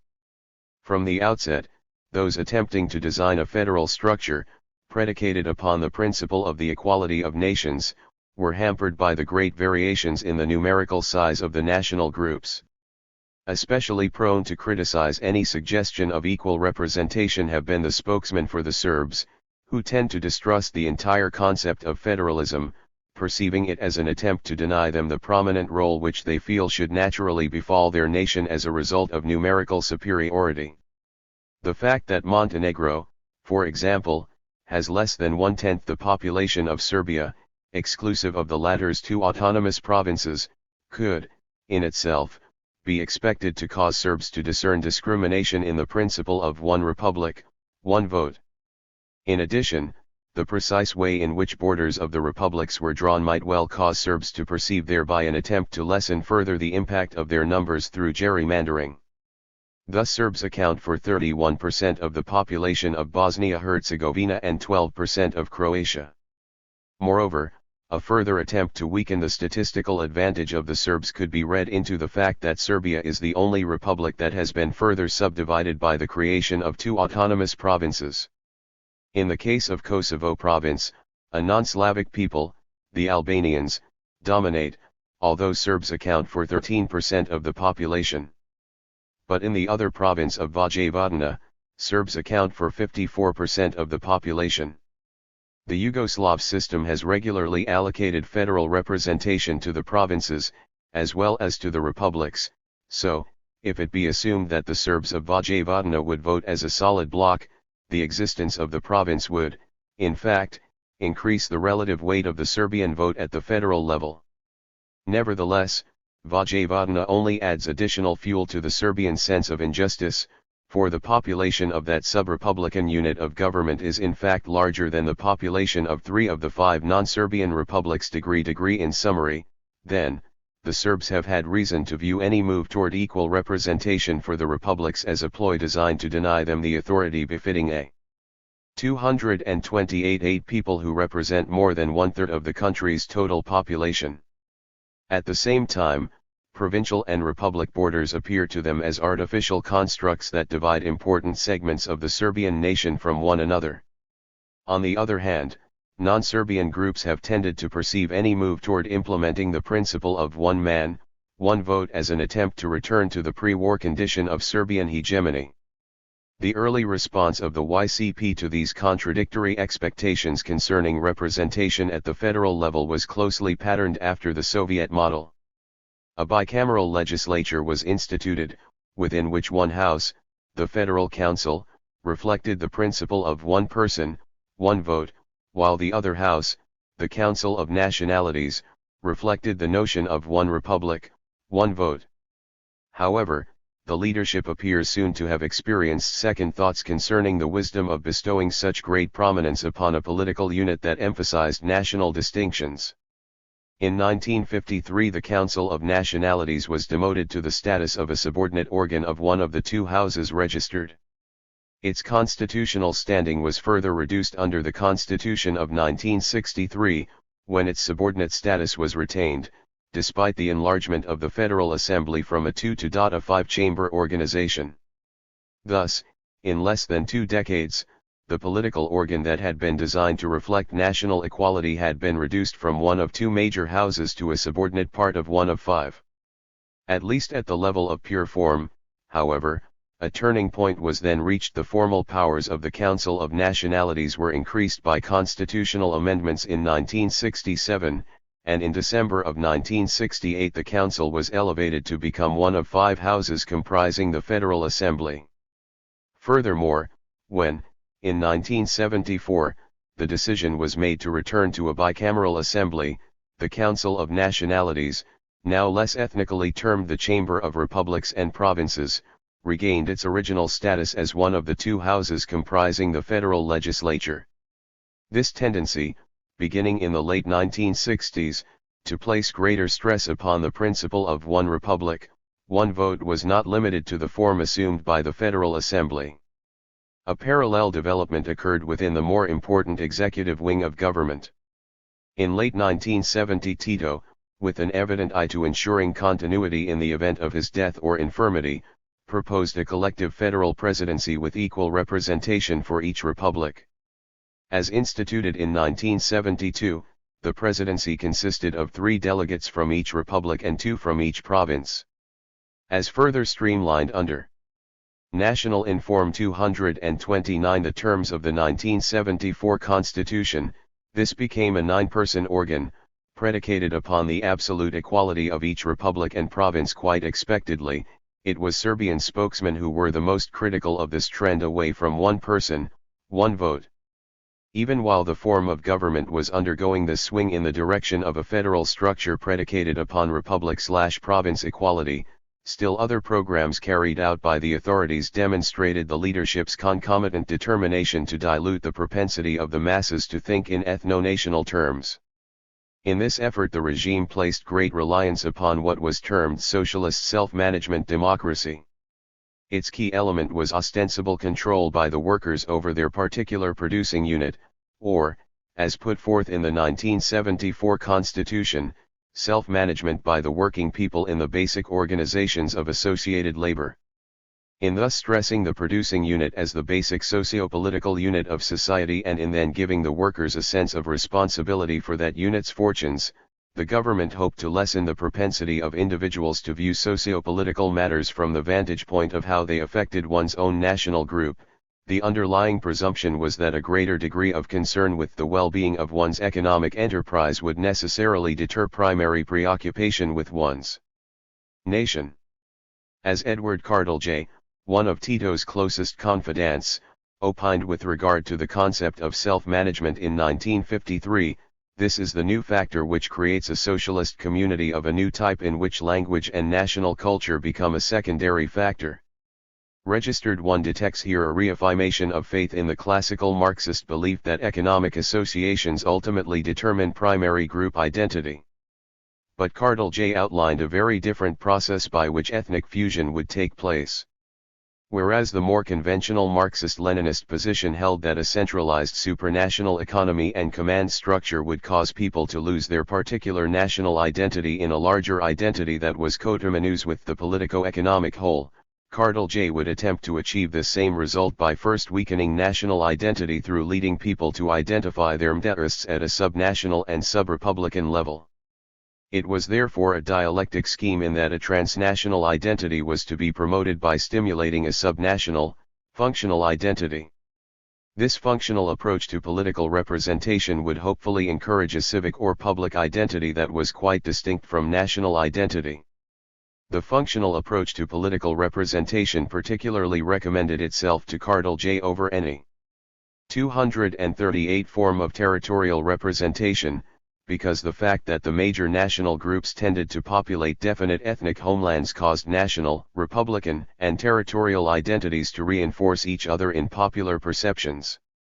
Cardell J.'s shorthand for the process by which he hoped to bring about the obliteration of the individual national identities and their replacement by a new civic identity therefore appropriately became deterritorialization.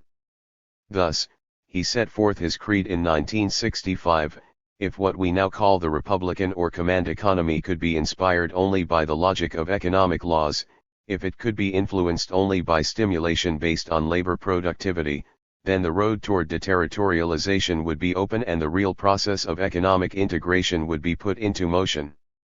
There is no other way than to merge the national, republican, and communal interests into the interests of every individual working man and each collective. At least, I do not see any other way. *6 The same determination to wean the citizenry from the habit of perceiving and reacting to issues in terms of ethnic competition can be detected in the authorities' decision to forestall the direct, popular election of delegates to the federal level. With regard to the election of delegates to the Federal Chamber of Republics and Provinces, for example, the 1974 Constitution interposed 3 intermediaries between these delegates and the mass electorate: registered members of self-management organizations and local communities elected delegates to some 500 communal assemblies. The assemblies, in turn, elected delegates to the assembly of their respective republic or autonomous province. In the third phase, the republic and provincial assemblies elected delegates to the Federal Chamber of Republics and Provinces. As a result of this THRD system, the ostensibly ethnogeographically based chamber must have been perceived by the average voter as far more remote and unrepresentative than would be the case were direct elections permitted. Made equally remote was the federal presidency, since its members were also elected by the members of the assemblies of the republics and autonomous provinces. Even at the level of form, then, the Yugoslav authorities, during their first 30 years in power, had not strayed very far from Tito's early view of federalism. At a council of party leaders held in late 1943, just prior to the conference at which the plan for a single Yugoslav state was unveiled, Tito had played down the significance of the federal structure with the comment that with us this will national inform 231 be more of an administrative division, instead of fixed borders, as with the bourgeoisie. 6 degrees. And in 1945, he had likened the borders of the constituent units to the white lines on a marble column, adding that the borders of the federal states in federal Yugoslavia are not borders which divide, but borders which unite. Registered. His comment in 1971, the year in which the republics gained their greatest measure of autonomy at the level of form, was fully in accord with these earlier statements. We do not look upon the independence and statehood of the republics in the classical sense, nor do we now strive to create polycentric statism. Czechoslovakia. The final Marxist-Leninist state to have experimented with the federal form is Czechoslovakia. There, the introduction of federalism occurred more than 2 decades after the Communist Party first came to power.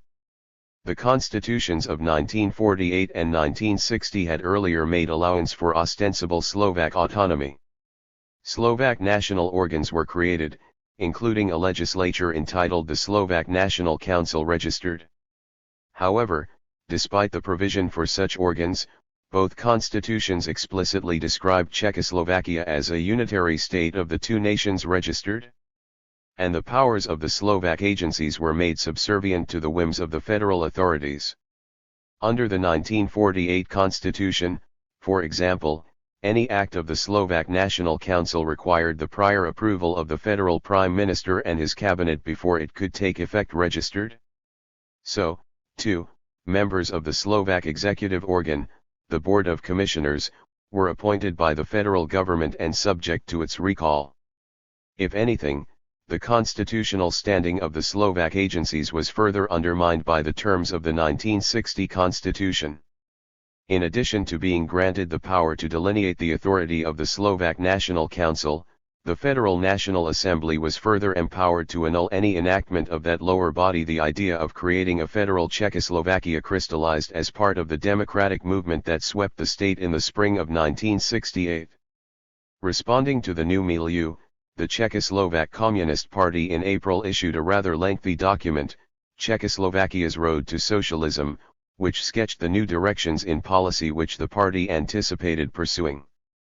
With regard to the governmental structure, the program called for a system that would embody the principle of a symmetrical arrangement, and thereby on the basis of full equality, solve the status of Slovak national bodies.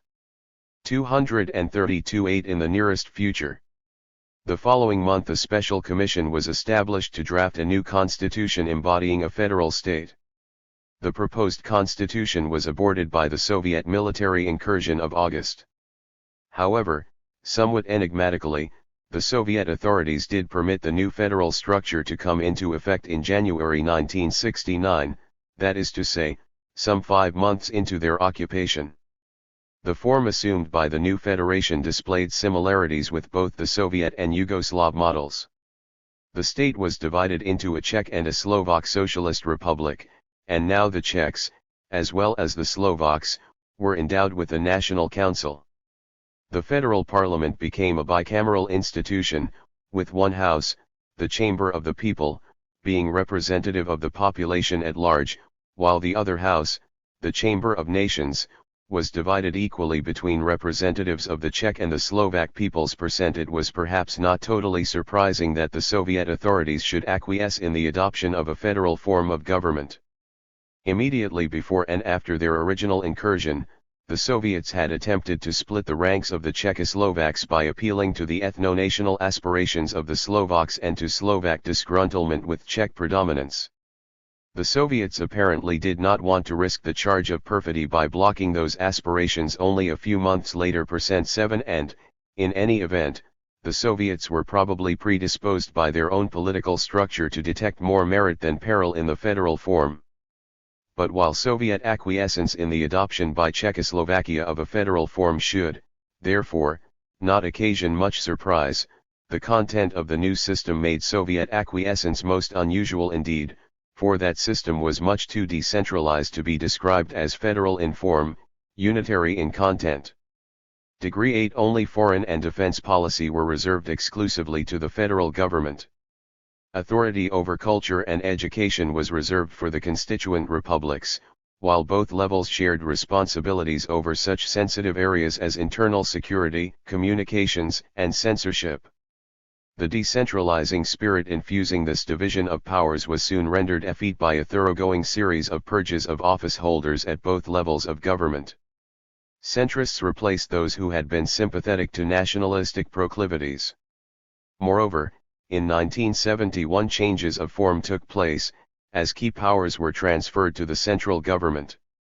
Most significantly, responsibility for internal national Inform 233 security again became the exclusive prerogative of the center, which was also authorized once more to overrule any enactment of the constituent republics. 9 Registered the Czechoslovak reformers had envisaged and had attempted to implement a federalism in content as well as in form, but more conventional Marxist-Leninists had viewed such a development as being at cross purposes with the overriding requirement of centralized control.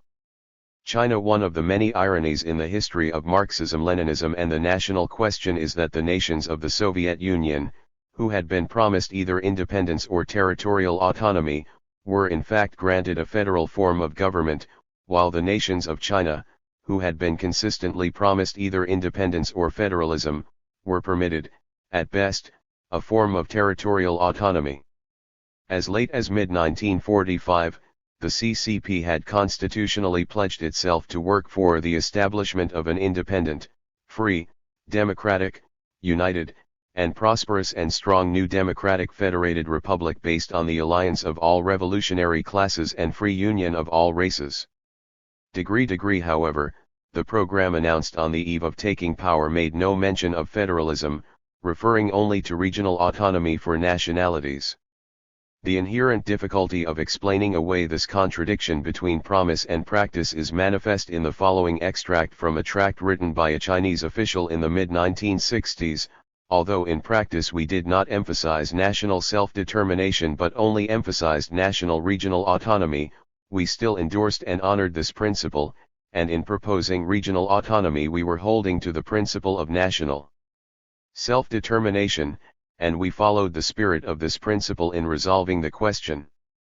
In resolving the national question, the Soviet Union adopted national self-determination and in due course implemented federalism.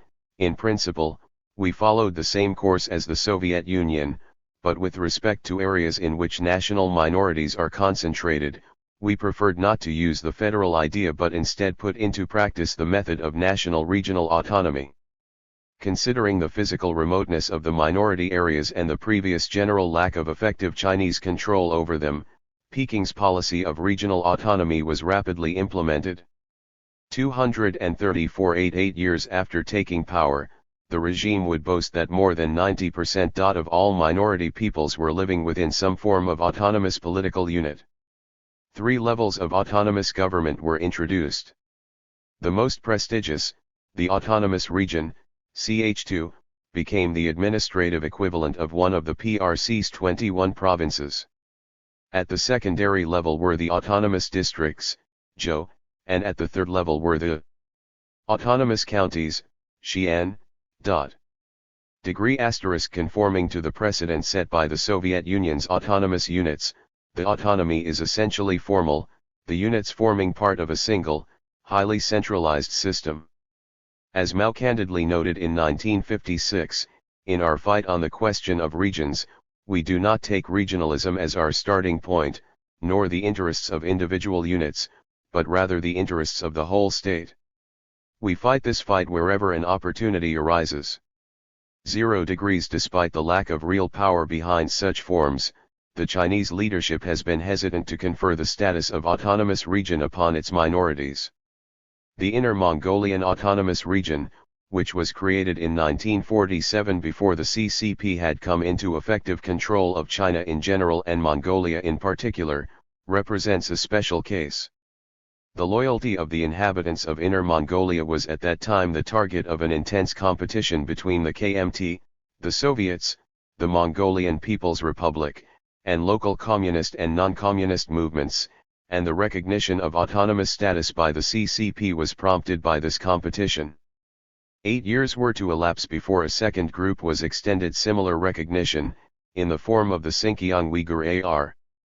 The third and fourth regions, the Guangxi-Chuang AR and the Ningxi Hui AR, received Peking's blessing in 1958, nearly a decade after the creation of the People's Republic of China. And the Tibetan AR did not come into being until 1965.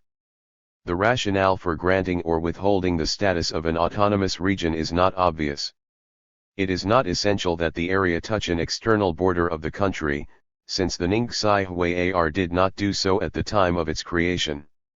Nor do relative numbers appear to be a determining factor. The Chuanghu, as China's largest minority, are twice as numerous as the Uyghurs and more than 4 times as numerous as the Mongols, were granted their AR long after those less populous peoples. Moreover, China's fourth largest ethnic element, the Yi variant, Lolo, have not been accorded an autonomous region, despite the fact that they are more numerous than either the Tibetans or the Mongols.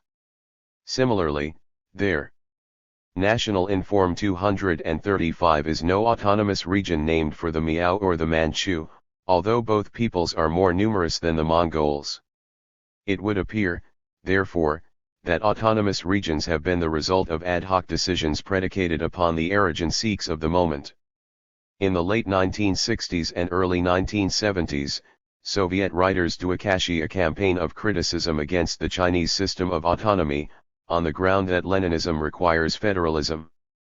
A book published in Moscow during 1968 charged that by creating a unitary rather than a federal state, the CCP had violated Lenin's legacy concerning the principle of self-determination, and had also violated the party's many explicit promises, dating to 1922, that national self-determination for all non-Han peoples would be honored following victory. Copyright. The book was most favorably reviewed the following year in an article whose author, after noting that the nationalities of China are deprived of their legal right to self-determination, added, "The federal structure of the Chinese People's Republic remains a fiction. Non-Chinese peoples have been magnanimously allowed to build their life on the basis of the territorial national autonomy, which in reality is merely a smokescreen to conceal the policy whereby they are forcibly assimilated." Degree stole another article, this one appearing in 1971, charged that in being permitted only autonomy and not the right to form national states, the non-Han had been denied proper self-determination from the very beginning of the Chinese People's Republic. Particular notice was taken of the fact that ours had no more authority than did the 21 regular provinces, and it was additionally noted that such large groups as the Yi, Miao, Manchus, and Koreans had not even been granted this lesser privilege of autonomy. 9. This insistence that regional autonomy falls short of Lenin's prescriptions was again repeated in a lengthy article that appeared during 1972. The article also suggested that the failure of the Chinese to follow the Soviet precedent had led them inexorably from a correct Leninist solution. Only the 1949 People's Revolution was able to create conditions for the correct solution of the nationalities question. Victory in this revolution was achieved as the result of the common efforts and common struggle of all peoples of China. It seemed that it was possible then to count on special attention.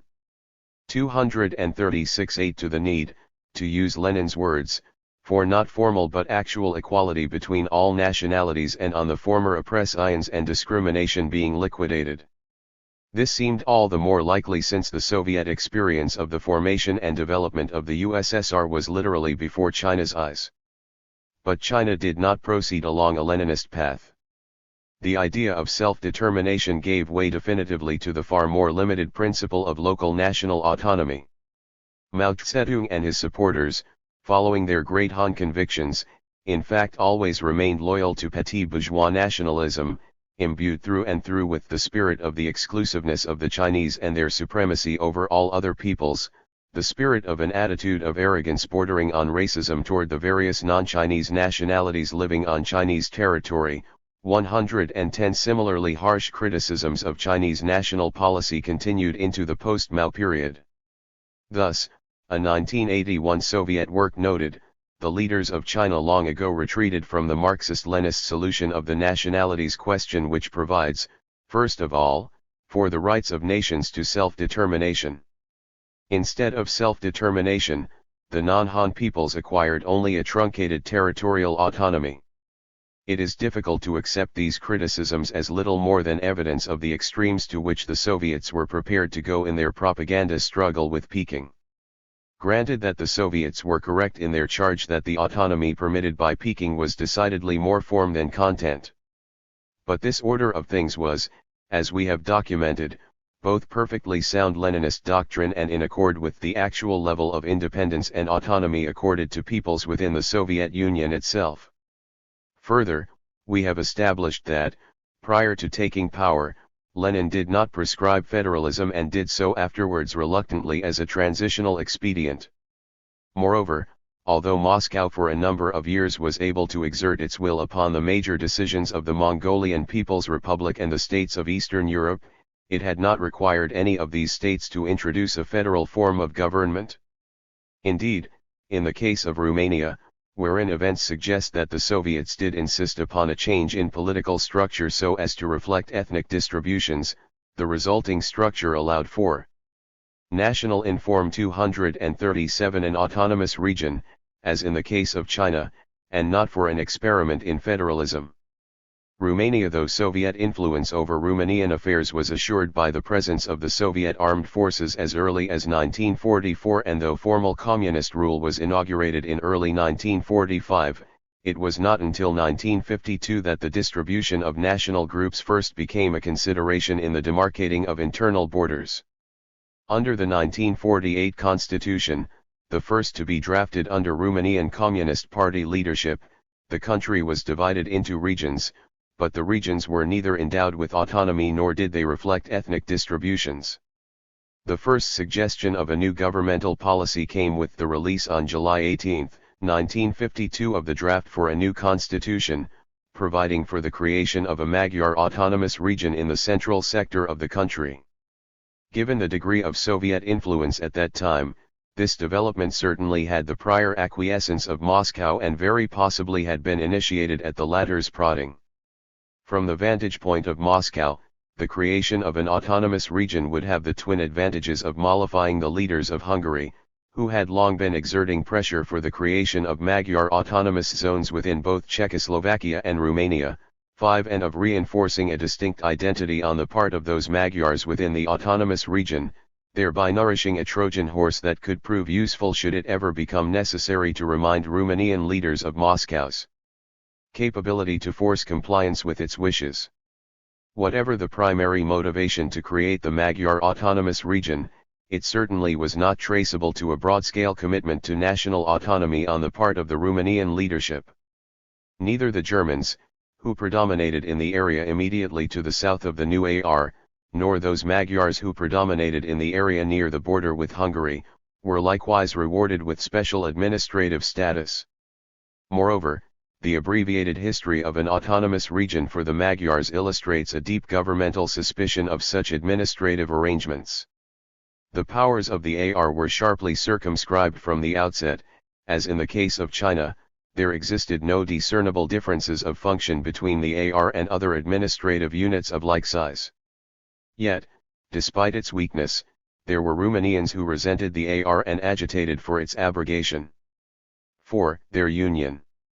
238 happiness was at least partially assuaged in 1960, when the boundaries of the AR were redrawn so as to decrease the proportion of Hungarians from 77% to 62%, and when a Romanian geographic term was added to the title of the region, making it the Murs Autonomous Hungarian Region.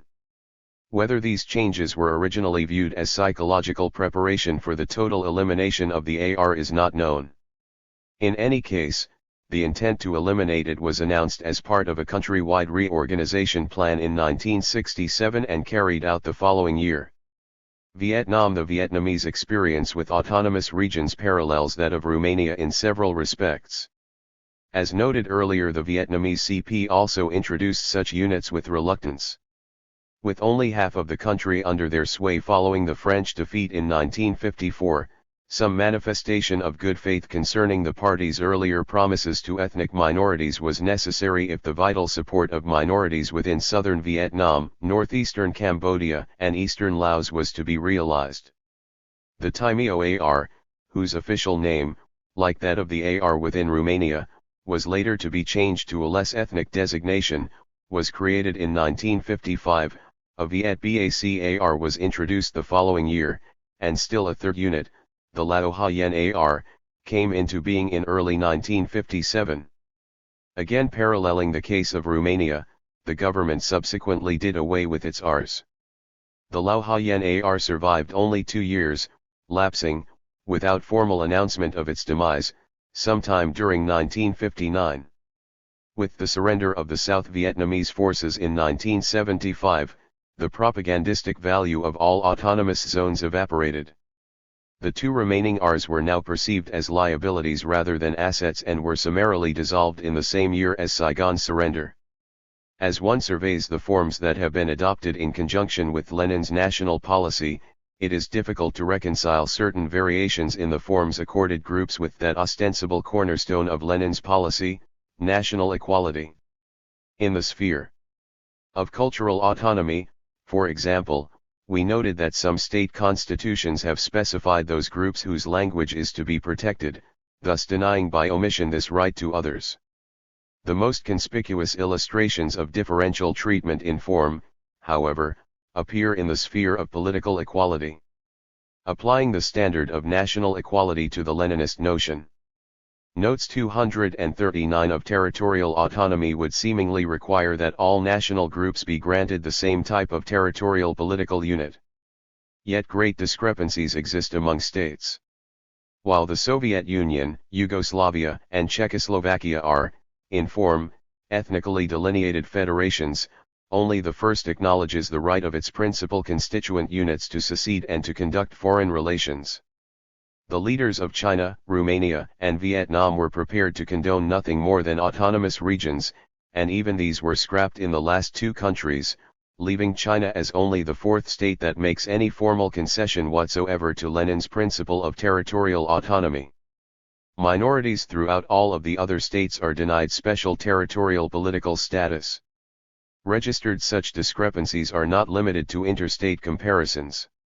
As we have seen, even within any of the 4 states that formally honor the concept of territorial autonomy, there is apt to be a hierarchy of autonomous units bearing ethnic designations, example Union republics, autonomous regions, autonomous provinces, autonomous districts, and the like. Some groups have been judged worthy of the highest level of autonomous unit within the state, while others have had to settle for a lower order.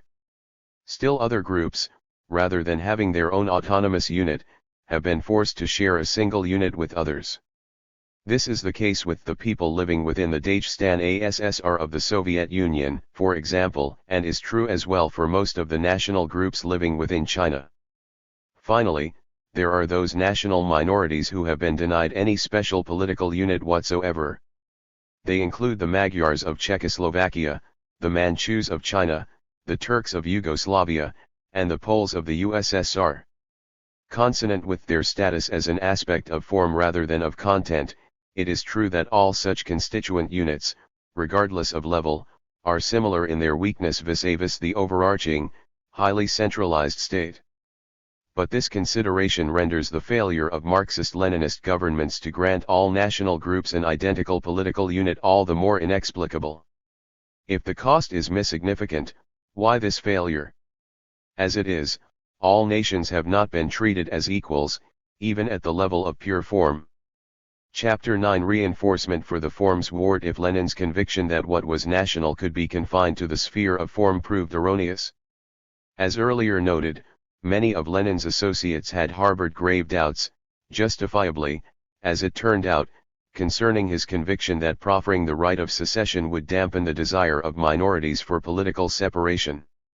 Similarly, despite periodic paeans to Leninist national policy and assertions that its application has solved their country's national question, the failure of several Marxist-Leninist governments to adopt such a key element of the Leninist schema as political autonomy and the willingness of still other governments, having once adopted the autonomous form, subsequently to jettison it, demonstrate broadly held skepticism concerning the wisdom of Lenin's formula. But even those governments that have been among the more faithful in their observance of Leninist ritual have simultaneously pursued risk-reducing policies, thereby expressing something less than certainty that the promotion of national forms would prove an effective antitoxin, rather than an intoxicant, for the poison of ethno-nationalism. The major means of hedging that have been employed can be grouped under 1. Language policy, 2. The recruitment and purging of elites, and 3. The redistribution and gerrymandering of national groups. Language policy. Of the three categories, the most resistant to generalities is that of language policy. The pattern is far more irregular from country to country and, within a single country, from group to group than is true in the case of either elite recruitment or population redistribution.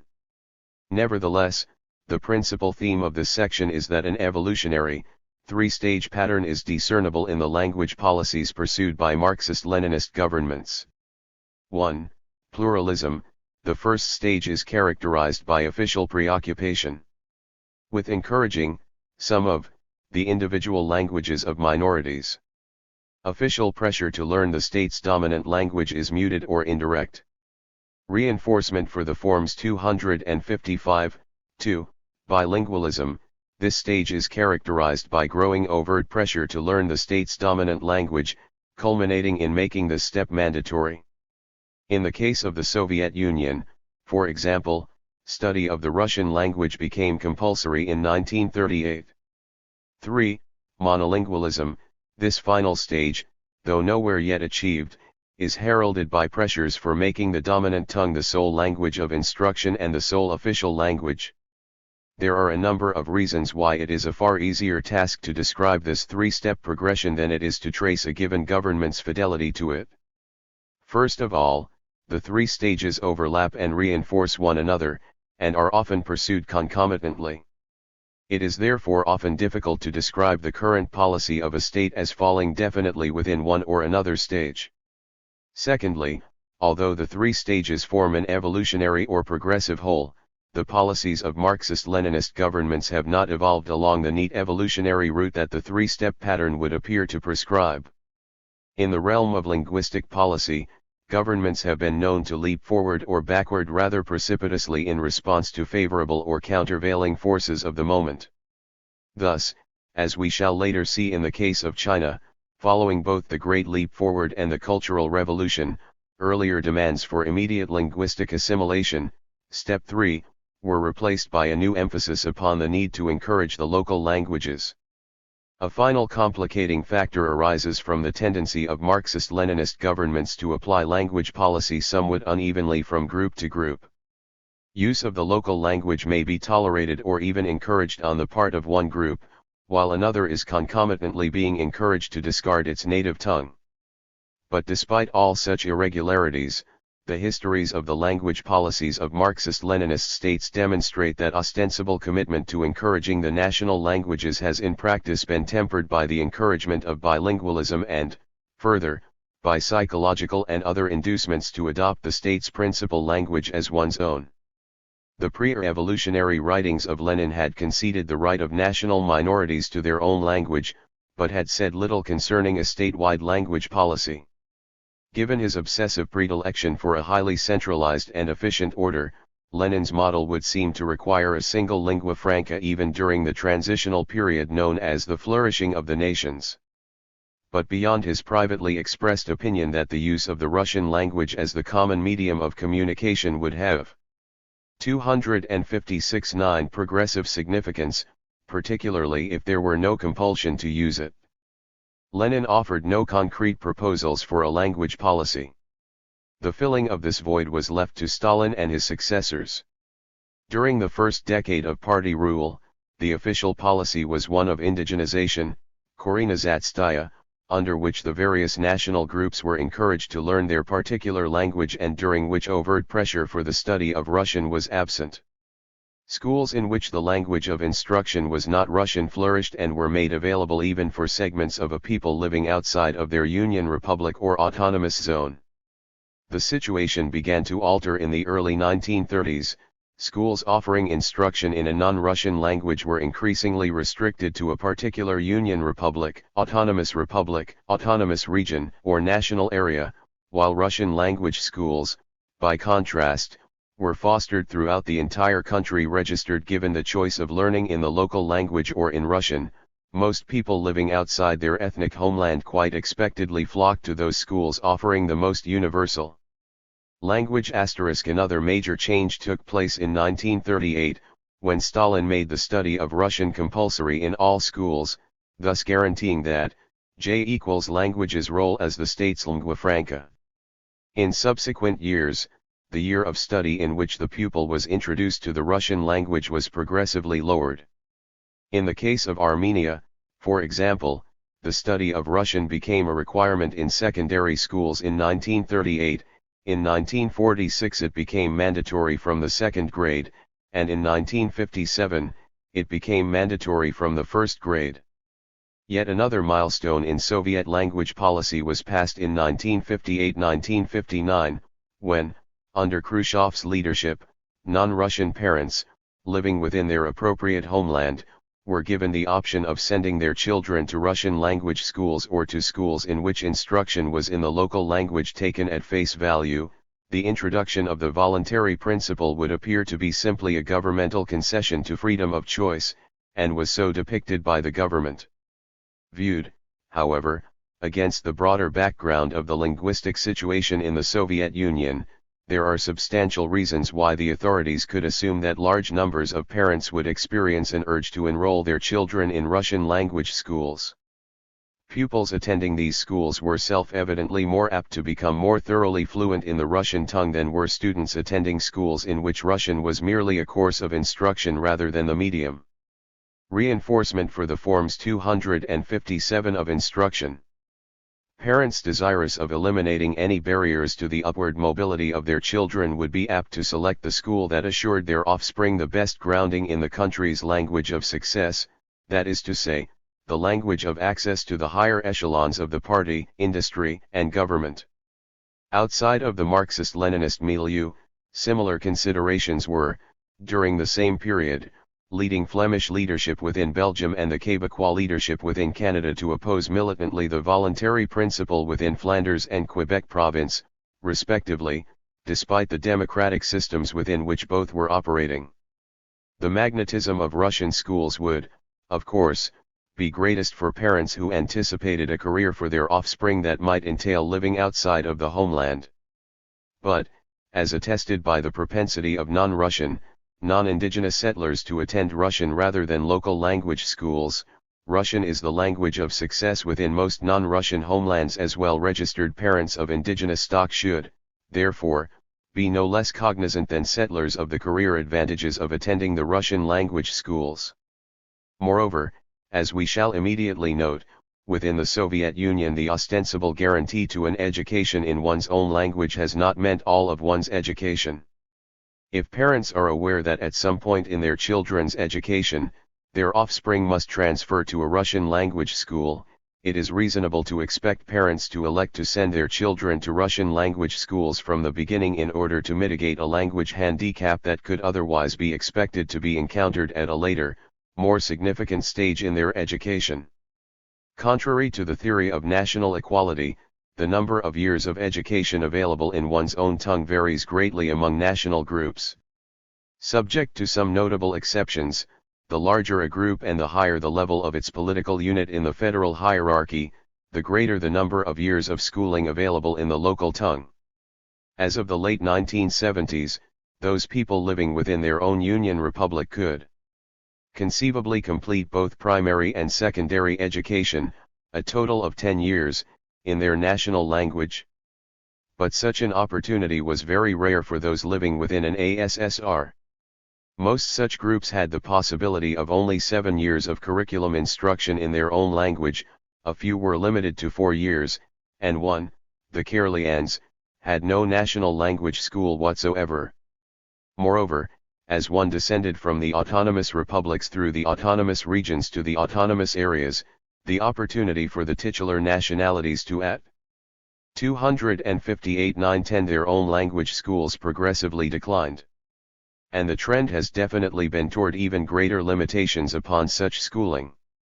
One study, limited to groups who had their own Union Republic, Autonomous Republic, or Autonomous Region, found that the average number of available years of instruction in the native language decreased from 6.7 to 5.0 years between 1958 and 1972.8 if we exclude those 14 nations with a Union Republic, who, as noted, all enjoy the possibility of 10 years of education in their own language. The figures for the remaining 31 peoples covered by the study would show a drop from 5.2 to 2.74 years. That is to say, the number of years of education conducted in the language of those people having their own ASSR or autonomous region, already quite low, was nearly halved between 1958 and 1972. This trend was noted and applauded in an editorial published in a Soviet journal during 1963. The use of the Russian language as the medium of instruction is at the present time a growing tendency in the development of the national schools in our country. In the Russian SFSR, the process of the voluntary changeover of national schools to the Russian language of instruction from a certain class upwards in accordance with the desire of the parents is even now proceeding very actively in most autonomous republics, autonomous regions, and national areas. At present in the schools of 36 nationalities of the Russian SFSR, instruction is conducted in Russian from the V4, 3, H, or I class upwards. Degree. The guaranteed right to an education in one's own language has thus, in practice, become increasingly restricted to one of the 14 peoples who have their own Union Republic. The preferential treatment accorded the languages of these 14 peoples might be explained either as a decision by the authorities to accept these 14 tongues as permanent features of the Soviet cultural landscape, or as a tactical decision to promote linguistic assimilation in 2 stages. During the first stage, primary emphasis would be placed upon the eradication of the 90-odd languages spoken by peoples without Union Republic status, while the national suspicions of that 78% of the non-Russian population who had such status would be tranquilized temporarily. The former explanation can safely be discounted since it would run counter to Marx and Lenin's insistence that assimilation is both progressive and ultimately inevitable, a dictum from which the leadership of the Soviet Union has never strayed. By contrast, reinforcement for the forms 259 the hypothesis that the authorities may perceive linguistic assimilation as a 2-stage process blends well with some of the more important theoretical Soviet writings on assimilation. There is, for example, a close parallel between the hypothesis and the manner in which Stalin in 1950 envisaged linguistic assimilation developing on a worldwide basis. After the victory of socialism on a world scale, we will have hundreds of national, i.e., country, languages from which at first the most enriched zonal languages will emerge as a result of lengthy economic, political and cultural cooperation of nations, and subsequently the zonal languages will fuse into one common international language, which will of course be neither German, nor Russian, nor English, but a new language which has absorbed the best elements of the national and zonal languages. The analogical relationship of this worldwide analysis to the situation within the Soviet Union is striking. Therein, 1. The lesser state languages, 2. The zonal languages, and 3. The ultimate single language find their counterparts in 1. The languages of peoples not enjoying the status of their own Union Republic, 2. The languages of those who do, and 3. Russian. 8. The fact that the 14 peoples assigned Union Republics, those who speak the zonal languages, have not been subjected to the same levels of pressure for linguistic assimilation as have those who have been denied such an administrative unit should probably not be construed as more than a temporary or transitional phase. The peoples enjoying Union status have not been exempted from all such pressure. Indeed, that the authorities attach no qualitative significance to Union Republic status per se can be seen in the fact that such pressures have been applied very unevenly from one Union Republic to another. The data indicate that the authorities have been applying what might be termed a 9-to-5 rule, in that 5 of the peoples with Union Republics have been less pressured with regard to language than have the other 9. The 5 republics in which pressure has been the least noticeable have been the 3 Baltic republics, Estonia, Latvia, and Lithuania, and the Transcaucasian republics of Armenia and Georgia. All 5 of these titular peoples have a highly developed sense of national consciousness and a proud literary tradition expressed in their own languages. The Ukrainians could also qualify on both counts, but the strong similarities between Ukrainian and Russian, reflecting their 269 common Slavic root, have apparently led the authorities to anticipate less resistance to linguistic assimilation than would otherwise be the case. But whatever the rationale for this differential treatment, the important point is that the Ukrainians, the Belarusians, whose language is also Slavic, the Moldavians, the Azerbaijani, and the 5 titular peoples of the Central Asian Union republics, the Kazakhs, Kyrgyz, Tadshiks, Turkmen, and Uzbeks, have not been totally exempt from the pressures to attend Russian language schools that we noted in the case of non-Union Republic peoples. The fact that Union Republics have schools offering the full 10 years of primary and secondary education taught in the native language need not mean that everyone has an equal opportunity to attend such schools. The existence of schools and their availability to students are not synonymous. While the number of local language schools in the case of the Baltic republics, Armenia, and Georgia appears sufficient to accommodate all those interested in attending them, in other republics the number is inadequate. In Kazakhstan, for example, Russian is reported to be the predominant language of instruction in urban schools and in all specialized secondary schools. For within Moldavia, Russian language schools accounted for 27% of all schools and 33% of all students in the mid-1950s, and the proportion of such schools jumped dramatically during the 1960s. Degree within the Ukraine, 72% of all school children were taught in Ukrainian and 26% in Russian as of the mid-1950s, but these figures had become 60% and 40%, respectively, by the mid-1970s. Such data are reflected in the comparative number of primary and secondary level school texts available in each language relative to the number of native speakers of the language. For all 14 titular peoples, the number of texts per native speaker of the language is approximately only half, 53%, the number available to those declaring Russian as their major language. If limited to the 9 least favored titular peoples, the proportion drops to approximately 1/3, 35%. The spread is quite wide, with more texts available per speaker of the Estonian and Latvian languages than for speakers of Russian, while Belarusian texts per speaker are less than 1/5 the comparable Russian figure. Again, the great disparities among groups indicate that the authorities ascribe no particular value to the languages of the titular, Union Republic peoples. Overall, the data suggest that in most, but not all, Union republics an increasing number of titular people may not find a local language school nearby. Registered // Reinforcement for the Forms 261. The prevalence of Russian as the language of instruction increases as one progresses from lower to higher education. At the university level, it approaches a monopoly within some of the Union republics. At this level, the number of Russian language textbooks per speaker is more than 10 times the number for all of the non-Russian titular peoples, and the disproportion would be significantly larger if the comparison were limited to the 9 less favored language groups. Moreover, the competitive examinations for entrance to institutions of higher learning are customarily given in Russian, thereby providing a distinct edge to those most thoroughly trained in that language. How all this operates in a given situation is illustrated by the following petition of a Ukrainian to an official of the Ukrainian Soviet Socialist Republic: people of the Ukrainian nationality, whose native tongue is Ukrainian, do not enjoy the same rights in entering the VUZ institutions of higher learning as do those whose native tongue is Russian. Russian language and literature are a compulsory part of the VUZ entrance examinations, and so the graduates from Russian schools are more successful in passing this examination with higher marks than the graduates from Ukrainian schools. Furthermore, entrance examinations for special disciplines are also conducted in Russian, and this, too, makes it difficult for graduates from Ukrainian schools to pass special subjects. And so Ukrainian-speaking applicants get lower grades in the competitive examinations.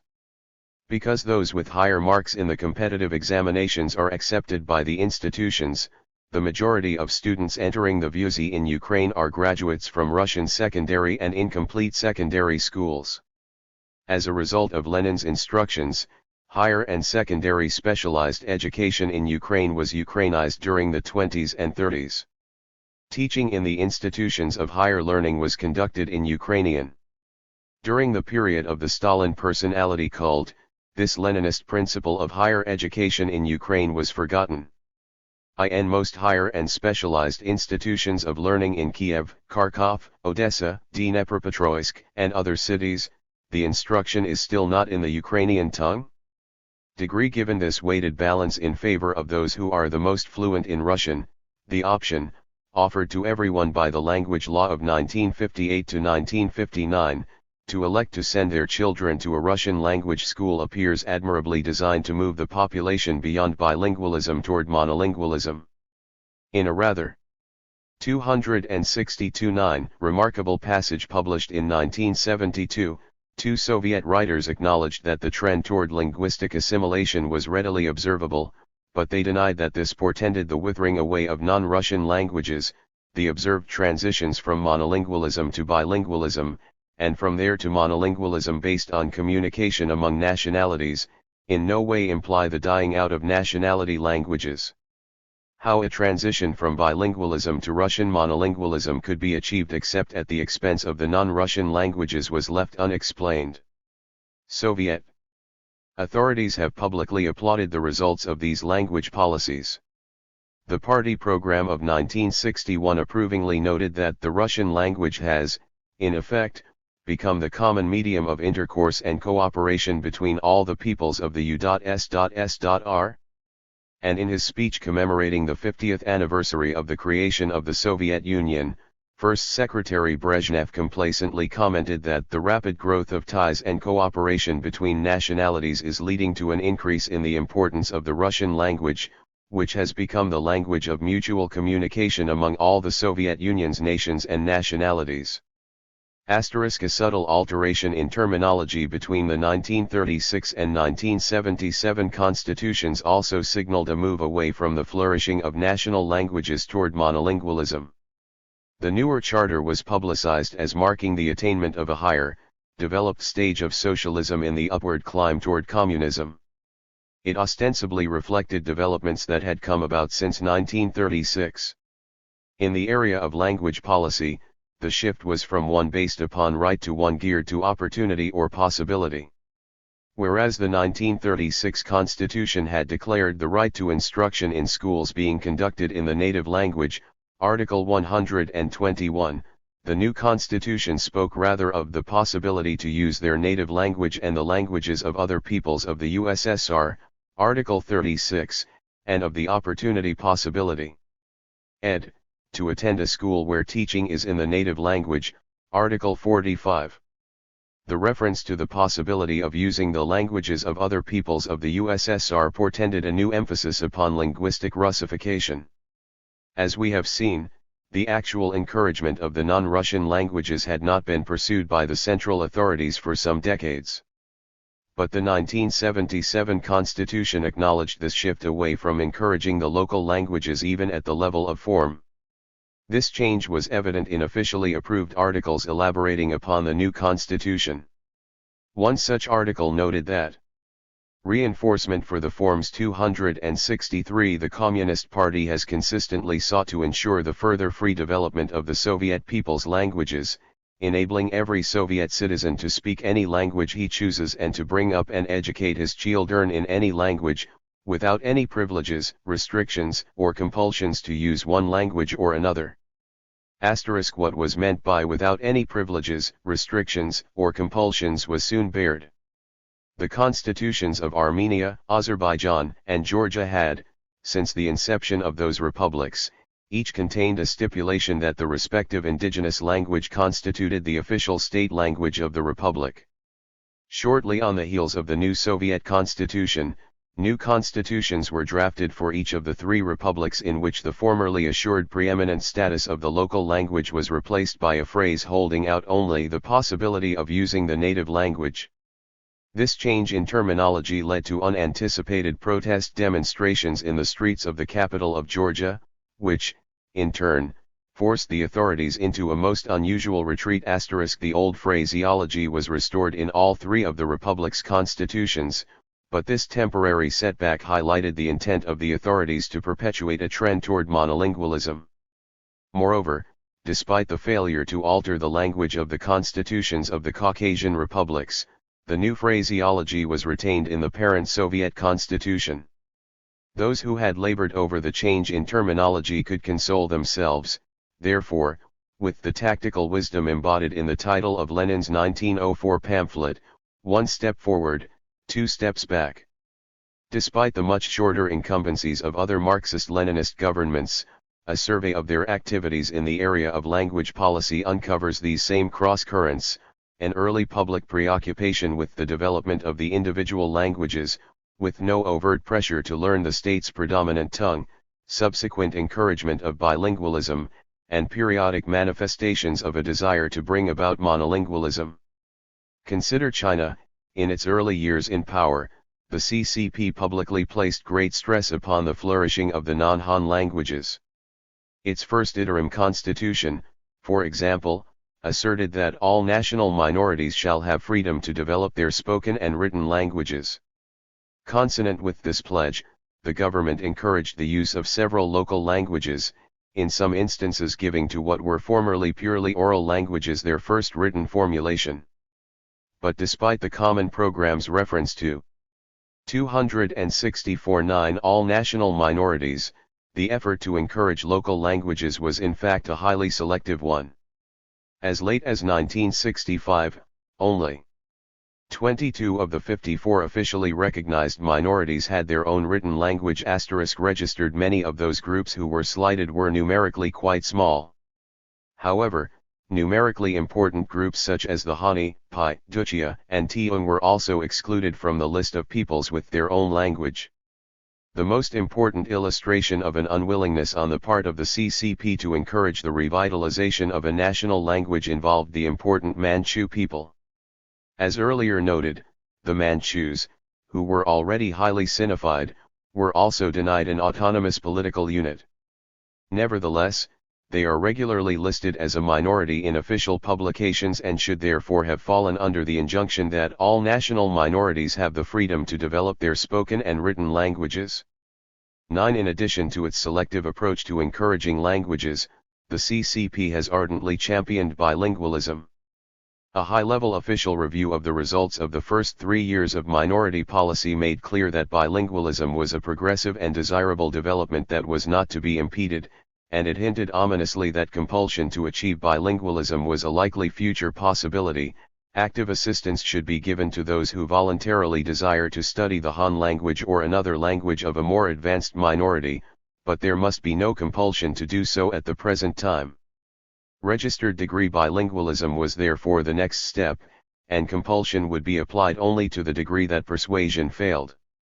Consonant with the goal of bilingualism, Chinese was made part of the curriculum within the autonomous areas, and students were led to realize that knowledge of Chinese was an essential element in upward mobility. Pressures for monolingualism have also been evident. As in the case of the Soviet Union, special and higher education have been made available principally in the state's dominant language.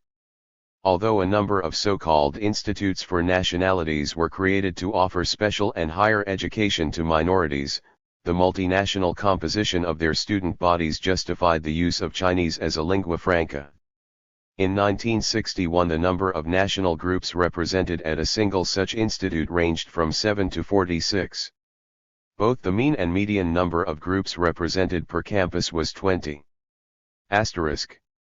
Moreover, we have noted that several important groups were not permitted instruction in their native language. This selectivity was given a further boost in 1968. Reinforcement for the Forms 265 when it was announced that there would be no further effort to develop a national language for people who already spoke Chinese while ostensibly encouraging the flourishing of national languages, the CCP was, then, concomitantly encouraging bilingualism and monolingualism. But even this quite telescoped schedule appeared needlessly time-consuming to some members of the hierarchy, and demands for immediate linguistic assimilation surfaced during the Great Leap Forward, 1958 to 1959, and again in the late 1960s as part of the Cultural Revolution * registered following each of these periods of orchestrated revolutionary fervor, there was a retreat in favor of the policy of national flourishing. However, none of these subsequent periods of support for the right of nations to their own language were characterized by the same level of commitment as was the immediate post-revolutionary period, 1949 to 1952, and the long-ranged policy trend has been in the direction of linguistic assimilation * registered tributes to the concept of national flourishing were very much a part of the demoufication campaign of 1981-1982, but the minorities could recall similar promises that were followed by efforts at linguistic assimilation. The Vietnamese experience demonstrates the same trend but on a much more telescoped timetable. Although Article 4 of the 1960 Constitution had guaranteed that all nationalities have the right to use their own spoken and written languages, this right was not extended to schooling. Even during the period when the VCP controlled only northern Vietnam and badly needed the support of non-Vietnamese peoples in the south, in eastern Laos, and in northeastern Cambodia, 1954 to 1975, only 4 of the 37 officially recognized national minorities under its control were given any schooling in their own language. And for these 4 exceptions, all education beyond the 4th grade was in the Vietnamese language degree despite constitutional assertions to the contrary. Then, the VCP embarked immediately upon a program aimed at monolingualism. Moreover, as evident in the following excerpt from a 1968 article by the Minister of Education, there was pressure to achieve the desired goal of linguistic assimilation as rapidly as possible. In reforming our educational system, we are now putting forward many positive guidelines and measures in order to enable the younger generation to speak and write Vietnamese better with each passing day.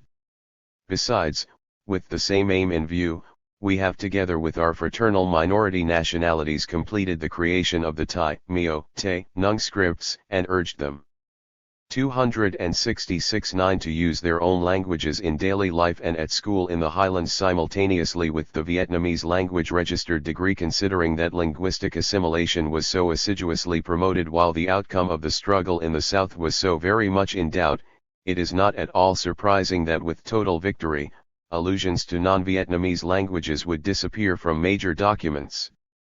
Thus, in his address to the First Party Congress to be held after victory over the South, VCP First Secretary Le Duan spoke of the need to rapidly eradicate illiteracy in newly liberated regions and mountain and ethnic minority areas, but made no mention of the language in which the minorities were to become literate. The Vietnamese language was simply assumed.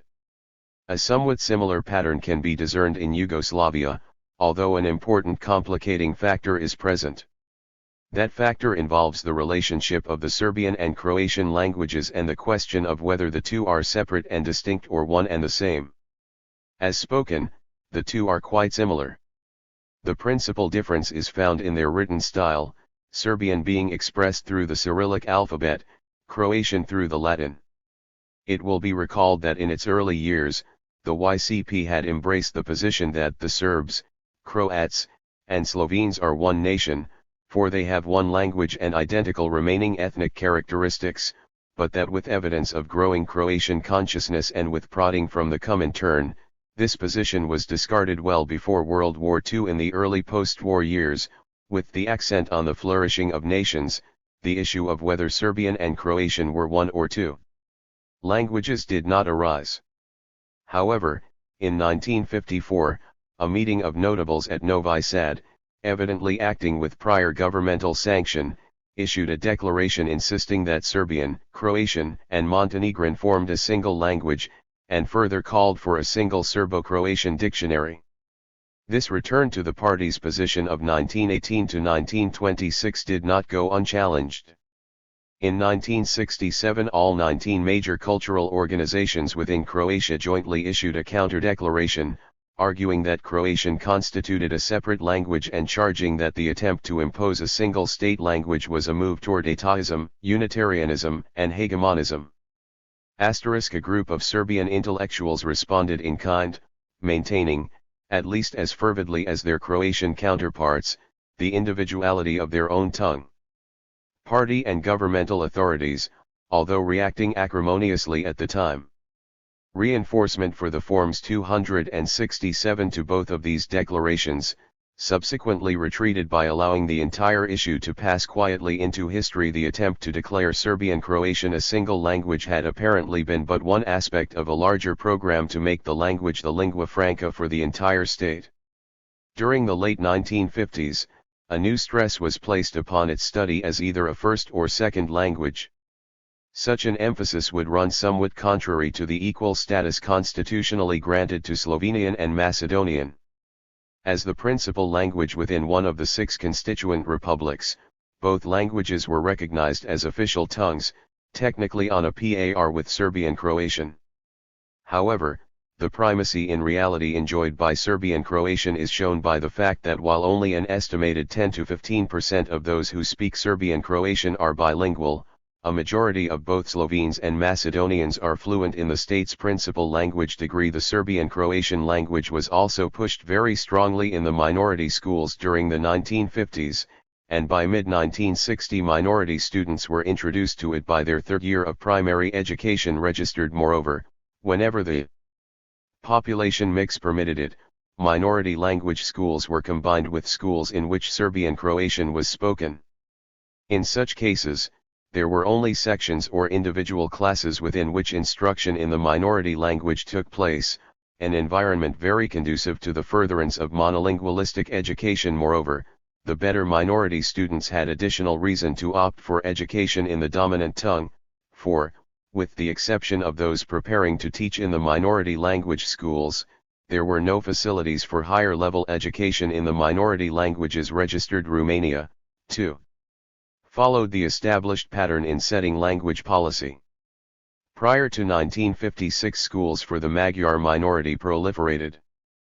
But following that date, such schools were consolidated with Romanian language schools wherever feasible. Registered as in the case of Yugoslavian consolidated schools, training in the minority language was limited to special classes conducted within an overarching institutional milieu favoring the majority language. And in 1959, the one university in which Magyar had been the language of instruction was merged with a nearby Romanian university. Nearly a decade later, a formerly high-level member of the Communist Party who was of Magyar descent complained in an open letter to the authorities that, despite contrary promises, the number of schools in which Magyar was the language of instruction was steadily 268 increasing, as part of an officially but not publicly espoused policy of discouraging the use of non-Romanian languages registered degree in these and other cases. Then, the flourishing of national languages has come to be tempered in practice by the encouragement of bilingualism and, further, by psychological and/or institutional inducements to adopt the state's principal language as one's own. Those desirous of an education in their own language often find this realizable, if at all, at only the lower levels of education. Higher education is customarily restricted to the dominant language. Although we have emphasized the state's control over the schools as the principal lever for promoting linguistic assimilation, it is not the sole means at the government's disposal. 5 * Control over post-educational opportunities, the state's monopoly over the publishing industry, and the ability to infuse the vocabulary of minority languages with words and phrases drawn from the dominant tongue are all involved. Whether by purposeful design or not, post-educational career opportunities encourage linguistic assimilation. Given the centralized nature of decision-making in Marxist-Leninist states, it could not be otherwise. While whatever measure of linguistic autonomy that is present operates within a geographically circumscribed area, the decisions that most influence upward mobility are made at the central level and reflect the authorities' predilection for statewide linguistic uniformity. Ambitious members of smaller groups or those members of larger groups who plan to leave their homeland in pursuit of success are, of course, as we noted at the outset, aware of the need for fluency in the state's dominant language. But this same imperative operates even in the case of those members of large groups who elect to remain in their own ethnic region. The examinations or other avenues to a profession are apt to be conducted in the state's principal language, while subsequent performance in the profession is also apt to require exclusive use of the lingua franca registered 5. For example, within the Ukraine, the homeland of a Soviet people second in number only to the Russians, a critical tabulation of spheres of activity in which Russian had become the customary means of communication included, 1. Official life and official relations, 2. Party, Communist Youth League, and trade union activities, 3. Economic life and economic relations, and 4. Business administration. Admittedly, in part because their Slavic language is very similar to Russian, Ukrainians have been under more pressure to adopt Russian than have the indigenous peoples of Armenia, Georgia, and the Baltic republics. But even in those, reinforcement for the Forms 269 less pressured societies, the spurs to adopt Russian can be quite compelling, as witness the following description of how affairs are conducted within Latvia, in the Republic's city, regional, and most of the local municipal organizations, as well as in all enterprises. All business is conducted in Russian. There are many collectives where the absolute majority is Latvian. However, if there is only one Russian in the collective, his demand that meetings be conducted in Russian is met. 5. But perhaps the firmest evidence of the lowly status of the indigenous languages is the fact that Russians living within non-Russian Union republics experience little need to learn the local language. Thus in 1979 only 3.5% of the Russian population was able to speak a non-Russian language, although 17.4% of all Russians lived outside of their own Union republic. Contrary, then, to the Leninist postulate of the equality of national languages, each Marxist-Leninist state has in practice what might be termed the language of success, and has promoted conformity in its use even while formally committed to the flourishing of many tongues. The state's monopolistic power over all publications is still another major tool in forging language policy. That power is both quantitative and qualitative in its impact. In addition to determining the number of titles and the number of copies of each title to be issued in a given language, the government also determines what classifications of subject matter are or are not to be published in one of the state's minority tongues. Data available on the Soviet Union attest to great discrepancies among national languages in all three categories. The favored position of Russian is particularly stark. In 1970, for example, 60,000 titles were published in Russian as compared to only 3,000 titles in the runner-up Ukrainian language registered. Even within the Ukraine, the number of titles published in Russian exceeded those in Ukrainian by 51% registered. Similarly, the total number of copies of books issued in the two languages countrywide favored the Russian language by 1.03 billion to 93 million, a ratio of 11:1 as contrasted with a 4:1 ratio of those who claimed Russian rather than Ukrainian as their first language degree registered. Broadening our investigation to include all peoples with Union Republic status, we encounter the usual great discrepancies.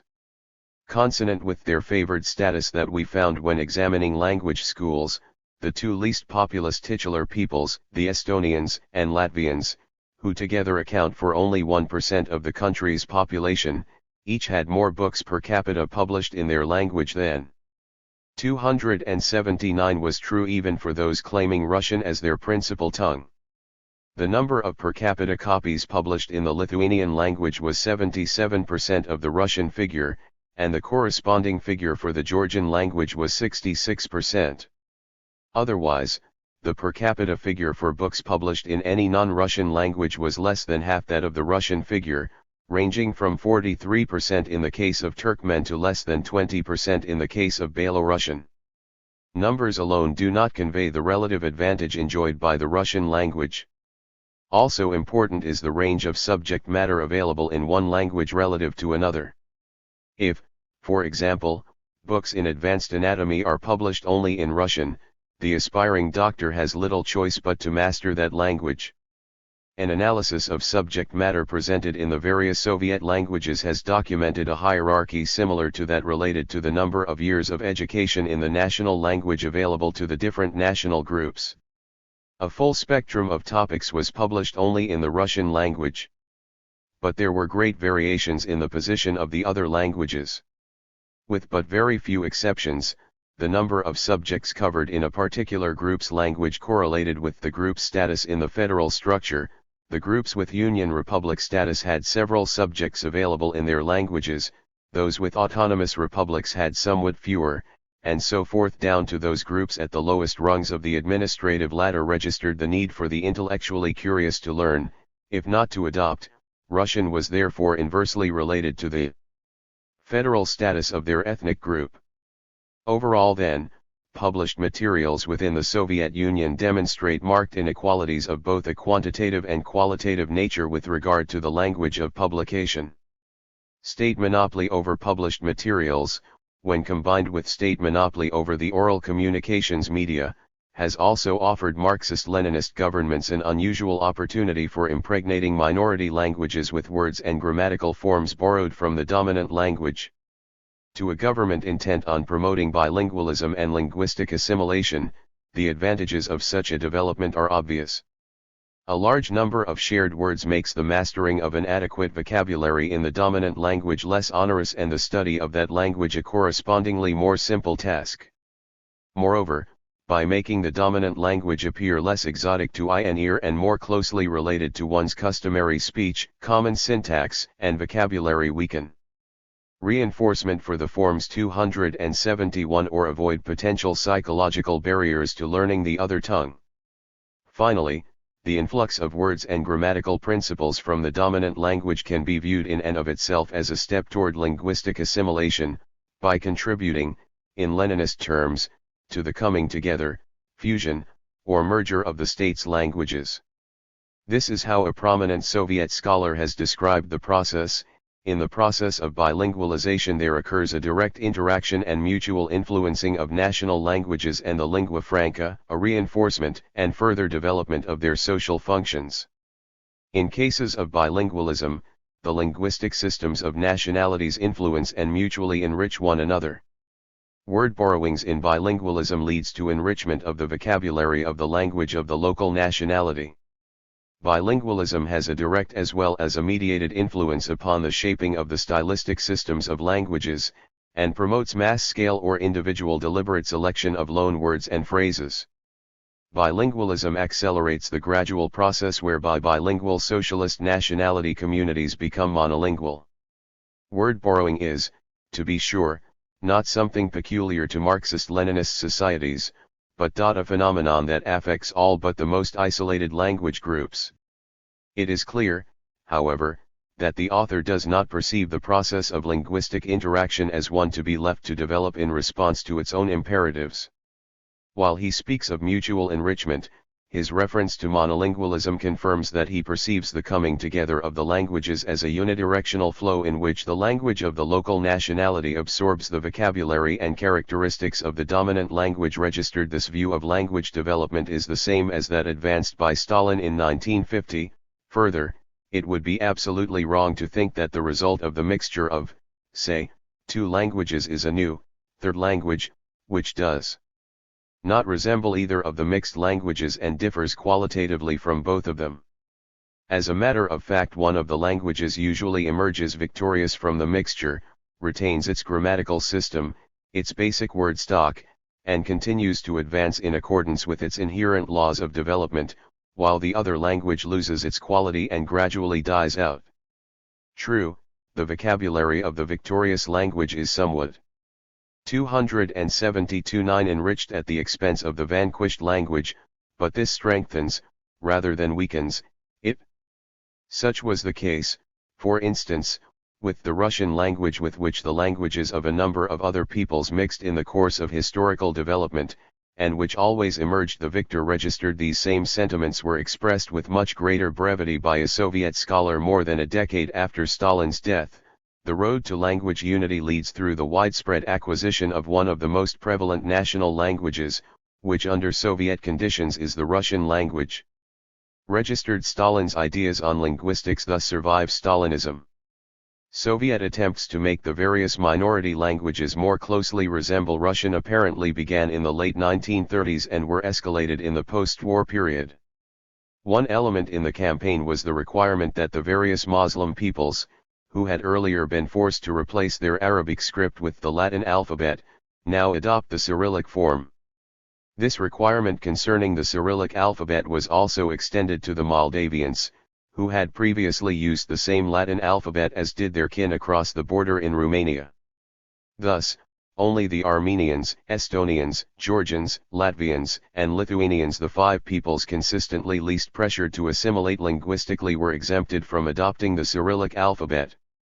Still another aspect of this campaign to Russify the non-Russian languages was the ordering of linguistic institutes in the various Union republics to alter the grammar and orthography of the local language in order to increase conformity with Russian. 6 degree. Meanwhile, gaps in the vocabularies of minority languages were filled, wherever possible, with words borrowed from the Russian registered primitive languages, being the most in need of additional vocabulary, offer the government the greatest opportunity for injecting words of the dominant language. While most of the languages of the Western Soviet Union and Eastern Europe are quite sophisticated, with a well-developed lexicon, this is not true of the minority languages of Asia. As a result, the efforts of the Chinese government in this area are more wide-ranging and evident. Yet, considering its own policies, the Soviet government has quite inconsistently chastised the Chinese for engaging in similar activities. Chinese words are forcibly incorporated into the languages of non-Chinese peoples, and international terminology which has long been a part of their language is forbidden. The goal of the reinforcement for the Forms 273 Maoists is to isolate the languages of the people of China from world civilization, to confine their development to the Chinese language, and to convert these languages into a dialect of Chinese registered *. For their part, the Chinese, perhaps because their widespread activities are difficult to disguise, have been much more open than has the Soviet Union concerning such activities registered. At least on occasion they have also been more prone to acknowledge that word borrowing is expected to lead to monolingualism. Thus a governmental directive issued in the late 1950s notified the non-Han peoples that they must grasp the tendency for spoken and written languages to draw closer to the Chinese languages. Any plea for the preservation or purity of the existing minority languages must be resolutely attacked. But despite significant variations in the degrees to which Peking and Moscow cloak their goals, the principal point is that both governments have pursued the policy of infusing minority languages with words drawn from the dominant language, and that they have been aided in this venture by their monopoly over published works, including the particularly important category of dictionaries. In summary, Marxist-Leninist governments have been actively advancing a policy of bilingualism and linguistic assimilation while maintaining the official position of encouraging the flourishing of all of the national languages. Would Lenin have branded such language policies revisionist? Given both his goal of ultimate assimilation and his flair for strategic flexibility, it is very conceivable that, had he lived another 50 years, Lenin might have condoned such activities if he had become convinced that he had been in error concerning his belief that the period of flourishing would lead dialectically to voluntary amalgamation. Recall his condonation of force and other devices in order to reclaim peoples who had, contrary to his earlier expectations, availed themselves of the right of secession. But having acknowledged that Lenin might have subsequently altered his position, it cannot be gainsaid that the state activities under review certainly represent a violation of Leninist national policy as set forth during his lifetime. We have noted his endorsement of a single lingua franca as progressive, subject to the further condition that its adoption should be truly voluntary. No impediment was to be placed in the way of a people's use of its own language. Here, for example, is what he wrote concerning the Ukrainians in late 1919, in view of the fact that Ukrainian culture, language, school, etc., has been suppressed for centuries by Tsarism and the exploiting classes of Russia. The Central Committee of the Russian Com. 274 Communist Party enjoins all members of the party by all means to remove all hindrances to a free development of the Ukrainian language and culture. In view of the centuries-long oppression, one can observe nationalist tendencies within the backward parts of the Ukrainian masses. In treating these tendencies, members of the Russian Communist Party must show greatest patience and caution and counter them by explaining in a friendly way that the interests of the toiling masses of Ukraine and Russia are identical. The members of the Russian Communist Party on the territory of the Ukraine must implement the right of the toiling masses to learn and to use their native tongue in all Soviet institutions, and always counteract attempts to relegate the Ukrainian language to an inferior position. On the contrary, they should aspire to transform the Ukrainian language into an instrument of communist education of the toiling masses. Measures should be taken at once so that all Ukrainian institutions will have a sufficient number of employees with a command of the Ukrainian language, and that in future all the employees will be able to speak the Ukrainian language.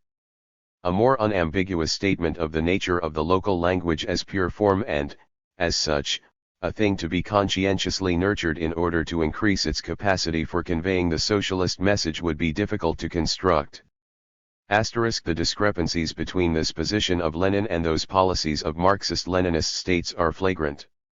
Both the Chinese and Soviet authorities are therefore quite justified in their accusations that the other government is guilty of distorting Leninist national policy, and the accusation could be validly aimed at several additional Marxist-Leninist governments. Have these distortions been simply the byproducts of pragmatically inspired policies aimed at eliminating impediments to economic efficiency and state integration, or do they represent a conscious departure from Leninist principles? If given its preference, any government, Marxist and non-Marxist alike, could be expected to opt for a single lingua franca, bilingualism, in preference to Babelization, and monolingualism in preference to either.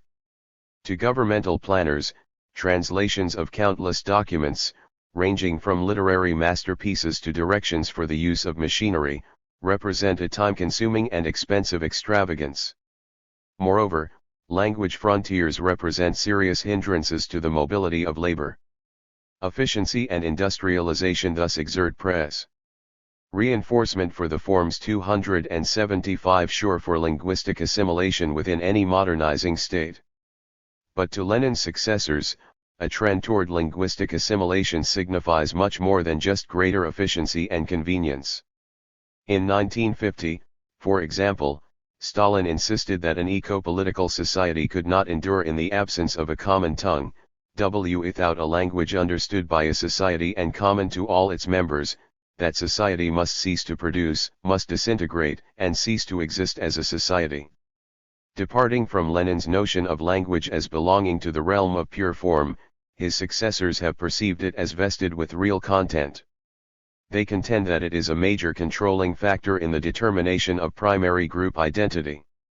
Thus a move toward linguistic assimilation is a move toward ethnic assimilation.